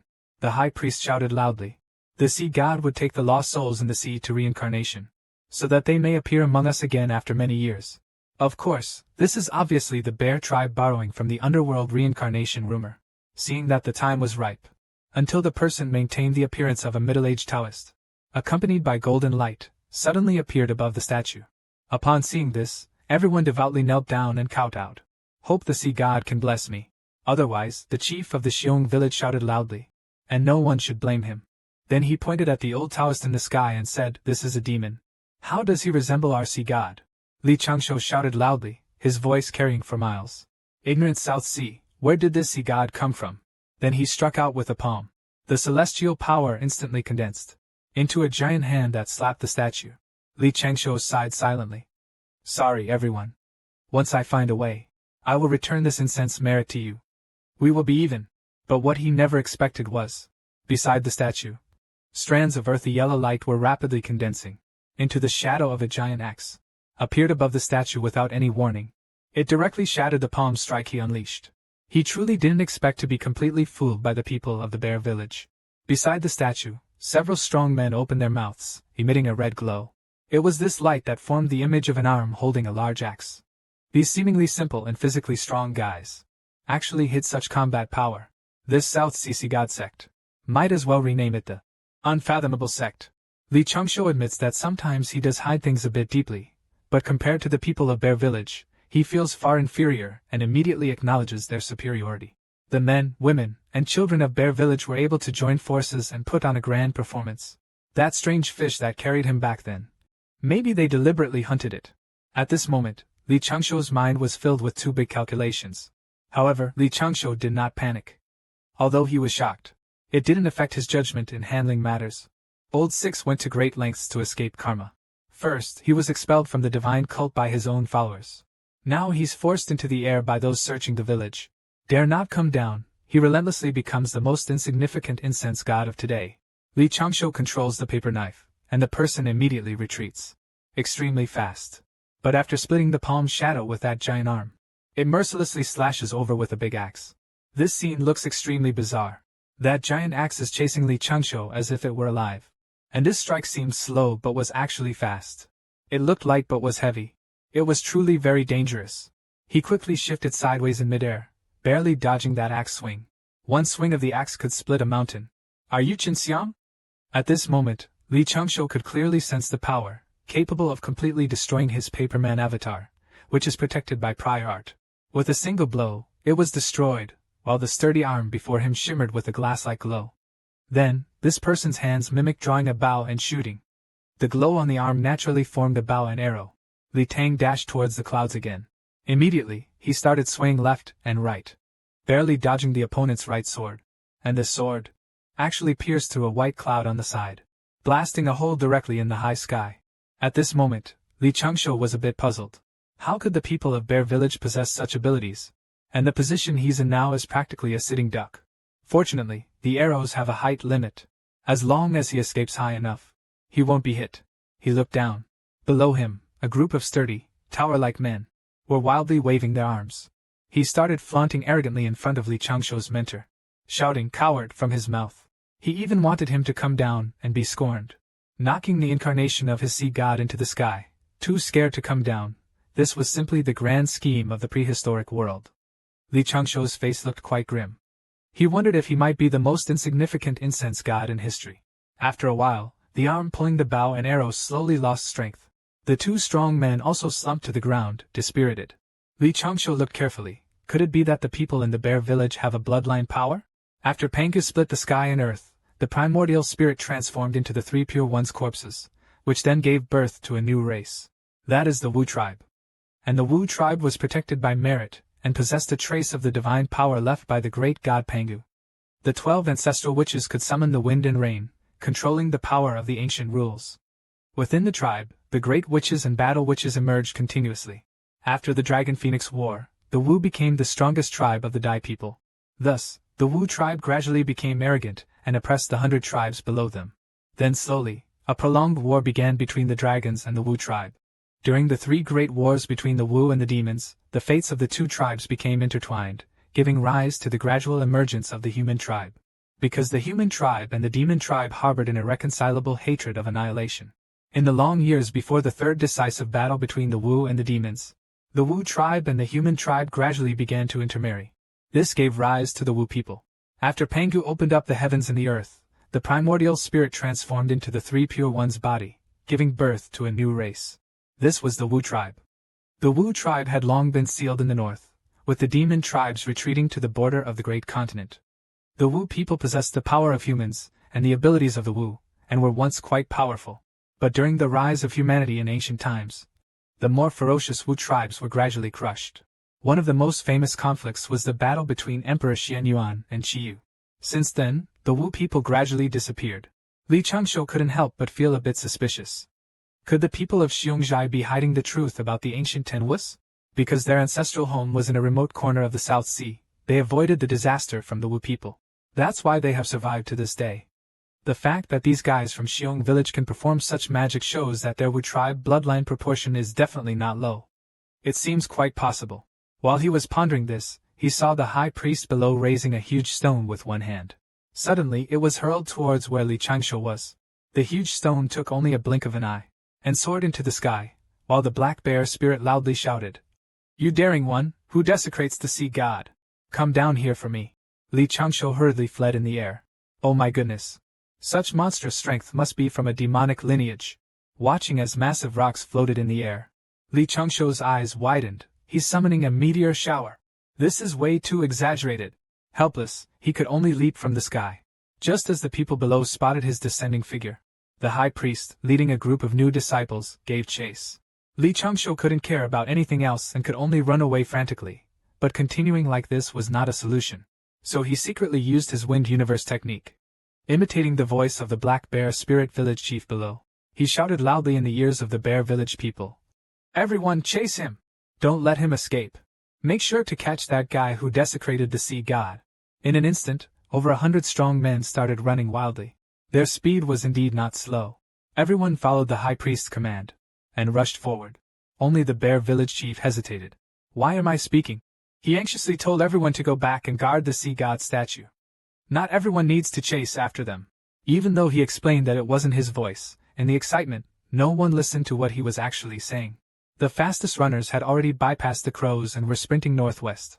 And the high priest, somehow, was trampled underfoot. But as those strong men gradually ran further away, Li Changshuo finally emerged from the ground.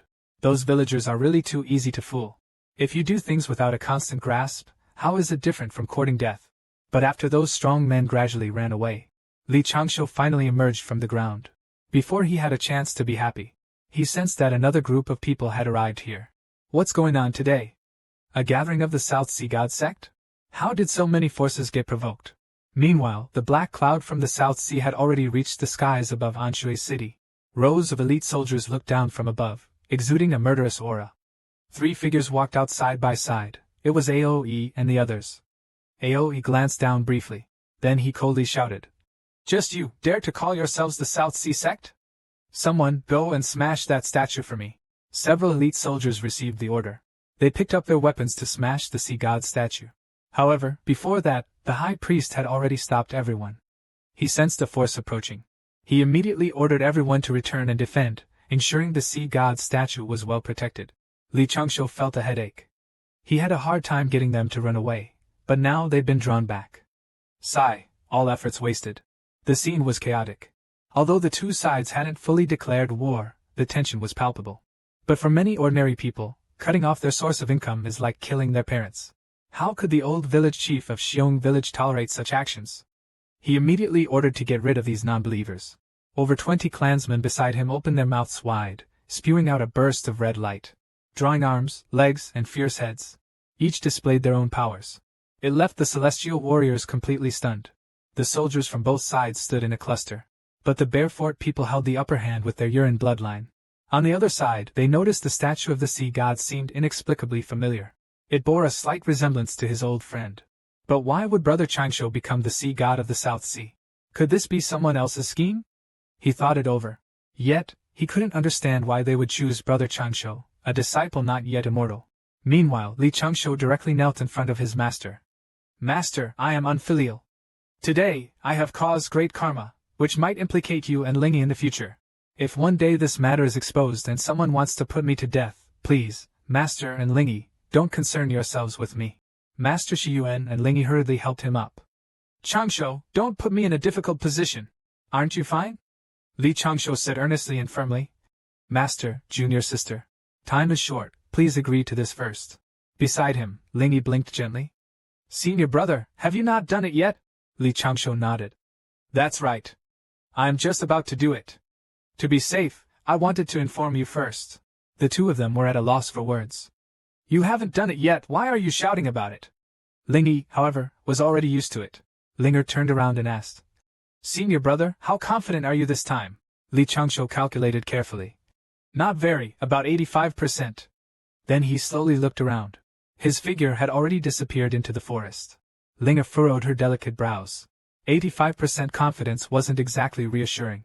The sea god of the South Sea had really manifested. What was going on? At that moment, the battle between the South Sea Dragon Palace and the Xuanzai clan had reached a fever pitch, with both sides exhausted. Amidst the faint tremors coming from the ground, the Tuzhang tall stone statue wobbled and then slowly floated into the sky. The deity statue was surrounded by divine light, and a golden glow shimmered on its forehead. No one would have thought that the sea god would actually manifest at this moment. However, Ao Mao didn't care about any of this. He ordered to smash the sea god's statue immediately. At this moment, Aoe suddenly heard a message from Li Changsho. He was taken aback. Brother Changsho, Aoe looked around immediately, but couldn't find Li Changsho's presence. He looked at the stone statue before him, even more shocked. Could it be that Brother Changsho hasn't become immortal, and has already started the path of becoming a deity through incense offerings? The statue spoke to him, but then he thought again. How could this be possible? Yet he seemed to understand Aoe's thoughts. Li Changsho continued. Brother E, there is no need to speak now. This matter is complex and difficult to explain in a short time. Last time we spoke, I learned that Brother E is very concerned about the current difficulties of the Dragon Clan. Recently, I've been thinking a bit about it too. If Brother E trusts me, please have the Southern Sea Dragon Palace withdraw its troops temporarily. Wait here for a moment. I'll manifest my spirit, and after the ceremony, we can meet again. Aoe's expression changed slightly. He nodded quietly. At the same time, the divine statue continuously emitted celestial light in the air, making the celestial soldiers in the sky not dare to act rashly. Below, the strong men of the male fort and the followers kept bowing. Meanwhile, Ao Mao was urgently assembling troops and horses, determined to flatten the sea god sect today. Aoe, upon hearing this, simply said, "Withdraw the troops." Ao Mao, despite his anger, still agreed with him. That's right. After retreating the troops, he suddenly froze on the spot. Wait, isn't this too humiliating for us? Aoe stood there, rubbing his fists. Then he gave him a very cold glare. What did you say? Ao Mao immediately cowered. Retreat the troops, retreat the troops. We're retreating now. Ao Mao obeyed the order, and so they really withdrew the troops. The strong men below the stage raised their hands and shouted, "Long live the sea god!" At this moment, a solemn voice reached everyone's ears present. Everyone be silent. The sea god's statue actually spoke. The crowd below was extremely excited. Unexpectedly the sea god truly responded to them. The boy sea god manifested. Everyone was overjoyed. In contrast, the high priest was kneeling on the ground, his face filled with surprise and a complex expression. Is there really a sea god? Wasn't the so-called sea god something I made up? Before he could react, a voice echoed again in everyone's ears. This manifestation shows true divinity, and all should understand that in the path of creation, from the old to the young, no one should fear hardship to achieve virtue. Today, I teach the doctrine of the sea god, and you must always remember to be good. Follow the will of heaven and earth. At this moment, most of the strong men from the tribe were kneeling on the ground with reverence, continually bowing in worship. Only 2 people stood in shock, unable to comprehend what was happening. Li Changsho lured me to appear in person as a messenger and priest. Why do you kneel but not worship? The old village chief frowned and gestured to the messenger. Let's temporarily compromise with this trickster. Everyone kneeled to the sea god. Before he finished speaking, the great messenger suddenly rolled his eyes and slowly fell to the ground, lying in disarray, just some limp parasols. The old village chief was shocked, and the voice immediately spoke into his ear. Too late. As punishment, I will take their souls. After a few days of punishment, they will naturally return. The old village chief couldn't help but shiver a few times. But Li Changsho's voice kept entering his ears. Using my name to gather wealth requires paying the corresponding price. Do you really think having a trace of Wu Zu's bloodline means I can't deal with you? Did your ancestors leave any messages for you? The strict order forbids you from going out much. Just survive in that corner. And what have you done over the years? The old village chief was drenched in cold sweat, trembling even more. His pupils slightly dilated. He trembled as he pleaded with the sea god. For mercy. That voice appeared in his heart again. Does your bear village still want to continue existing? If not, I will erase you. To save your ancestors from disgrace. Think about it. After all, the old village chief is just an ordinary man. At this moment, the defenses in his heart completely collapsed. Frightened, he fell to his knees with a thud. Sea god, please punish me. It was my greed. The idea was mine. The people of our village just followed my lead. If that's the case, then let your spirit come and be punished for a few days as well. Li Changsho let out another cold snort. A whiff of sedative entered the old village chief's nose, and he collapsed to the ground instantly. At the same time, the statue of the sea god slowly descended. The high priest has been greedy for a long time, but fortunately, no great mistake has been made. Since you respect the sea god, you should henceforth bring enlightenment to all beings, understanding the principles of ignorance, and refrain from acts of filth and disgrace. The celebration continues. Maintain order here. Don't let anyone get hurt. The voices gradually fade, along with the light on the statue. Many followers cheer in response, praising the sea god's wisdom. Li Changsho is truly the master of the old 6 realms, masterfully deceiving people. Not only did he earn merit, but he also successfully found someone to take the blame. In a clearing in the forest far from the sea god's statue, sitting and waiting here, he quietly reflects on the teachings of the sea god religion he just heard. I can't help but admire Brother Changsho even more. At this moment, Li Changsho suddenly emerged from the tree trunk. Aoi was startled and quickly stood up. He couldn't help but ask what the sea god sect was all about. Li Changsho immediately shook his head. He pointed upwards. Then he pointed to his mouth, and then pointed to the ground. Aoi, somewhat confused, suddenly grasped a bit of understanding. It turns out, just as he had thought, Brother Changsho was merely pushed to the forefront, while the true experts of the human sect were collecting the incense offerings. Li Changsho chuckled inwardly. This karma couldn't be attributed to him. It was all Aoyi's guess. He hadn't said anything. He deliberately put on a guilty expression. Seeing the Dragon Palace's immortals injured, he truly felt remorse as someone involved. But then again, those divine envoys injuring the immortals just now, they were really formidable. It seemed like they were not ordinary people. Receiving the hint, Aoi immediately began to deduce. Could it be that behind this, there's not only a master from the human sect but also the scheming of the Wu clan? By the way, how much does Brother Changsho know about the Dragon clan's plight? Li Changsho sighed slowly. Endless worries without, yet there are temptations to live in a dream, even the Dead Sea struggles to hold on. He placed one hand on Aoyi's shoulder, and told him earnestly, Brother Yi, I roughly know what you've done. But relying on you alone is difficult to reverse the situation. Li Changsho paused, secretly observing Aoyi's expression. He saw that his demeanor was gloomy, and his eyes were filled with worry. What the Dragon clan lacks most now is merit. The South Sea God sect has already started revelations. Some act as divine messengers, spreading profound and meaningful teachings. There are also experts from the human sect providing support, and that abundant merit from incense offerings. was witnessed personally by Aoe. It was absolutely not a deception. He clenched his fists tightly, and doubt crept into his heart. Although he knew this was rather shameless. For the sake of saving the Dragon Clan from their predicament, he was willing to contribute his meager strength to bring some merits to the clan. With difficulty he spoke. Brother Changsho, could I help out at the South Sea sect? Perhaps as a guardian, to also earn some merit for my protection? What surprised Aoe, however, was that Li Changsho agreed rather quickly. He deliberately divided the incense merit into an 80-20 split, seeking revenge for the Dragon Clan, intending to drag them into the mess. This way, he could rightfully use the Dragon Clan as a shield to withstand various pressures from the Western teachings. Linny has admired her senior brother for a long time. Finally encountering a once-in-a-lifetime opportunity, how could he miss it? Li Changsho went through great pains to finally bring the Dragon Clan into the fold. And this little dragon prince is adorably foolish, getting sold and still helping count the money. At this moment, he was full of enthusiasm, said some words of thanks, and repeatedly promised Li Changsho. Aoe felt a sense of emotion, this friend Aoe had made for sure. In order to withdraw successfully, he let the Nanhai Divine Sect operate on its own. First, he used a sedative to subdue the obedient envoy of Xiongzhai. Then he came up with a way to have them cover the faces of all their deities' statues. Next, he limited the development of the Nanhai Sea God sect, restricting them to a certain coastal area so as not to interfere with the sect's interests. Finally, he appointed Aoe as the second leader of the Nanhai Divine Sect and protector of the faith. Aoe, the great leader of the Azure Dragon Clan, was also highly motivated. He kept working tirelessly, planning the next steps of the Sea Gods Church's mission, aiming to expand in 30 years and spread across the South Sea in 300 years. At this point, Aoe couldn't completely obey Changsholi, but he was very grateful and trusting.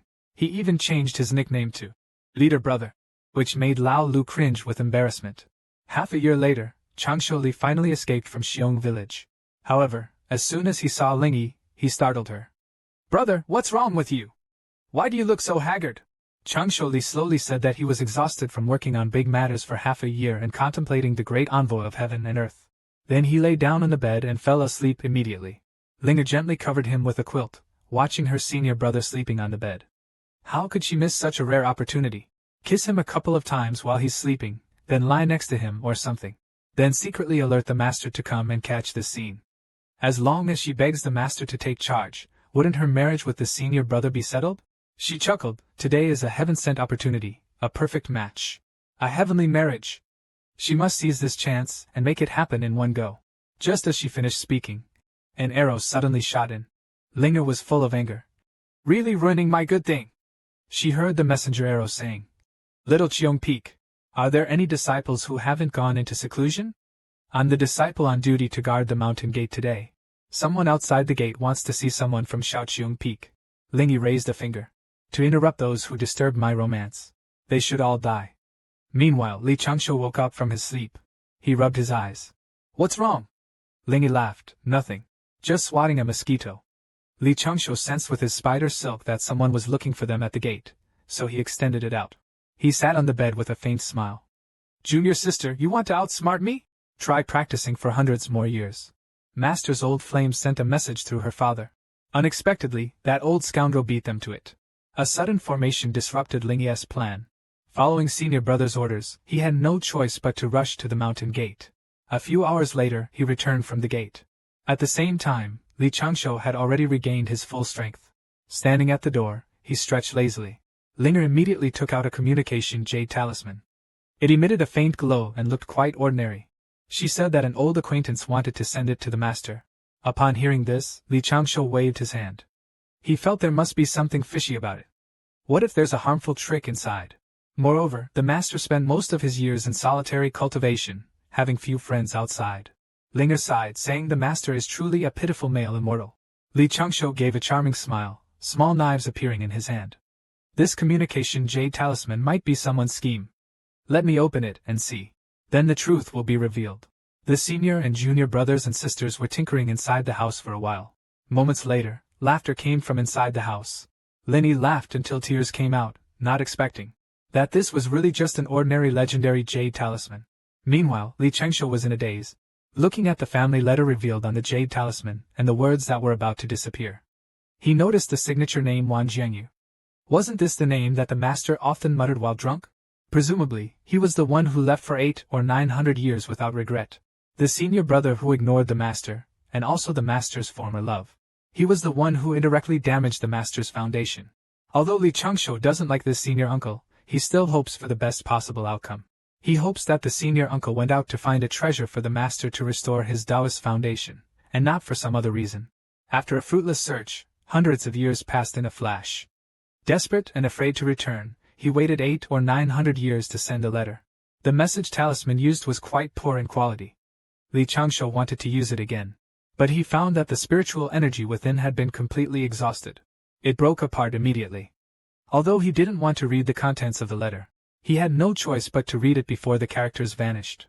Recorded its content. Forged a letter, and then instructed Lingi to secretly spread the news about this matter and the name Wan Jiangyu, no matter how it was fabricated. As long as people knew that Xiao Xiongfeng, Wan Jiangyu came back to find Xiao Xiongfeng's fate. That was enough, and Li Changshu turned around and took this letter to trick his master. As expected, Elder Shi immediately noticed him, peeking at the letter, but no matter how much he begged and explained, the old master Shi was still holding the dust whisk, chasing after him across the hills for half an hour. Meeting a lover secretly for the master at midnight, it's impressive you could think of that. Moments later, the old master Chi tremblingly opened the letter. He stood there as if in a daze. He didn't say much, nor did he have a happy expression on his face. This made Lin Yi feel a bit worried inside. But Li Changshu told him that master is stubborn in his cultivation. His mind turned slowly. He is still immersed in the loss of the match when Sherbo left him, and hasn't reacted yet. As soon as he finished speaking, Elder Chi jumped up on the spot, dancing with joy. Li Changshu pointed at his master and said calmly, "See? Isn't that good?" After a while, Elder Chi began to show off the letter to his disciples. Li Changshu casually agreed. Now we are just waiting for Junior Sister to release information about the fish from Wanjiang, to see if we can locate the master's enemy. It would be best to provoke them a little, and lure them to Shichung Peak to test them. At this moment, Aoe suddenly sent him a message. The Dragon Palace has announced to all forces in the southwestern region of Nandanbu continent that the South Sea God sect and their Dragon clan have ended the Incense Tiger Pact. Currently, some non-compliant minor and major forces are also being suppressed. Old Six was very satisfied after hearing this. The only thing he regrets slightly is that he can't yet promote Yang Hui's one-stop funeral service in the Sea God sect, or else the scene would be spectacular. At this moment, Qi Yuan is still immersed in his own world, unable to extricate himself. Li Changshu smiled faintly. Everything in the South Sea is going smoothly, and the groundwork for his uncle's affairs has been laid. Now, everything is ready, just waiting for the big fish to take the bait. 3 months later, the second letter to the master was delivered again. This time, the uncle invited him in the letter to meet, and Qi Yuan was overjoyed, immediately stating that he needed to go out for a while and asked them to take care of Xiao Qiongfeng. Li Changshu waved his hand, quickly stopping him. He carefully analyzed the ins and outs of the whole matter for his teacher. It just seemed that this matter came a bit too suddenly. Clearly, Uncle Ming himself is from the Shichung Peak lineage. If he wanted to meet, why wouldn't he return? Inside the sect, Master Shi silently pondered for a while. He couldn't help but agree in his heart. Li Changshu continued, when Uncle went out then, he had not become an immortal. He used the excuse of seeking the traveling ancestor, but hasn't returned for nearly 1,000 years. According to the sect rules, he should be considered a traitor. If Master were to rashly seek this uncle, how would he explain to the sect? Elder Qi Yuan was now troubled. For a moment, he didn't know what to do. Li Changshu had a sudden idea. Master, how about I go in your place? The paper avatar disguised as Taoist Qi Yuan went to the secret meeting, but unexpectedly was closely followed by the tavern along the way. Just when Taoist Qi Yuan was at a loss, Li Changshu immediately used the voice transmission technique. He suggested to his master to write a letter instead. Tell the disciple the place where you are meeting. The disciple can use the paper avatar to deliver the letter for you, just like when the disciple went out to buy herbs before. In any case, we shouldn't only consider this matter from our own perspective. Master, you could first persuade Uncle Master in the letter to return to the sect and admit his mistakes. Although our sect's rules are strict, the punishments are not too severe. At most, it's 1,000 years of confinement for reflection. Master, do you think that's the case? Qi Yuan listened to his long speech and was already dizzy from it. Then it's up to you.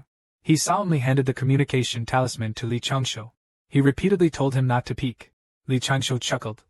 Master, don't worry. I've already read it while you were writing. As soon as he said this, he knew he was in for another beating. At night, the doppelganger disguised himself as Master Chiyuan and went to meet his master's old lover. Soon, he arrived at Lindong's city by the Eastern Sea. Meanwhile, Jiuwu had secretly followed him for 300 miles. He felt that Brother Chiyuan's actions today were very strange, possibly related to the recent calamity.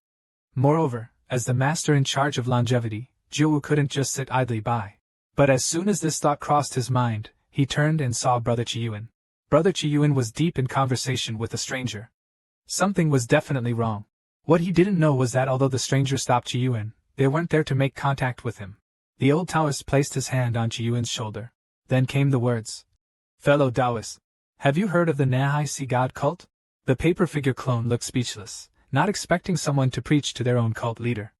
"What's more, I still have to help my master meet his lover in secret. No time at all." But seeing that the old Taoist had already reached an advanced age, he believed it would surely be easy to persuade him to join the cult. He enthusiastically grabbed his hand and continued persuading. "Believing in the sea god not only brings you protection from disasters but also boosts your stagnant cultivation. You'll find money just by walking out during the day, and your cultivation improves at night. As long as you're willing to believe in the sea god, what do you say? Want to join us?" The paper figure clone saw that this guy was hard to deal with, so he politely declined, citing respect for Taoist principles. Yan's father hurriedly ran away. This scene left Jiuwu confused. What's going on? He felt it was getting stranger and decided to follow and find out. Lao Lu took the Geo wizard uncle to the pleasure district.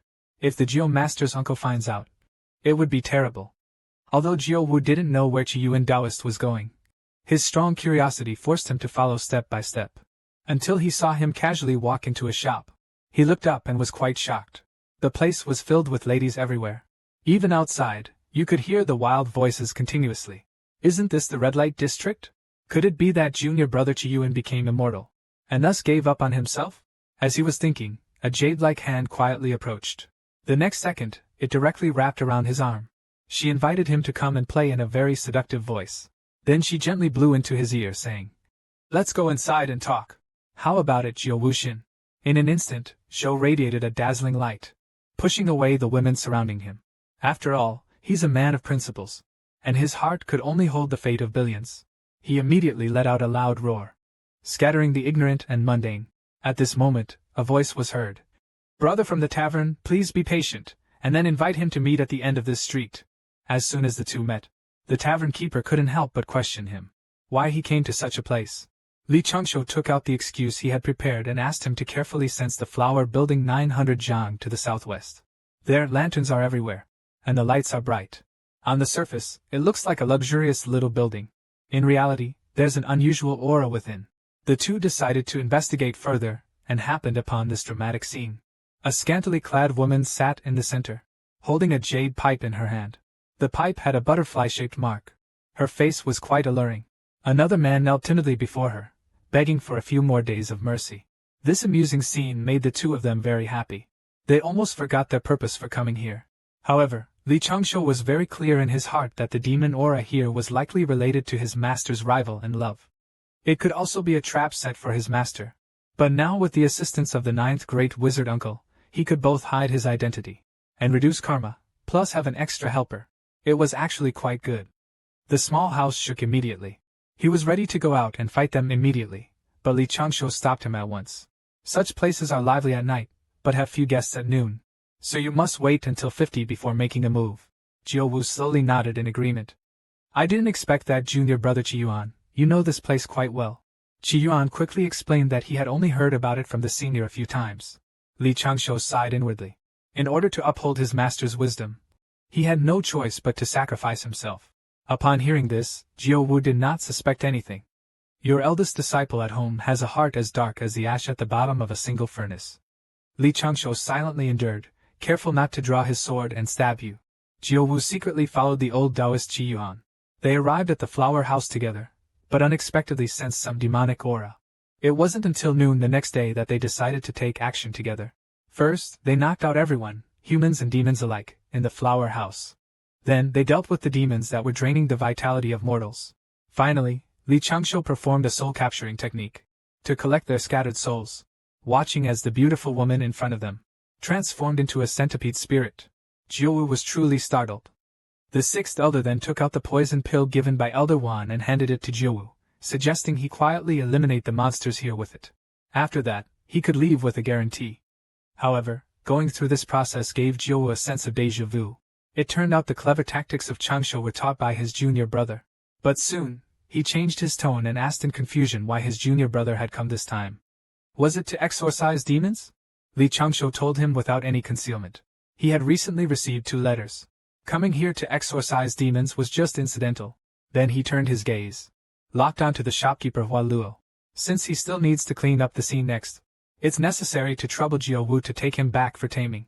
Jiawu angrily grabbed his beard, thinking, I have a partner, this is inappropriate. But Li Changsho, with the calmest expression, spoke the harshest words. He threatened with Jiawu's visit to the Flower Tower. If not done, he would immediately transmit a message to Jiu. Uncle Master Jiawu had no choice. He had no choice but to grit his teeth and drag out that vixen. After finally sending Jiawu away, he immediately took out the soul-stealing spider to investigate. Unfortunately, the centipede demon's spirit was severely damaged, so the information he could gather was only fragments and pieces. But even so, it wasn't hard to deduce their strong connection to inviting Master to Dongling City. Feeling quite smug, he glanced at the defeated centipede demon. The demon probably never expected that, with over a month left until their agreed time, he would already meet his end. After cleaning up the scene, he immediately headed back to meet up with Jiawu. As soon as they met, he asked how the interrogation at the tavern went. The tavern keeper pointed to the fox spirit beside him, having just calculated carefully. He could only discern that this creature had significant merit. Li Changsho turned to look with a puzzled gaze. The graceful proprietress was now tied with a delicate rope under a tree by him. She appeared rather disheveled. However, in Jiawu's eyes, except for his beloved 9th sister, all other women are nothing. At this moment, the alluring demoness awoke. As soon as she opened her eyes, she saw another cultivator, and he began to get nervous. He gritted his teeth. Now is not the time to pity the demon arts. Even if his cultivation regresses, it's better than losing his life. So without hesitation, he used his most skilled charm technique. A little fox spirit dared to use enchantment on the 6th brother. That's a bit too cliched, isn't it? The lady proprietor gave a shy smile, which was indeed quite mesmerizing. The enchanting fragrance of Bila quietly spread over her body, drifting into the tavern's mouth and nose. The bewitched tavern immediately lost its senses, seemingly entangled by the lady proprietor. And then, he kept displaying the posture of a woman in lingerie. Expressions, glances, eye movements, even the curvature of his lips opening and closing, clearly all meant to enhance his charm techniques. Very soon, the tavern keeper could hardly resist anymore. Just then, the short Taoist took a step forward. Meanwhile, Li Changsho stood calmly on the side. Such a cliché trick, and he dares to use it? He immediately took out his treasure and placed it in front of the tavern keeper. The tavern keeper, startled, snapped back to his senses. In the painting, the woman wore a loose long dress, but her face was full of wrinkles, which was exactly the treasure Li Changsho kept to remind himself. The old white-browed fox suddenly heard a faint ding sound, and felt slightly dizzy, gradually regaining full consciousness. The female demon by the tree was instantly sweating profusely, continually begging the two for mercy, but to no avail. After discussing, the two decided to first take the female demon back to deal with her slowly, and immediately put her into a spiritual beast bag, taking her back to the mountain gate with Jiao Wu's help. Li Changsho deliberately told him that he was going back to Lintong City. Seeing that Jiao Wu was about to fall for it, he deliberately put on a troubled expression and hesitated to deceive his senior brother. A few months ago, my senior sister sent 2 letters asking me to meet in Lintong City. Upon hearing this, Jiao Wu excitedly grabbed his shoulder and firmly told him that it was impossible. He seemed a bit reluctant to speak, saying that someone must be causing trouble, and the whole family is plotting against you. Seeing this, Li Changsho continued his act as he removed Jiao Wu's hand. He said he had to leave quickly and couldn't keep his senior sister waiting for too long. Seeing him like this, the tavern keeper couldn't worry about much else. He immediately revealed the matter. Your senior sister reincarnated as the remnant soul of Shaoyan 800 years ago. I saw this with my own eyes. This statement took Li Changsho by surprise. He trembled, his eyes lost focus, and he stepped back a few paces. He was panicking inside, never having thought about how to act in such an unexpected situation. At this moment, he could only rely on his imagination to react. Fortunately, Jiao Wu only focused on closing his eyes and sighing softly. He couldn't bear to look at him more. Otherwise he would be exposed, so Jiao Wu, in a moment of desperation, had no choice but to tell the truth. It scared Lao Lu almost into revealing the secret. According to Jiu Wu's description that year, Qiyuan had a fight with junior brother Kuei's from Xianling Peak. Junior brother Kuei's attacked secretly. The foundation of Qiyuan's path was severely injured. Although his life was spared, he was unable to continue his cultivation. Shortly after, Wan Jiangyu left the sect, claiming he was going to find the master who roams the world from Sheqiong Peak. But in reality, he went to the northern Jula continent to seek an example for Qiyuan to repair his foundation. When the elders inside the sect noticed, they immediately sent Jiu Wu and 2 other stewards to pursue Wan Jiangyu. However, by the time Jiu Wu and the others caught up, Wan Jiangyu was deep in the northern Jula continent, wounded in his soul by a fierce beast. Barely clinging to life, the 3 of them exhausted all their abilities. But they couldn't save him, and only heard his final words. Jiu Wu and the others swore they'd find him, and wouldn't tell anyone about this oath. His remains were buried in a place filled with poisonous fog. By now, there's likely nothing left. Jiu Wu didn't want to speak of this, but feared that Qiyuan had fallen into some scheme. He said nothing more, and left with a look of desolation. He went to Shaoqiong Peak alone. But the 6th disciple calculated the score in his heart. Malicious combat, injuring my master. He caused my master to have no choice but to become an ice sister, and transform into an impure immortal. He even forced himself to venture out for a few stalks of immortal festival grass. From then on, the northern Zhou caused many problems. It even indirectly led to the death of his master's beloved senior sister. A hint of drunkenness flashed in Li Changshou's eyes. The causal ties between them were far too heavy. Soon after, he returned to Shaoqiong Peak. Although killing a true immortal enemy was not a difficult task for him, this matter affected the future situation of the 3 master apprentices in Duxian sect. He had to be cautious.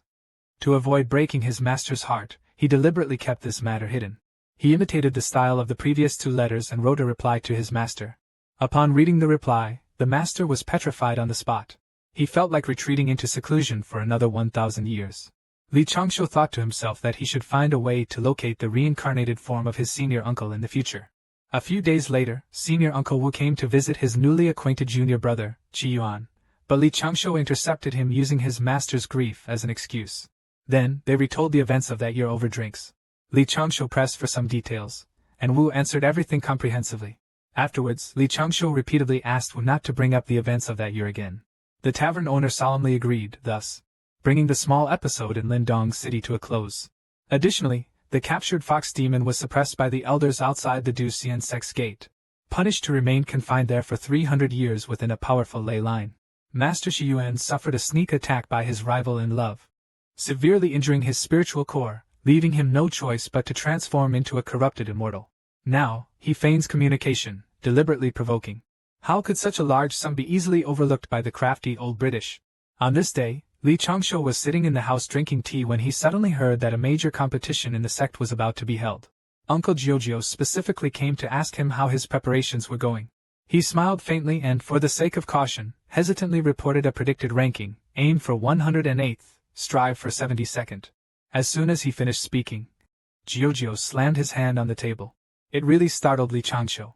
Jiujio was clearly dissatisfied with Li Changshou's prediction. Since the 2 were close, Jiujio didn't want to lose face. Poison Cliff, standing nearby, quickly tried to mediate, thinking that senior brother Changshou was actually very talented, just overly modest at times. Li Changshou stood up immediately upon hearing this. In that case, I'll be a bit bolder this time.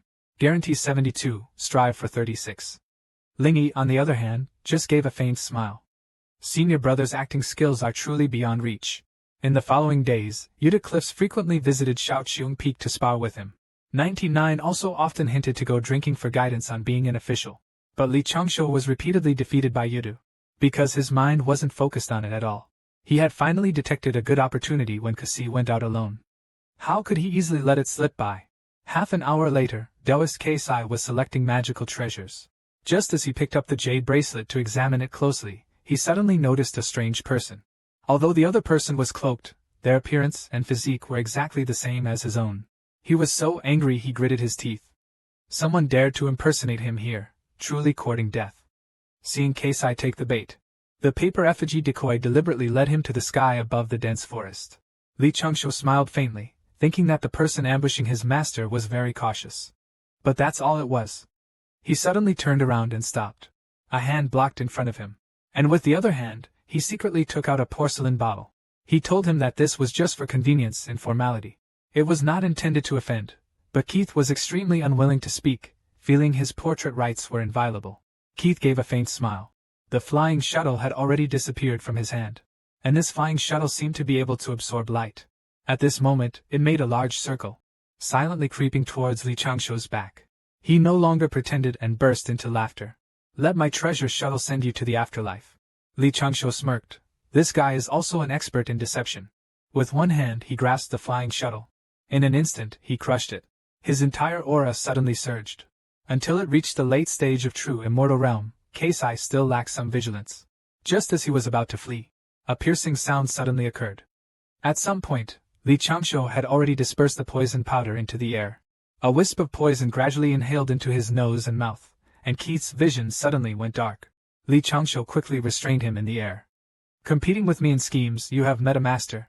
Even though it was just a plot against a true immortal, he still paid attention to acting and script. He calculated the opponent's reaction and displayed a near-perfect execution of his tactics. Competing in schemes with Old Six, Keith is really close to death. Moments later, the sky was overcast with dark clouds.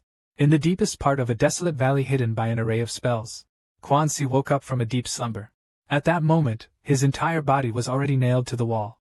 His face was twisted in pain. The damage to his primordial spirit caused him to sweat profusely. He could feel that all the key points of his vital energy had been completely pinned down. Even his primordial spirit was on the verge of withering. Just as his strength was about to be completely exhausted, the aura of the dark clouds in the sky grew heavy. Suddenly, thunder exploded. 3 mighty thunderbolts sounded a warning. In an instant, they engulfed the puppet thief on the wall. Li Changshuo stood silently watching from a distance. The theft destroyed, facing heavenly thunder. You should have felt this taste by now. Then he took out the soul-capturing pearl, absorbing the remnant soul, and discovered that the one who stood behind the puppet thief back then, humiliating his master, was another person, the puppet thief's master. It was this person who manipulated behind the scenes, preventing the puppet thief who attacked his master from facing the punishment he deserved, thus isolating Shaoqiong Peak completely at that time. If Li Changshuo takes offense at this, he will certainly return it double if given the chance in the future. Not long after, the news of Taoist Case's disappearance reached Xianling Peak. An elder skilled in divination hurriedly performed a divination to predict auspiciousness or danger for him. But unexpectedly, the tortoise shell shattered directly. Following the clues, Case's fellow traveler went to investigate, and ultimately attributed the cause of death to be outside the formation. Competing with others, this matter can only be left unresolved. At the same time, all the sects of the Du Xian Gate have become lively. A grand internal competition for the younger generation is held early. Every disciple must participate. Even the elders are emerging from seclusion, instructing the juniors on how to compete. Some disciples, whose strength is not particularly high, are deeply affected by the poor quality immortal seedlings of Shaoqiong Peak in front of the Du Xian Hall from years ago. The inspiration from the battle with the second prince of the Dragon Palace began to intensify the practice of evasion techniques. On the other hand, Elder 7 hasn't left his room since receiving the letter. Li Changshuo and Ling Yi prepared several plans to coax their master out. The first plan, tempt him with food. The two prepared a table full of fine wine and dishes. But Elder 7 remained unmoved. Thus, they quickly moved to the second plan, the self-harm ruse. Li Changshuo was crying loudly outside, asking the master to guide them in the duel. But after crying for a long time, there was no response. So, Long Lingyi beside him confidently hummed twice. "Watch me," she said, as she pinched her throat and yelled, "Senior brother, don't do this. We can't proceed without master's approval." Before she could finish her sentence, a loud bang was heard. The door of the hut was kicked open instantly, and the old Taoist Chiyuan rushed out without a word, directly charging at the rebellious disciple. "You're going to be ridiculed like this. You must first register in the Hall of Record." As he realized, he saw two disciples standing in front of him. Elder Chiyuan was suddenly startled. Then he turned and shouted loudly at Li Changshuo. "Such things too can be played with? Watch how I don't beat you to death." The brother and sister, to help the master overcome his heartbreak, first used the carnivorous agent, then employed the bitter meat strategy. But it still had no effect. Linger immediately came up with a clever idea. It scared Elder Chi to rush out on the spot. And then he wanted to give old Lu a lesson. After a while, he slowly put down his floating dust, feeling disheartened. For the rest of his life, cherishing the present, the elder looked dejected, gazing into the distance, and said faintly, "Cherish those around you, don't talk about the future. Who can predict the storms of life?" Who can say what fortune or misfortune lies ahead? Linger blinked gently, stealing a glance at her senior brother. At this moment, his cheeks were slightly flushed. After all, he's someone who only pretends to like dragons. Li Changshu smiled faintly. Disciple will remember. Master, rest assured. I will definitely protect my junior sister well.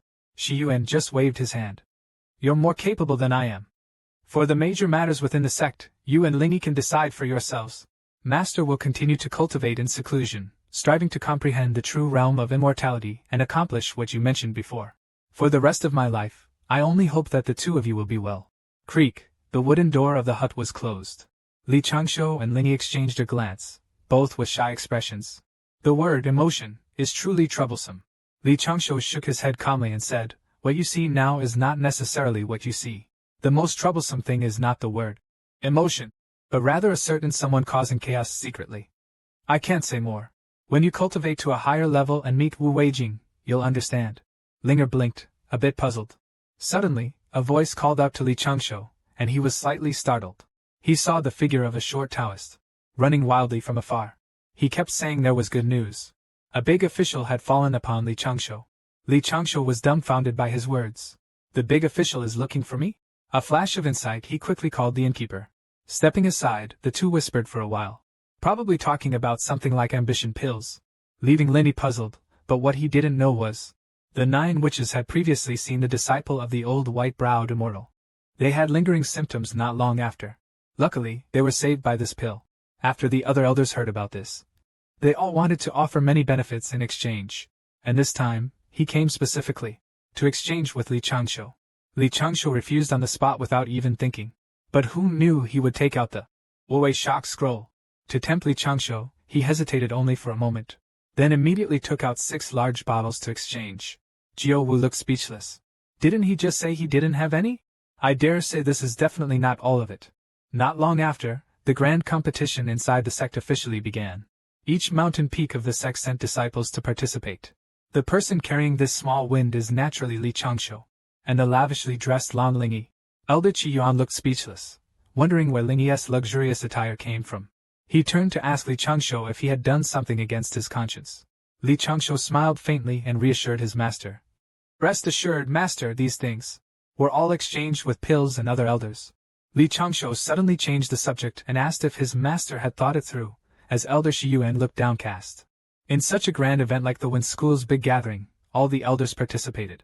Although my cultivation is not high, I cannot be absent.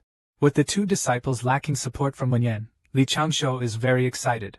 It seems the master has moved past the shadow of heartbreak and is returning to his former state. But the old Taoist looked utterly disenchanted, planning to return to seclusion after the grand ceremony. This man has extraordinary strength, yet insists on merely surviving. The grand ceremony within the sect is about to take place. The peaks of Duxian's sect are gradually becoming lively.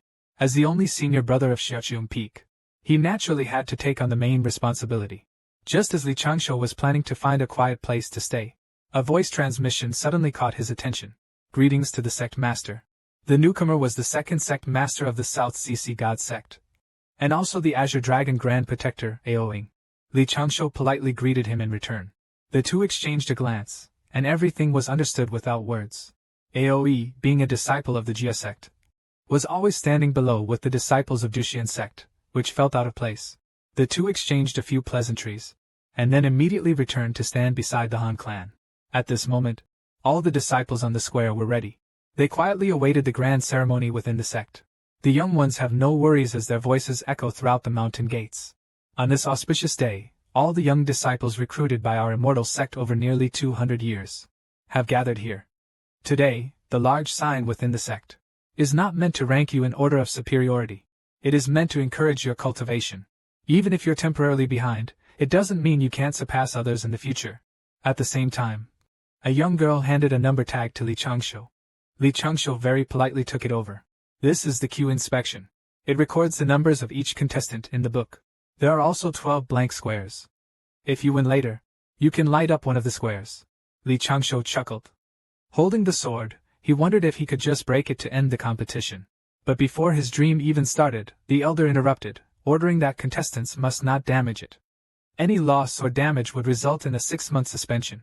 Upon hearing this, Li Changshou immediately changed his mind. It doesn't matter if I can't break it, after all, I only got 36th place. Participating is just wasting a bit of cultivation time. As soon as he finished speaking, the elder's voice rang again, saying that those who were recommended by the elder for the major ranking of the Tiangang art within the sect could accompany me to Zhongshenzhou. Hearing him say this, Li Changshou was dumbfounded. The top 36 all have to go to the Sanjiao Garden Conference. The Tao of Heaven really likes to go against me. If that's the case, then I'll try to keep my ranking around 37th to 40th place. Just as Li Changshou was about to make up his mind, he suddenly noticed that several gazes were fixed on him. There is the elder of the radiant immortal realm. There is the elder familiar with himself from the tavern. And there is Elder Wan Lingyun on the jade platform, paying special attention to him. Under everyone's gaze, it's really difficult for him to act. It's more reliable to find a way to improve and continue with the Westward Peace abandonment technique. It seems that with this Tri-Teachings conference, it's like a meeting at Daming Lake. They won't leave without seeing each other, so he can only prepare in advance. Handle it carefully. Meanwhile, Lan Lingyi slowly walked towards him. For this competition, she specially prepared some snacks. Just as he was about to let his senior brother have a taste of his proud creation, the aroma suddenly caught Jiujio's attention. Without a word, he grabbed the snack. He even generously praised its great taste. However, this caused some trouble for Li Changshou, as even more eyes were now on him. The sect's grand competition proceeded according to the established process.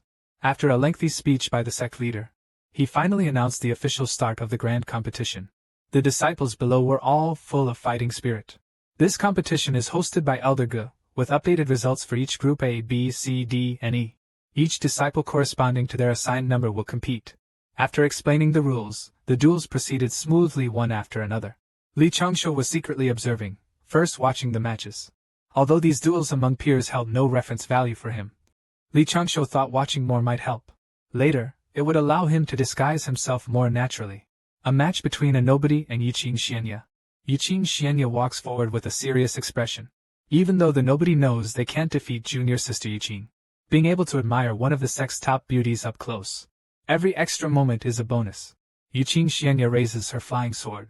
Then I won't hold back. In an instant, tens of thousands of swords whirl around her. The myriad swords formation. Seeing this, the nobody is utterly stunned. With just one move, it caused a huge sensation, and the scene became chaotic. Even the elders were stunned. Although they knew Qin Xuanya had always been talented. When did she make progress so quickly? The fans in the audience couldn't help but cheer, applauding her. Turning their gaze to passerby, he was beaten into the ground. So deep that he couldn't be dug out. Qin Xuanya won this battle. She smiled faintly, thinking it was thanks to training with her senior brother, which gave her strength. But what she didn't know was that Li Changshou simply used her and Jiujio as scapegoats in Kuai Si's scheme, providing an alibi. It was soon Li Changshou's turn. This time he was up against Xianlin Peak's former fighter. Lan Lingyi couldn't help but ask, "Senior brother, are you going to hold back in this match?" But Li Changshou firmly replied, "No, we have a deep-seated grudge with Xie Lingfeng. Why should we let them win? If Qian De wasn't as useless as his master Kuai Si, I might have considered letting him lose with some dignity." Qian De soon stood before him and said disdainfully, "Li Changshou. Right, senior brotherly? Why don't you and I go all out today? Let's not hold back." Li Changshou smiled upon hearing this. With a gentle sweat, gourds flew out from his sleeve. "Since that's the case, don't blame me for using the spiked club to speed things up."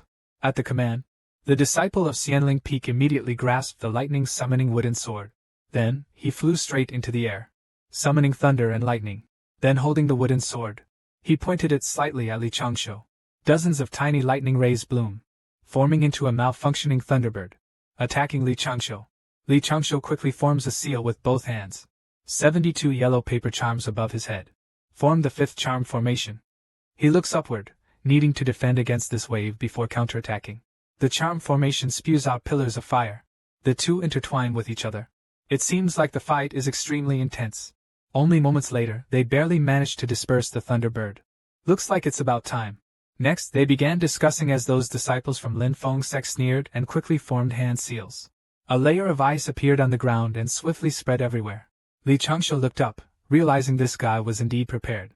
It seems he even studied his attack patterns. But if you think this could stop me, you're too naive. He immediately switched talismans and used his advanced fire talisman. Qian De immediately took out the protective jewel. As the power of the fire talisman increased, His vision gradually became blurry. For a moment, sparks flew everywhere. Lightning flashed, and when he focused his gaze again, Li Changshu had already disappeared without a trace. This man was once the strongest in the cultivation world, but he chose to live in hiding instead. Facing the strong attack from the enemy's disciple, Li Changshu naturally wouldn't give him any leeway. Seeing that the performance was almost over, Li Changshu switched to a high-level fire talisman without hesitation. Right under Qian Dao's nose, he tunneled into the ground. Calmly and steadily controlling the land talisman, he decided to play it safe, engaging in a fierce battle with the disciple from the Guidao sect, then achieving victory in a dangerous situation. After a brief intense fight, Li Changshu had already silently replaced 2 batches of captives in the land talisman. The disciples from Lifeng began to struggle with the light from their treasured artifacts. Though the artifacts were good, they required one's own mana to maintain effectiveness. This person simultaneously recalled 3 treasures but could not find any trace of Li Changshu, passively getting caught in a protracted battle. Gradually, the disciple of Xianling Peak, Qian De, showed anxiety on his face and suddenly said loudly, "How come Brother Li only curls up in the ground? It does reflect the consistent style of your Shaoqiong Peak." Many scholarly disciples slightly frowned, feeling that this disciple of Xianling Peak was somewhat opportunistic. Yet Li Changshu underground remained completely unchanged in expression. However, the number of captives in the air unknowingly increased. Those Lingfeng disciples were blocking offensively on the left and right. The 3 magical treasures gradually lost their brilliance. Weakened for a lifetime. Feeling overwhelmed, he was about to make a desperate move. Just as he was about to recall the precious pearl, he suddenly heard the roar of fire. He looked up. Above, the raging heavenly fire had formed into a giant foot, which stomped down on him. The disciple of the celestial wind sect's expression changed. He resisted with all his might. Although he protected himself with magic, he was fiercely stomped down. His body rapidly plummeted downwards. In a flash, something suddenly emerged from the ground. This object was covered with sharp spikes. It easily pierced through the layer of sharp ice, protruding half a foot, aimed at the figure falling from above. This was the familiar internal magic weapon to the disciples. A spiked club. The disciple from the Xianling Peak was almost out of magic power, and was unable to maneuver the magic weapon. Yet the spiked club, whether intentionally or accidentally, was aimed precisely at a spot on his lower back where he wouldn't be seriously injured. A bloody battle.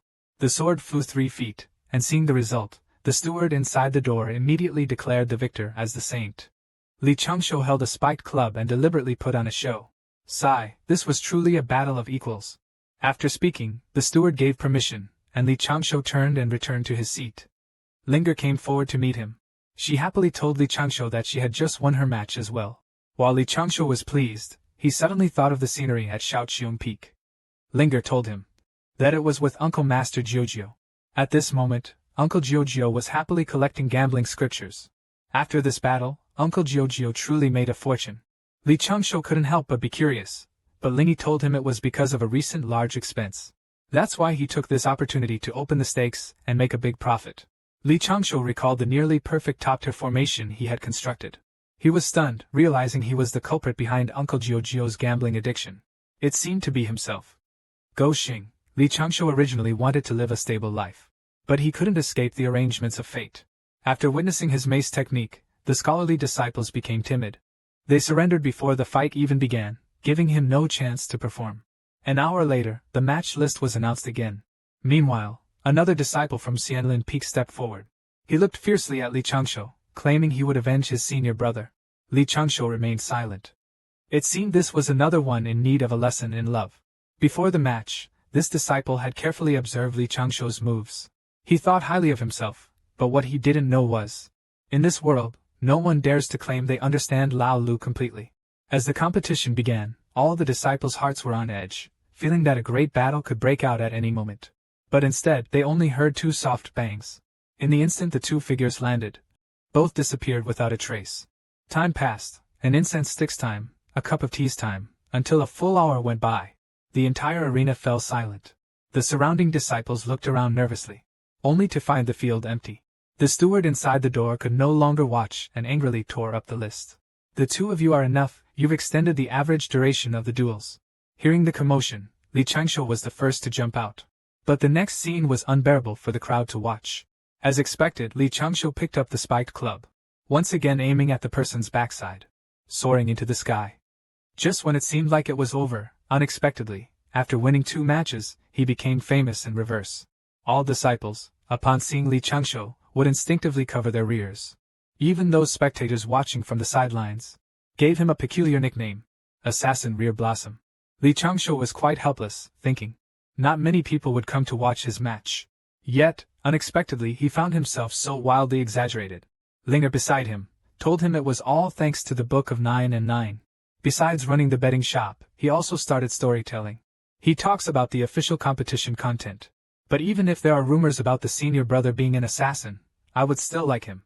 Hearing this, Li Changshu was on the verge of tears. At this moment, Jiujiu was holding the Xiaoxiongfeng banner. He was speaking enthusiastically when Li Changshu quickly snatched the banner from behind. He casually gave him some Lingjiu pills and took the banner away. Feeling very regretful, he decided never to trick him for money again. The side effects were too great. As time passed, the first day of the competition had come to an end, and all the disciples had gone through one round.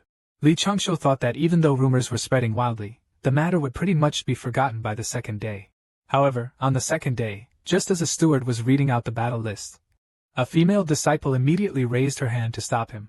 Blushing, she raised her hand and loudly said that she wanted to forfeit.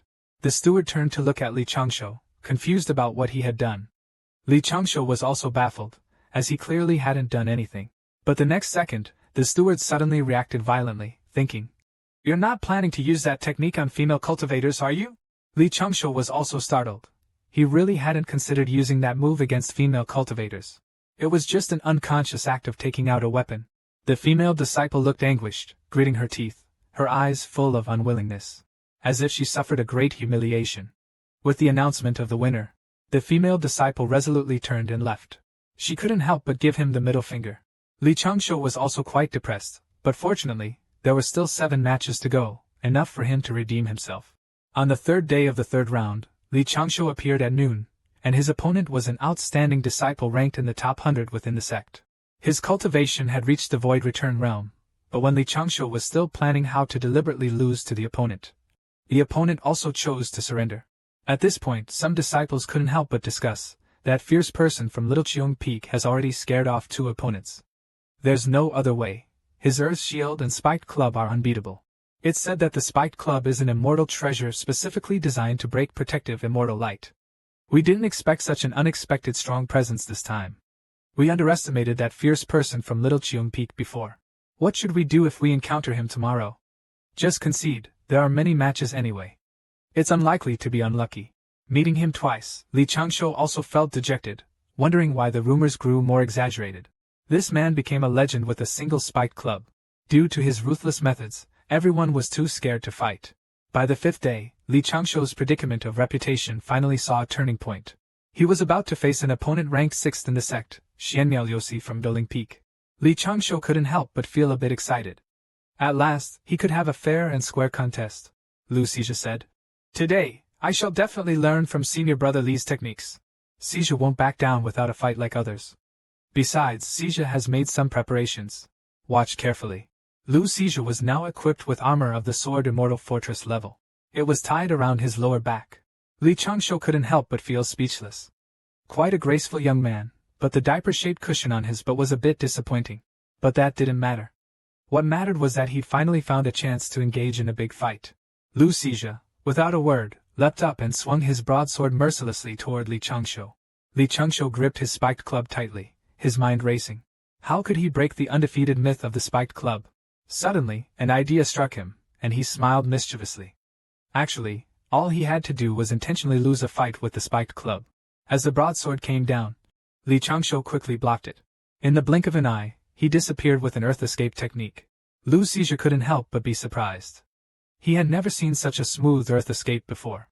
Truly worthy of being the top among the younger generation of the Duxian sect. Looking at the various pits on the ground, he couldn't help but fall into contemplation. According to common sense, next, he would definitely use a wolf-tooth club to sneak attack his rear. As he looked around carefully, Li Changshu had already secretly aimed at the predetermined position. Followed by a sly smile, he thrust his wolf-tooth club upward forcefully. At the moment they touched, the armor spell was instantly pierced through. Lu Xizhi was shocked, his face pale with fear. Cold sweat streamed down his face. He never expected that the celestial-grade protective treasure almost got pierced through. On the other hand, Li Changshu was equally terrified. He didn't expect it either, especially since he hadn't even used much force. Seeing this, Li Changshu dared not launch another attack. He could only let Lu Xizhi unleash a frenzied assault. And all he could do was, "It's just dodging back and forth." The onlookers couldn't help but comment that Brother Lu actually dodged the ambush. The battle continued for a full hour and a half. But everyone remained enthusiastic, hoping for a hero to defeat the ambush. The birth of the flower assassin hero. Seeing it was almost over, Li Changshu deliberately stopped in place. When the sword was half an inch from his neck, Li Changshu dropped his mace and said calmly, "I lost." In front of him, Lu Xizhi was already trembling from exhaustion. The results of the competition were announced quickly. Li Changshu thought to himself that this match should make up for the fierce image he unintentionally created before. After the competition, Li Changshu walked up to him and handed over the mace, saying he wanted to leave it as a memento. He then solemnly added that this battle made him realize that cultivators should not rely on powerful artifacts but should win through their perseverance. "Let's encourage each other." Upon saying this, Li Changshu couldn't help but feel a little proud. He had now established a great image of someone who can recognize and amend their mistakes. It had been set up. Lu Xizhi stood still, looking at his back. A silly smile appeared on his face. He didn't care about the nonsense Li Changshu just said. "With such a treasure, you'd be a fool not to use it. Not using it would be a waste." Just as he bent down to take a closer look, a delicate white hand suddenly landed on the magical artifact. The famous Jiuzi Jiuxian of the 9 characters. No one knew when she appeared nearby. She smiled and said with a laugh, "Changshu, you slipped up. I forgot earlier that this treasure was already reserved long ago. Sorry Lu, I failed in my duty."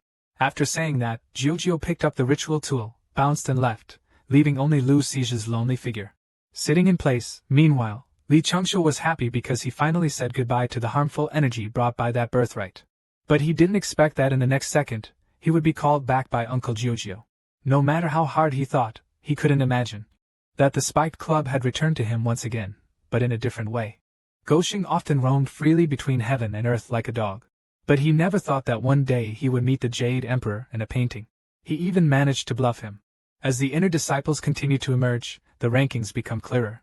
Li Changshu naturally secured a spot in the top 360. But Lingyi lost another match. In the next 5 days she needs to win at least 3 matches. As soon as the match ended, Aoi immediately tossed a bottle of water to Li Changshu. He quickly walked over to Li Changshu, but due to the tight schedule of the Du Xianmen competition, he didn't have time to say a word. Li Changshu drank a few sips, fully aware that he actually lengthened the average duration of the matches. Indeed, it's not anyone else's fault. But at this moment, the two seemed to suddenly sense something.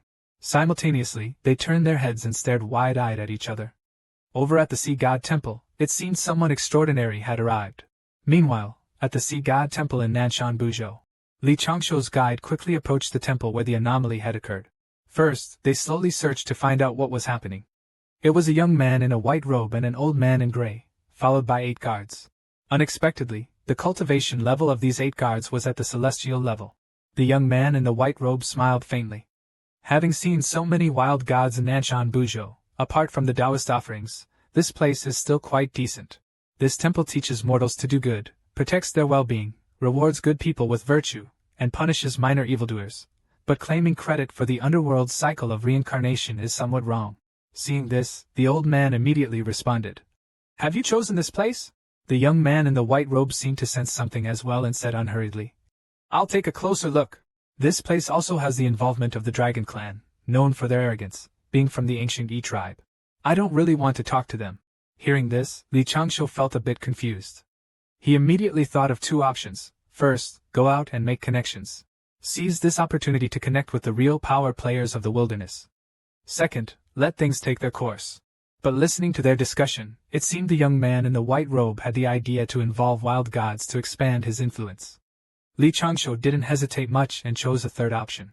Make an appearance without revealing the person's identity, and also improve the impression of the Sea God sect. With a quick turn of thought, Li Changshu's guise transformed into that of a benevolent old man. He emerged from a forest grove, holding a book in his hand blocking the man's path. He calmly said, "Is this book what you have dropped, fellow Taoist?" The young man in a white robe looked puzzled. "I have never seen this book before. How could I have dropped this book?" Li Changshu raised his hand to pass the Sea God Reef Doctrine to him. "If you haven't seen this book, fellow Taoist, how would you know if you've dropped it? Go apologize for my negligence." But this guy is still not convinced. He decides to challenge Aoe again. Only if he loses will he concede. Aoe didn't even hesitate. Fine, no matter how many times today, it's okay. He must make him admit defeat convincingly. As they say, no fight, no acquaintance. This was the case with Aoe and Lao Lu, and it's the same with this young dragon. Ao Mao suggested another match with him. Yet Li Changshu secretly marveled at how this one truly was a worthy junior to the Tao ancestor and the saints. He instantly saw through the origins of his avatar. He raised his hand in salute, unable to help himself, hoping His Majesty would forgive him. The young man in white robes found it quite interesting. He then gestured for the robed elder to present the painting, saying it was somewhat inappropriate to chat here. It would be better to head to a temple. The robed elder then opened the scroll, revealing a landscape painting. The young man in white took a step forward and disappeared before the painting. Li Changshu pondered briefly, checking the self-destruction and immolation stasis on himself, and the protective items on the body. As I approached the landscape painting, I felt a pulling force. Old Six trickery didn't even spare the Jade Emperor. The Jade Emperor, as the brother of the sages, only today realized the one who truly understands him is an unknown gaze. The light and shadows shifted before my eyes. In a daze I found myself in the place within the painting. In a secluded pavilion among the mountains. The young man in the white robe sat quietly in the pavilion. Li Changshu pondered in his heart how he could spark the other party's curiosity, and form a good relationship with them, without involving other karmic ties. Flying to the mirror, having already felt paternal love, he decided to first pose a few riddles. He would see how it goes before speaking further. Before he could open his mouth, the youth in white spoke first. This sage in the book, advancing the way and promoting the sect of Yuan. Li Changshu calmly and methodically began to explain. What is being referred to is the celebration of establishing the three saints of the Taoist sect.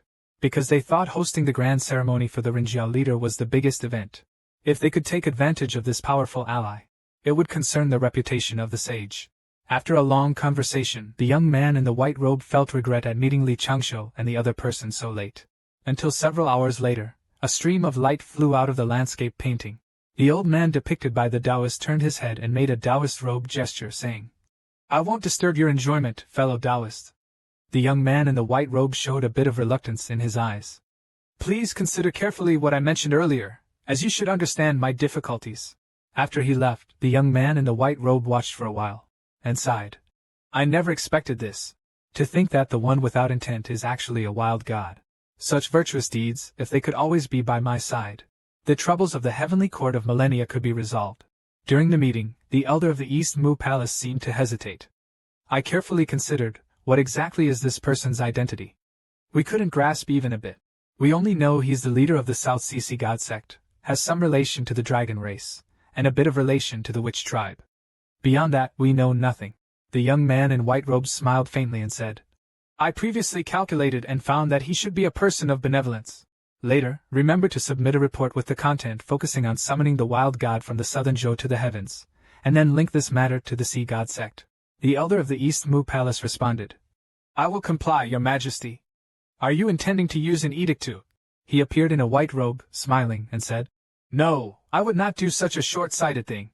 If he can provide good strategies in the future to help me resolve my doubts, not just the position of Sea God of the South Sea, but even the positions of Sea Gods of all four seas, I would give him an incarnation, why not? Duomu, wait a bit while I ponder this carefully. Then, you can return to the Southern Sea Divine Sect and meet him. In this heavenly court, we lack people and immortals. But the one thing we don't lack is heavenly merits."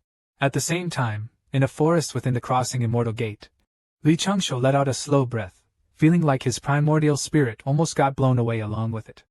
Did I overdo the bragging today? Thankfully, upon careful reflection, I didn't reveal anything. But it seems like I really fooled that young emperor today. Covered in sweat, Changshu turned to see Linger beside him, who couldn't help but ask quietly, "What's wrong?" He pretended to cough a few times. "Just encountered some bottlenecks in cultivation, don't worry." But Linger still looked somewhat worried. Facing the pressure of nearly 108 out of 360, I am quite stressed, so senior brother. Can I borrow the oil barrel of enlightenment to reveal a bit more of my true skills? Li Changshu thought briefly, but one must pay attention to the details. If you're going to do it properly. However, Li Changshu didn't expect that later, he would deeply regret this decision. In the Duxian Sect's contest of skills, Old Six naturally had no problem. But under his guidance, even the little junior sister had learned to survive. Facing the pressure of nearly 108 out of 360, he couldn't help but feel a bit worried. Thinking of using the excuse of enlightenment, just showing a little bit is enough. In the blink of an eye, it was the second day of the competition. Lingy took a deep breath. She began to tear apart the details of the upcoming enlightenment. She slightly opened her eyes, secretly adjusting her breath. The second attempt was made. With unstable breathing, Lingy was completely unaware that she was surrounded by a profound aura. Her hands tightly clasped, her pretty face becoming more radiant, astonishing everyone around. Truly worthy of a high-level celestial temple. Only Li Changshou secretly smiled at his junior sister, thinking she might be overacting a bit. But soon, Li Changshou frowned, realizing something seemed to be amiss. He actually made a breakthrough on the battlefield, and at such a time. Unfortunately, Li Changshou was currently engaged in battle. A momentary distraction almost cost him a sword strike. Without a word, he immediately dodged. He had no choice but to risk exposing his cultivation level. To protect Linger. After all, seeking a breakthrough in such a chaotic environment can easily lead to disturbances at critical moments, resulting in going berserk. Li Changshou's gaze suddenly turned cold. The female cultivator opposite immediately sensed the danger. Just as he was about to use one move to instantly kill the female cultivator, a voice piercing the sky suddenly came. Linger actually broke through successfully. He slowly opened his eyes, which were clear yet carried a hint of confusion. Everyone around widened their eyes in shock. Someone actually achieved a breakthrough in the midst of battle. Li Changshou also breathed a sigh of relief, glad the breakthrough was successful. There's no need to expose oneself anymore. However, he was still a bit too at ease. Just as Linger was feeling proud, words of praise echoed in his ears. Breaking through the 6th level at once. Stepping directly into the 5th level of the Transformation Void Realm. What a divine talent is this! Is our Du Xian sect going to produce another cultivation prodigy? Upon hearing this, Linger was instantly dumbfounded. He immediately realized, feeling breathless, that his breakthrough just now had failed for a moment. The real cultivation of the 5th stage of Anti-Void Realm is exposed just like that. What should be done? An hour later, Li Changshou's match finally came to an end. Linger stood trembling in place, wanting to explain a few words to his senior brother, but Li Changshou silently transmitted to him. Don't worry, your brother is quite open-minded. After you return, it's just reciting the KISS mantra 3,600 times. Linger twitched the corners of his mouth slightly, but in his heart, a weight was lifted. It was fine as long as his senior brother still cared about him. But just as he turned around, he found himself already 10 zhang away from his senior brother. What he heard was only 4 words. 3 agreements. He couldn't stop crying with regret. A century of planning was ruined by a breakthrough. Why did he only realize this now? This woman had been thinking of her senior brother for 100 years, but didn't expect it to be ruined by an unexpected breakthrough. With a swift turn, Long Ho was already more than 10 zhang away. Linga lifted her foot to chase after him, but was suddenly called back by an elder behind her. Elder Zhou happened to witness his breakthrough just now. He felt that he was worth cultivating with better resources. So, he specially came to invite him to join the main peak, and promised to give him resources and opportunities far beyond those of the small hero peak. Lan Linger was stunned on the spot. It seemed like they were inviting her. Beside her, Li Changshou suddenly sensed something. He immediately stopped in his tracks. As expected, his junior sister's talent had indeed been noticed by the higher-ups. The conditions that the main peak can offer are indeed far beyond what the Shaoqiong peak can match.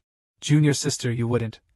Li Changshou immediately felt a pang of guilt, thinking he shouldn't have been so harsh just now. At the same time, Linger made a bold decision. She refused Elder Zhou without hesitation. Hearing this, Elder Zhou's eyes grew wide, and he immediately asked, "Do you understand what you're passing up?" At this moment, Linger's gaze revealed steadfast determination. She firmly told him, "I know, but I do not long for immortality. I do not care for vain glories. I only wish to stay by one person's side. If the sect does not approve, I, Linger, will willingly fall to the mortal realm." My heart has no regrets, seeing him like this. Elder Zhou no longer insisted and instead showed a bemused smile. He couldn't help but secretly smile, saying, "Your senior brother has been staring over here since just now." Seeing this, Linger immediately followed, and Li Changshou quickly switched to a cold demeanor. Linger blushed slightly and said, "Senior brother, you were nervous just now, weren't you?" Li Changshou acted as if nothing had happened, denying it with his words, but a drop of sweat unknowingly trickled down his face. In the rest area of Golden Turtle Island provided by the Dujin sect, sat Qinhuan, the leader of the 10 Heavenly Lords. He had come this time to mend relations with the Dujin sect, and he had specially prepared several gifts. to later present to the top 3 disciples of the Dujin sect. But Qin Wan felt this wasn't enough, so he also asked Aoe to take extra gifts to his friend. However, when he heard the name Li Changsho, it sounded very familiar. Could it be the one who competed and was beaten last time? Upon hearing this, Aoe was so excited that he immediately stood up. It was senior brother Changsho. His escape technique was truly exquisite. Qin Wan had a speechless look on his face after hearing this. How could this kid be so happy after getting hit? What he didn't know was that in Aoe's heart, Li Changsho was like a god. Not only was his escape technique unparalleled, his mastery over talismans and formations was exceptional. He had even sincerely resolved the earlier incident where Aoe and others forcibly broke into Xiao Tsungsung's chain formation, only to end up trapped inside. Even later, Hanji's master was also trapped in that series of small towns. Upon hearing this, Qin Wang was astonished. He couldn't have imagined that junior brother Yijin could be trapped by a formation set up by someone who hadn't even become an immortal yet. A formation that could trap even a celestial immortal. It seemed necessary to gather people and see for himself who this Li Changsho really was. Meanwhile, Li Changsho was already using the wind and rain spell. He heard their conversation clearly. Could the famous leader of Shirtian also be poisoned? Or what? As an ancient golden immortal, why today is he picking on a mere disciple? Could there be some scheme involved? At this moment, Jiu Wu hurriedly flew over in the air, saying that a group of senior experts were heading for his array. This is a great opportunity to make a name for oneself. Li Changsho looked shocked, and deep down he was murmuring to himself. If his formation were exposed because of this, then the karma between him and Tianjun Shi would be settled. In a hurry, he said, "Chirbua, senior uncle, I still have a duel to finish." Jiu said with a playful smile, "I forgot to tell you. The next 2 rounds will be counted as your wins directly. Don't worry, you won't miss the 3 Teachings Festival." Upon hearing this, Li Changsho stood there dumbfounded, cursing in his heart. Seeing this, Jiu grabbed Li Changsho's arm. Without a word, he was about to take him there. Goshing never liked being in the spotlight. Now that such an important figure has arrived, he just wants to avoid him. But under the guidance of Uncle Jiu, without waiting for him to hesitate, he was forcibly taken over.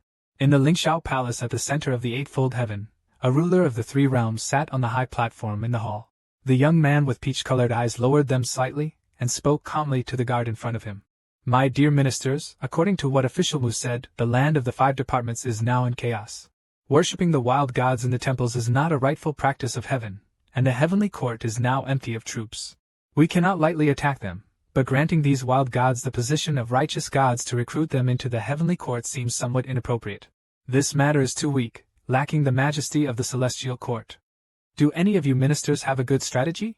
A group of immortals with unique appearances sit awkwardly, knowing that this renowned healer, the Lord of the 3 realms, is now just a junior master in Taoism. His command does not reach the 5 continents, and his law does not extend to the 4 seas. The great powers are all fingerprinted. The name of the 6 saints is seldom noticed in this insignificant new celestial court. Now, the celestial court's directives cannot be relayed to the 3 realms, which means they actually have little to do. They cooperate with this diligent emperor, performing a drama of utmost dedication.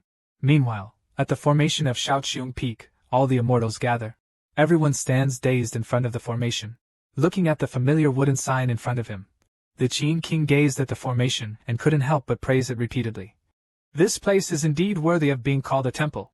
By using the method of connecting formations, it transitions between various similar arrays. One ring follows another, one formation leads to the next. The only way to break it is to forcibly dispel this trapping formation. A temple it truly is. He secretly felt proud. If I, as a humble Taoist, had crafted such a formation engine and arranged it this way, it might even trap an immortal. As he spoke, he took out a pile of treasures, intending to use these precious items to exchange for the method of setting up the chain formations here. The Wuyo sect master's thoughts are extremely accurate. In his view, exchanging a small method to handle the formation mechanism for these treasures is indeed worth it. But if the sect has not yet comprehended this formation technique and hands it over, and later becomes a formation master who is overtaken by someone else, wouldn't that be a threat? At this moment, Li Changsho was overwhelmed with anxiety. He couldn't help but hold his forehead. If the Qi Tian army got even a hint of inspiration from the formation he set up and upgraded their 10 absolute formation, it could potentially take down a few of the 12 golden immortals of the Chan sect during the Fengshan calamity. He did not want to get entangled in such significant karma. At this moment, the 9 witches immediately stepped forward. Yen said that Changsho had already offered the method to communicate with the town princess to the sect. He told him not to worry, and only then did the head, Wuyo, smile calmly and order Changsho to copy the method again. The unaware Uncle Jiuwu thought he had secured a great benefit for Changsho and couldn't help but run to him to claim credit and ask for a reward. Only Li Changsho, seeing some points, would rather not have this benefit. Qin Wan smiled and said that taking benefits for nothing wouldn't do. While speaking, Qin Wan took out a white jade flute from his sleeve. The jade flute shimmered with light, and spiritual light flickered on it. A faint light also surrounded it. It is a spiritual treasure with excellent quality and progression. Li Changsho could only suppress his helplessness and bow to thank Changmin. After all, he did gain some benefits. With this white jade flute, the comprehensive formation plan of Shaoqiong Peak can be completed about 0.03 steps ahead of schedule. Seeing Jiuwu still wanting to continue praising Changsho's alchemy skills, Master Wuyo immediately interrupted him, telling him to give Changsho 300 months of offerings as a reward from the sect. From now on, the techniques within the sect are at Changsho's disposal. If Changsho lacks materials for refining formations, Bai Fan Hall can allocate more. Not long after, Wuyo led the elders back to Yutei on a cloud. They continued the ceremony as the competition within the Duxian sect reached its climax with the battle for the Tiangang title. The Tiangang battle. At the beginning, Li Changsho's cultivation in the return Dao stage seemed a bit strained. But in the end, relying on earth-based techniques, he won 3 matches with all his might. As his legendary career was coming to an end, he was brimming with confidence. He wanted to be in Oscar-winning form. After all, this was Li Changsho, the king of actors from a generation. This would be his grand farewell performance within the sect. He was hoping his opponent would perform well. But unexpectedly, in the 4th round, he faced the cliff of friendship. However, Li Changsho didn't give anyone the chance to imagine a thrilling battle between a spiked club and the top disciple. As soon as the clash began, Li Changsho raised his hand and conceded. This left the disciples in the audience completely stunned. After watching his previous 3 matches, some disciples had even bet their entire fortunes. Now he says he won't fight, and this made the disciples so angry that they wanted to report it to the 100 Scrolls Hall. Only Li Changsho was secretly pleased, as he had anonymously opened a betting pool and made a small profit. Lu Xizhi immediately stood up. After the last match, he greatly admired Li Changsho's competitive spirit, and wouldn't allow anyone to slander him like that. Thanks to his strong argument, the disciples quickly accepted the fact that Li might not have been able to win against Yiqing Xuanya. On the sideline, Yiqing Xuanya straightened up and then called out to Li Changsho. She gave him a slightly apologetic look, and extended her hand to offer an apology. Li Changsho was confused. Why was Yuda Xuanya feeling guilt? Seeing this, he immediately extended his hand for a handshake. He could never quite understand his junior sister's thought process. Thus, Li Changsho missed the chance to participate in the next match after failing to defeat Yuda Xuanya. 3 days later, the lively internal competition finally came to an end. Sitting atop a crane, Wuyu the sect leader loudly declared the end of the competition at crossing Immortal Gate. Beside him, the old Taoist Yuan was moved to tears. Without a word, he immediately hugged his 2 disciples. Lan Lingyi ranked 39th in the competition. Li Changsho ranked 18th in the competition. Elder Qi Yuan was deeply gratified. Later, he probably planned to offer incense to confirm the ancestors of a few young disciples. Pay proper respects. With the end of the Taoist competition, it also means the people from Jinao Island should return soon. Aoi solemnly said to him, Brother Changsho, rest assured in your cultivation within the sect. Leave everything else to me.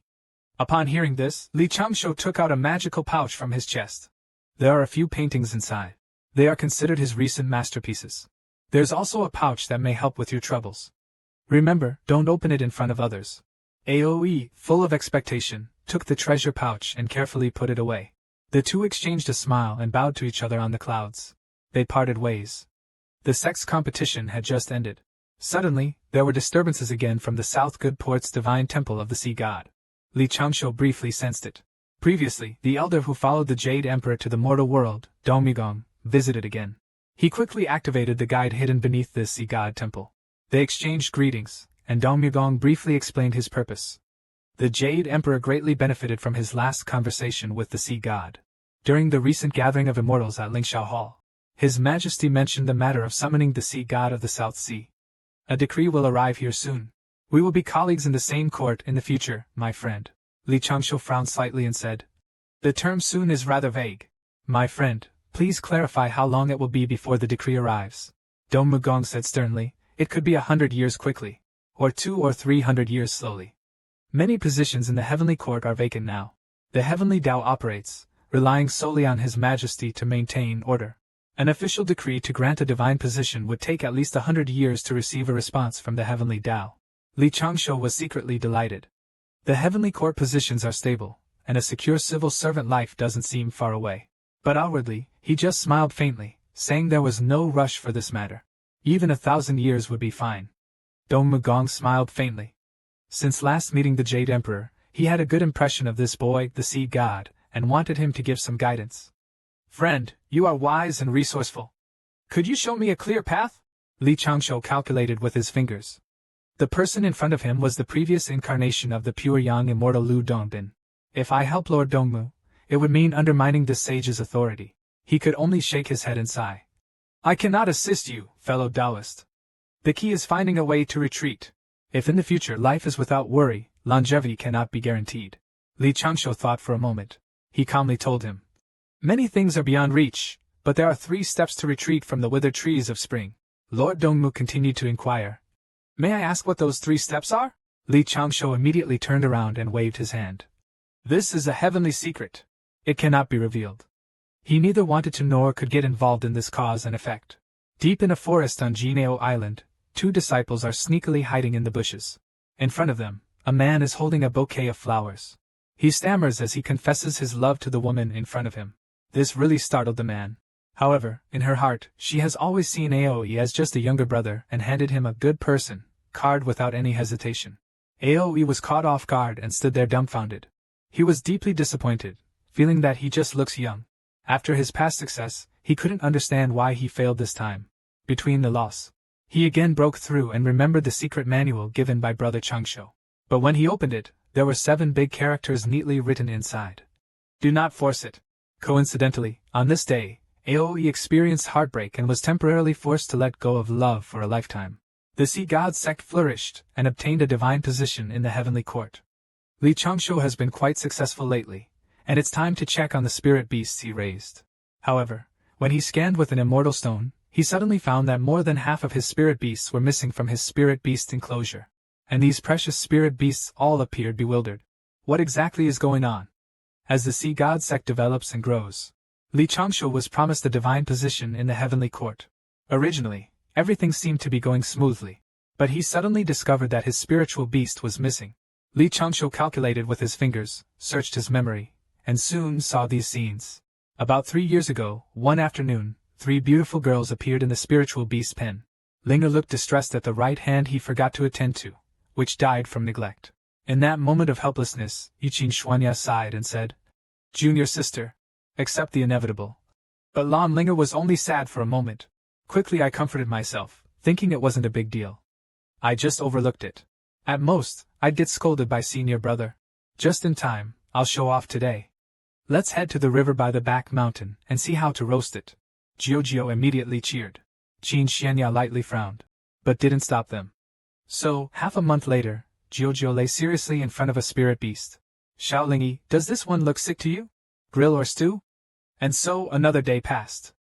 Today, Xiaoya rarely visits, so how come no cute spirit beast ran into a tree by itself? A certain uncle secretly raised his hand and pointed, and Erhua and 3 ducks rushed and collided into a big tree. They died on the spot. Very fresh. 7 days later, this one seemed to have heat stroke. 3 days later, this one definitely looks like it has inner demons. We need to help him find liberation sooner. Li Changshu stopped to check, raised his hand to support his forehead. If he had come out of seclusion a year later, the entire circle of spirit beasts might have been eaten up by those 3 female night practitioners. Just as Lingy was considering whether to steam or braise, Giorgio's expression suddenly changed. Little Linger behind you. At this moment, Blue Linger was puzzled, but he quickly felt a terrifying pressure surging towards him. He heard a voice like a cold wind from the underworld drill into his ear from behind. Linger was so scared she almost cried. It's over, the incident happened. Linger awkwardly turned her head to look at her senior brother, and without thinking, she began to confess. Coincidentally, Qin Shuanya arrived at this moment. Seeing the situation, he immediately understood what was happening. He jogged over as Longevity senior brother was delighted by my finding the spirit beast, thus urging Spirit Moth junior sister to make various excuses to consume it. Then Qin Shuanya clasped her hands, bowed her head, and admitted her mistake. Xuanya is willing to accept any punishment from senior brother. Li Changshu sighed deeply and gently asked. Was it delicious? Qin Xuanya slowly nodded, a blush spreading across her usually icy face. At this moment, Jiujiu yawned and said, Didn't little Changshu just eat some of your spirit longevity? Uncle will compensate you with treasure snacks, Li Changshu said calmly. Uncle, your treasure spirit stones have already transformed into another form and are accompanying you, 991 declared. At worst, repay the debt in kind. Uncle, I'll see it through to the end. Li Changshu glanced him up and down. Uncle Master, don't say things like that. Disciple still respects you, and I don't have any improper thoughts. Upon hearing this, Jiujiu's face flushed, and she hurriedly explained. Hey, I meant help you refine pills and set up arrays. Li Changshu sighed helplessly and flicked her forehead. I'm teasing you. You've already eaten. How can I let you get away with it now? But my sect, Little Cheung Peak, cannot suffer such a loss for nothing. I've done a detailed calculation of the value of the pills. Now I'm offering you 3 another way to compensate. The 3 of you will help me build a 3-story pavilion here. Then we'll call it even. Goshing actually used the love elixir on his master. The old man could never have imagined. At his age, he would still receive flirtatious glances from a female cultivator. A few days later, in a blank grassy area of Xiaoqiang Peak, this banner appeared. Several striking silhouettes carrying large trees came into view. Li Changshu waved, signaling his junior sister to come help him with something. Lingyi was straightforward. Without a word she dropped the pick. Almost sent Uncle Jiujiu off right there. In the past few idle days, Li Changshu crafted an elixir known as Heart Fire Burn. He modified the must-have thorn god insect in the ambition pill into a love goo, and used a bit of bewitching technique. Its effect is simple and clear. Just one look at me, and you'll be marked and your heart will burn. Soon, he took out a handsome portrait of a man from his robe, placed the pill behind it. How about it, did your mind conjure some inappropriate images? Linger tilted her head. A portrait is just a portrait. What scene should appear? Look, he has no reaction at all. Li Changshu then put the portrait away. It seems this pill is useless for those with someone in their heart. Just as he put it away, Linger suddenly saw his face. Under the effect of the fire of patience, Linger's face turned red in an instant, looking utterly entranced. Li Changshu was so startled that he quickly took out the clear mind pill he had prepared beforehand, only barely escaping a crisis. A moment later, Linger kept fanning her flushed cheeks. Senior brother, what did you just do? If you want to dual cultivate, there's no need for such tricks. Just say the word. Li Changshu pretended to stay calm. Focus on your cultivation. Don't overthink it. I'm just testing a pill for the master. Alright, you should get to work. Lan Linger snorted softly. I knew you wouldn't dare. I knew you'd be steady. A few days later, Linhai town was bustling with activity. 2 handsome figures appeared here, occasionally attracting flirtatious glances from female cultivators on the street. With Li Changshu's help, Qian Lao Dao was restored to his middle-aged appearance. He donned a light blue robe, looking quite spirited. The reason he did this was to find some romance for his master. There are some things I want to say to you. After seeing the appearance of this female cultivator, Qi Yuan straightened up cautiously, saying in a wary tone, There's nothing for me to discuss with you, fellow cultivator. Qi Yuan had only taken a few steps when he heard a soft and gentle voice greeting him from the side. Fellow cultivator, would you care to join me for a drink at a nearby tea house? As he continued down the short street, one graceful figure after another approached from the sides, ahead, and behind. Qi Yuan was completely bewildered, repeatedly turning down the offers. What's going on with this formation? I've been away from Eastern Victory Divine Continent for a while, and the atmosphere has become so open. Suddenly, he heard a rough voice calling out to him, and Qi Yuan looked up. Before him stood a towering figure. This female cultivator seemed to have trained her physical body. Her arms were even thicker than his waist. Laughing, she ran toward Qi Yuan. Honest people don't speak in riddles. I fancy you. Come back to my cave and reason with me. Qi Yuan was so scared he almost burst into tears on the spot. Don't come any closer. Li Changshu frowned. He never offended this female cultivator. Only a twitch appeared at the corner of his mouth. The spiritual elixir in his hand, engulfed in starlight, unexpectedly crumbled at that moment. What's going on? It was perfectly fine a moment ago. Could it be I've opened and closed it too many times? The medicinal properties of this pill are still unstable. It unexpectedly shattered, but after it breaks, generally speaking, it seems to cause a slight burst of potency. At this moment, there came a muffled sound from the ground. Someone shouted, Fellow cultivators, be careful! The spirit beasts on Spirit Beast Street are rioting. With that, everyone was so frightened they immediately fled. Li Changshou also never expected that heart fire burning would be effective on spirit and demon beasts.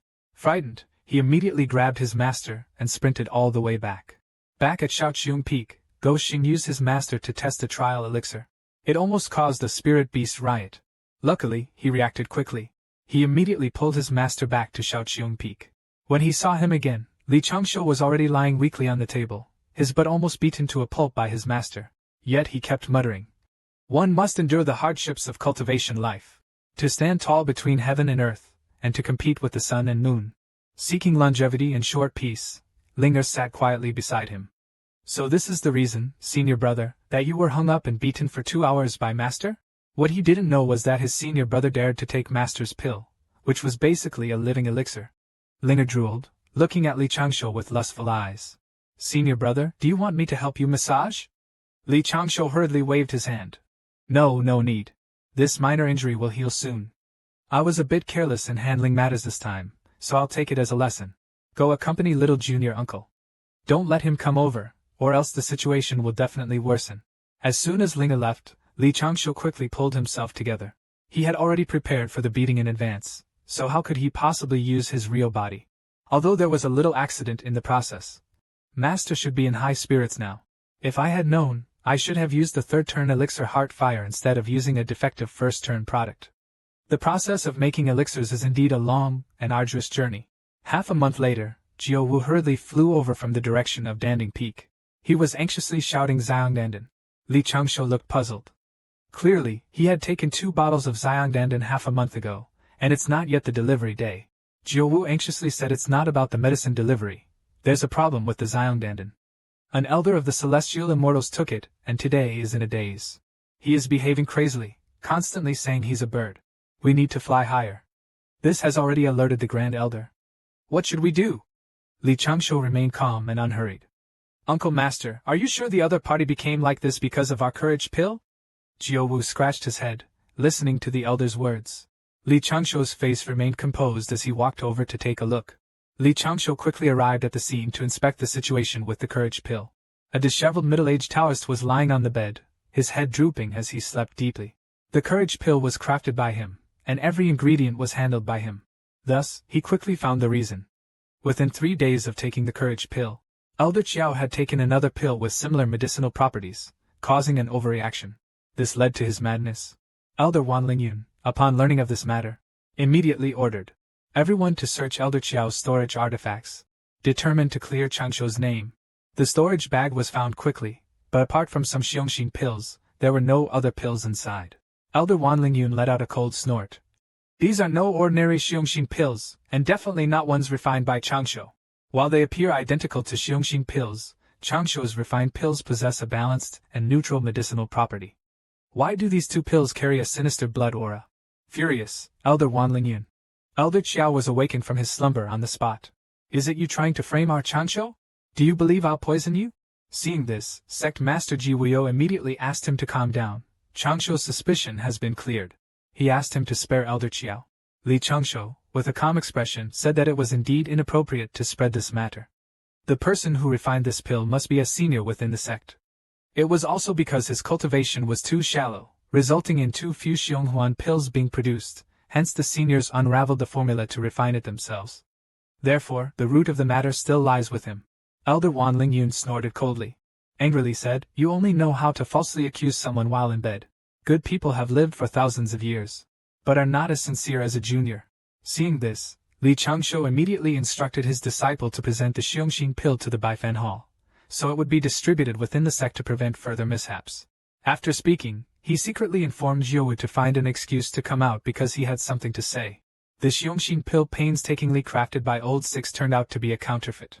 This caused Elder Zhou to become muddle-headed, constantly reminiscing about the past.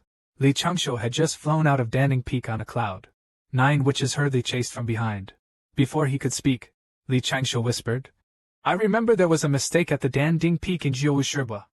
Within the sect, someone named Lu Feixian is responsible. I suspect this incident is closely related to him. Lu Feixian usually handles miscellaneous tasks at the Danding Peak as an internal steward. When Jiao heard this, he naturally couldn't believe that an internal steward would commit such actions. He asked in confusion whether Changshou's reasoning for negligence had any basis. Of course, Li Changshou wasn't making random guesses. Because several months ago, when Li Changshou was refining pills in a secret chamber, Elder Wan Lingyun suddenly barged in. He exclaimed that although the Xiongxin pill had mild properties, its effects were remarkable, making Li Changshou a disciple full of pride for the sect.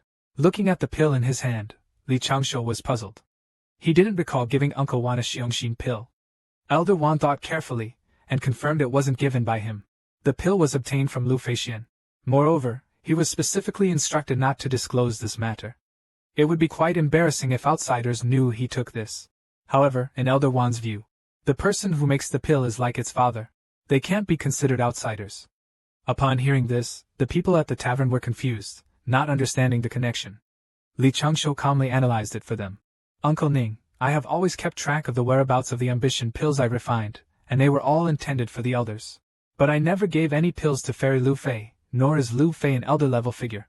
So, where did her pill come from? Upon hearing this, Jiao Wu was astonished. So that's how it is. It seems this Lu Fei really is quite suspicious. So he immediately decided to find a reliable person to capture Lu Fei for interrogation.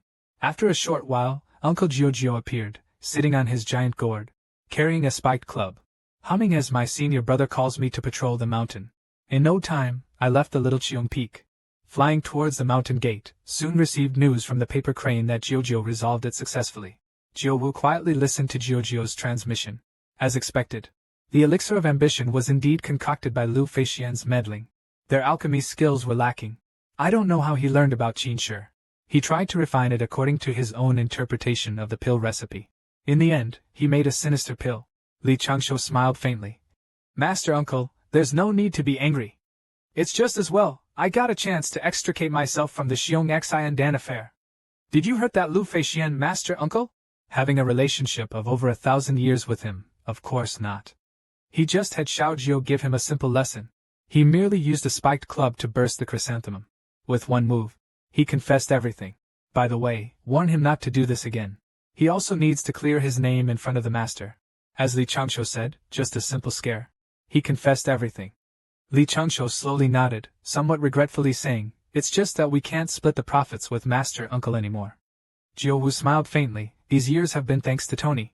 Jiao Wu pondered for a moment. Changshou, how should we start rectifying the sect's practices? Li Changshou felt slightly relieved in his heart. Master Uncle Jiao Wu thinking this way is already a big step forward. First, there's the Duxian sect, and then there's Little Qiongfeng. If Duxian sect prospers, Little Qiongfeng will prosper. After seeing off Jiao Wu, Li Changshou felt inexplicably emotional. The sect's conduct has become a chronic problem. It's truly a long and arduous task. Since the Bear Heart pill was voluntarily handed over to the Duxian sect by him, Li Changshou's financial income immediately decreased by half. Li Changshou looked at the formation's design blueprint in front of him and roughly estimated the quantity, quality, and value of the treasures needed to refine the formation device. He couldn't help but ponder for a moment. He did the math. If he relied solely on his master's and junior sister's monthly allowance, along with Xiao Xiangfeng's fixed distribution, it would probably take about 30,000 years. If he relied on his current alchemy and sold it through the sect's platform, it would still take around 1,000 years.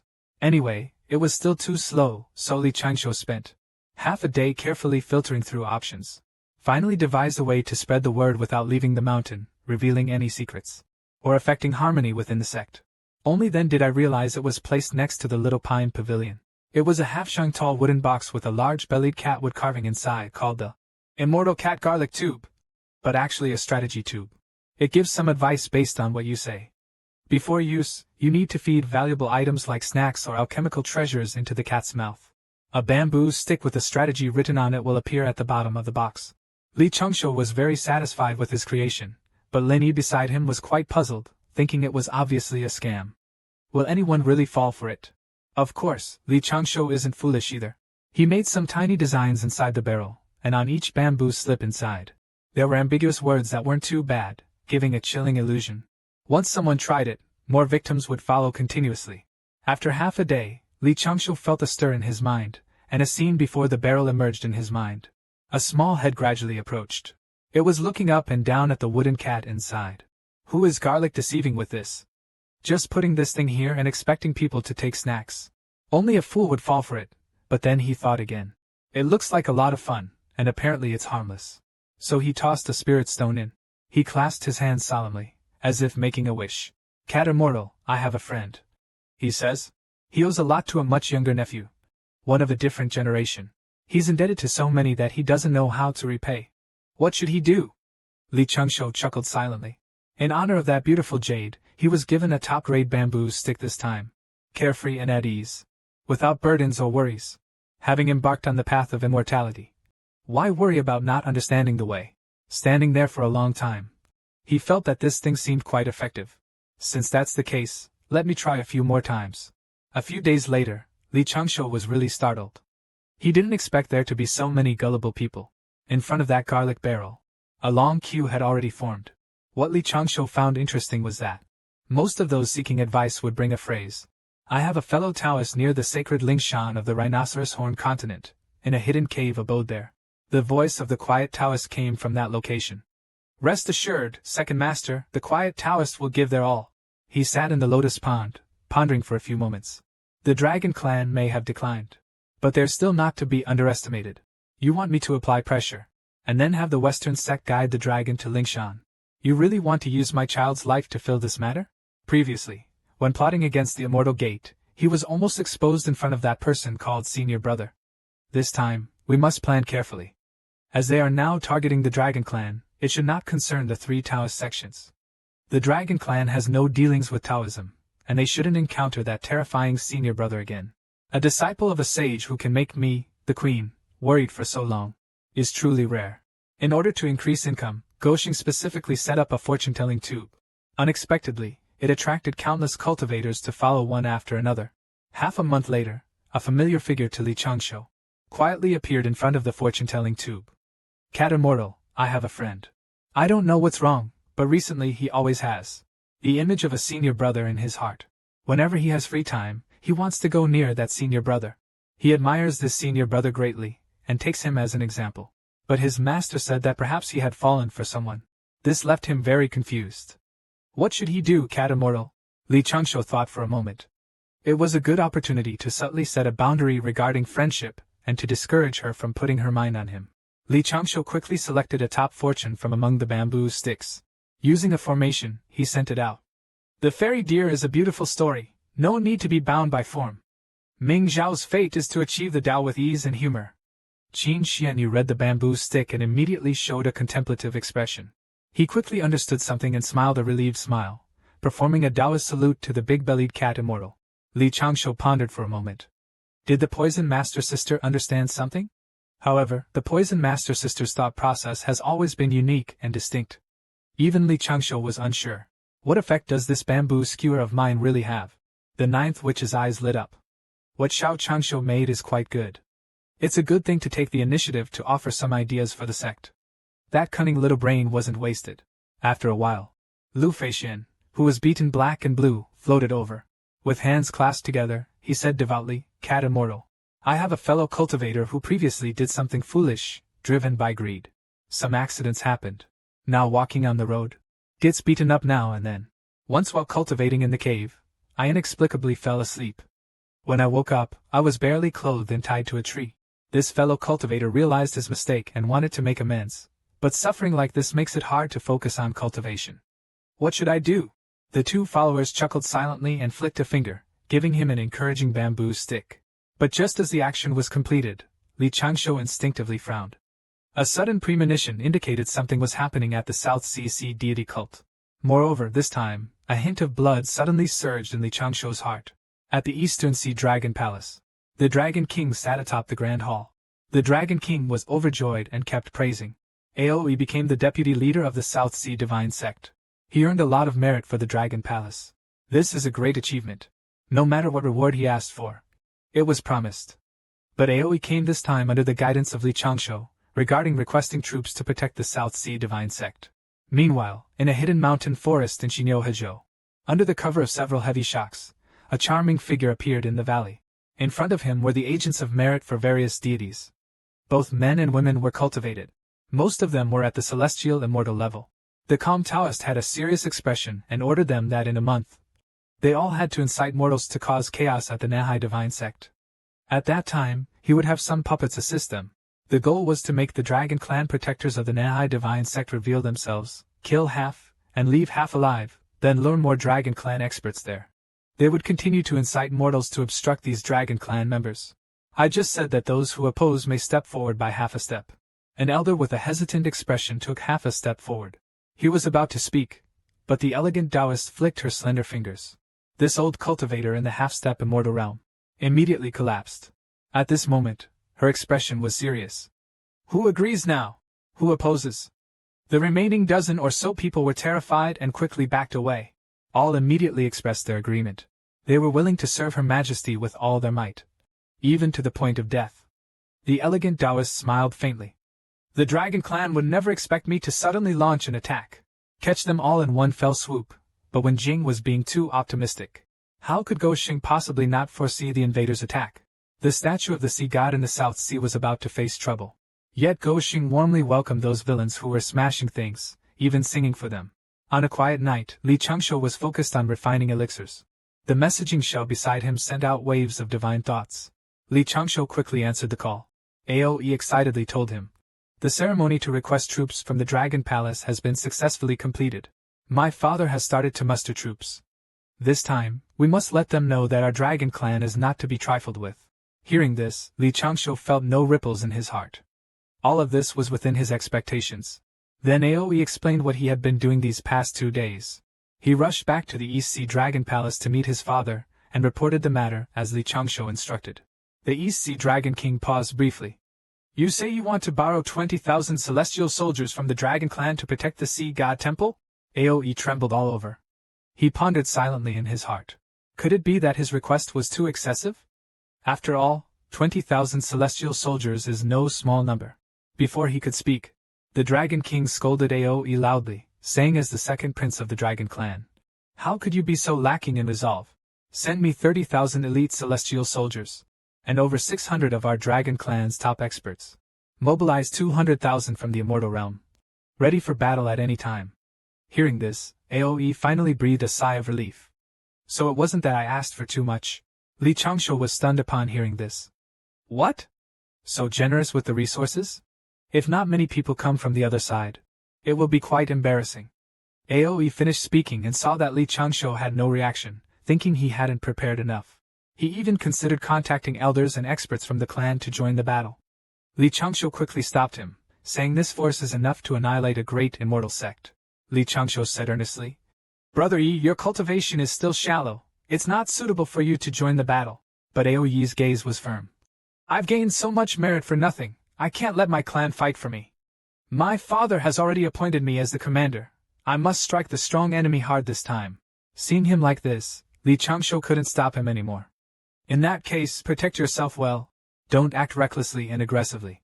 I've already prepared a plan for retreating the enemy in recent days. Place it in Anshui City, behind the statues of you and me. There is a blue package. Follow the instructions on it. The dragon tribe can advance or retreat. As long as it's not an expert from the Transcendent Celestial Emperor, there won't be too many casualties. A few days later, thousands of followers from other sects arrived in front of the Sea God Temple, shouting loudly that the Blue Sea God is a deceitful, evil god and to destroy this place, so that more people will worship our Limesh and smash. At that moment, thousands of mortals came one after another. In a mighty stream, they raised their hoes.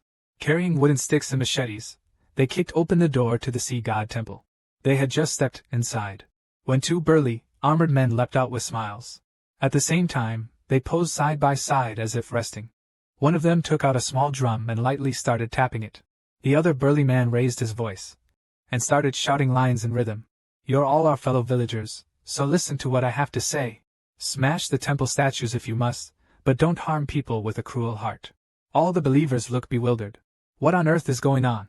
Meanwhile, the drum keeps beating. The rap doesn't stop. The gate is only 2 jang wide. Everyone, don't rush for an embrace. Take down the walls before smashing the door. After breaking the door, smash the statues. Don't panic, people. 1 hit per person, and it's done with a bang. The statues aren't worth much, but being stuck can cost lives. We 2 brothers will leave quickly. Once you're done smashing, take a break. There's still another act later. With that, the performance of the 2 strong men came to an end. The audience below was dumbfounded, wondering, What did we come here for again? Another person, expressionless, reminded them. To smash the statue of the sea god. After a while, the crowd of worshippers below couldn't help but start applauding, shouting that they wanted an encore. Thousands of believers had set out aggressively to destroy the sea god's temple. But little did they expect that the moment they entered, they'd be brainwashed by the two strong men. Seeing that the group he had gathered was completely useless, the quiet man in the cave gritted his teeth in anger. Good? What's so good? Did I ask you to come here to listen to music? Underground, entrusted with Li Changshuo's way of the star god, he smiled slightly. As long as karma doesn't increase, the temple being smashed is merely a loss of wealth for the sea god sect. At this moment, Wen Jing Daoist could no longer stand by and immediately sent a voice transmission to remind the followers. It was then that the man realized he was here to cause trouble. If he failed to complete the task, the queen would have him beheaded. He quickly gathered the group of followers. Brothers, wake up! Don't fall into the enemy's trap! Smash it! As soon as the words left his mouth, the wooden sticks came down relentlessly onto the ground. Each follower spared no effort in their destruction. In the shadows, Aoe, who had long been lying in wait, clenched his fists tightly. Smashing things, even if. How dare you smash? My adorable and respectable. This is absolutely unforgivable. Following Li Changshuo's instructions, Aoe gave the order. Several azure dragons in the air. Dragon 1 roared and spewed a ball of flames. The mortal followers of the Lima god sect next door suddenly panicked and scattered in all directions. Immediately raised hands and surrendered to the azure dragon. Then knelt down and proclaimed allegiance to the sea god religion on the spot. Everything that happened at this moment was witnessed by Li Changshuo's avatar. Things went so smoothly, it feels like it can't be that simple. Suddenly, a blood rune took the opportunity to attach to the azure dragon. In the sky, a golden glowing azure dragon suddenly raised its head and roared in fury. The dragon's eyes turned blood red, and suddenly his mind was controlled. Without a word, he started biting his fellow clan members. Aoe was confused about why his vanguard of azure dragons was in chaos. The vanguard soldiers quickly arrived, and at this point, more than half of the azure dragon vanguard had lost their senses and began attacking their own. Aoe immediately realized that the opponent must have some way to control others. Seeing the chaos among the azure dragons, the cultists quickly regained their spirits. Each one was filled with fighting spirit, rushed towards the dragon clan's elite soldiers. Afterwards, Aoe and his men were not only beaten by the puppets of Wenjing, but also attacked by their own people who lost their minds. Seeing this, Aoe immediately ordered a full retreat. He couldn't help but silently ponder that everything was indeed as the expert behind Brother Changshuo had predicted. Under the guidance given by Li Changshuo, Aoe methodically ordered the entire dragon clan to retreat. Witnessing this scene, Li Changshuo, who was 10,000 miles away, couldn't help but reveal a slight bitter smile. What grudge, what enmity? Is the scholar deliberately making things difficult for him? If the karma is tied like this, once he gains the power to protect himself in the wilderness, he will definitely deal with that scholar. At the same time, dozens of dragon protectors barely escaped to the expanse of desolate mountains where the dragon clan's army lay in ambush. Thousands of enemies charged in from the camps. Seeing the opponent take the bait, Aoe turned his head and smiled faintly, leading 3,000 immortal soldiers and dragon clan experts to aid just in time. They squared off against the enemy, and a great battle was about to erupt. The scholar deliberately ordered to oppress and undermine the dragon clan. He specifically instructed the sect followers to create chaos at the sea god temple. He thought this had nothing to do with the human sect and that he would never encounter Li Changxing, whom he feared, again. Unexpectedly, he was directly sent to Go Shin's face. Seeing the enemy take the bait, Aoe ordered everyone to stop running. Seeing this, the Ma god cult monks chuckled. So you've given up resisting? Why not surrender peacefully? Hearing this, Aoe's lips curled into a mysterious smile. Surrender? How laughable. If your attack is only at this level, then today you are doomed to die. The Ma god cult followers, full of momentum, retorted. Your dragon soldiers are less than a third of our number. What do you plan to win with? Ha! Ao snapped his fingers. Is that so? Are you sure we only have this many troops? As soon as his words fell, the surrounding bushes began to rustle. One by one, soldiers of the fresh banana army began to emerge, until they orderly lined up into a formidable force. The team stood in front, and the group of believers finally realized they were ambushed. Without a word, they turned and ran, not waiting to fight. They all fled in panic as a golden light appeared. In an instant, the mosquito puppet army was completely destroyed. Ao couldn't help but sigh. No wonder the human race defeated the powerful Wu tribe back then. The strategy of the human experts was truly reliable. Meanwhile, in the hidden cave within the mountains and wilds at the border of Nanshan Prefecture and Xinyohezhou, Taoist Wenjing was gently frowning at the moment. How did these dragons suddenly become clever? But when it comes to plans, how can you compare to me? At this time, the blood-winged black pattern behind him stepped forward, volunteering to teach them a lesson. Their strength should not be underestimated. In terms of individual cultivation, a single blood-winged black pattern is comparable to a human true immortal, with pure aura practice, and among them are many masters. The most terrifying aspect is their combined power in battle. Hearing this, Taoist Wenjing's lips curved into a captivating smile. He slowly spoke. Children! To wipe out these little dragons, the blood-red pattern transformed. It immediately became a figure with a similar appearance, clad in black armor, on a desolate mountain more than 1,000 miles away from them. A swarm of black mosquitoes flew out from the mountain forest. They immediately swarmed out. Seeing the chaotic text, over 5,000 celestial soldiers formed a defensive formation. Aoe secretly wiped his sweat. The enemy's reinforcements were indeed rapid. The blood-red mosquito swarm resembled a vast black cloud. Rolling in, Aoe couldn't help but marvel at the move. The mantis stalks the cicada, unaware of the Oreo behind. However, fortunately, these changes were also within Li Changshou's calculations. At this moment, Li Changshu was taking out 3 3-foot-long incense sticks, and respectfully placing them into the incense burner. When Tao's schemes are still a bit immature, then he immediately knelt before the Saint Lord. Before the original teach master, disciple Li Changshu sincerely begs for forgiveness. He smiled faintly.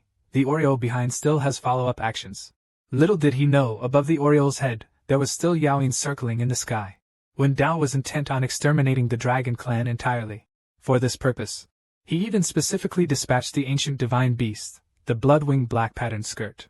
I originally thought this had nothing to do with humans. But unexpectedly, all of this was within the dog's calculations.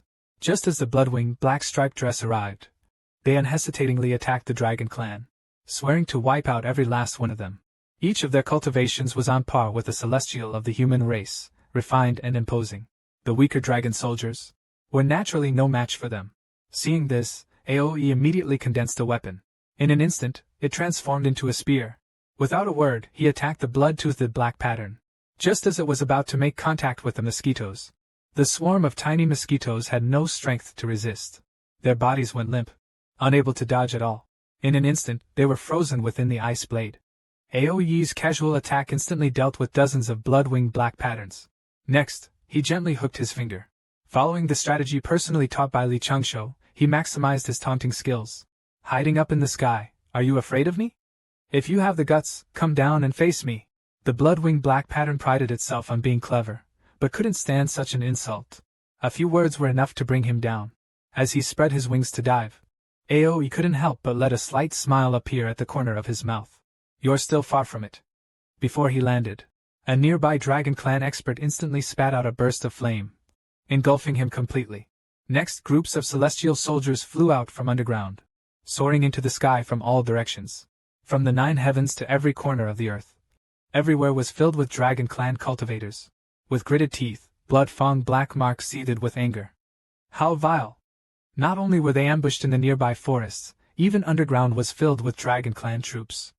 Setting up such a double trap, sure enough, I underestimated the Dragon Clan. Hearing this, Aoe just gave a faint smile. A double trap. Li, are you joking? Then, he pointed upward. Why don't you look up? What's above you? Only now did they realize. A barrier had already been set up in the forest. A grand spell enveloping the desolate mountains and wilderness for hundreds of miles. The woman in the blood-red and black patterned dress was so frightened she lost her composure. It seems they've completely cut off our retreat. But even so, it wasn't over yet. Aoe soon sent people to capture several jade frogs. He threatened to invite these little mosquitoes to go explore the jade frog's internal organs. Each of these jade frogs added a touch of health to the battle. The 5,000 elite immortal soldiers in front suddenly changed their gestures, suddenly revealing fierce dragon claws. They launched a ferocious attack. They were from ancient times. After all, the Dragon Clan was the ancestor of the ancient times. How could I be afraid of these pesky mosquitoes? During the aerial battle, 300 strong men charged out from one side of the forest. They harnessed the power of the witch tribe's bloodline within them, light emanating from their bodies. The light formed into longbows and arrows, making their shots steady.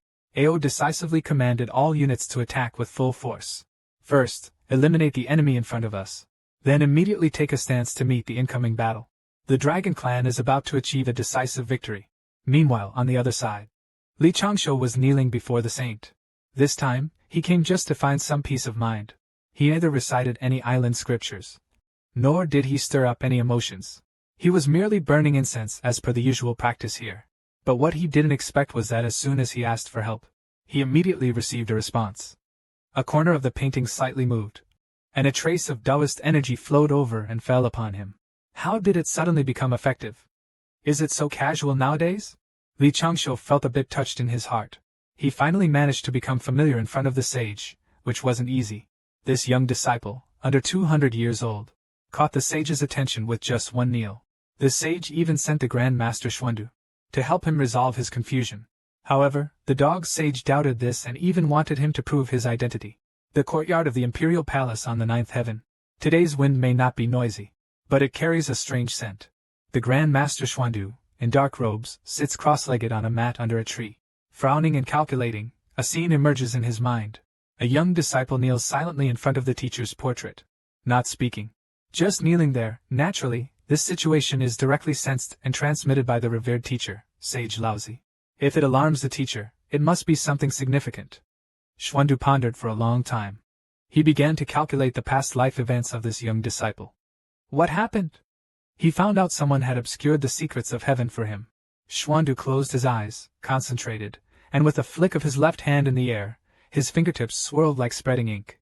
Soon, a faint mist arose in his heart. Then, a faint image of a Taiji diagram slowly appeared in his palm. It was exactly what he sensed in his heart.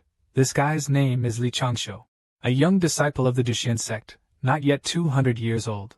Xuandu was somewhat stunned. The information he could deduce was only this much. A young disciple's background can't be deduced even with the power of the Taiji diagram. This is somewhat excessive. It seems that my teacher must have intervened earlier. He must have hidden something for this young disciple, and it seems to have happened not long ago. This made him find it quite interesting. The teacher hadn't taken action for many years. Not since the Great War between the sorcerers and demons. After the 3 emperors and 5 sovereigns retreated to Weiyun Cave, the 6 sages secluded themselves, no longer making public appearances. Now the teacher actually takes the initiative to hide the destiny for a distant disciple in a remote Dao city. What major event could this be? Just as he was puzzled, a streak of golden light flashed across the sky. This was the teacher's guidance for him. The dragons ascended to the sky. After a while, the Grand Master couldn't help but mutter, "Teacher, could you just give me a direct hint? Such direct enlightenment makes me feel that my own understanding is meaningless." Moments later, he received the second message from his master. "Next time, for sure." Meanwhile, Li Changshu's knees were numb from kneeling in the 100 Sales Hall, yet he still hadn't received any directions from the sage. Could it be that the sage got lost? "I'll just kneel a little longer then." As this thought echoed in his mind, a voice transmission reached his ears, with a rather clear voice.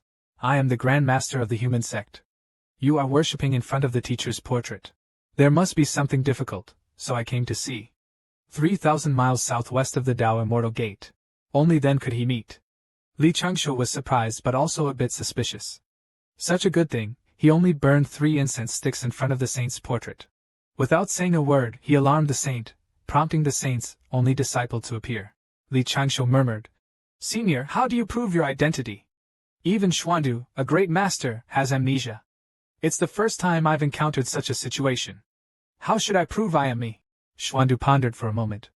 To prove he was himself, he had to recite a long passage about a scarf to Li Changshu through transmission, and then he revealed the secret about the Dragon Clan entering the sky. After an incense stick's time, Xuandu couldn't help but complain. How could there be someone so cautious in this world? For the sake of safety, Li Changshu even wanted to bring his own sect leader. Xuandu could no longer bear it. After so many years of cultivation, I've truly never seen such a talkative young disciple. Dog Sage really lives up to being the most steady man. Even the words of a sage's disciple must be carefully considered. After Wu Wei and Mi Xin repeatedly confirmed, he finally confirmed the identity of the Grand Master of Xuandu. Moments later, a voice appeared in the forest 3,000 miles southwest. Disciple Li Changshu of the Duxian sect pays respects to the senior. The Grand Master seemed to suddenly discover something, his gaze unintentionally fixated on Li Changshu. The method of concealing cultivation is quite clever. I hadn't looked carefully before. I must have misjudged. With such cultivation, why are you still just a young disciple? Why hasn't the Duxian sect given you an elder position? Hearing this, Li Changshu couldn't help but break out in a cold sweat. He became even more cautious. This guy saw through part of him at a glance. Yet, the young Taoist in front of him gave the first impression of being ordinary. But upon closer inspection, he seemed like a towering mountain. He didn't give off the slightest sense of oppression, and was completely unreadable. Only then did Li Changshu come to a conclusion. This person is indeed the second-ranked expert of the Rinjiao. Xian Du, the great master. Li Changshu pondered that his disciple had undergone tribulation in just a few decades. During the tribulation, he was fortunate to ascend and gain such cultivation and fortune. However, before the tribulation, he was just an ordinary disciple within the sect. If he suddenly revealed such cultivation, he might be seen as an anomaly by his fellow sect members. So the disciple used this method of concealment, not intentionally hiding anything, nor with any ill intentions towards the sect. Xian Du nodded slowly. These are minor issues. Come and sit. No need for formalities. Taoist Li Changshu was speechless. This is clearly his own territory. Why does it feel like it's his backyard? However, no one is perfect, not even immortals. After a while, a whiff of burnt smell drifted from the sky. Even a highly skilled Grandmaster of Xuandu may have shortcomings. The Grandmaster was casually sitting there, holding a branch in his hand, with a half-cooked grilled fish on the mat. He took a small bite and immediately spat it out. Li Changshu, who was beside him, was speechless. I guess this isn't his fault. Then he proactively took out 2 fish. Let me grill them. Until now, he finally understood the real reason cultivators practice fasting. Eating that stuff might set your cultivation back 200 years. Xian Du seemed to remember something and continued. Oh right, I also accidentally disrupted your marriage fate, forming a slight connection with you. The list I previously asked the brother of the evil path to pass to you, did you use it? How was the effect? Li Changshu smiled faintly. I didn't use it. There's nothing wrong with my body. I left the elixir with my master who knows the ground immortals. Disciple of the Grand Master, may I ask, is it true that a turbid immortal can only cultivate to a true immortal? Xuandu slowly nodded. A turbid immortal is indeed just of the earth immortal path, capable only of reaching a true immortal. You should accept this with resignation. Li Changshu gripped the tree branch tightly. Is there really no other way? Thinking of his master, he made a firm decision in his heart. Determined to defy the heavens, he was set on paving a new path to immortality. Seeing him remain silent, Xuandu continued. Tell me, what's troubling you? Since the teacher sent me to find you, I will naturally help you overcome your difficulties. Also, what connection do you have with the Dragon Clan? Li Changshu showed a slight wry smile. Grand Magister, are you aware of the Nahai Divine Sect? Xuandu calculated with his fingers and said. I've heard recently that even in the Heavenly Court, they say the Jade Emperor's little junior uncle highly praises this sect and plans to promote the wild gods of this sect to official deities. Li Changshu hinted. I am the leader of the Nahai Divine Sect. Xuandu was shocked. What? You're not even 200 years old, and you're already the leader of the Nahai Divine Sect? But as he took another bite of the grilled fish, his eyes lit up. If that's how it is, then you've got my attention.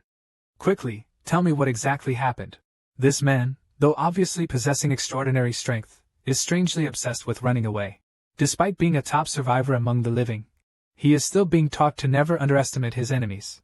After a while, a hearty laugh echoed in midair. This is possible. The village of the polluted people was forcibly made into a sea god. Ha ha ha, the Grand Master Xuandu couldn't stop laughing. Those polluted people relied on their bloodline power. Each one was as strong as an ox, became envoys to amass wealth, and in the end, the Dragon Clan got involved too. What a wondrous world. It truly is wondrous. Li Changshu tried hard to maintain a smile beside him. He took out a fragrant cocktail and handed it to him. After all, the first element of hugging a thigh is sincerity, and then sincerely catering to their preferences. Xuandu laughed for a while and then said, Changshu, our teacher gave us the task of bringing the Dragon Clan under the command of the Heavenly Court. Do you have any thoughts? Li Changshu said seriously. Disciple, I will follow the Grand Master's arrangements in everything. Hearing this, Grand Master Xuandu was very satisfied. Since you have started this matter, continue to do it. But you must remember, this is not so simple. Li Changshu analyzed silently. Currently, the 2 saints of the Western Church are trying to bring the Dragon Clan under their control, secretly putting pressure on them. Hearing this, Grand Master Xuandu was also a bit surprised. You are so clear about this. But being here, how can you calculate so much? Li Changshu did not dare to hide anything. He immediately took out a paper knife from his sleeve. This disciple has a rudimentary divine ability, called cutting paper into a human. I modified it into an external incarnation technique. Grandmaster Xuandu shouted loudly. Even so, you must not underestimate the enemy. The primordial world is far from as peaceful as it appears. The most common thing in it is scheming. Li Changshu remained silent. He thought the big boss was going to say something, but now he understood. Seeing his serious expression, Grandmaster Xuandu thought his reprimand might have been too harsh. He was afraid he'd scared him, but what he never expected was that Li Changshu. At that moment, Li Changshu suddenly felt touched, the kind of feeling when you finally found your organization. After some time, Grandmaster Xuandu planned to leave. If his teacher hadn't forbidden him from taking disciples, he would have immediately brought Li Changshu back to his own commander's palace. Before leaving, he intended to teach Li Changshu a divine technique. Li Changshu chuckled. I want to learn the escape technique. The Grandmaster first confirmed. Then took out 2 talismans from his sleeve. I have a skill in escaping techniques. Your current cultivation is too low to learn it, so as compensation, I'll give you a skill you can practice. This is a method of creating an external avatar. You can comprehend it to perfect your puppet technique. Also, there's a scroll locked by the master that can provide you with some insights into cultivation. Li Changshu took the 2 jade axes, showing an appropriate hint of joy.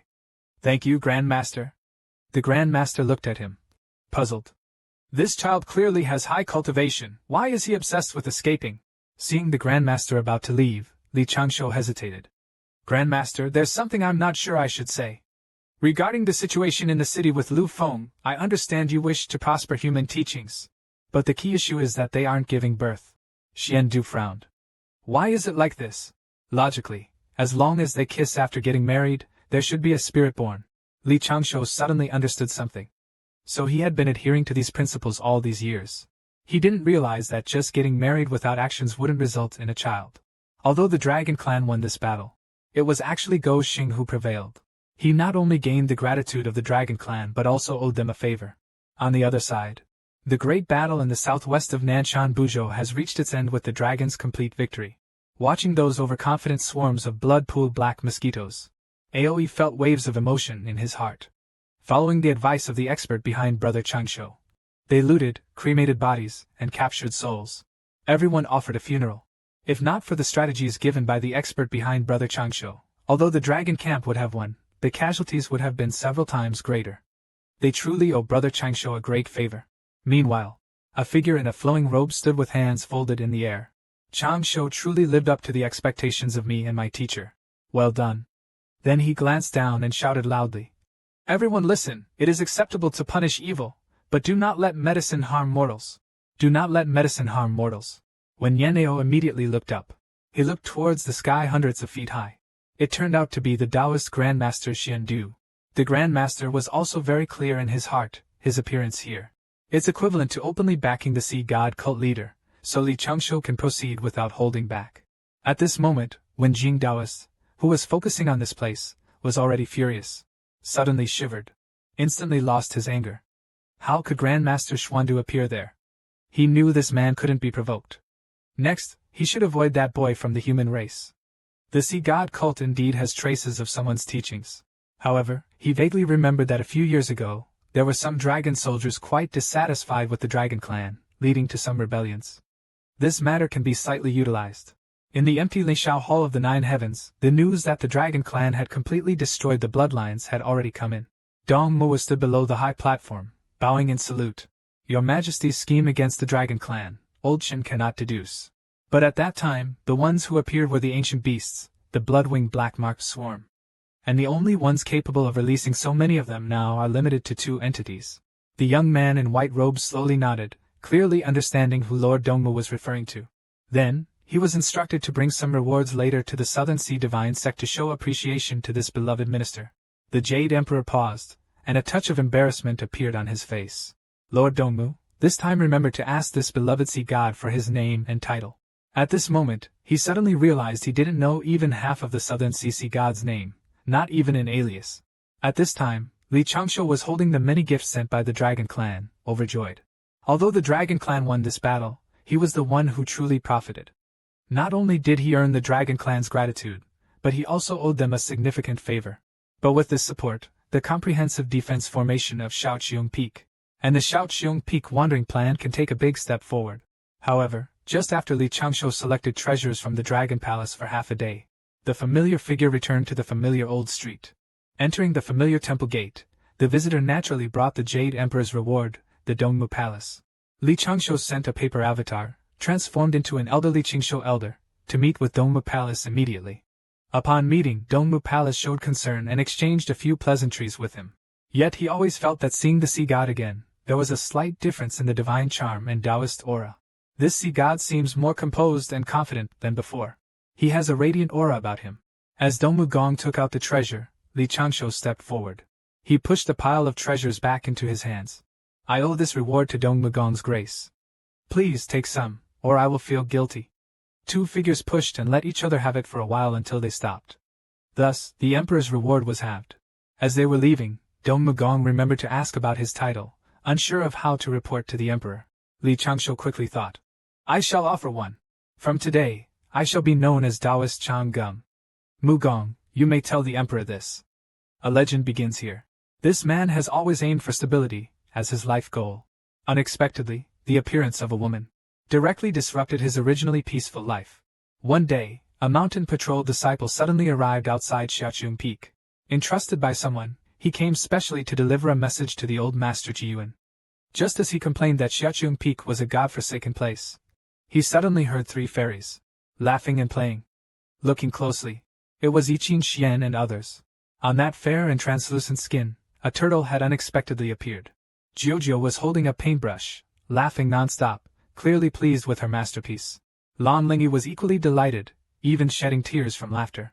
At the same time, seeing the three great beauties of Duxianmen gathering, the patrolling disciple was overjoyed, feeling that he could die without regret.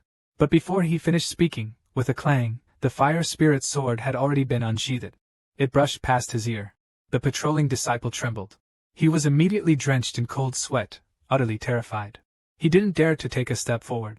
Before he could even turn around, the long sword was already by his neck. Terrified, he immediately raised his hands above his head and knelt down. He shouted for mercy, claiming he really hadn't seen anything. At this moment, Qin Xuanya's pretty face was cold as frost, her gaze slightly indifferent. She directly asked him who he was and what he came here for. The patrolling disciple immediately took out his message talisman. He explained his intent, and she immediately took the talisman from him. Seeing this, Linger stepped forward. This is indeed a letter for Master. Previously, similar jade talismans have been sent. Before everyone could ask where this letter came from, that patrolling disciple had already left with a large psychological shadow.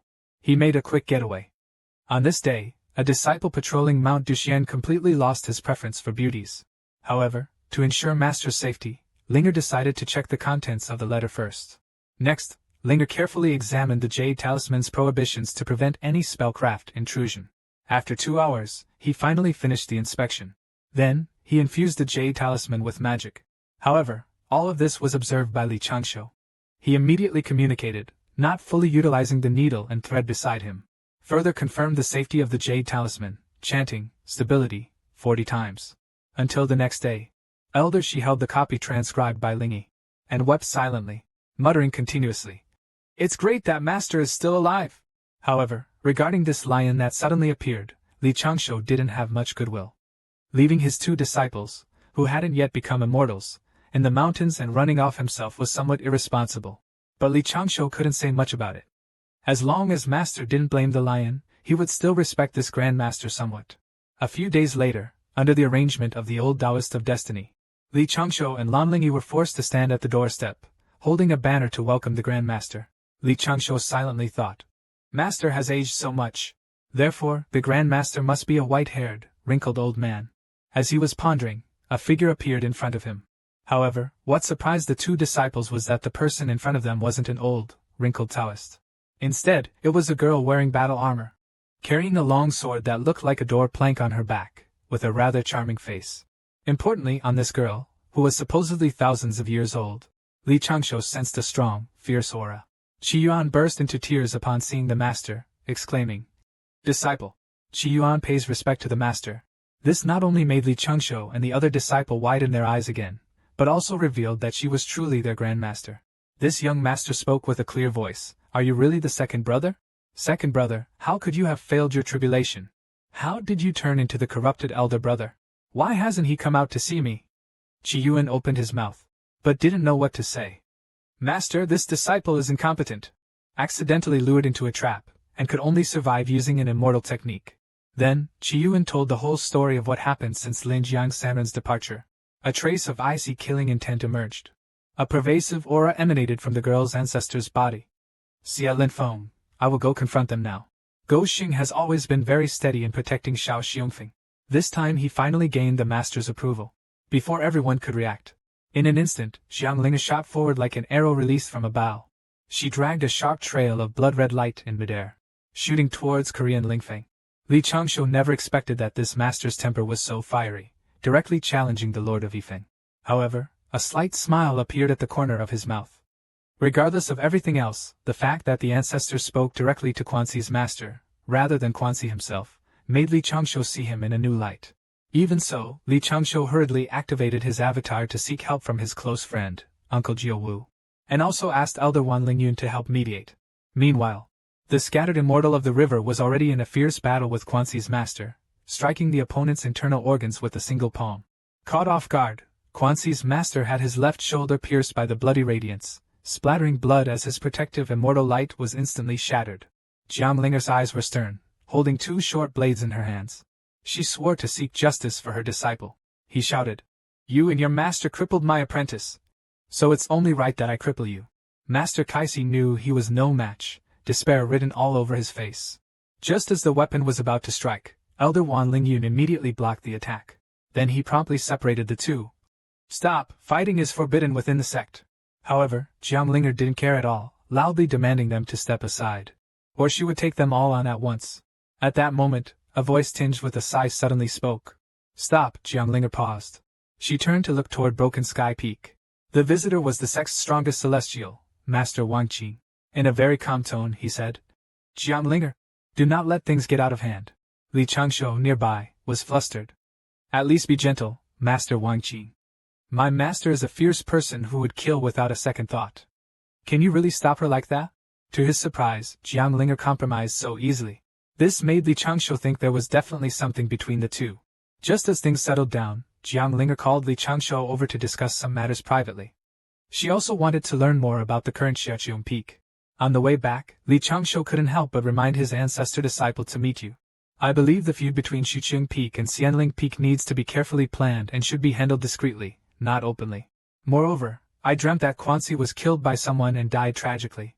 This has been confirmed by the sect." Jiang Linger laughed and said it was good that he died, but it's a pity it wasn't by Lao Er's own hands. Then she asked him how he had been living on Xiuqiong Peak all these years. Li Changshu then started talking about how his master Qi Yuan had introduced a junior sister to him. He recounted that when the junior sister grew up, they both participated in the sect's training. Li Changshu searched for the celestial herb in the toxic forest of Baijulu State for his master.